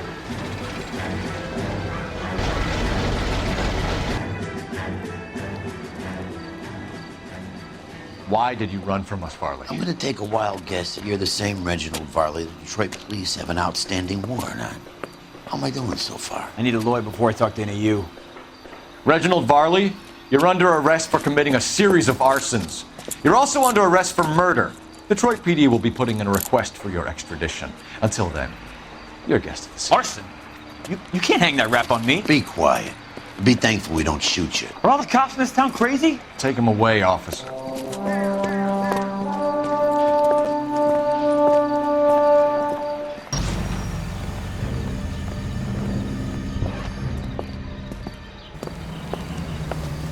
Are you Matthew Ryan? Who's asking? Detective Phelps and Biggs, arson squad. Arson? You heard the man. Let's just put this stuff in the car and I'll be right with you. Hold it, Ryan. I said, son of a bitch. Hands behind your head. Why did you run, Ryan? I was scared. You got a reason to be scared, Ryan? Matthew Ryan, I'm arresting you on suspicion of committing a series of arsons.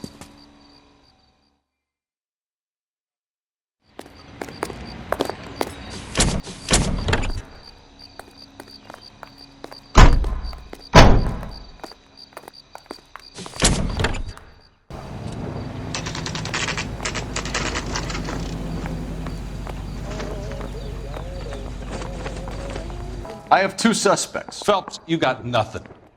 Biggs, Ryan's waiting for you in interview 1. Varley's in 2. Hey, Hopkins, you practicing your asshole routine again? Come on, Phelps. Save yourself some time and get this thing off your chest. If that's your opening gambit, you better try again.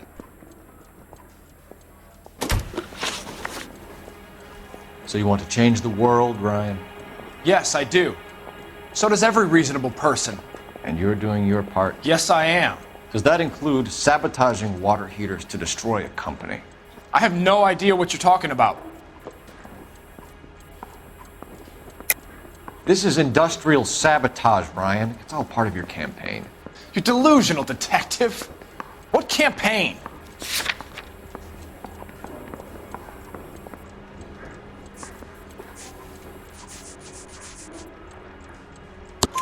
Your locker is full of pamphlets. Clemens told us how you were always foisting them on people. Sure. I spread the pamphlets. A guy has to do something. InstaHeat heaters break down every day. They're still peddling the same lousy design that they lifted from Hephaestus. InstaHeat bought out Hephaestus? Them, Vulcan, Pyro, and a bunch of other companies. And you still work for them? A guy has to work. And the directors of the company. How do you feel about them these days? You work it out. You know how to reverse a diaphragm in the regulator valve of a Model 70 heater? No, I don't. If you know enough to do your job, you know enough to do that repair. You're lying, Ryan. And how do you think you can prove that?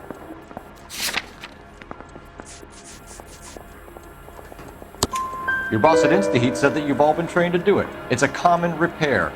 Are you calling him a liar? Okay, so I know how it's done. But what would be the point? You just end up with a gas leak and then a small fire when you turn the pilot back on. And if you didn't reset the pilot and the gas spread, what was the cause of the fire in your own home, Ryan? I won't tell you. What can you tell me about the Suburban Redevelopment Fund? Nothing. I think Suburban is a front for your anarchist buddies. They're arranging for people to be out of town while you burn their houses down. Suburban? What's that got to do with me? That's Farley's bilk. He's the one with the cozy agreement with those fascists. You have a history of violence. I have no such thing. You're lying, Ryan. And how exactly are you going to prove that?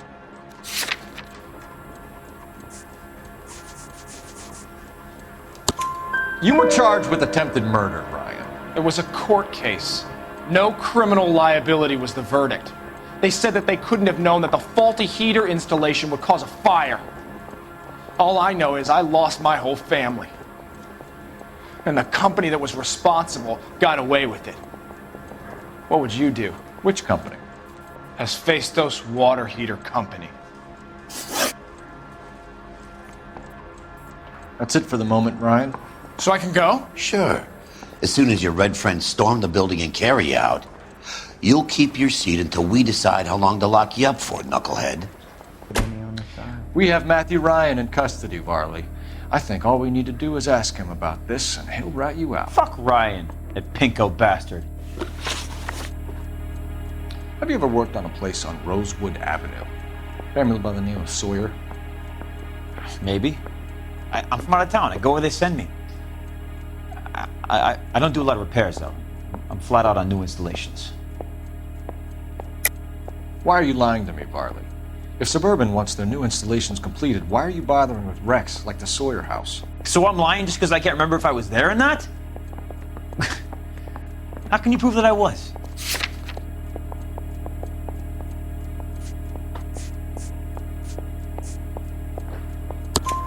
Your name is on the inside door of their water heater. Okay. You got me there. Suburban, yeah, they wanted that guy out. Sawyer kept complaining about not being able to get his heater service, so they threw in a free service as a sweetener. I think you played him though, because he still wouldn't sell.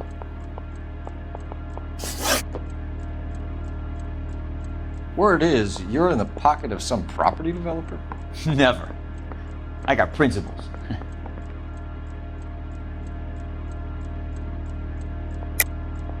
How did Suburban put the squeeze on you? Did they find out about your record? There's no way you can link me to Suburban. You're wasting your time.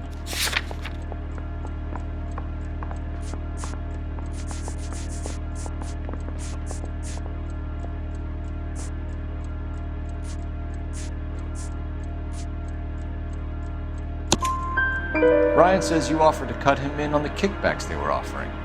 He'll testify in court. Suburban, they got real-time pressure on getting some of the big developments finished. There's some big date that they can't afford to miss. So yeah, I took their money. But so did a lot of guys, all right? Carpenters, electricians, plumbers. It's no big conspiracy. What would reversing the diaphragm of an InstaHeat Model 70 do? Yeah, I made that mistake before. You get a big bang when you turn the pilot back on. So you didn't deliberately sabotage the water heater at the Sawyer house? No, I did not. You out of your mind? I don't believe you, Varley. I think Suburban wants homeowners who don't want to sell out of the way. I think you're out of your mind. Where is the evidence that I have done anything to contribute to this fire? Huh?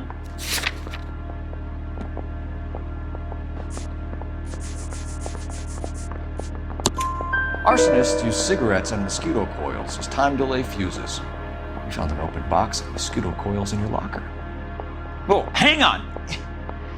Those things, they belong to Ryan, all right? He asked me to hold them because his locker's full of stupid pamphlets. I thought he used them for camping.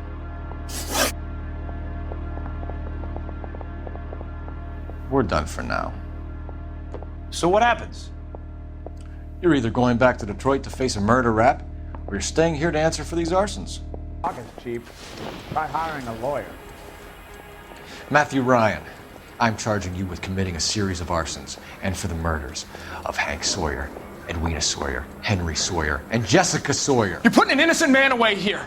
Do you hear me? I didn't set any fires. I didn't kill that family.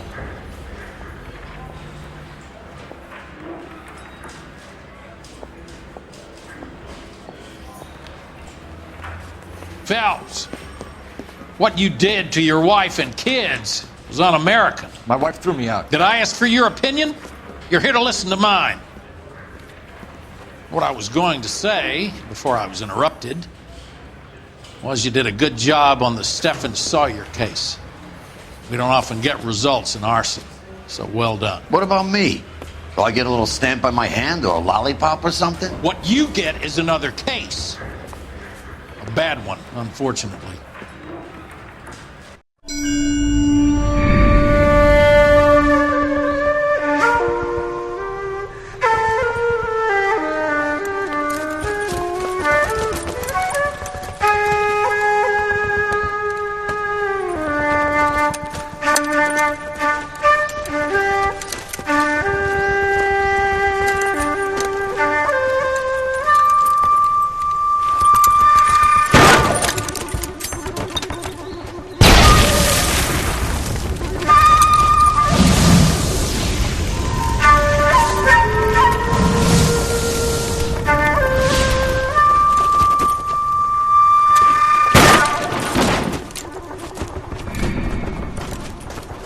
You're 2 blocks behind 1st and 2nd. We have more buildings to clear. You know our orders, There's Sergeant. barely a building left standing or not on fire in your zone, Cole. Is your sector full of Japs? Questioning my command. The captain doesn't want anyone falling behind. Tell the captain we will join him when the job is done.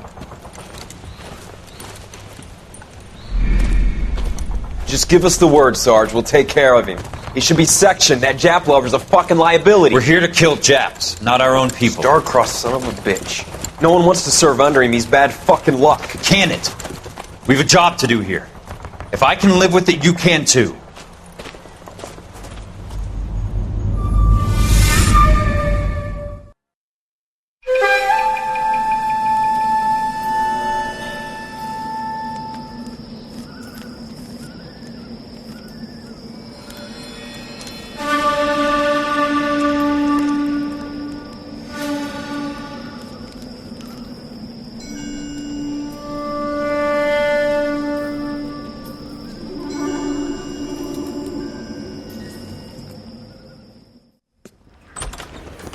House fire. Bad one. At least 4 Vicks. Get out there and find out what you can. The address is 650 North Hobart.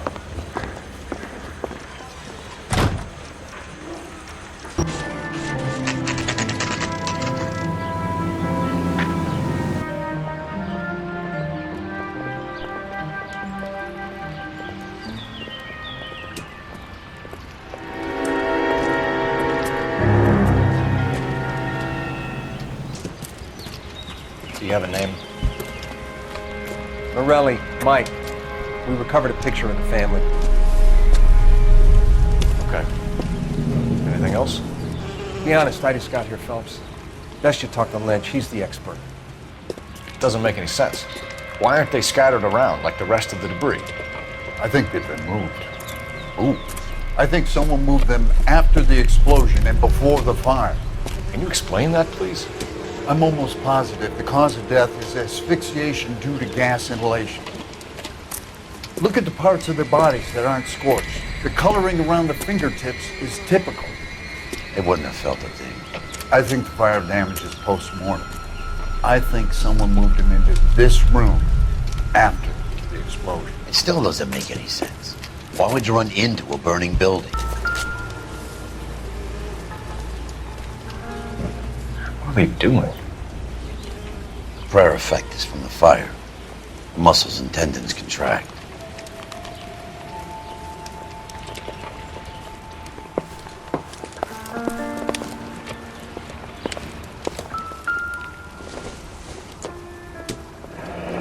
You ever think about how many people have died in this world?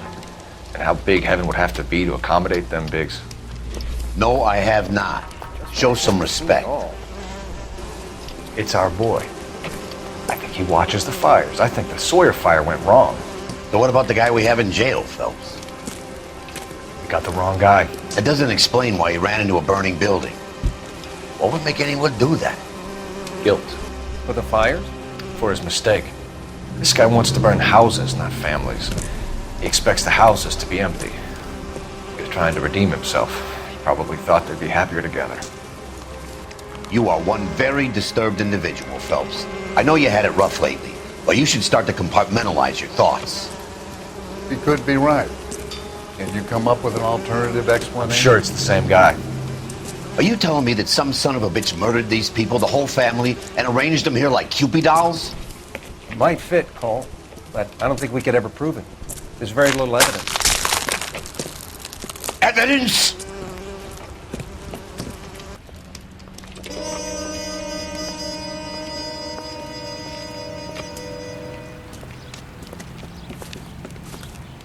So something finally got to you.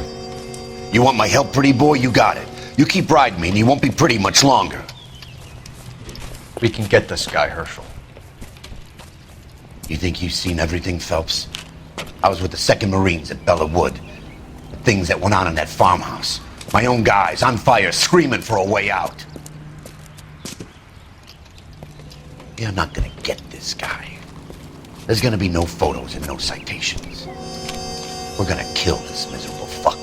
End of story. You getting this? You remember the list from the travel agent?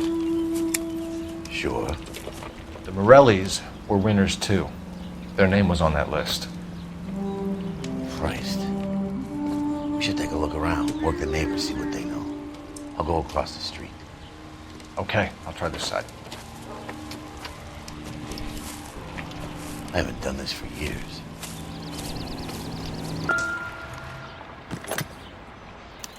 Looks like the same model.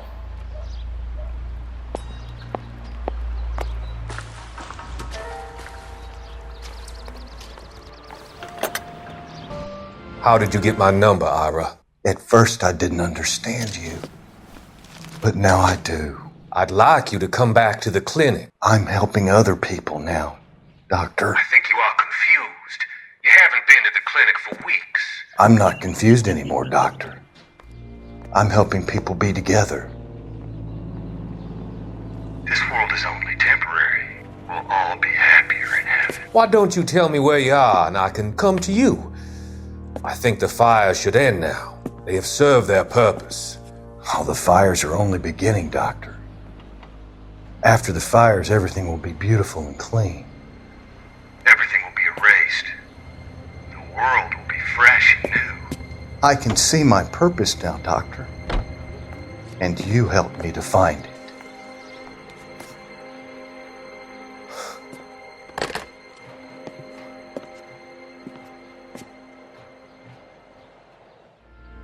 A lawyer.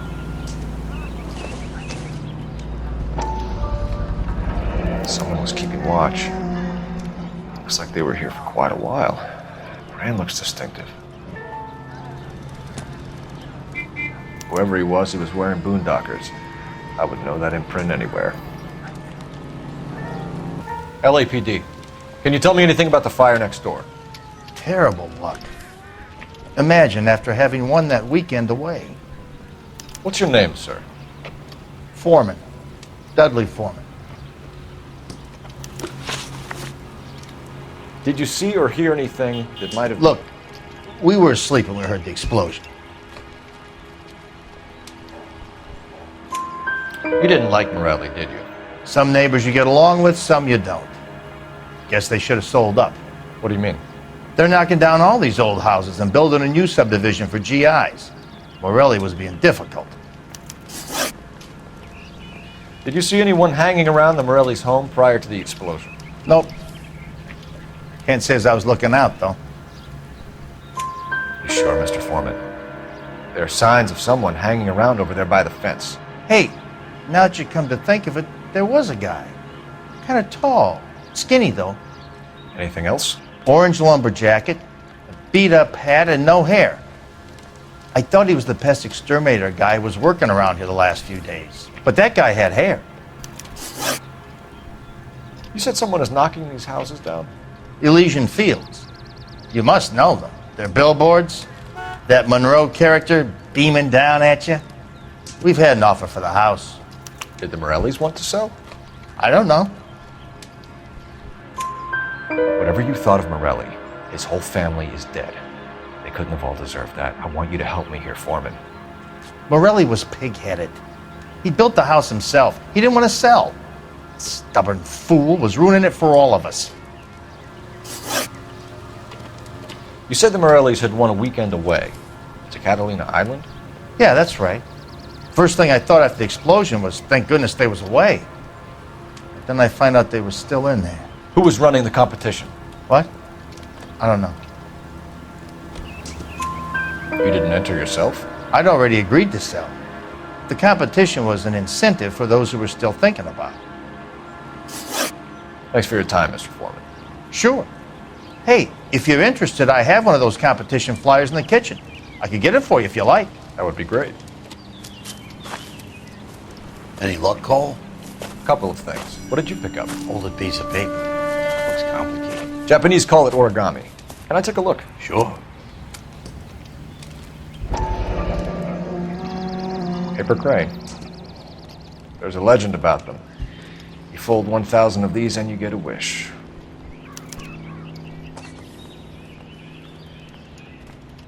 Hey, don't break it. I'm not. I'm unfolding it. It looks like a waybill or a flyer. For what?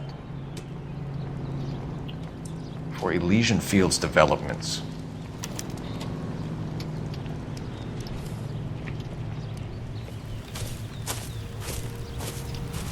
Oh, I see you already have one.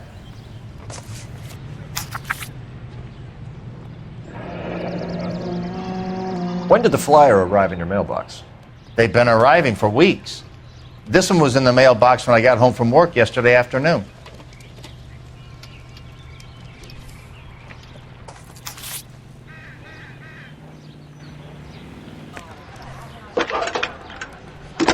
Awful. Just awful.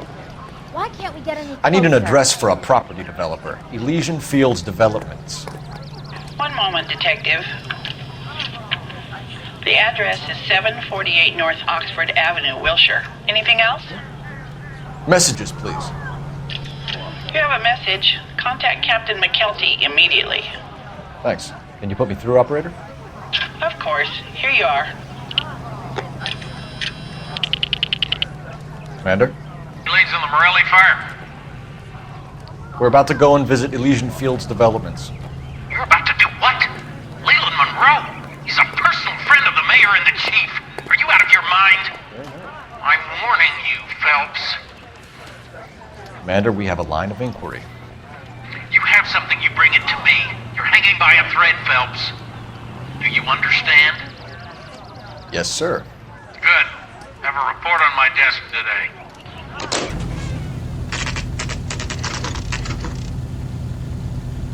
You know, there are times when you really miss a nightstick. There's more religion in the end of a nightstick than in 100 cathedrals.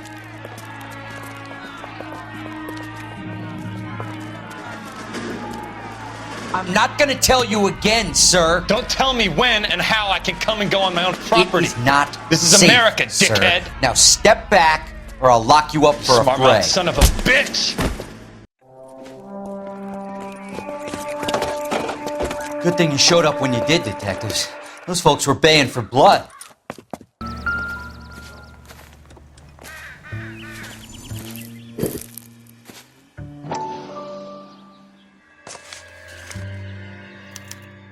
mortar is like dust. Is that normal in a fire? You'd expect some shrinkage in the heat, but it looks like the cement barely adhered to the brick. Doesn't appear to be any wall ties either. This thing looks like it was built on the cheap.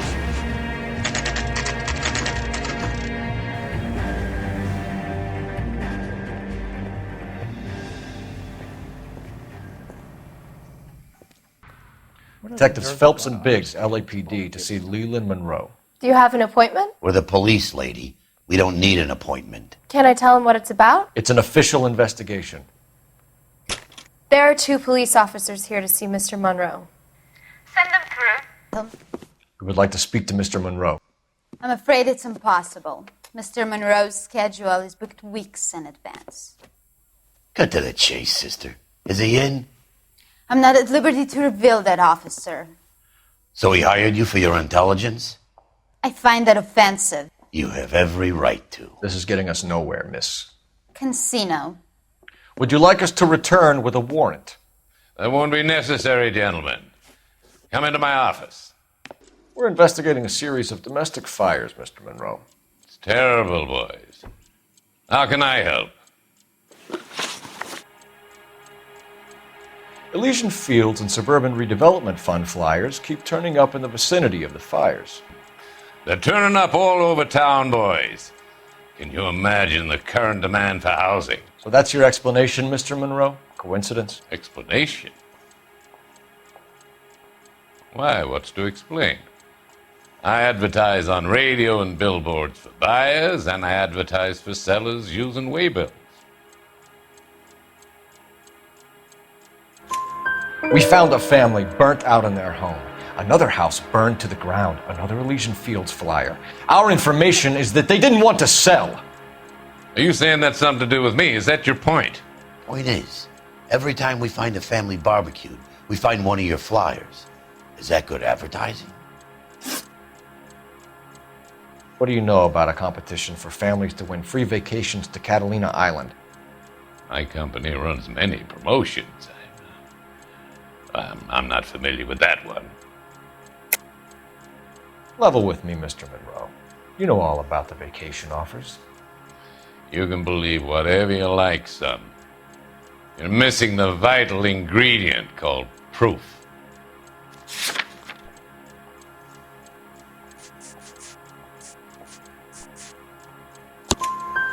Your face is all over the flyers, Mr. Monroe. You know about the prizes, and you're aware that they get given to holdouts. My face is the brand. It's on all our advertising. Did you know that the mayor and the chief of police are part of the Suburban Redevelopment Fund? Do you want to accuse them of murder as well?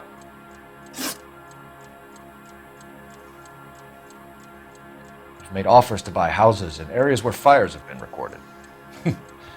Are you suggesting that I'm burning people out of their homes so that I can sell them new ones? What happens to your plans if a family like the Morellis refuses to sell? We work around them. Business finds a way. That's the American way. Come on, Mr. Monroe. You expect me to believe that you would build a new development with one of those old piles smack bang in the center of it? Progress is an inexorable process, detective. Those who choose to stand in defiance are usually confined to the wastebasket of history. To answer your question, yes, we would build around them if we had to. Most people see sense. What's Elysian Fields' involvement in Rancho Escondido? One of our latest housing developments. It was due to open on the weekend, or was before the unfortunate conflagration. It met with building code regulation. Absolutely. Only the best for our returning heroes. You're lying, Monroe. There's something out of kilter about that development. Son, I've had enough of you and your fidgety friend. There's no way in hell you can prove that my materials were inferior.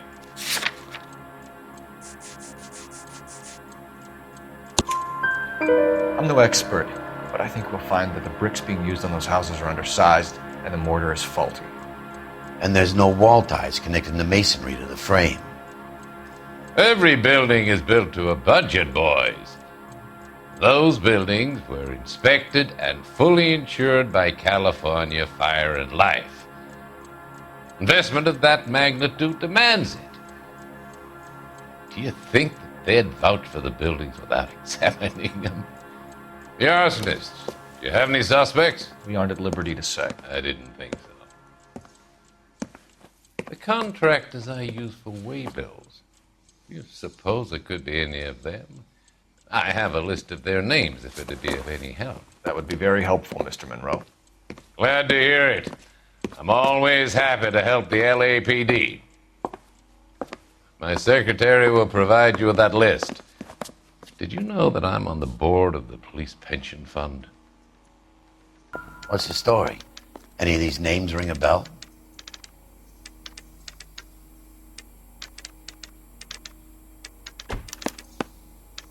Herbert Chapman is on this list. Operator, message for KGPL. Putting you through now. Phelps, 1247. How could I help, Detective? Can you check whether we are still holding a Herbert Chapman? Let me find out for you.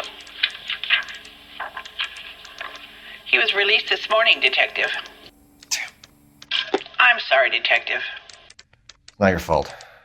Can you give me a last known address and put out an APB on the guy? I'll get back to you, Detective. APB will go out over KGPL shortly. Thanks, ma'am. That's that I love the chase till the minute I win it. A beautiful face till there's love for me in it. Give me your heart and baby I'll bill it. 'Cause I always kill the things I love. Buy me a drink, Cole? No! Not even for old time's sake? Not even for that. You're not gonna ask me why I'm here? I wouldn't give you the pleasure. We'll get around to it. She's in fine voice this evening. I wonder how the commander would feel Save about... the threats for someone who cares about them, Roy. You're breaking my heart, Cole. You know how I feel about you.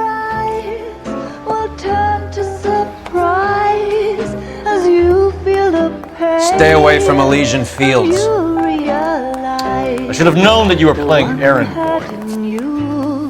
You and your doofus partner. You have been warned. Thanks for your cooperation, officer. I love you. Stay away.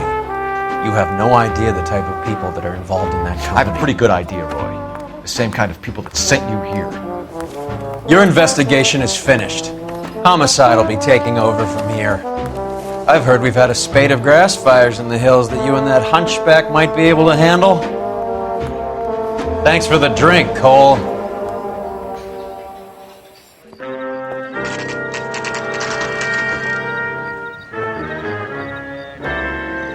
You get the message about Monroe? Yeah. Earl delivered it. You? McKelty. He started making noises about my pension. Sorry about that, Herschel. I didn't mean to drag you into this. Save it, Phelps. Monroe's an asswipe. And so was Earl. And so was McKelty when it's all said and done.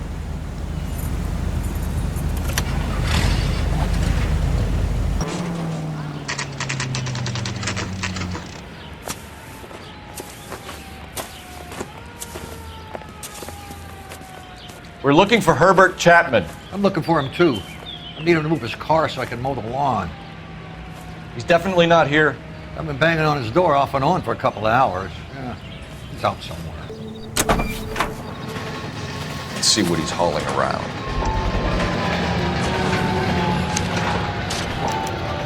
Motive, opportunity, and hard evidence.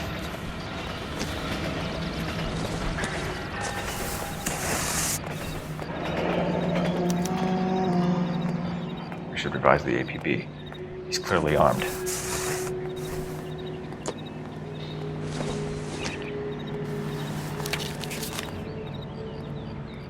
Definitely gives him opportunity.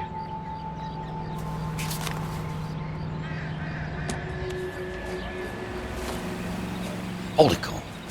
There he is. It's Chapman. He's coming out of the laundromat. Shit! He's seen us. Cops! Again! Looks like we have our man, Cole. Well done. I'm not so sure. Chapman seemed to have his own agenda. There seems to be more to this than a personal vendetta. What are you talking about? The fires benefit Elysian in some way. I don't see Chapman and Monroe working together. You have a point. The evidence is good for Chapman. Hard to be worrying about his side of the story when he's blasting away with that big 45.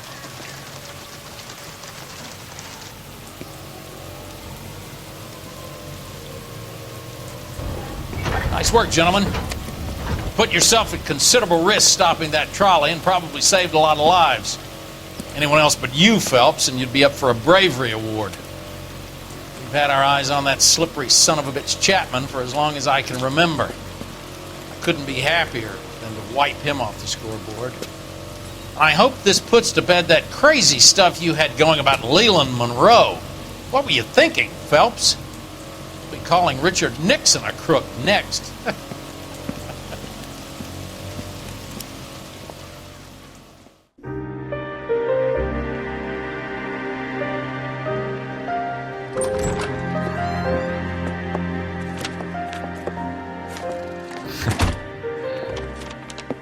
What is it?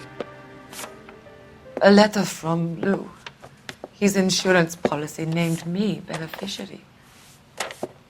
California Fire and Life. You worked for Elysian? The roof that he was working on collapsed. It's a very generous settlement. Elsa, I'd like you to do something for me. I think there's something dirty about Elysian Fields. What has that got to do with Lou? I want you to reject this settlement. I want you to go and see an investigator named Jack Kelso and ask him to make some inquiries about Lou's case. Isn't this police work? Do you want to find out what happened to Lou? Why would he help this Kelso? Jack won't be able to help himself if he smells a rat. He's a friend of yours? He hates my guts. Elsa, you could take this money and let them get away with it, or we could get Jack's help and do something about it. Why not be honest with this man, Cole? He deserves your honesty if you want his help. Believe me, Elsa, I'd like to level with him. I really would, but it's too late. Years too late.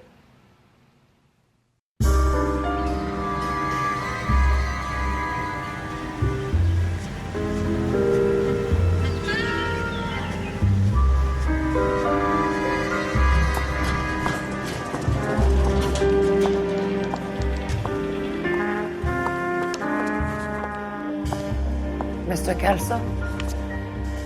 That's what the sign on the door says, miss.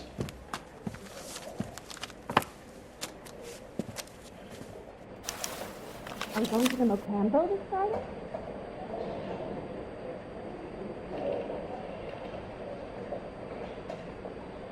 Okay, keep moving, lover boy.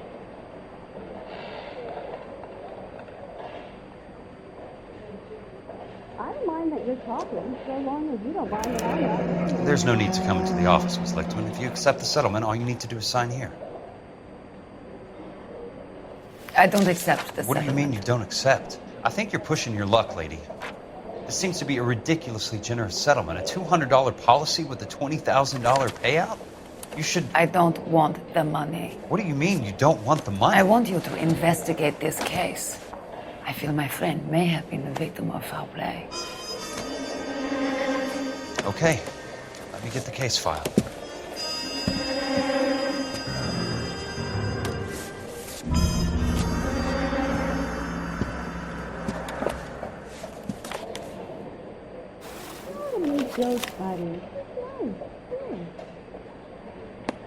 There's got to be more in these files.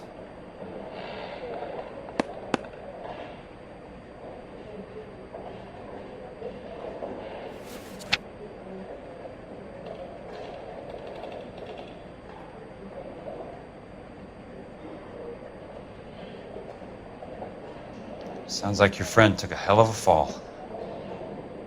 I'm sorry for your loss.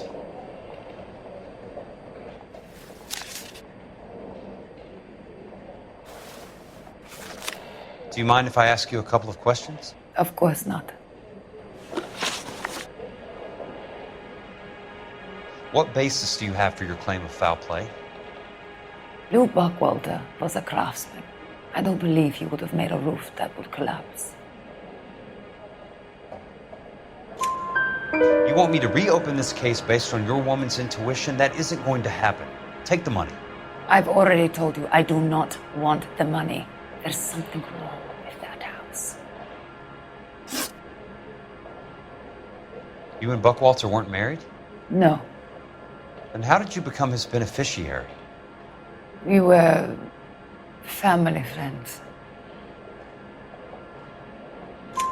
You expect me to reopen this case because you come in here walking that walk?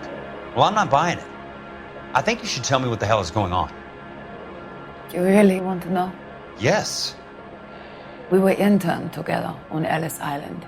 Resident alien Germans whose parents had been killed by Nazis. Do you see the irony in that, Mr. Kelso? We spent 4 years there. So the roof collapsed, accidents happen. What exactly are you trying to achieve here, Miss Lichtman? Exactly what I said. I want that building thoroughly investigated. I'm intrigued, Miss Lichtman. I really am. But you're going to have to give me something if you want me to get involved in this. There is a conspiracy surrounding Elysian Fields and the new houses they are building. I believe your insurance company is involved. That's pretty heady stuff, Miss Lichtman. Flimsy, but heady. I've told you what I know, Mr. Kelso. What are you going to do about it? All right, Miss Lichtman. One final question. Yes. What's your address? Is that usual? Is there anything usual about this case, Miss Lichtman? The address is on the letter, Mr. Kelso. The address, not the phone number.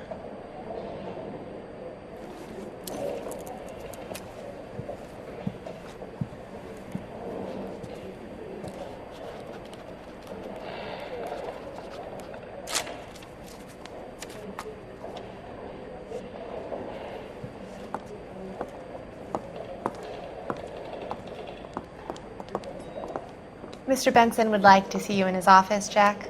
Upstairs.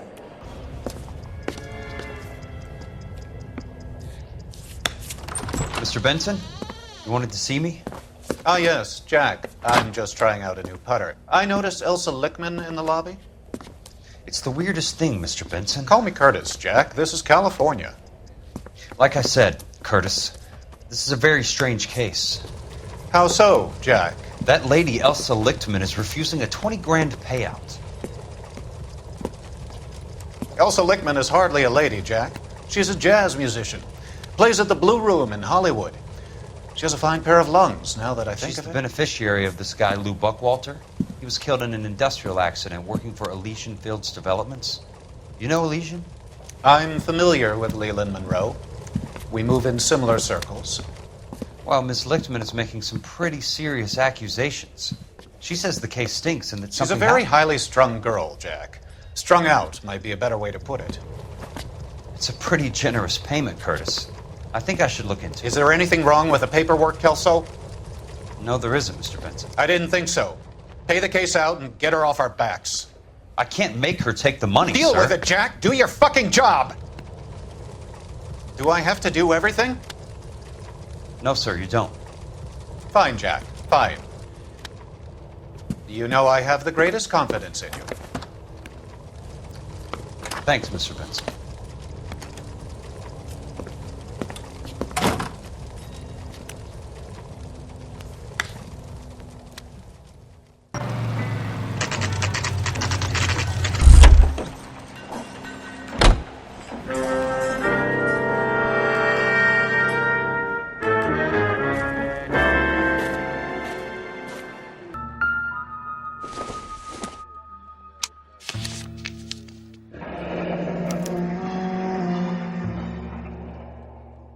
That's not how my pop taught me to mix it.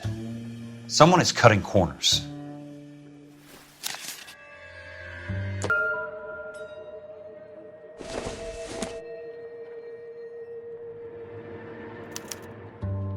bulldozing and starting again.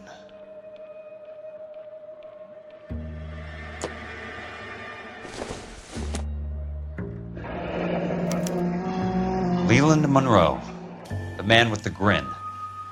Looks like he doesn't like to be disappointed. Hey! You just can't be walking around down here. I'm Jack Kelso, from California Fire and Life. I don't care if you're from the Vatican. Buzz off! I'm investigating the accidental death of a Lou Buckwalter, and... You deaf? Do I have to beat on you? Looks like you do. I came to see the house where Lou Buckwalter died. You were just about to offer to show me the way. It's out the gate and 3 houses down on the left. Don't know what you're looking for, smart guy. There's nothing there. Then I'll poke around in the rubble. Fine. As long as you're out of my sight.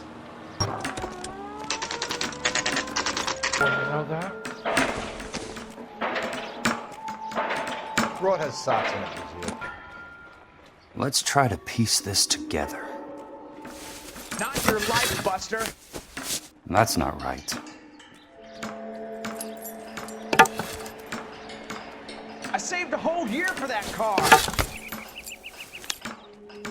Keystone Films. Who gets their lumber from a film studio?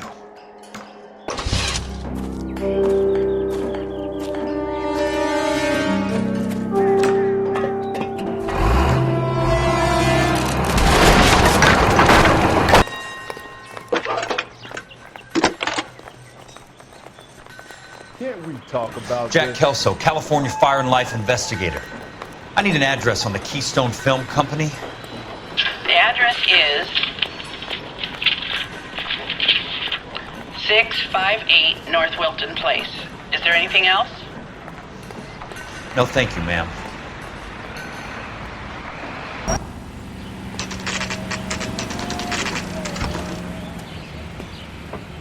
Hi, Mac.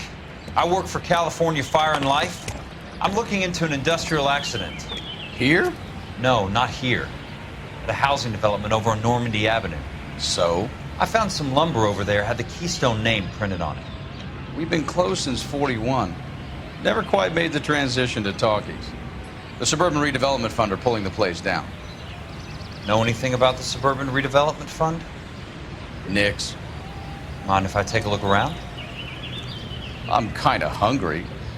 If someone was to leave a couple of bucks here, I might wander down the street and get a cup of coffee. Is there a key to the gate? No.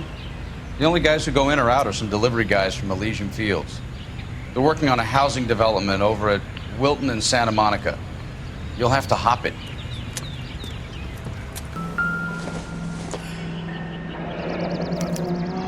So this is where their lumber comes from? That's one way to keep your costs down. Too bad it won't support a roof.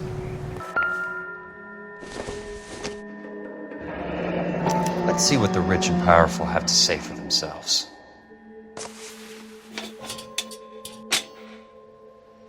The reel should be nearby.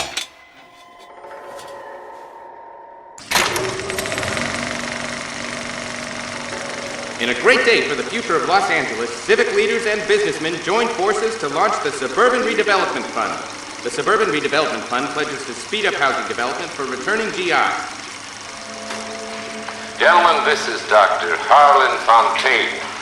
He's our latest investor in the Suburban Redevelopment Fund. Doctor, this is Curtis Benson. He's Vice President of the California Fire and Life. Pleased to meet you, Doctor. Ray Gordon, editor of the Times. Doctor. District Attorney Donald Sandler and Police Chief Warren. Gentlemen, I am delighted to be in such exalted company. You're making quite a name for yourself, Doctor, amongst the thespian fraternity. I find that those of artistic temperament are often of a fragile mental disposition. It's a short step from miscreant to recidivism, Doctor. Very true. But I think we could all agree that the City of Angels does rather well basking in the reflection of the motion picture industry. Hear, hear. And it's something that every sucker getting off a train at Union Station wants a part of. Gentlemen, we're here to sell the American dream, and Hollywood is our greatest advertiser. So, how is your new development selling, Leland? Cannot throw them up fast enough, Ray. And that's part of the problem, Leland. Washington is receiving steady complaints. There's a clamor for public housing. God damn it, Ray. Public housing is tantamount to communism. Now that's why we fought this goddamn war. I'm telling you, it's Reds via the back door. You can't have it both ways, Leland. The new freeways are being built to service all your developments out in the boondocks. They're all being built with government money. The GI Bill is government money. There's a difference. What difference? The GI money ends up in my pocket. I hope you mean our pockets, Leland. We're all investors. Of course, Curtis. So, when will the freeway bond be passed on? It still has to be ratified. It takes a long time to raise $3 billion. I need to find a game well or a telephone. Operator, I'd be glad if you'd put me through to police dispatch. Putting you through now. This is Jack Kelso, investigator for California Fire and Life. Can you put me through to Curtis Benson, please?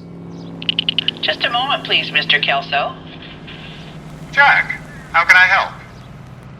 Do you know anything about the Suburban Redevelopment Fund, Mr. Benson? I've heard of them, Jack. Building new homes for GIs. With green lumber that was used on movie sets. Jack, are you working the Buckwalter case? Mr. Benson, are you part of the Suburban Redevelopment Fund? Jack, I want you to listen very clearly. Call Miss Lickman. Call her as soon as you hang up. Arrange to see her tonight and get her to agree to the settlement. Do it tonight, do you hear me? Yes, sir. End of story, Jack. I don't want to hear another word about Elsa Lickman or Lou Buckwalter. Can you put me through to Michigan 221? Putting the call through. Hello? Ms. Lichtman, it's Jack Kelso. Yes, Mr. Kelso. I've been looking into your case. Yes, and what have you found? It doesn't look good. I need to see you. Meet me at the Blue Room. I work there tonight. I take a break around 9. I'll be waiting at the stage door. We can talk then. Auf Wiedersehen, Mr. Kelso. Thanks, ma'am.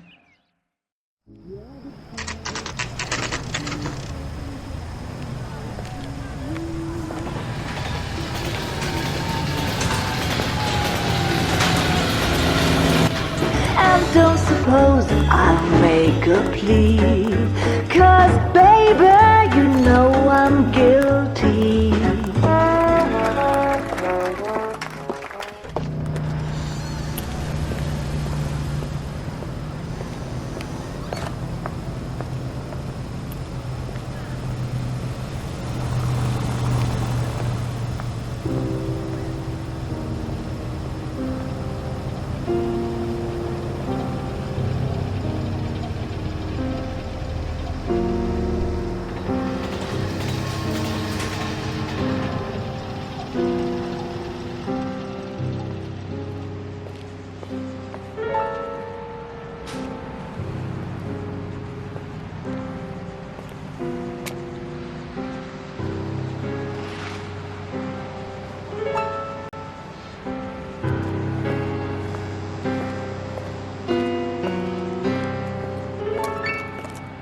What were you doing with him? I was doing what you asked. I didn't ask you to meet him in an alleyway. Why do you snarl at me? Your friend came to ask me to accept the insurance. He's not my friend, Elsa. I think he's a brave man, and you have placed him in great danger. You've involved him in something, and he has no idea of the risk. Can you live with that, Cole? Elsa, I need his help, and he hates my guts. Forget the past, Cole. He deserves a chance to say no. If he helps you, let it be on his terms. I'll go see him in the morning.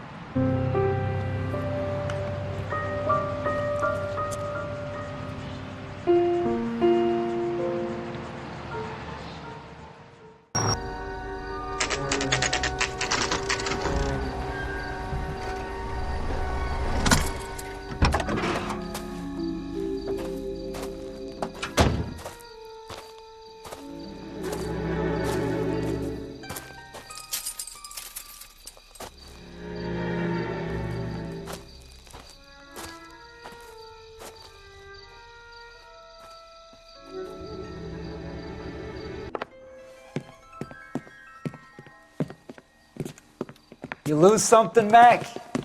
I thought these private eye types were all wise guys with smart mouths. Looks like the snappy repartee has all dried up. Get on with it. What's your hurry, Mac? You got some place to go? You ever do the cat and mouse routine without a gun in your hand? Now that's more like it. Let's put a few caps in. Don't get impatient now. I'm about to break the goddamn jaw.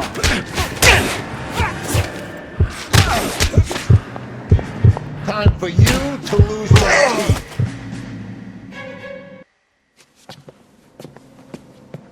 You're a worn, tough guy.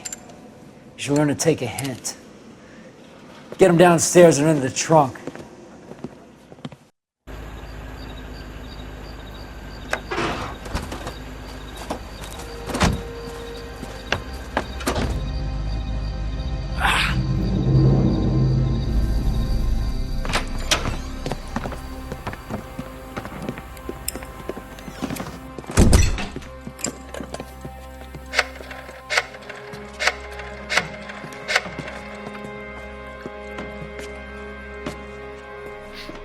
Sure, he turned up all right. He's wishing he didn't. He's in the trunk. He's going nowhere. The boys introduced themselves.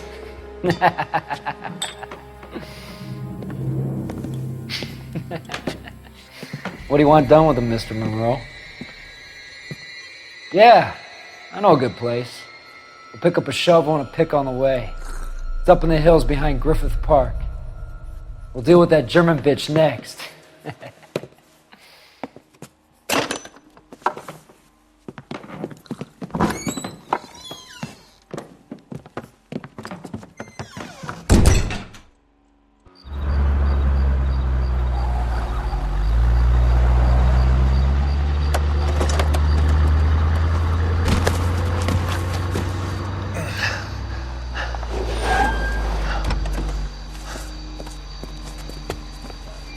Elsa.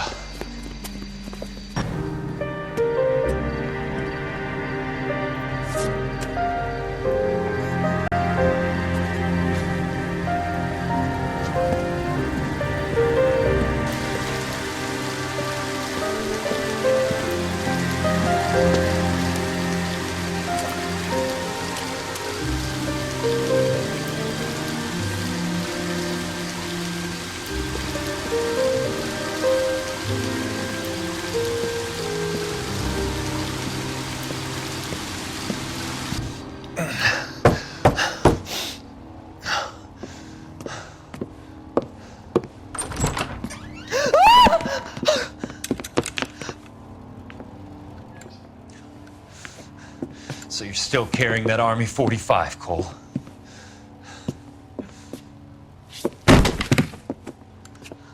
For God's sake, Cole!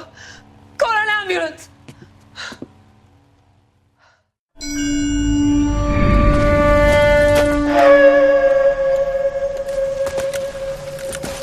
Satchel charges on the cave entrance from above. Covering fire on weapons team. Look for snipers in the trees. You know the drill. No risks, no heroes, no prisoners. You want some roast on this one, Sarge? No, you guys have done enough. Head back to Webb's. We are going to blow every cave we come across. Close them down and move on, people. Damn. I was hoping to get me a samurai sword. Skipper says that Phelps has fallen behind again. He's got his fire teams checking every cave. He's lost another flamethrower. He wants you to get over there and hurry them along.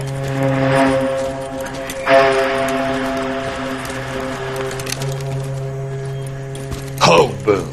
Weapons Company. Sir. Sir. We have a major cave complex in front of us, Hogaboom. I want flamethrowers and BAR teams to clean it out. Begging your pardon, sir. But if it's a big complex, why don't we bring the Shermans in? They could pour it in there. We can't wait for tanks to be brought up. I'm already behind. Then blow the cave. No skin off our nose. Bury them. We are going in there and clearing them out. We are doing it by the numbers, Sergeant.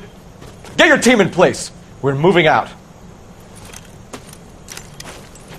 Mount up! First fire team and flamethrowers! Head in!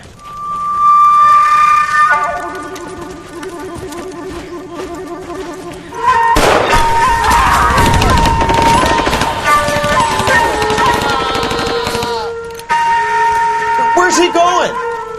Where's who going? big cowboy. He's going in. Who gave that order? You did.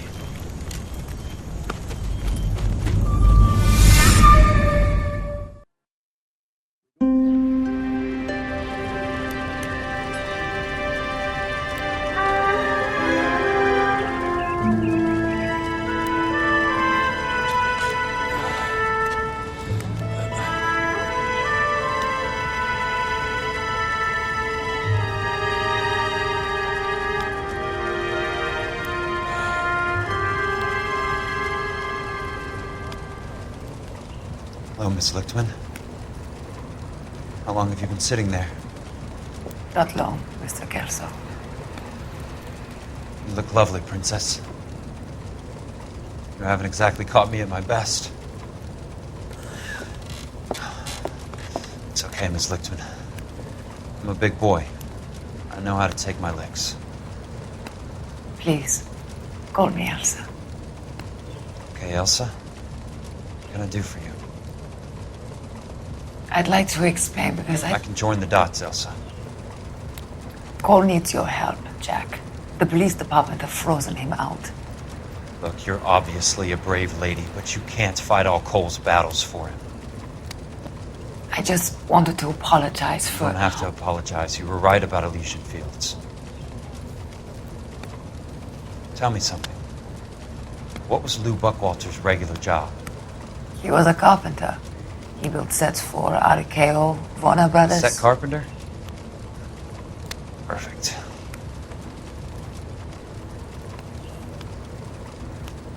If you don't mind, Elsa, I'd like to get a little rest now. I've got a lot more dots to join, and it's making my head hurt. That's perfectly understandable, Mr. Jack. I hope we can meet again under less dramatic circumstances. I hope so too, Princess. I'd like that.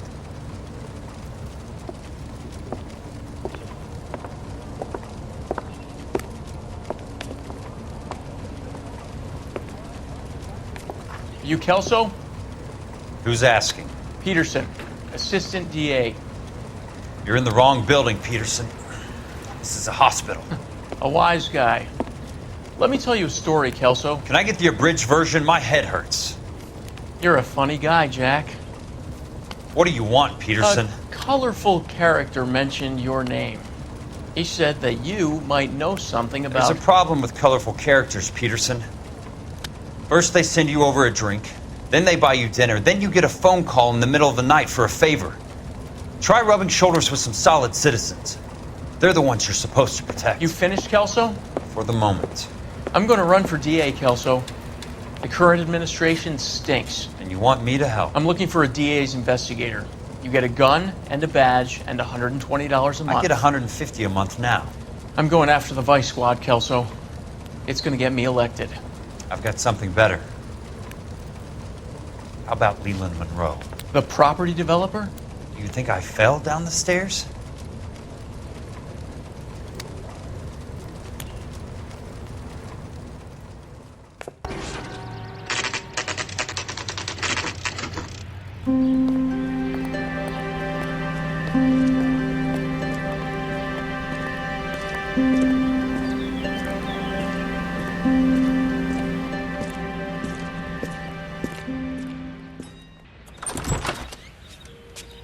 Remember me? Jack, it's good to see you. You've caught me at a slightly inopportune moment.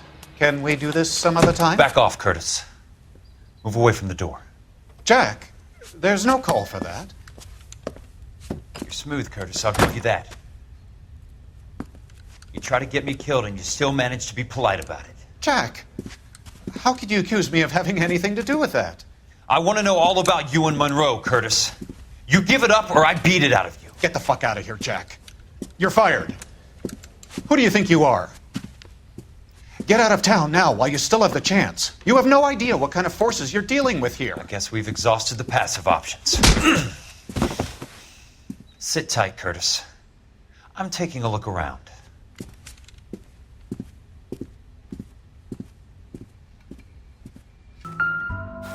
What exactly do you expect to find, Jack? To get all of the stockholders, I need to follow the paper trail.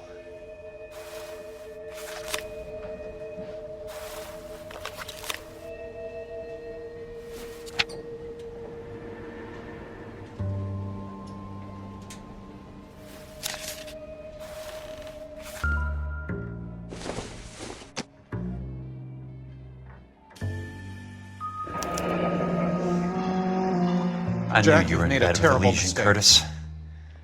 Get Now I out know while you why. can.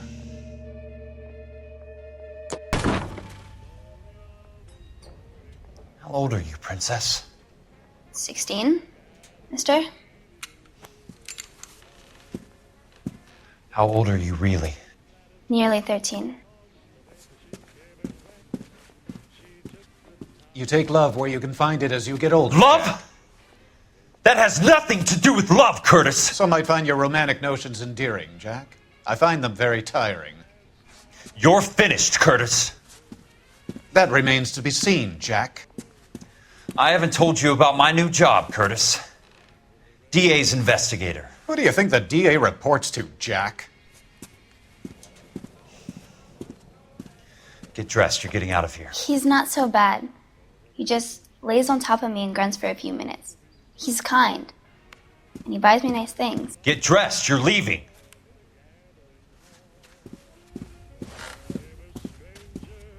She will only come back.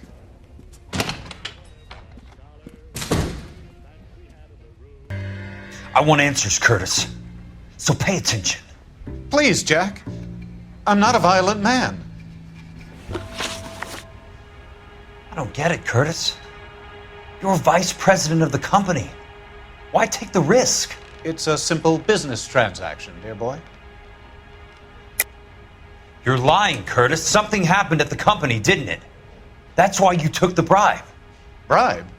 What bribe? How can you accuse me of benefiting ahead of the company?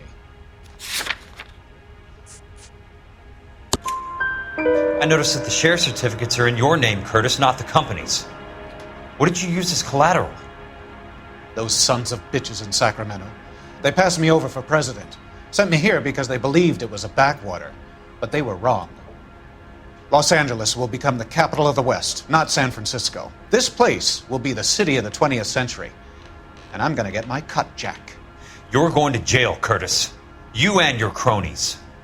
We'll see about that, Jack. Tell me about the Suburban Redevelopment Fund. You're talking about the future of Los Angeles. You cannot interfere with these plans. Information, Curtis. Business people who have joined forces to meet the demand for new homes. You're lying, Curtis. They're going to burn those movie sets they call houses, and you're carrying the insurance on them. And how do you prove that, Jack?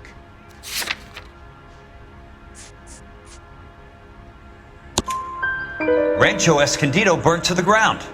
California Fire and Life is carrying the paper.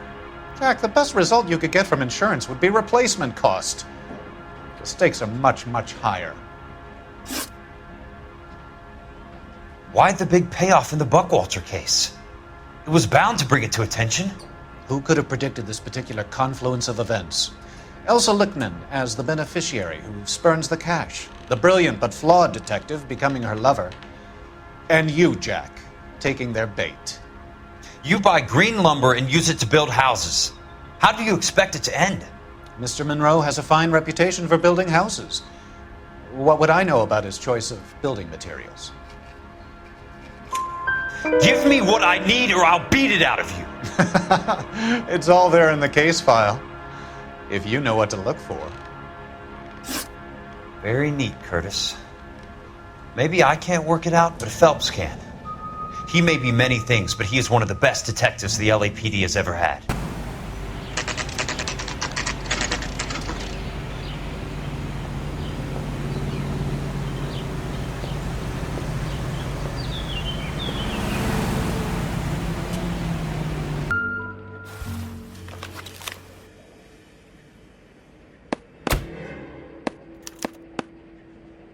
(34 degrees, 4 minutes, 29 seconds north. 118 degrees, 17 minutes, 58 seconds west.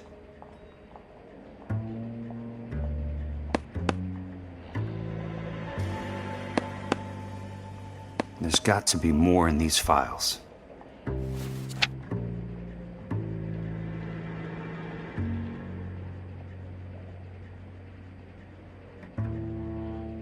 There's something else in that report. I know it.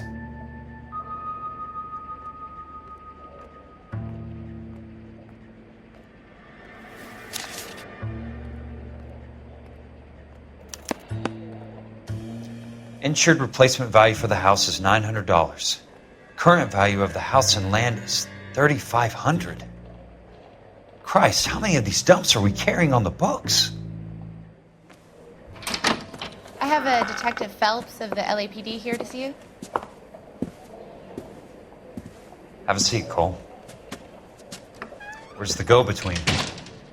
She's awful easy on the eye for a foreign girl. Does that private dick petter actually work on anyone, Kelso? It's not your style. You were always a little more direct. This is your dime, officer. Would you have helped me if I asked, Jack?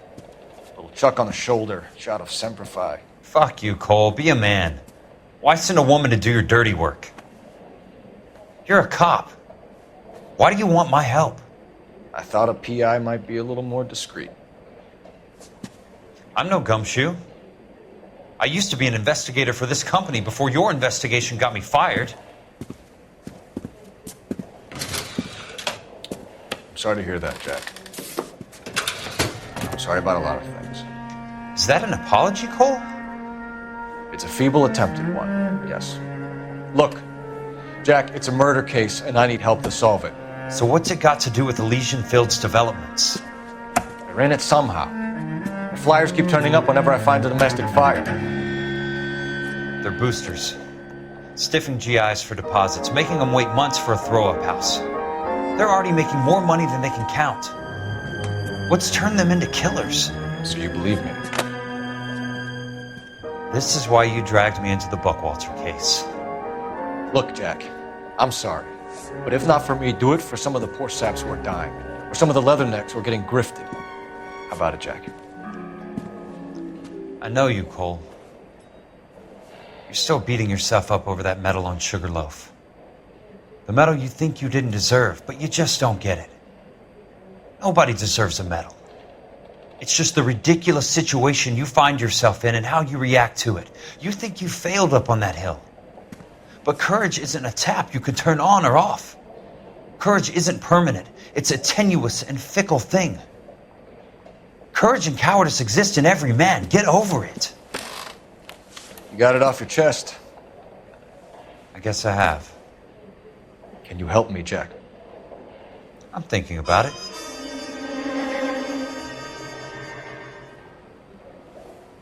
The Hall of Records is the place to start.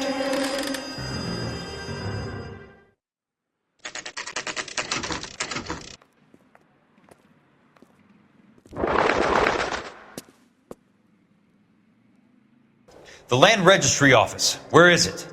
Just up the stairs. Thanks.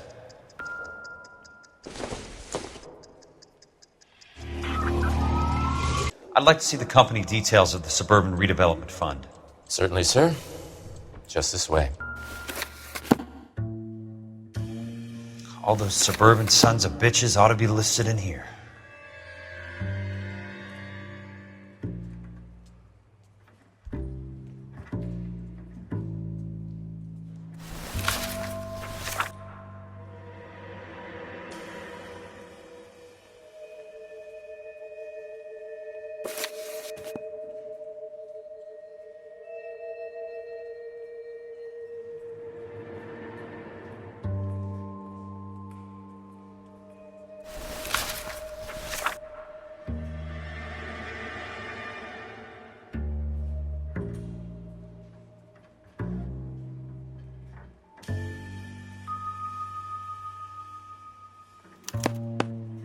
Courtney, for God's sake, what's he got to do with this?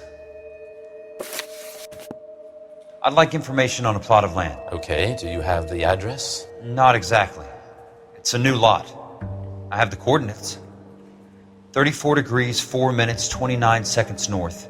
118 degrees, 17 minutes, 58 seconds west.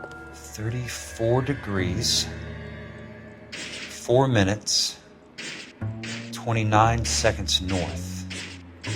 118 degrees, 17 minutes, 58 seconds west.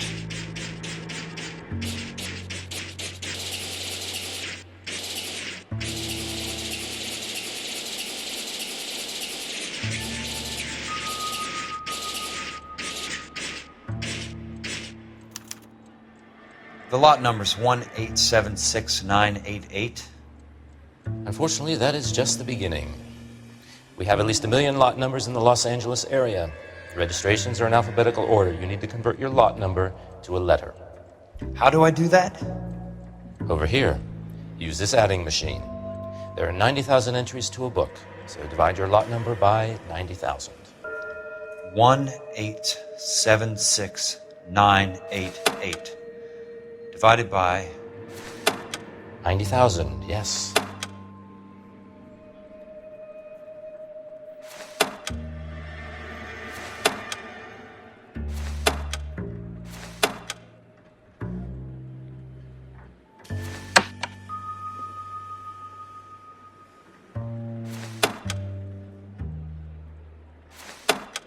$1,876,988 divided by 90,000.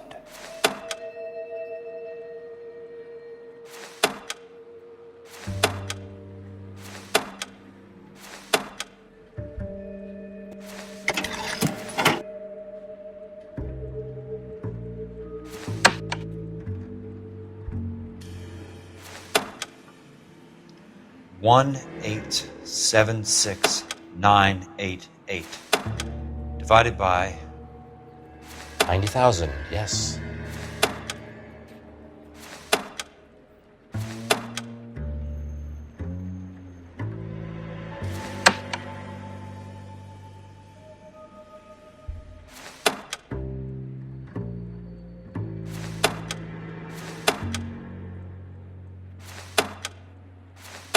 $1,876,988 divided 20.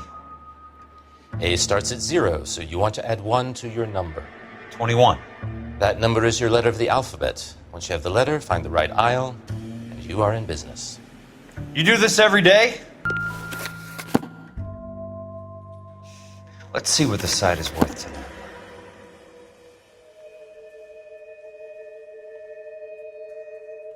$1,876,988.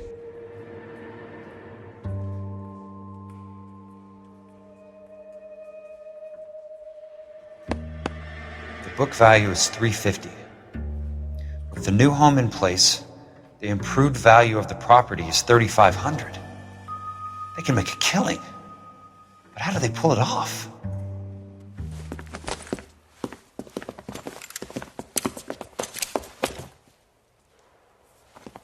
Know why I plumbed for the caddy? The extra trunk space.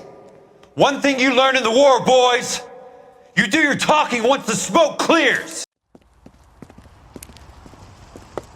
I need a word, Courtney. That's okay, Jack. You didn't need to come all the way down. It's important, Courtney. How can I help? Tell me about the Suburban Redevelopment Fund. What are you talking about?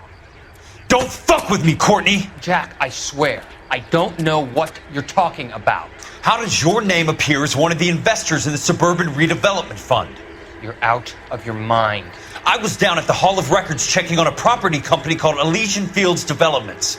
Their funding comes from the Suburban Redevelopment Fund. Seriously, Jack, I have no idea. Your name is there, Courtney, with some pretty interesting company. The mayor, the district attorney, some dirty cops, and your buddy, Dr. Harlan Fontaine.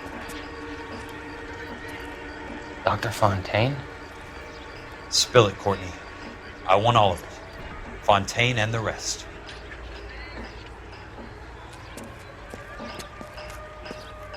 Fontaine took the morphine off our hands. Look, Jack, I know you said to get rid of it, but it's okay. I did something good for once.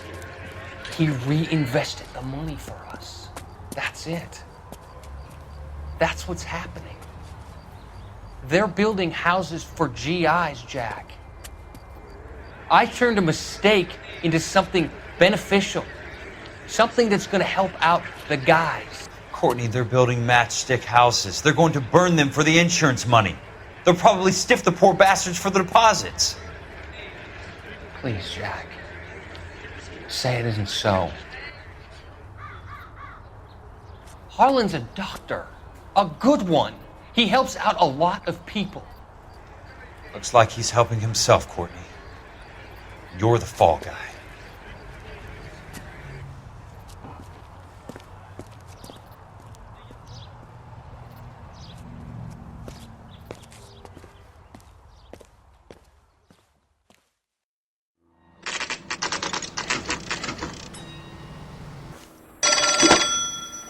Jack Kelso. Who's asking? Leland Monroe. I was wondering when you'd get around to calling. I'd like to meet with you, Mr. Kelso. I bet you would, Mr. Monroe. But I value my skin highly enough to not want to meet with you. Why don't you just send some more of your boys around and we'll have a nice cup of tea? You realize that I could make you a very wealthy man, Mr. Kelso. Better than $220 a month? You're a very witty man, Kelso. Substantially better. I'm going to have to let it slide, Mr. Monroe. Are you haggling with me, Jack? I might be. Come around to my place at 9. 5164 Santa Monica Boulevard. You'll come? I might. Good night, Mr. Monroe.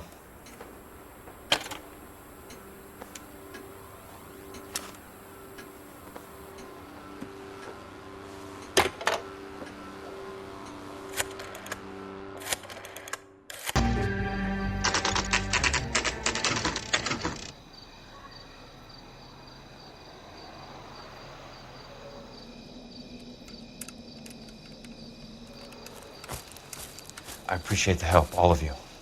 We can reminisce later. I want a minimum of noise and no prisoners. No prisoners? This isn't Peleliu, Jack. These guys are grifting GIs.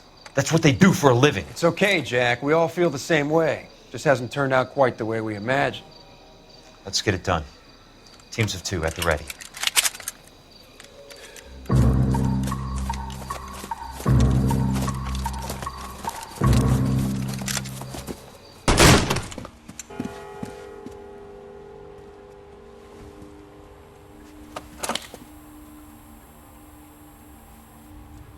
You're a very sweet-looking girl to be holding such a big gun. I know how to use it, mister.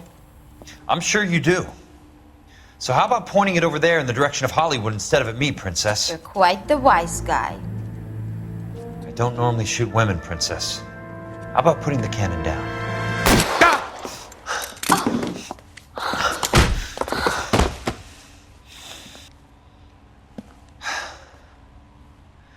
I didn't think you had the guts, sweetheart. I was never very good at reading women.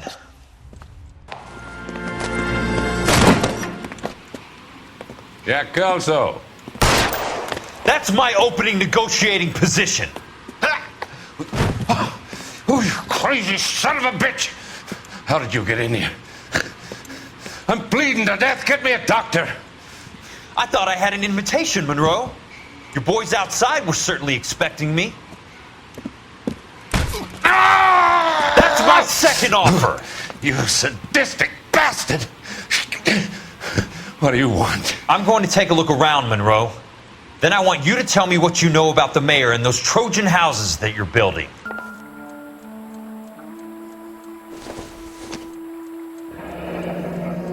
The Suburban Redevelopment Fund. Remind me what they say about absolute power, Monroe. Fuck you, Jack. Call me an ambulance already. Dr. Fontaine, I need to speak with you urgently. Sit down. Please, sit down. Tell me about the Suburban Redevelopment Fund. It's the fund we are using to channel money into the development of new houses. Why is my name on the board of managers? Technically, you are a major contributor. Please, Courtney. Those houses are a sham, Doctor. They're going to be burned for the insurance. That's a scandalous allegation, Courtney. Do you have any proof? Jack Kelso, an investigator for California Fire and Life, has seen them. He was almost killed when he found out what was going on. I don't know what to say. I feel that I have been duped. Who do you think is behind this subterfuge?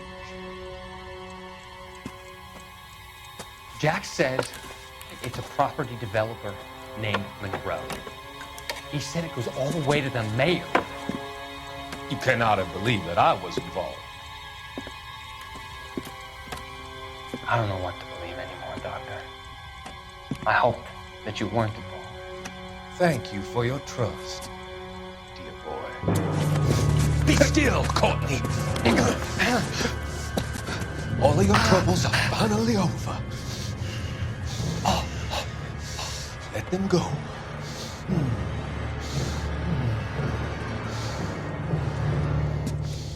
Let them drift away.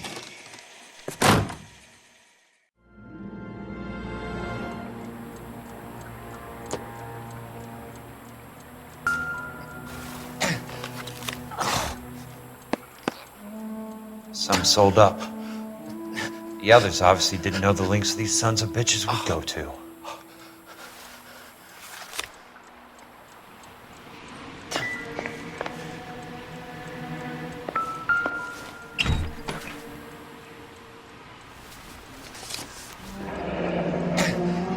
That's a hell of a payroll.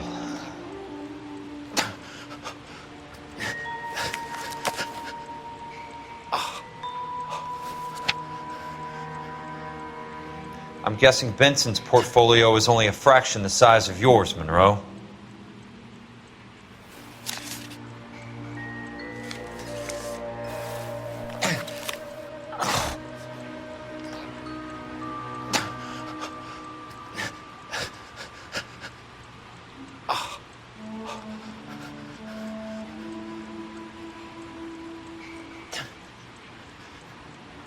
Smart. Keep the dirt on Fontaine under lock and key. This is your insurance.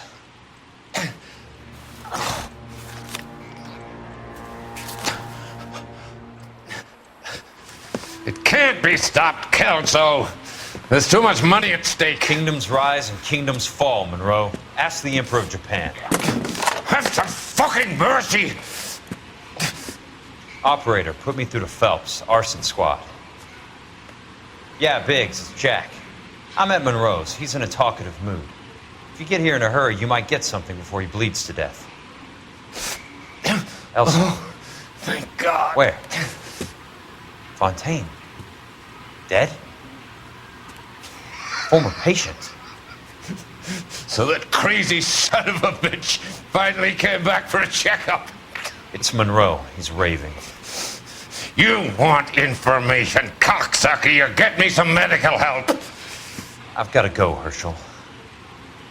Monroe's negotiating again. Do you want my final offer, Leland? Tell me how I find the guy who has Elsa. Nutcase, he did whatever Fontaine asked. He had some kind of power over him. He did all the fires, and then he went off the rails. I don't have a fucking name! He worked as a bug sprayer. Get me a goddamn doctor!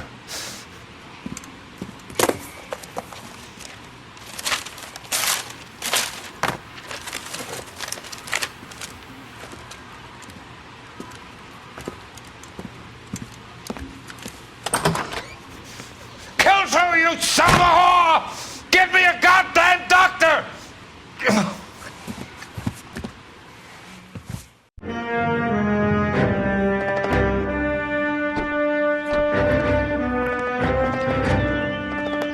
Hey, news from Jack.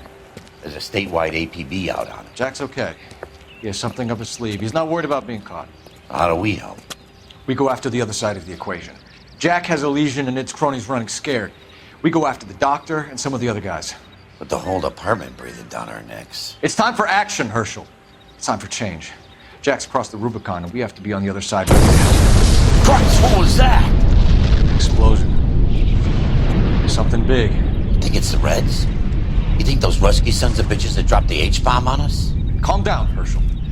We need to be ready for the call. I'm not waiting for an invitation. Get in the car and head for the cloud. KGPL can give us the details on the way. Stand by.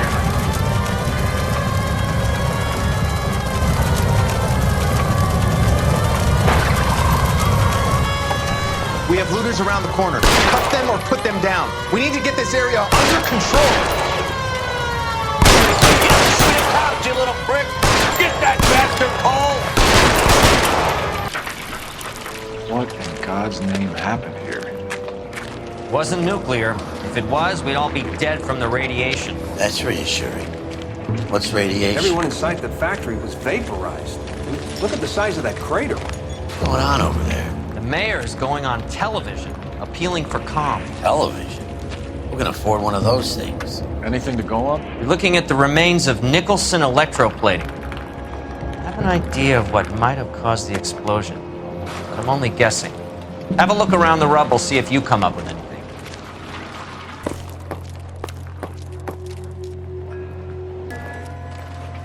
Any idea what this is? Very large egg cup? A Viking helmet? Looks to me like some kind of machine component. An airplane part, maybe.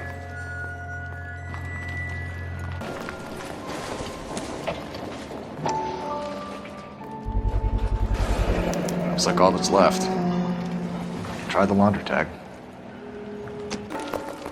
Blew the locker open, but shielded the contents. Let's see what we got in here. What is it? A substitution cipher. The Germans used them in the war. These are cipher rings. You know what to do with them? Maybe. I used them in OCS. His first letter to the cipher key. The rest of the message should align itself.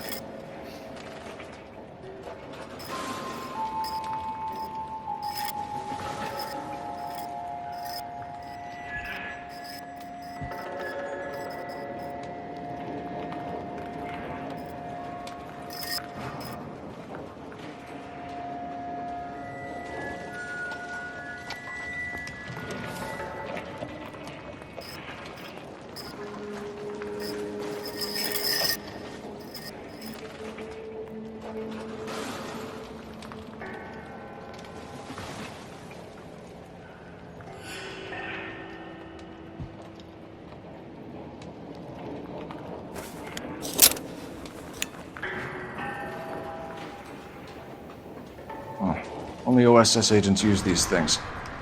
We'll need to get the film developed to see if there's an espionage angle. Any ideas, Herschel? None that I care to utter for public consumption.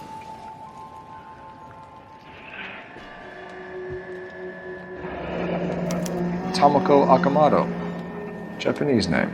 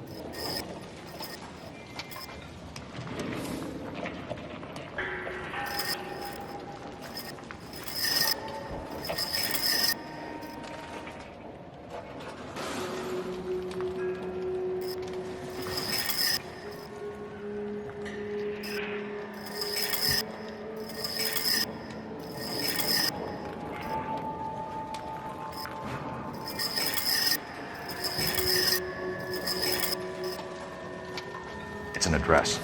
133 North Vermont Avenue.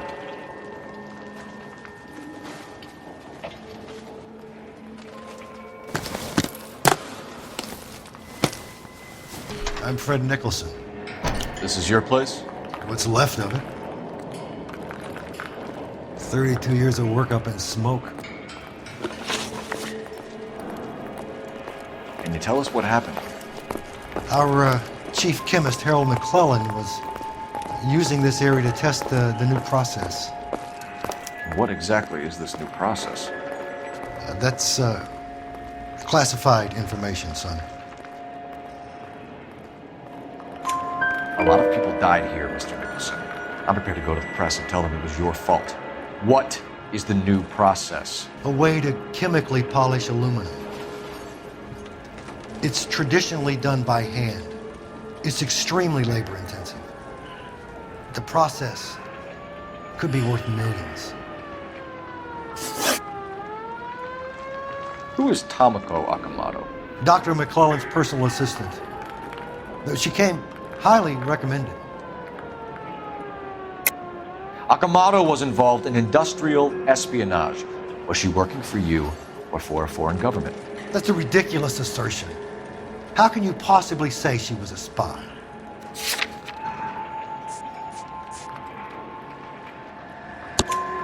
How many of your other employees carry spy cameras in their handbags? Jesus, Mary and Joseph, she was selling me out. If she wasn't a foreign spy, who could she have been working for? There could be other plating companies, but the big customers for the process are the aircraft manufacturers. Lockheed, Boeing, Hughes, North American. What can you tell us about McClellan? A brilliant chemist. He approached me a few months ago with the idea for the new process. So no one has ever done this before? No, but it's legitimate research. So you thought McClellan could do what no one else could do? You were prepared to take that risk? Look, he was a trained chemist, and his ideas could revolutionize electroplating.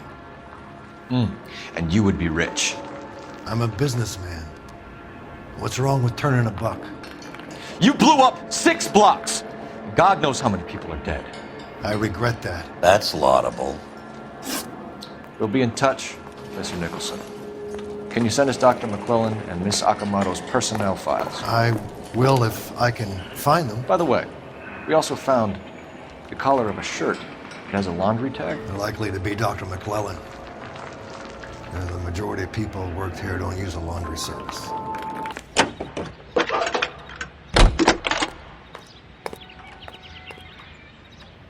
Detective Phelps, badge 1247. How could I help, Detective? Can you speak to someone at the Army Air Force Base for me, please? Of course, Detective.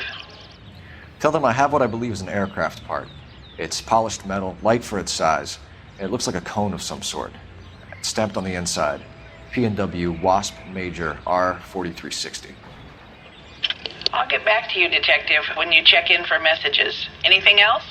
I need an address for Superior Laundry Services. Closest store to your location is in Wilshire, 4766 Melrose Avenue. Thanks for your help.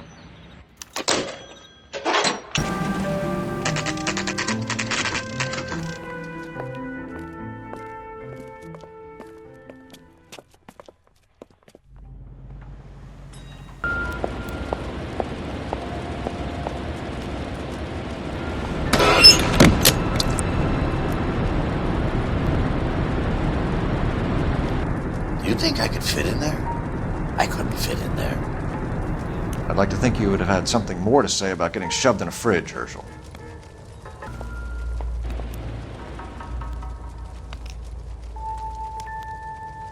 One to the head, one to the heart. Point blank.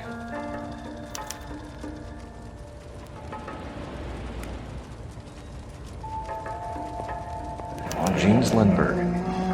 Very expensive watch, favored by flyboys. I always wanted one as a kid. That's funny. As a kid, all I wanted was some food on the table.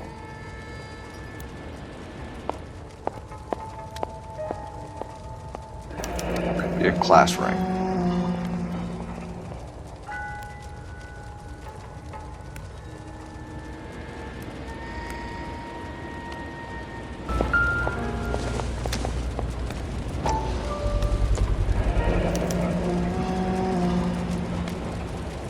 You know what this is, Biggs?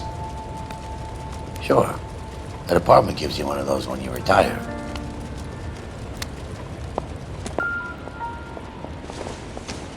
Looks like we have a match. Interesting dame, this Akamoto. What is it exactly?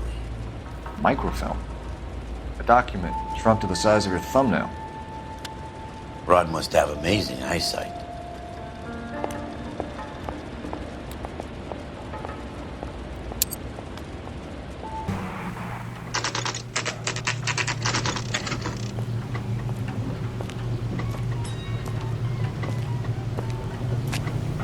Phelps and Biggs, LAPD. We have one of your laundry tags. Can you tell us who it might belong to? Are you kidding? I got work to do, Mac.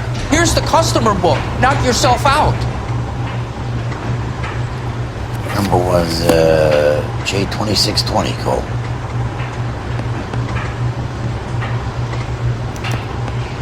Who is Hangstrom? Could be someone else from the factory. Does he have an address? No. Dead end. Operator, give me dispatch. Putting you through now.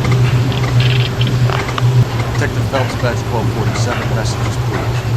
You need to call Ray Pinker urgently. Can you put me through? It's ringing now. We're on our way in. Nix that. I got a message from Lindbergh Field. An airplane tech there identified your part. What is it? He said it was a prop spinner from either a Corsair or a B-50. A what? Fits over the center of the propeller and protects the pitch gearing. So it's a military part. Could be, but get this. The Spruce Goose runs 8 Wasp R4360s. I think you better get over there and check it out. We're on it. I need an address for an Oscar Hangstrom. Checking. No residential listing for anyone by that name, Detective. Sorry. Thank you. This is a military project, gentlemen. Can you state your business? Detectives, Phelps and Biggs, LAPD. We're investigating the explosion. We have reason to believe there may be a link to Hughes' aircraft. I'm sorry, I can't help you there, Detective. Without authorization from military HQ, you won't be allowed onto this facility. What seems to be the problem, gentlemen? Hey, Biggs. You're not still with the LAPD. Afraid so, mates. Can you help us out here? Sure. What seems to be the problem? We're working the big explosion at the electroplating plant. Found a part there that belongs to one of your planes. I work head of security for Mr. Hughes now. I'll take full responsibility. I'm sure we can clear this up. Follow me. It's the big hangar. You can't miss it.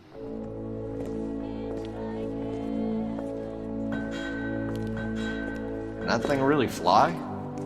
Mr. Hughes believes so. Amazing, isn't she? Oh, this is the Spruce Goose. Jesus Christ, Biggs, you want to get me fired? Mr. Hughes hates that fucking thing. It's the H-4 Hercules to you. You mind answering a few questions, Mr. Mapes? Call me Vernon, kid. Fire away. You know anything about the explosion that happened at Nicholson Electroplating this morning? No more than anyone else. Heard the boom while I was shaving. Almost shit my pants. Thought it was Pearl all over again. But you had no personal contact with any of the employees. And you have no idea what caused the explosion. I'm in security. I handle Mr. Hughes' personal interests, if you get my meaning. I'm not directly involved in manufacturing. Do you know Tomoko Akamoto? Never heard of the broad. Why? You don't happen to wear an LAPD tie pin, do you, Mapes? Sometimes. I have a couple of them from my days on the force. Do you know the chief chemist at Nicholson Electroplating, a Harold McClellan? I've heard of the guy. He was pitching some fancy process to the company. We know that you were sending parts to Nicholson for testing. Question is, whether you were going through Nicholson or cutting your own deal with McClellan. Interesting theory, kid. How you gonna prove any of that?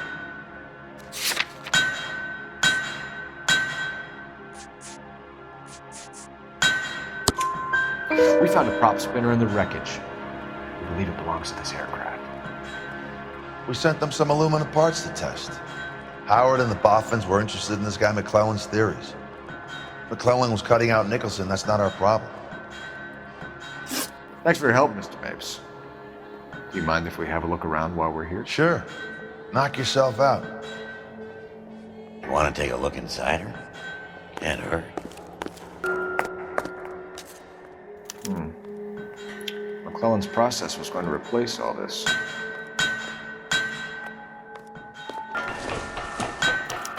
Latitude 24 degrees, 15 minutes north. Longitude 76 degrees, 0 minutes west.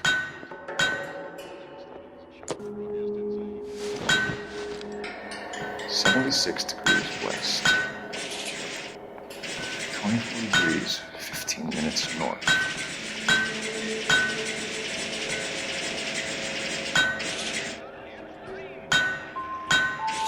(76°W).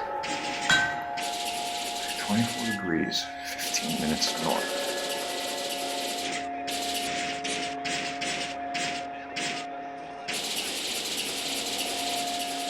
(76°W). 24 degrees, 15 minutes north.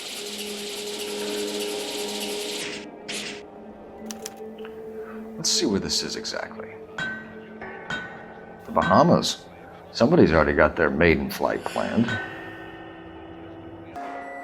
Is that a Pratt & Whitney 4360? Sure is. You know your motors. Do you mind if I take a look at the prop spinner? We're getting her ready for sea trials, so be quick about it.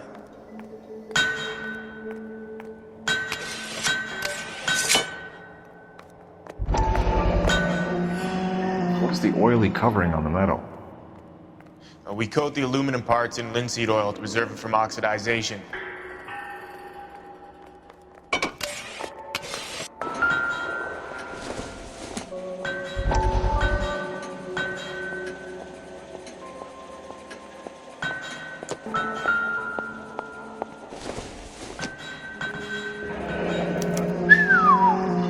That is Marie the Body McDonald. Does Hughes have her on contract to RKO? Yeah, I bet he does.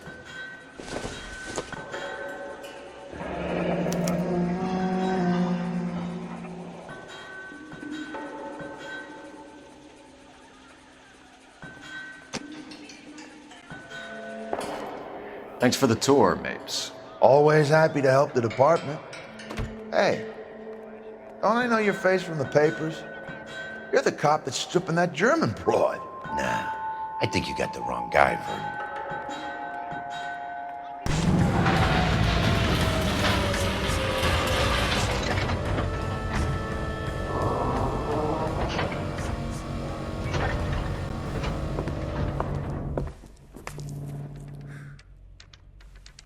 Any messages for me, Hopkins? Not many you'd want to hear. Newspapers wanting interviews and rookies cussing you out, mostly. Nothing else. Pinker wants you in tech services. Maybe you'll be more popular downstairs. Where do you stand? I think you're a good cop, but I try and stay out of politics. Everybody tries to stay out of politics, Ray. Well, don't quote me on it, but I'm hoping that Parker will get the job and clean this place up. I have your photographs. You can use the magnifier. There's quite a lot of detail. I don't care. I don't go into Very funny. off scot-free. I think you're right, Ray. We have our man. You take a nice photo, Phelps.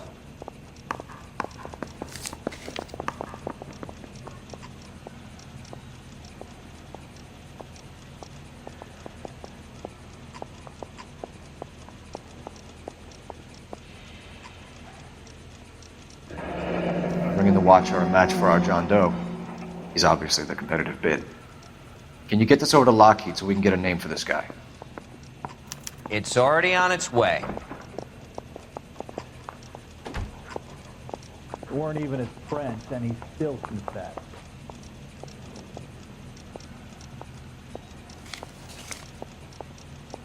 Howard Hughes, millionaire, industrialist, aviator, and playboy, and Vernon Mapes, ex-dirty cop and business fixer.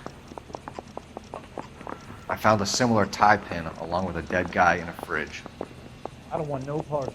Captain finds out, we're dead.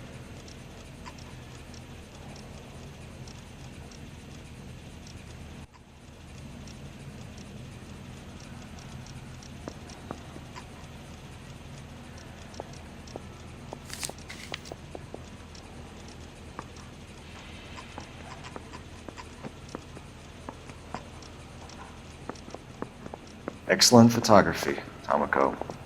So Tomoko had the goods on McClellan. Too bad they blew the place to hell.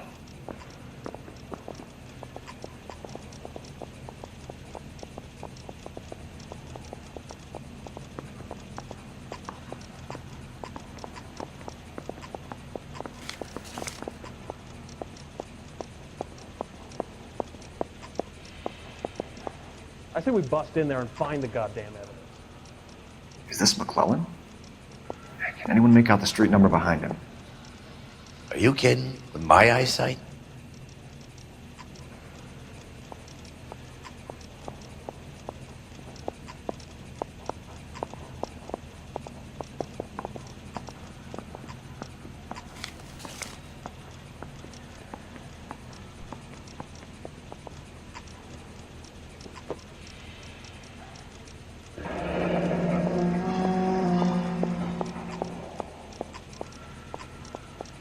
Coroner says it's going to be at least a week to get an ID.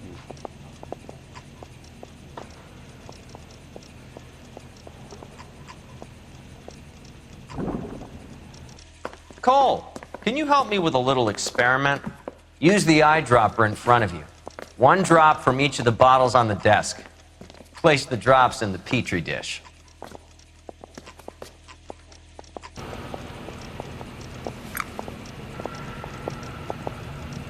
I don't care. I don't go in for letting gangsters off scot-free.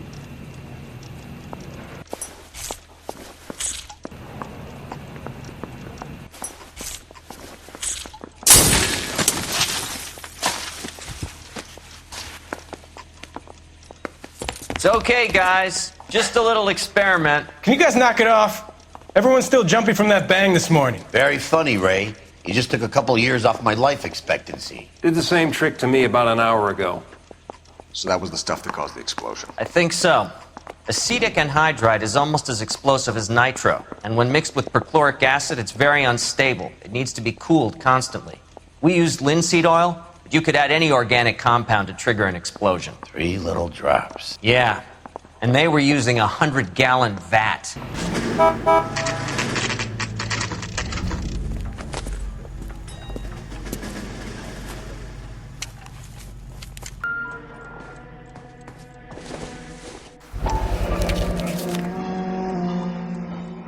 Hangstrom is flying today on TWA. Hangstrom is dead, Cole. Why leave your ticket behind? Mapes is cleaning up.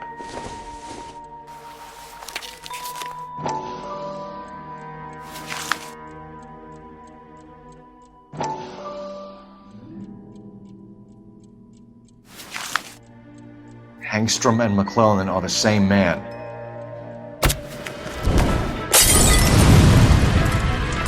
The gas, Cole, the gas! We gotta get out of here right now! Fuck. There you are, shitheel. Come on, he's not getting away from us.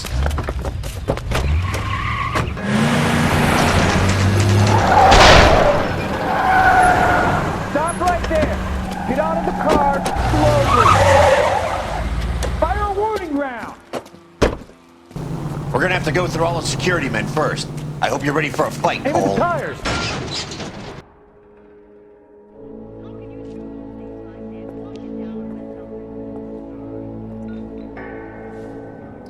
you're gonna have to explain this to me again. So the guy at the chemical plant, he's planning on selling his magic formula to another company and skipping town with his assistant, but he blows himself up before he can manage it. So why the dead body in the refrigerator? Mapes, Captain. He was eliminating all competitors for the process. When it went bang, he burnt down the apartment to remove all connection between Hughes and the plant. Mapes, right. I remember Vernon Mapes. The guy had good, honest cops hanging their heads in shame. Glad he's finally out of commission. I don't know if it'll do you any good, Phelps, but between the spruce goose and half the city exploding, you might just have made the case of the decade.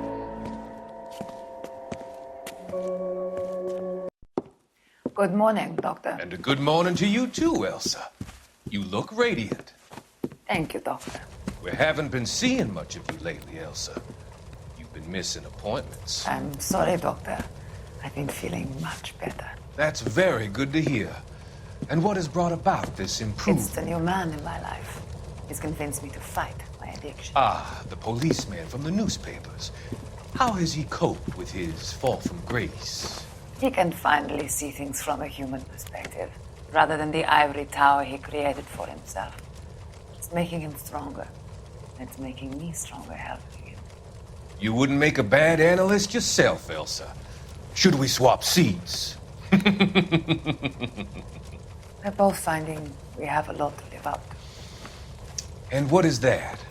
In my case, Lou, he went through hell along with me and still came out smiling. In Cole's case, his friend, Jack Kelso. Kelso? You've heard of him? No, I just like the sound of his name. Cole and Jack are working on a case together. Is Jack a policeman too? No, he works for the district attorney. What? He's a special investigator. I thought you didn't know him. I have never met the gentleman in question. He has been looking into Lou's case. Cole thinks it might be linked to some fires he's investigating. You look pale, Doctor. It's cold in here, Elsa. I think I'll close the window.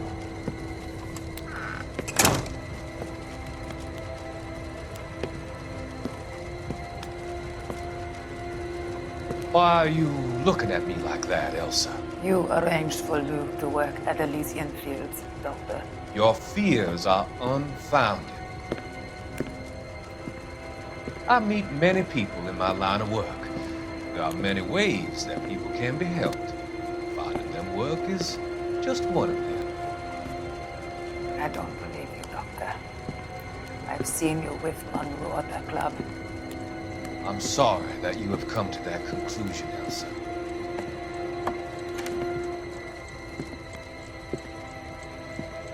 I've always so enjoyed our conversation.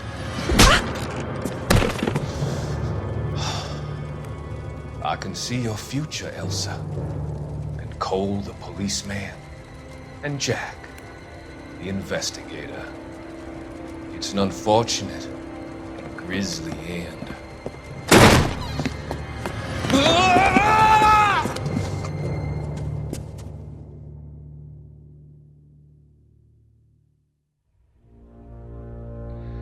I've come to help you, Doctor.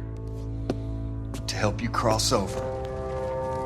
All your sins will be forgiven in the next life.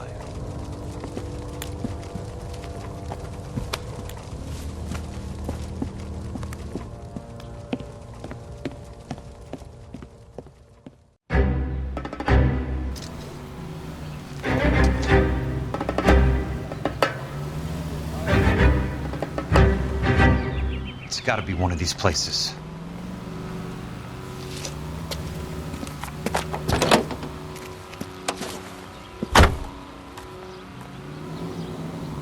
The arsonist's a bug sprayer. He must have worked at one of these joints.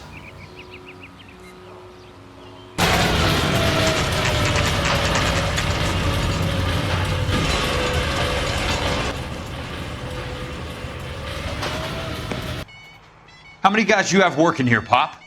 Who's asking, son? It could be official or unofficial. Depends on how you want to play it. You should get to a hospital, son. That arm of yours appears to be letting in daylight. Save the pity for the other guys. They're the ones who need it.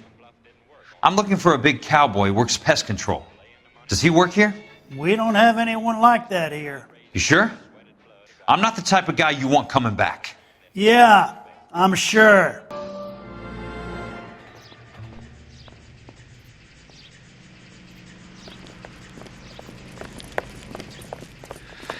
What have you got? Looks like a drug overdose. Get away from him, Phelps. This is my case. Shut your fucking mouth. Since when does a bagman work a case? I knew this creep wasn't on the morphine heist. Victim of his own product. Hey, detective! Can we back it off a notch? This is getting out of hand. A time to talk and a time to shut up. Now is the time to be quiet, son. Courtney Sheldon was a corpsman, Roy. He served his country. He went out with a medical kit and an Army 45 into places that made the Valley of Death look like a picnic. He was either naive enough or dumb enough to get involved in the Suburban Redevelopment Fund, along with the mayor, the DA, Monroe, and a certain crooked cop. He was involved in the morphine heist, but he has a puncture wound in his jugular, which makes this a murder case. He was a better man than you'll ever know. You say one more word about him and I will blow your fucking head off! You finally lost it, partner. I have a pretty good idea why Sheldon's dead. And I know about Monroe. Your vast, corrupt future is draining away as we speak. I got better things to do than argue the rub with you. Stay with him until the coroner gets here. Make sure technical services bags the evidence. If you let this creep anywhere near it, I'll come looking for you. Yes, sir. You know, Phelps, you're not the worst asshole going round. Thanks, Herschel.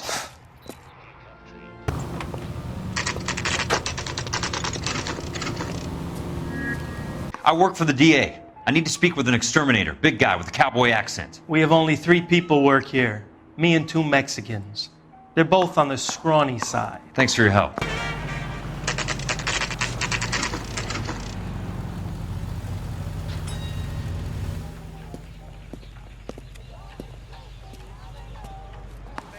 I work for the DA. I'm looking for a big cowboy who does extermination. Anyone like that working here? Well, I wouldn't want to get anyone into any trouble. We could do this the hard way. An address? Yeah, he lives in a bunkhouse on the remains of the old Rancho Rincon. Thanks.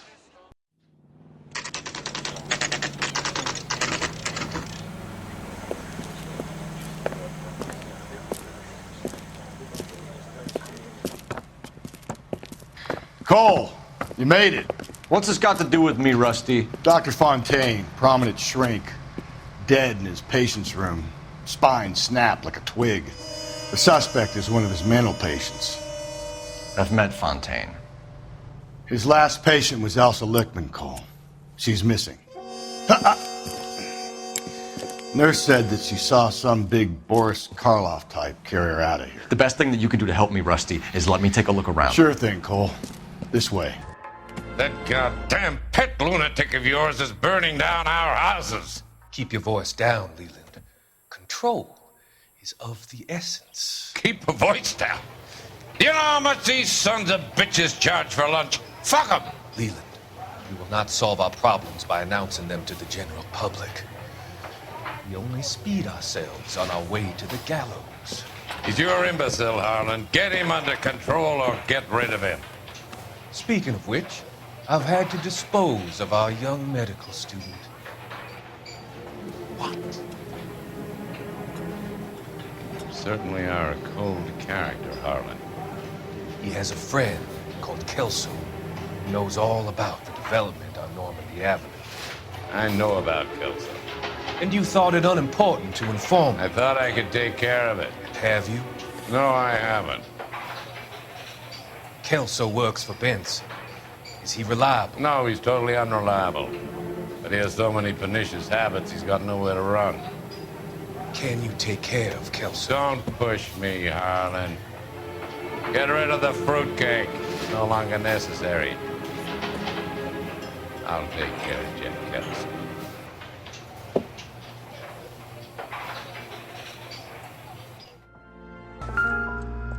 good doctor has been marking this map.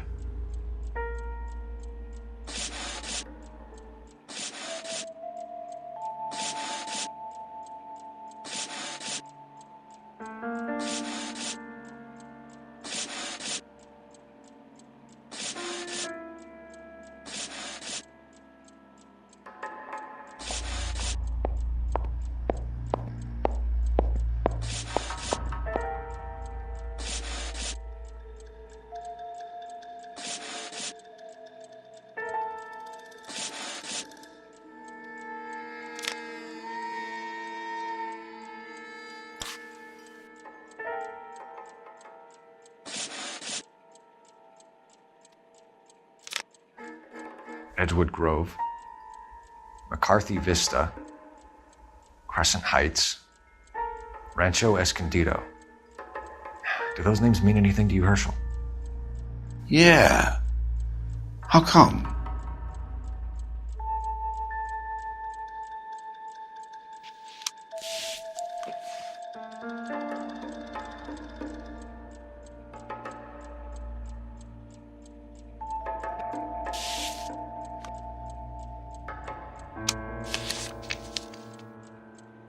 New houses, all being built in the path of the freeway?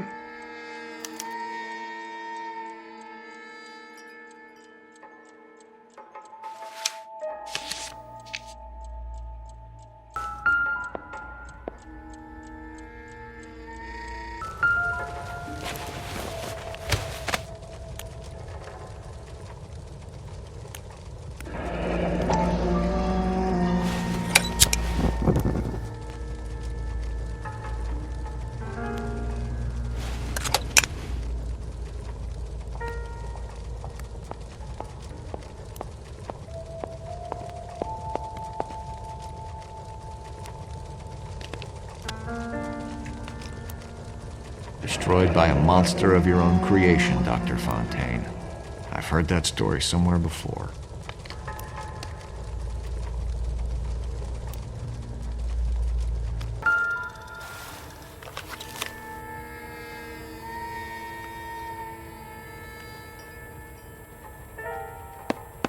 Fontaine was having the houses burned for Monroe.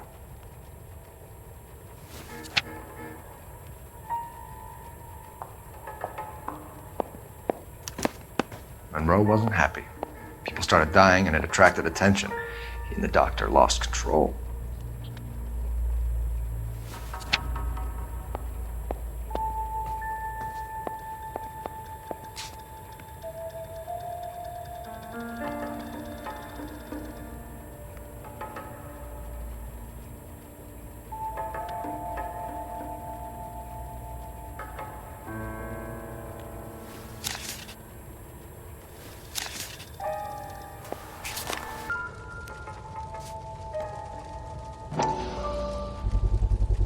So much for your foresight, Doctor.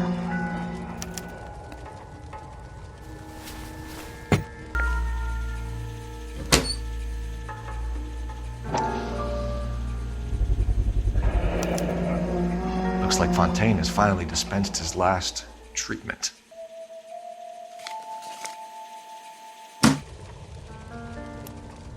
Jack was wrong. It's not about insurance, it's about eminent domain. What are you talking about, Cole? The government reclaims the land in the path of the freeway and pays the improved value of the land with the new houses sitting on it. What about the stiffs who paid their deposits? Worst case, they get their money back. But the syndicate pockets millions on the improved value of the land. So where does Jack's boss come into it? He's the key. He carries the insurance. The insurance proves how much the houses are worth. And they're worth nothing? Firewood, all of them. That's about as neat a scam as you can imagine. How are we going to prove any of this, Cole? The doctor's dead. Monroe nearly bled to death. If they get Jack... We need the firebug. The Okie cowboy. Get him, get Elsa. Get him, get all of them.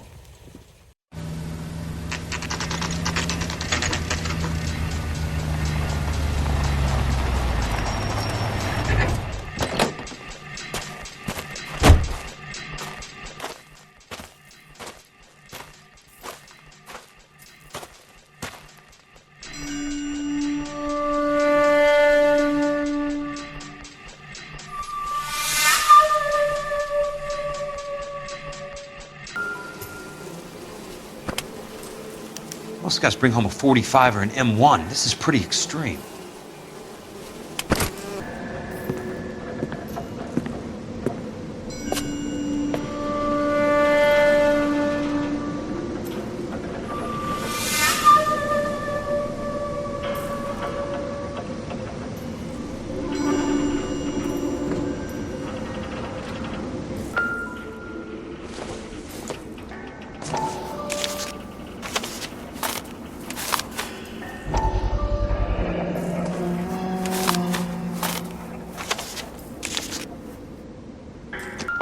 Quite a flock you got here, kid.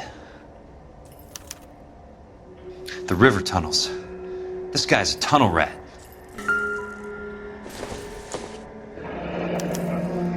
A strange obsession. I know those faces. Jesus Christ, I know every one of them.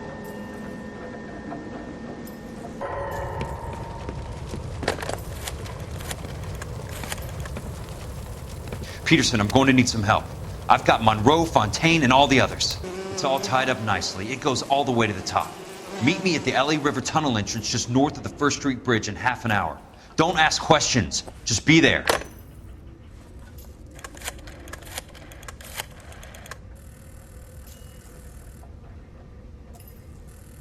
This is DA's investigator Jack Kelso. I have an urgent radio message for Detective Cole Phelps.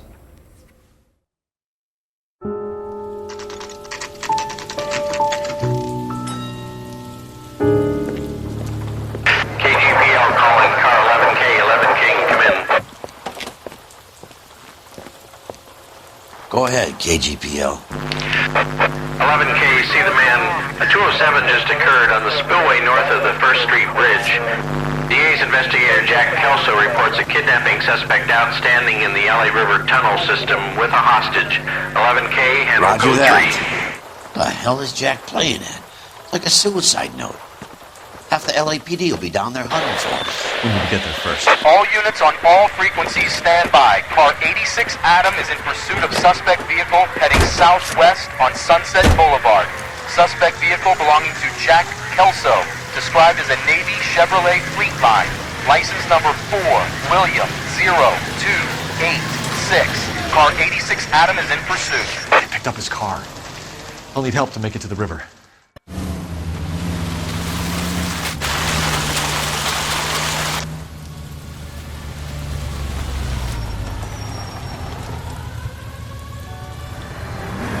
That's Kelso's car. Who is this guy? Peterson, assistant DA. What's he doing? He's here to cover our backs. I'm going in there, Jack. No one's trying to stop you. I found this at the ranch house. He's marked his routes. I'll go in here. Cole, you take the next entrance. Biggs, I need you to take the car and cover this spot here. I think that's his fail-safe exit. Cole, he's one of ours. What are you talking about? Right where you are! Got it? Got it. Peterson, you want to be DA? We'll earn your salt. So, Kelso is your boy, Peterson? You working with Phelps? A handy lad, that Kelso. Yes, he is, Chief. You can't imagine what those two have uncovered. It could go all the way to the top. I hope you won't be implicated. So, you're the new groom, Peterson? Looks like it. And you think he'll make it out of there alive? I think he might. He's a difficult boy to get rid of. All right, Peterson. I'm listening. What's your offer?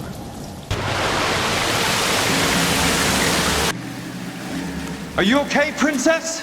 I felt better. He saved me from the doctor. Hi, Tex. Do you remember me? I'm not sure that I do. Have you come here to kill her? Why would I do that, soldier? Isn't that why you're all here? I'm here to get her out.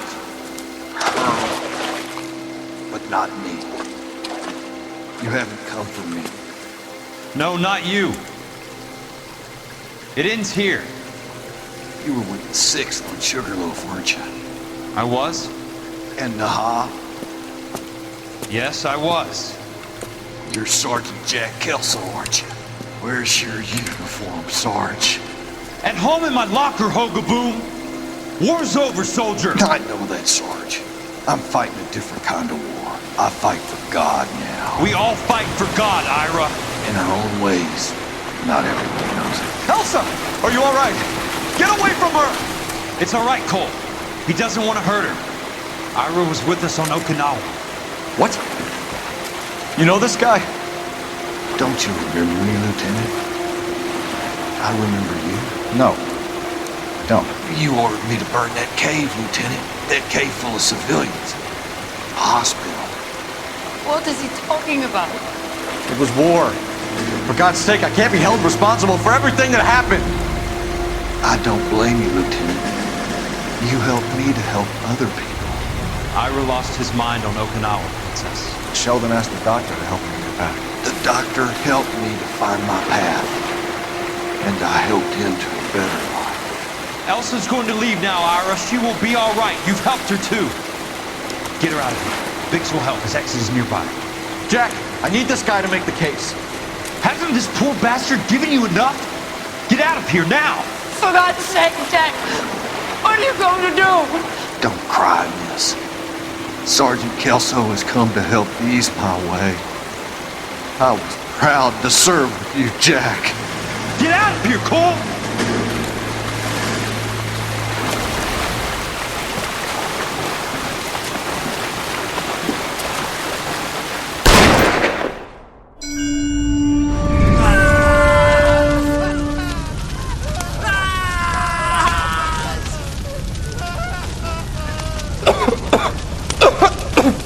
What do we do, Lieutenant? Jesus, look at all the kids! Stop the goddamn screaming! I need to think! And how do you expect to do that, you fucking maniac? They're burned to a crisp! Finish them off. Do it humanely. We are leaving this place. You do it, Phelps! Get your own fucking hands dirty! I'm out of morphine! Put these people out of their pain. Now! That's an order!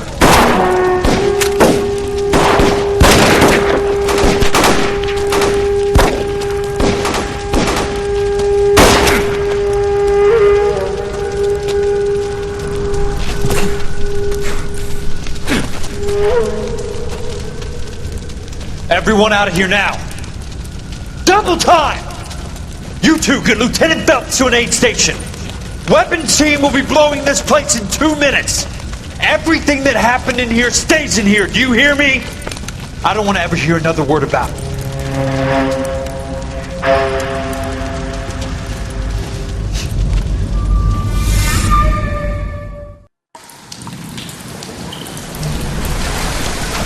Killed that man! He was doing him a favor, Elsa. Cole! Up here! I'll get this grader! Hurry! The water's rising! You're first! Hand her up! Get out of here! You're not Jack! I'm not arguing. You're wounded, Jack! Let me help! What are you waiting for? Jump, Cole! Jump for it!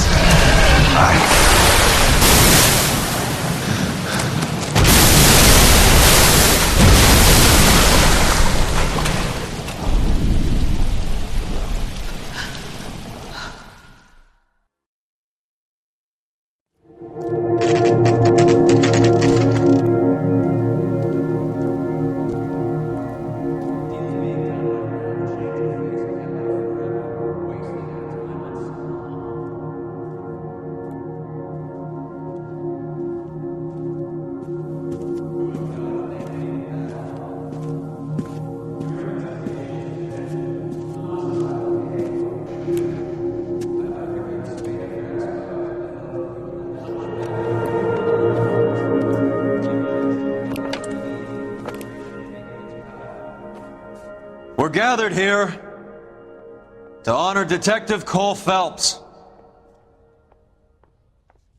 Cole Phelps was the best kind of man. Hear, hear. A war hero who led his men with true valor. And through his personal bravery achieved one of his country's highest honors. A cop wrongly accused who never lost his faith in the LAPD and the system. Fine. You belittle his memory. Elsa. Get out of my way, Jack. You call yourself his friend. A detective who fought to expose the evil corruption of the murderous Dr. Fontaine and the rapacious property tycoon Leland Monroe.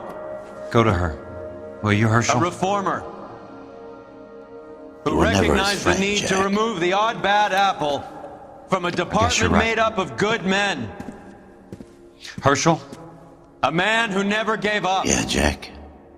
Who I was continued never to his fight enemy. the good fight. I think you knew that, Jack. The fight that cost him his own life. A good husband. A good father.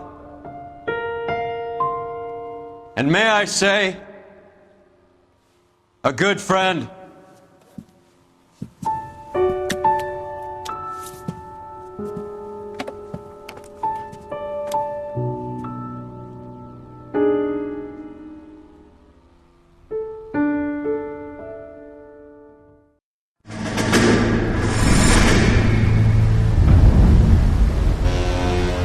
How about this for a headline? Guess which former 6th Marine hero has been promoted in the LAPD? No idea. Well, could be anybody. You give up? Tell us or hand over the fucking paper. The Shadow, boys. Our very own Silver Star winning son of a bitch. Phelps? He didn't die, Jack. He did just fine, and that's all we're going to say about it, right? The one and only. Look at this picture. Golden boy getting his badge. Wife and kids in tow and looking awful humble in the process. Well, he's at Phony bastard. I wonder if they've been holding my job for me after all this time. What job was that? Mechanic. Ain't you seen all the war bond movies, Sarge? All the best mechanics is women. You're gonna have to work as a gigolo from here on in. I was a bus driver in Santa Cruz. No pictures in the papers or medals for me, though. I can't believe I just went through Petaloo and Okinawa just to go back to being a washing machine mechanic. How is it that jerks like Phelps get it all? It doesn't have to be that way, guys. What are you talking about? It's always gonna be that way. Do you have any idea what you guys are sitting on? Yeah, a ship full of Army surplus. You're sitting on surplus morphine. 2 tons of it. Can you imagine what that's worth on the streets? Hundreds of thousands of dollars. You're shitting me. I'm not. You're talking about stealing it? Keep your voice down. Do you want to have us all thrown in the brig? God damn it, Sheldon. You want to go into the dope business? No. I want to be in the peace dividend business. What is that supposed to mean? It means I want the guys who fought for a better future to get some share of it. You interested, Jack? Come on, Top.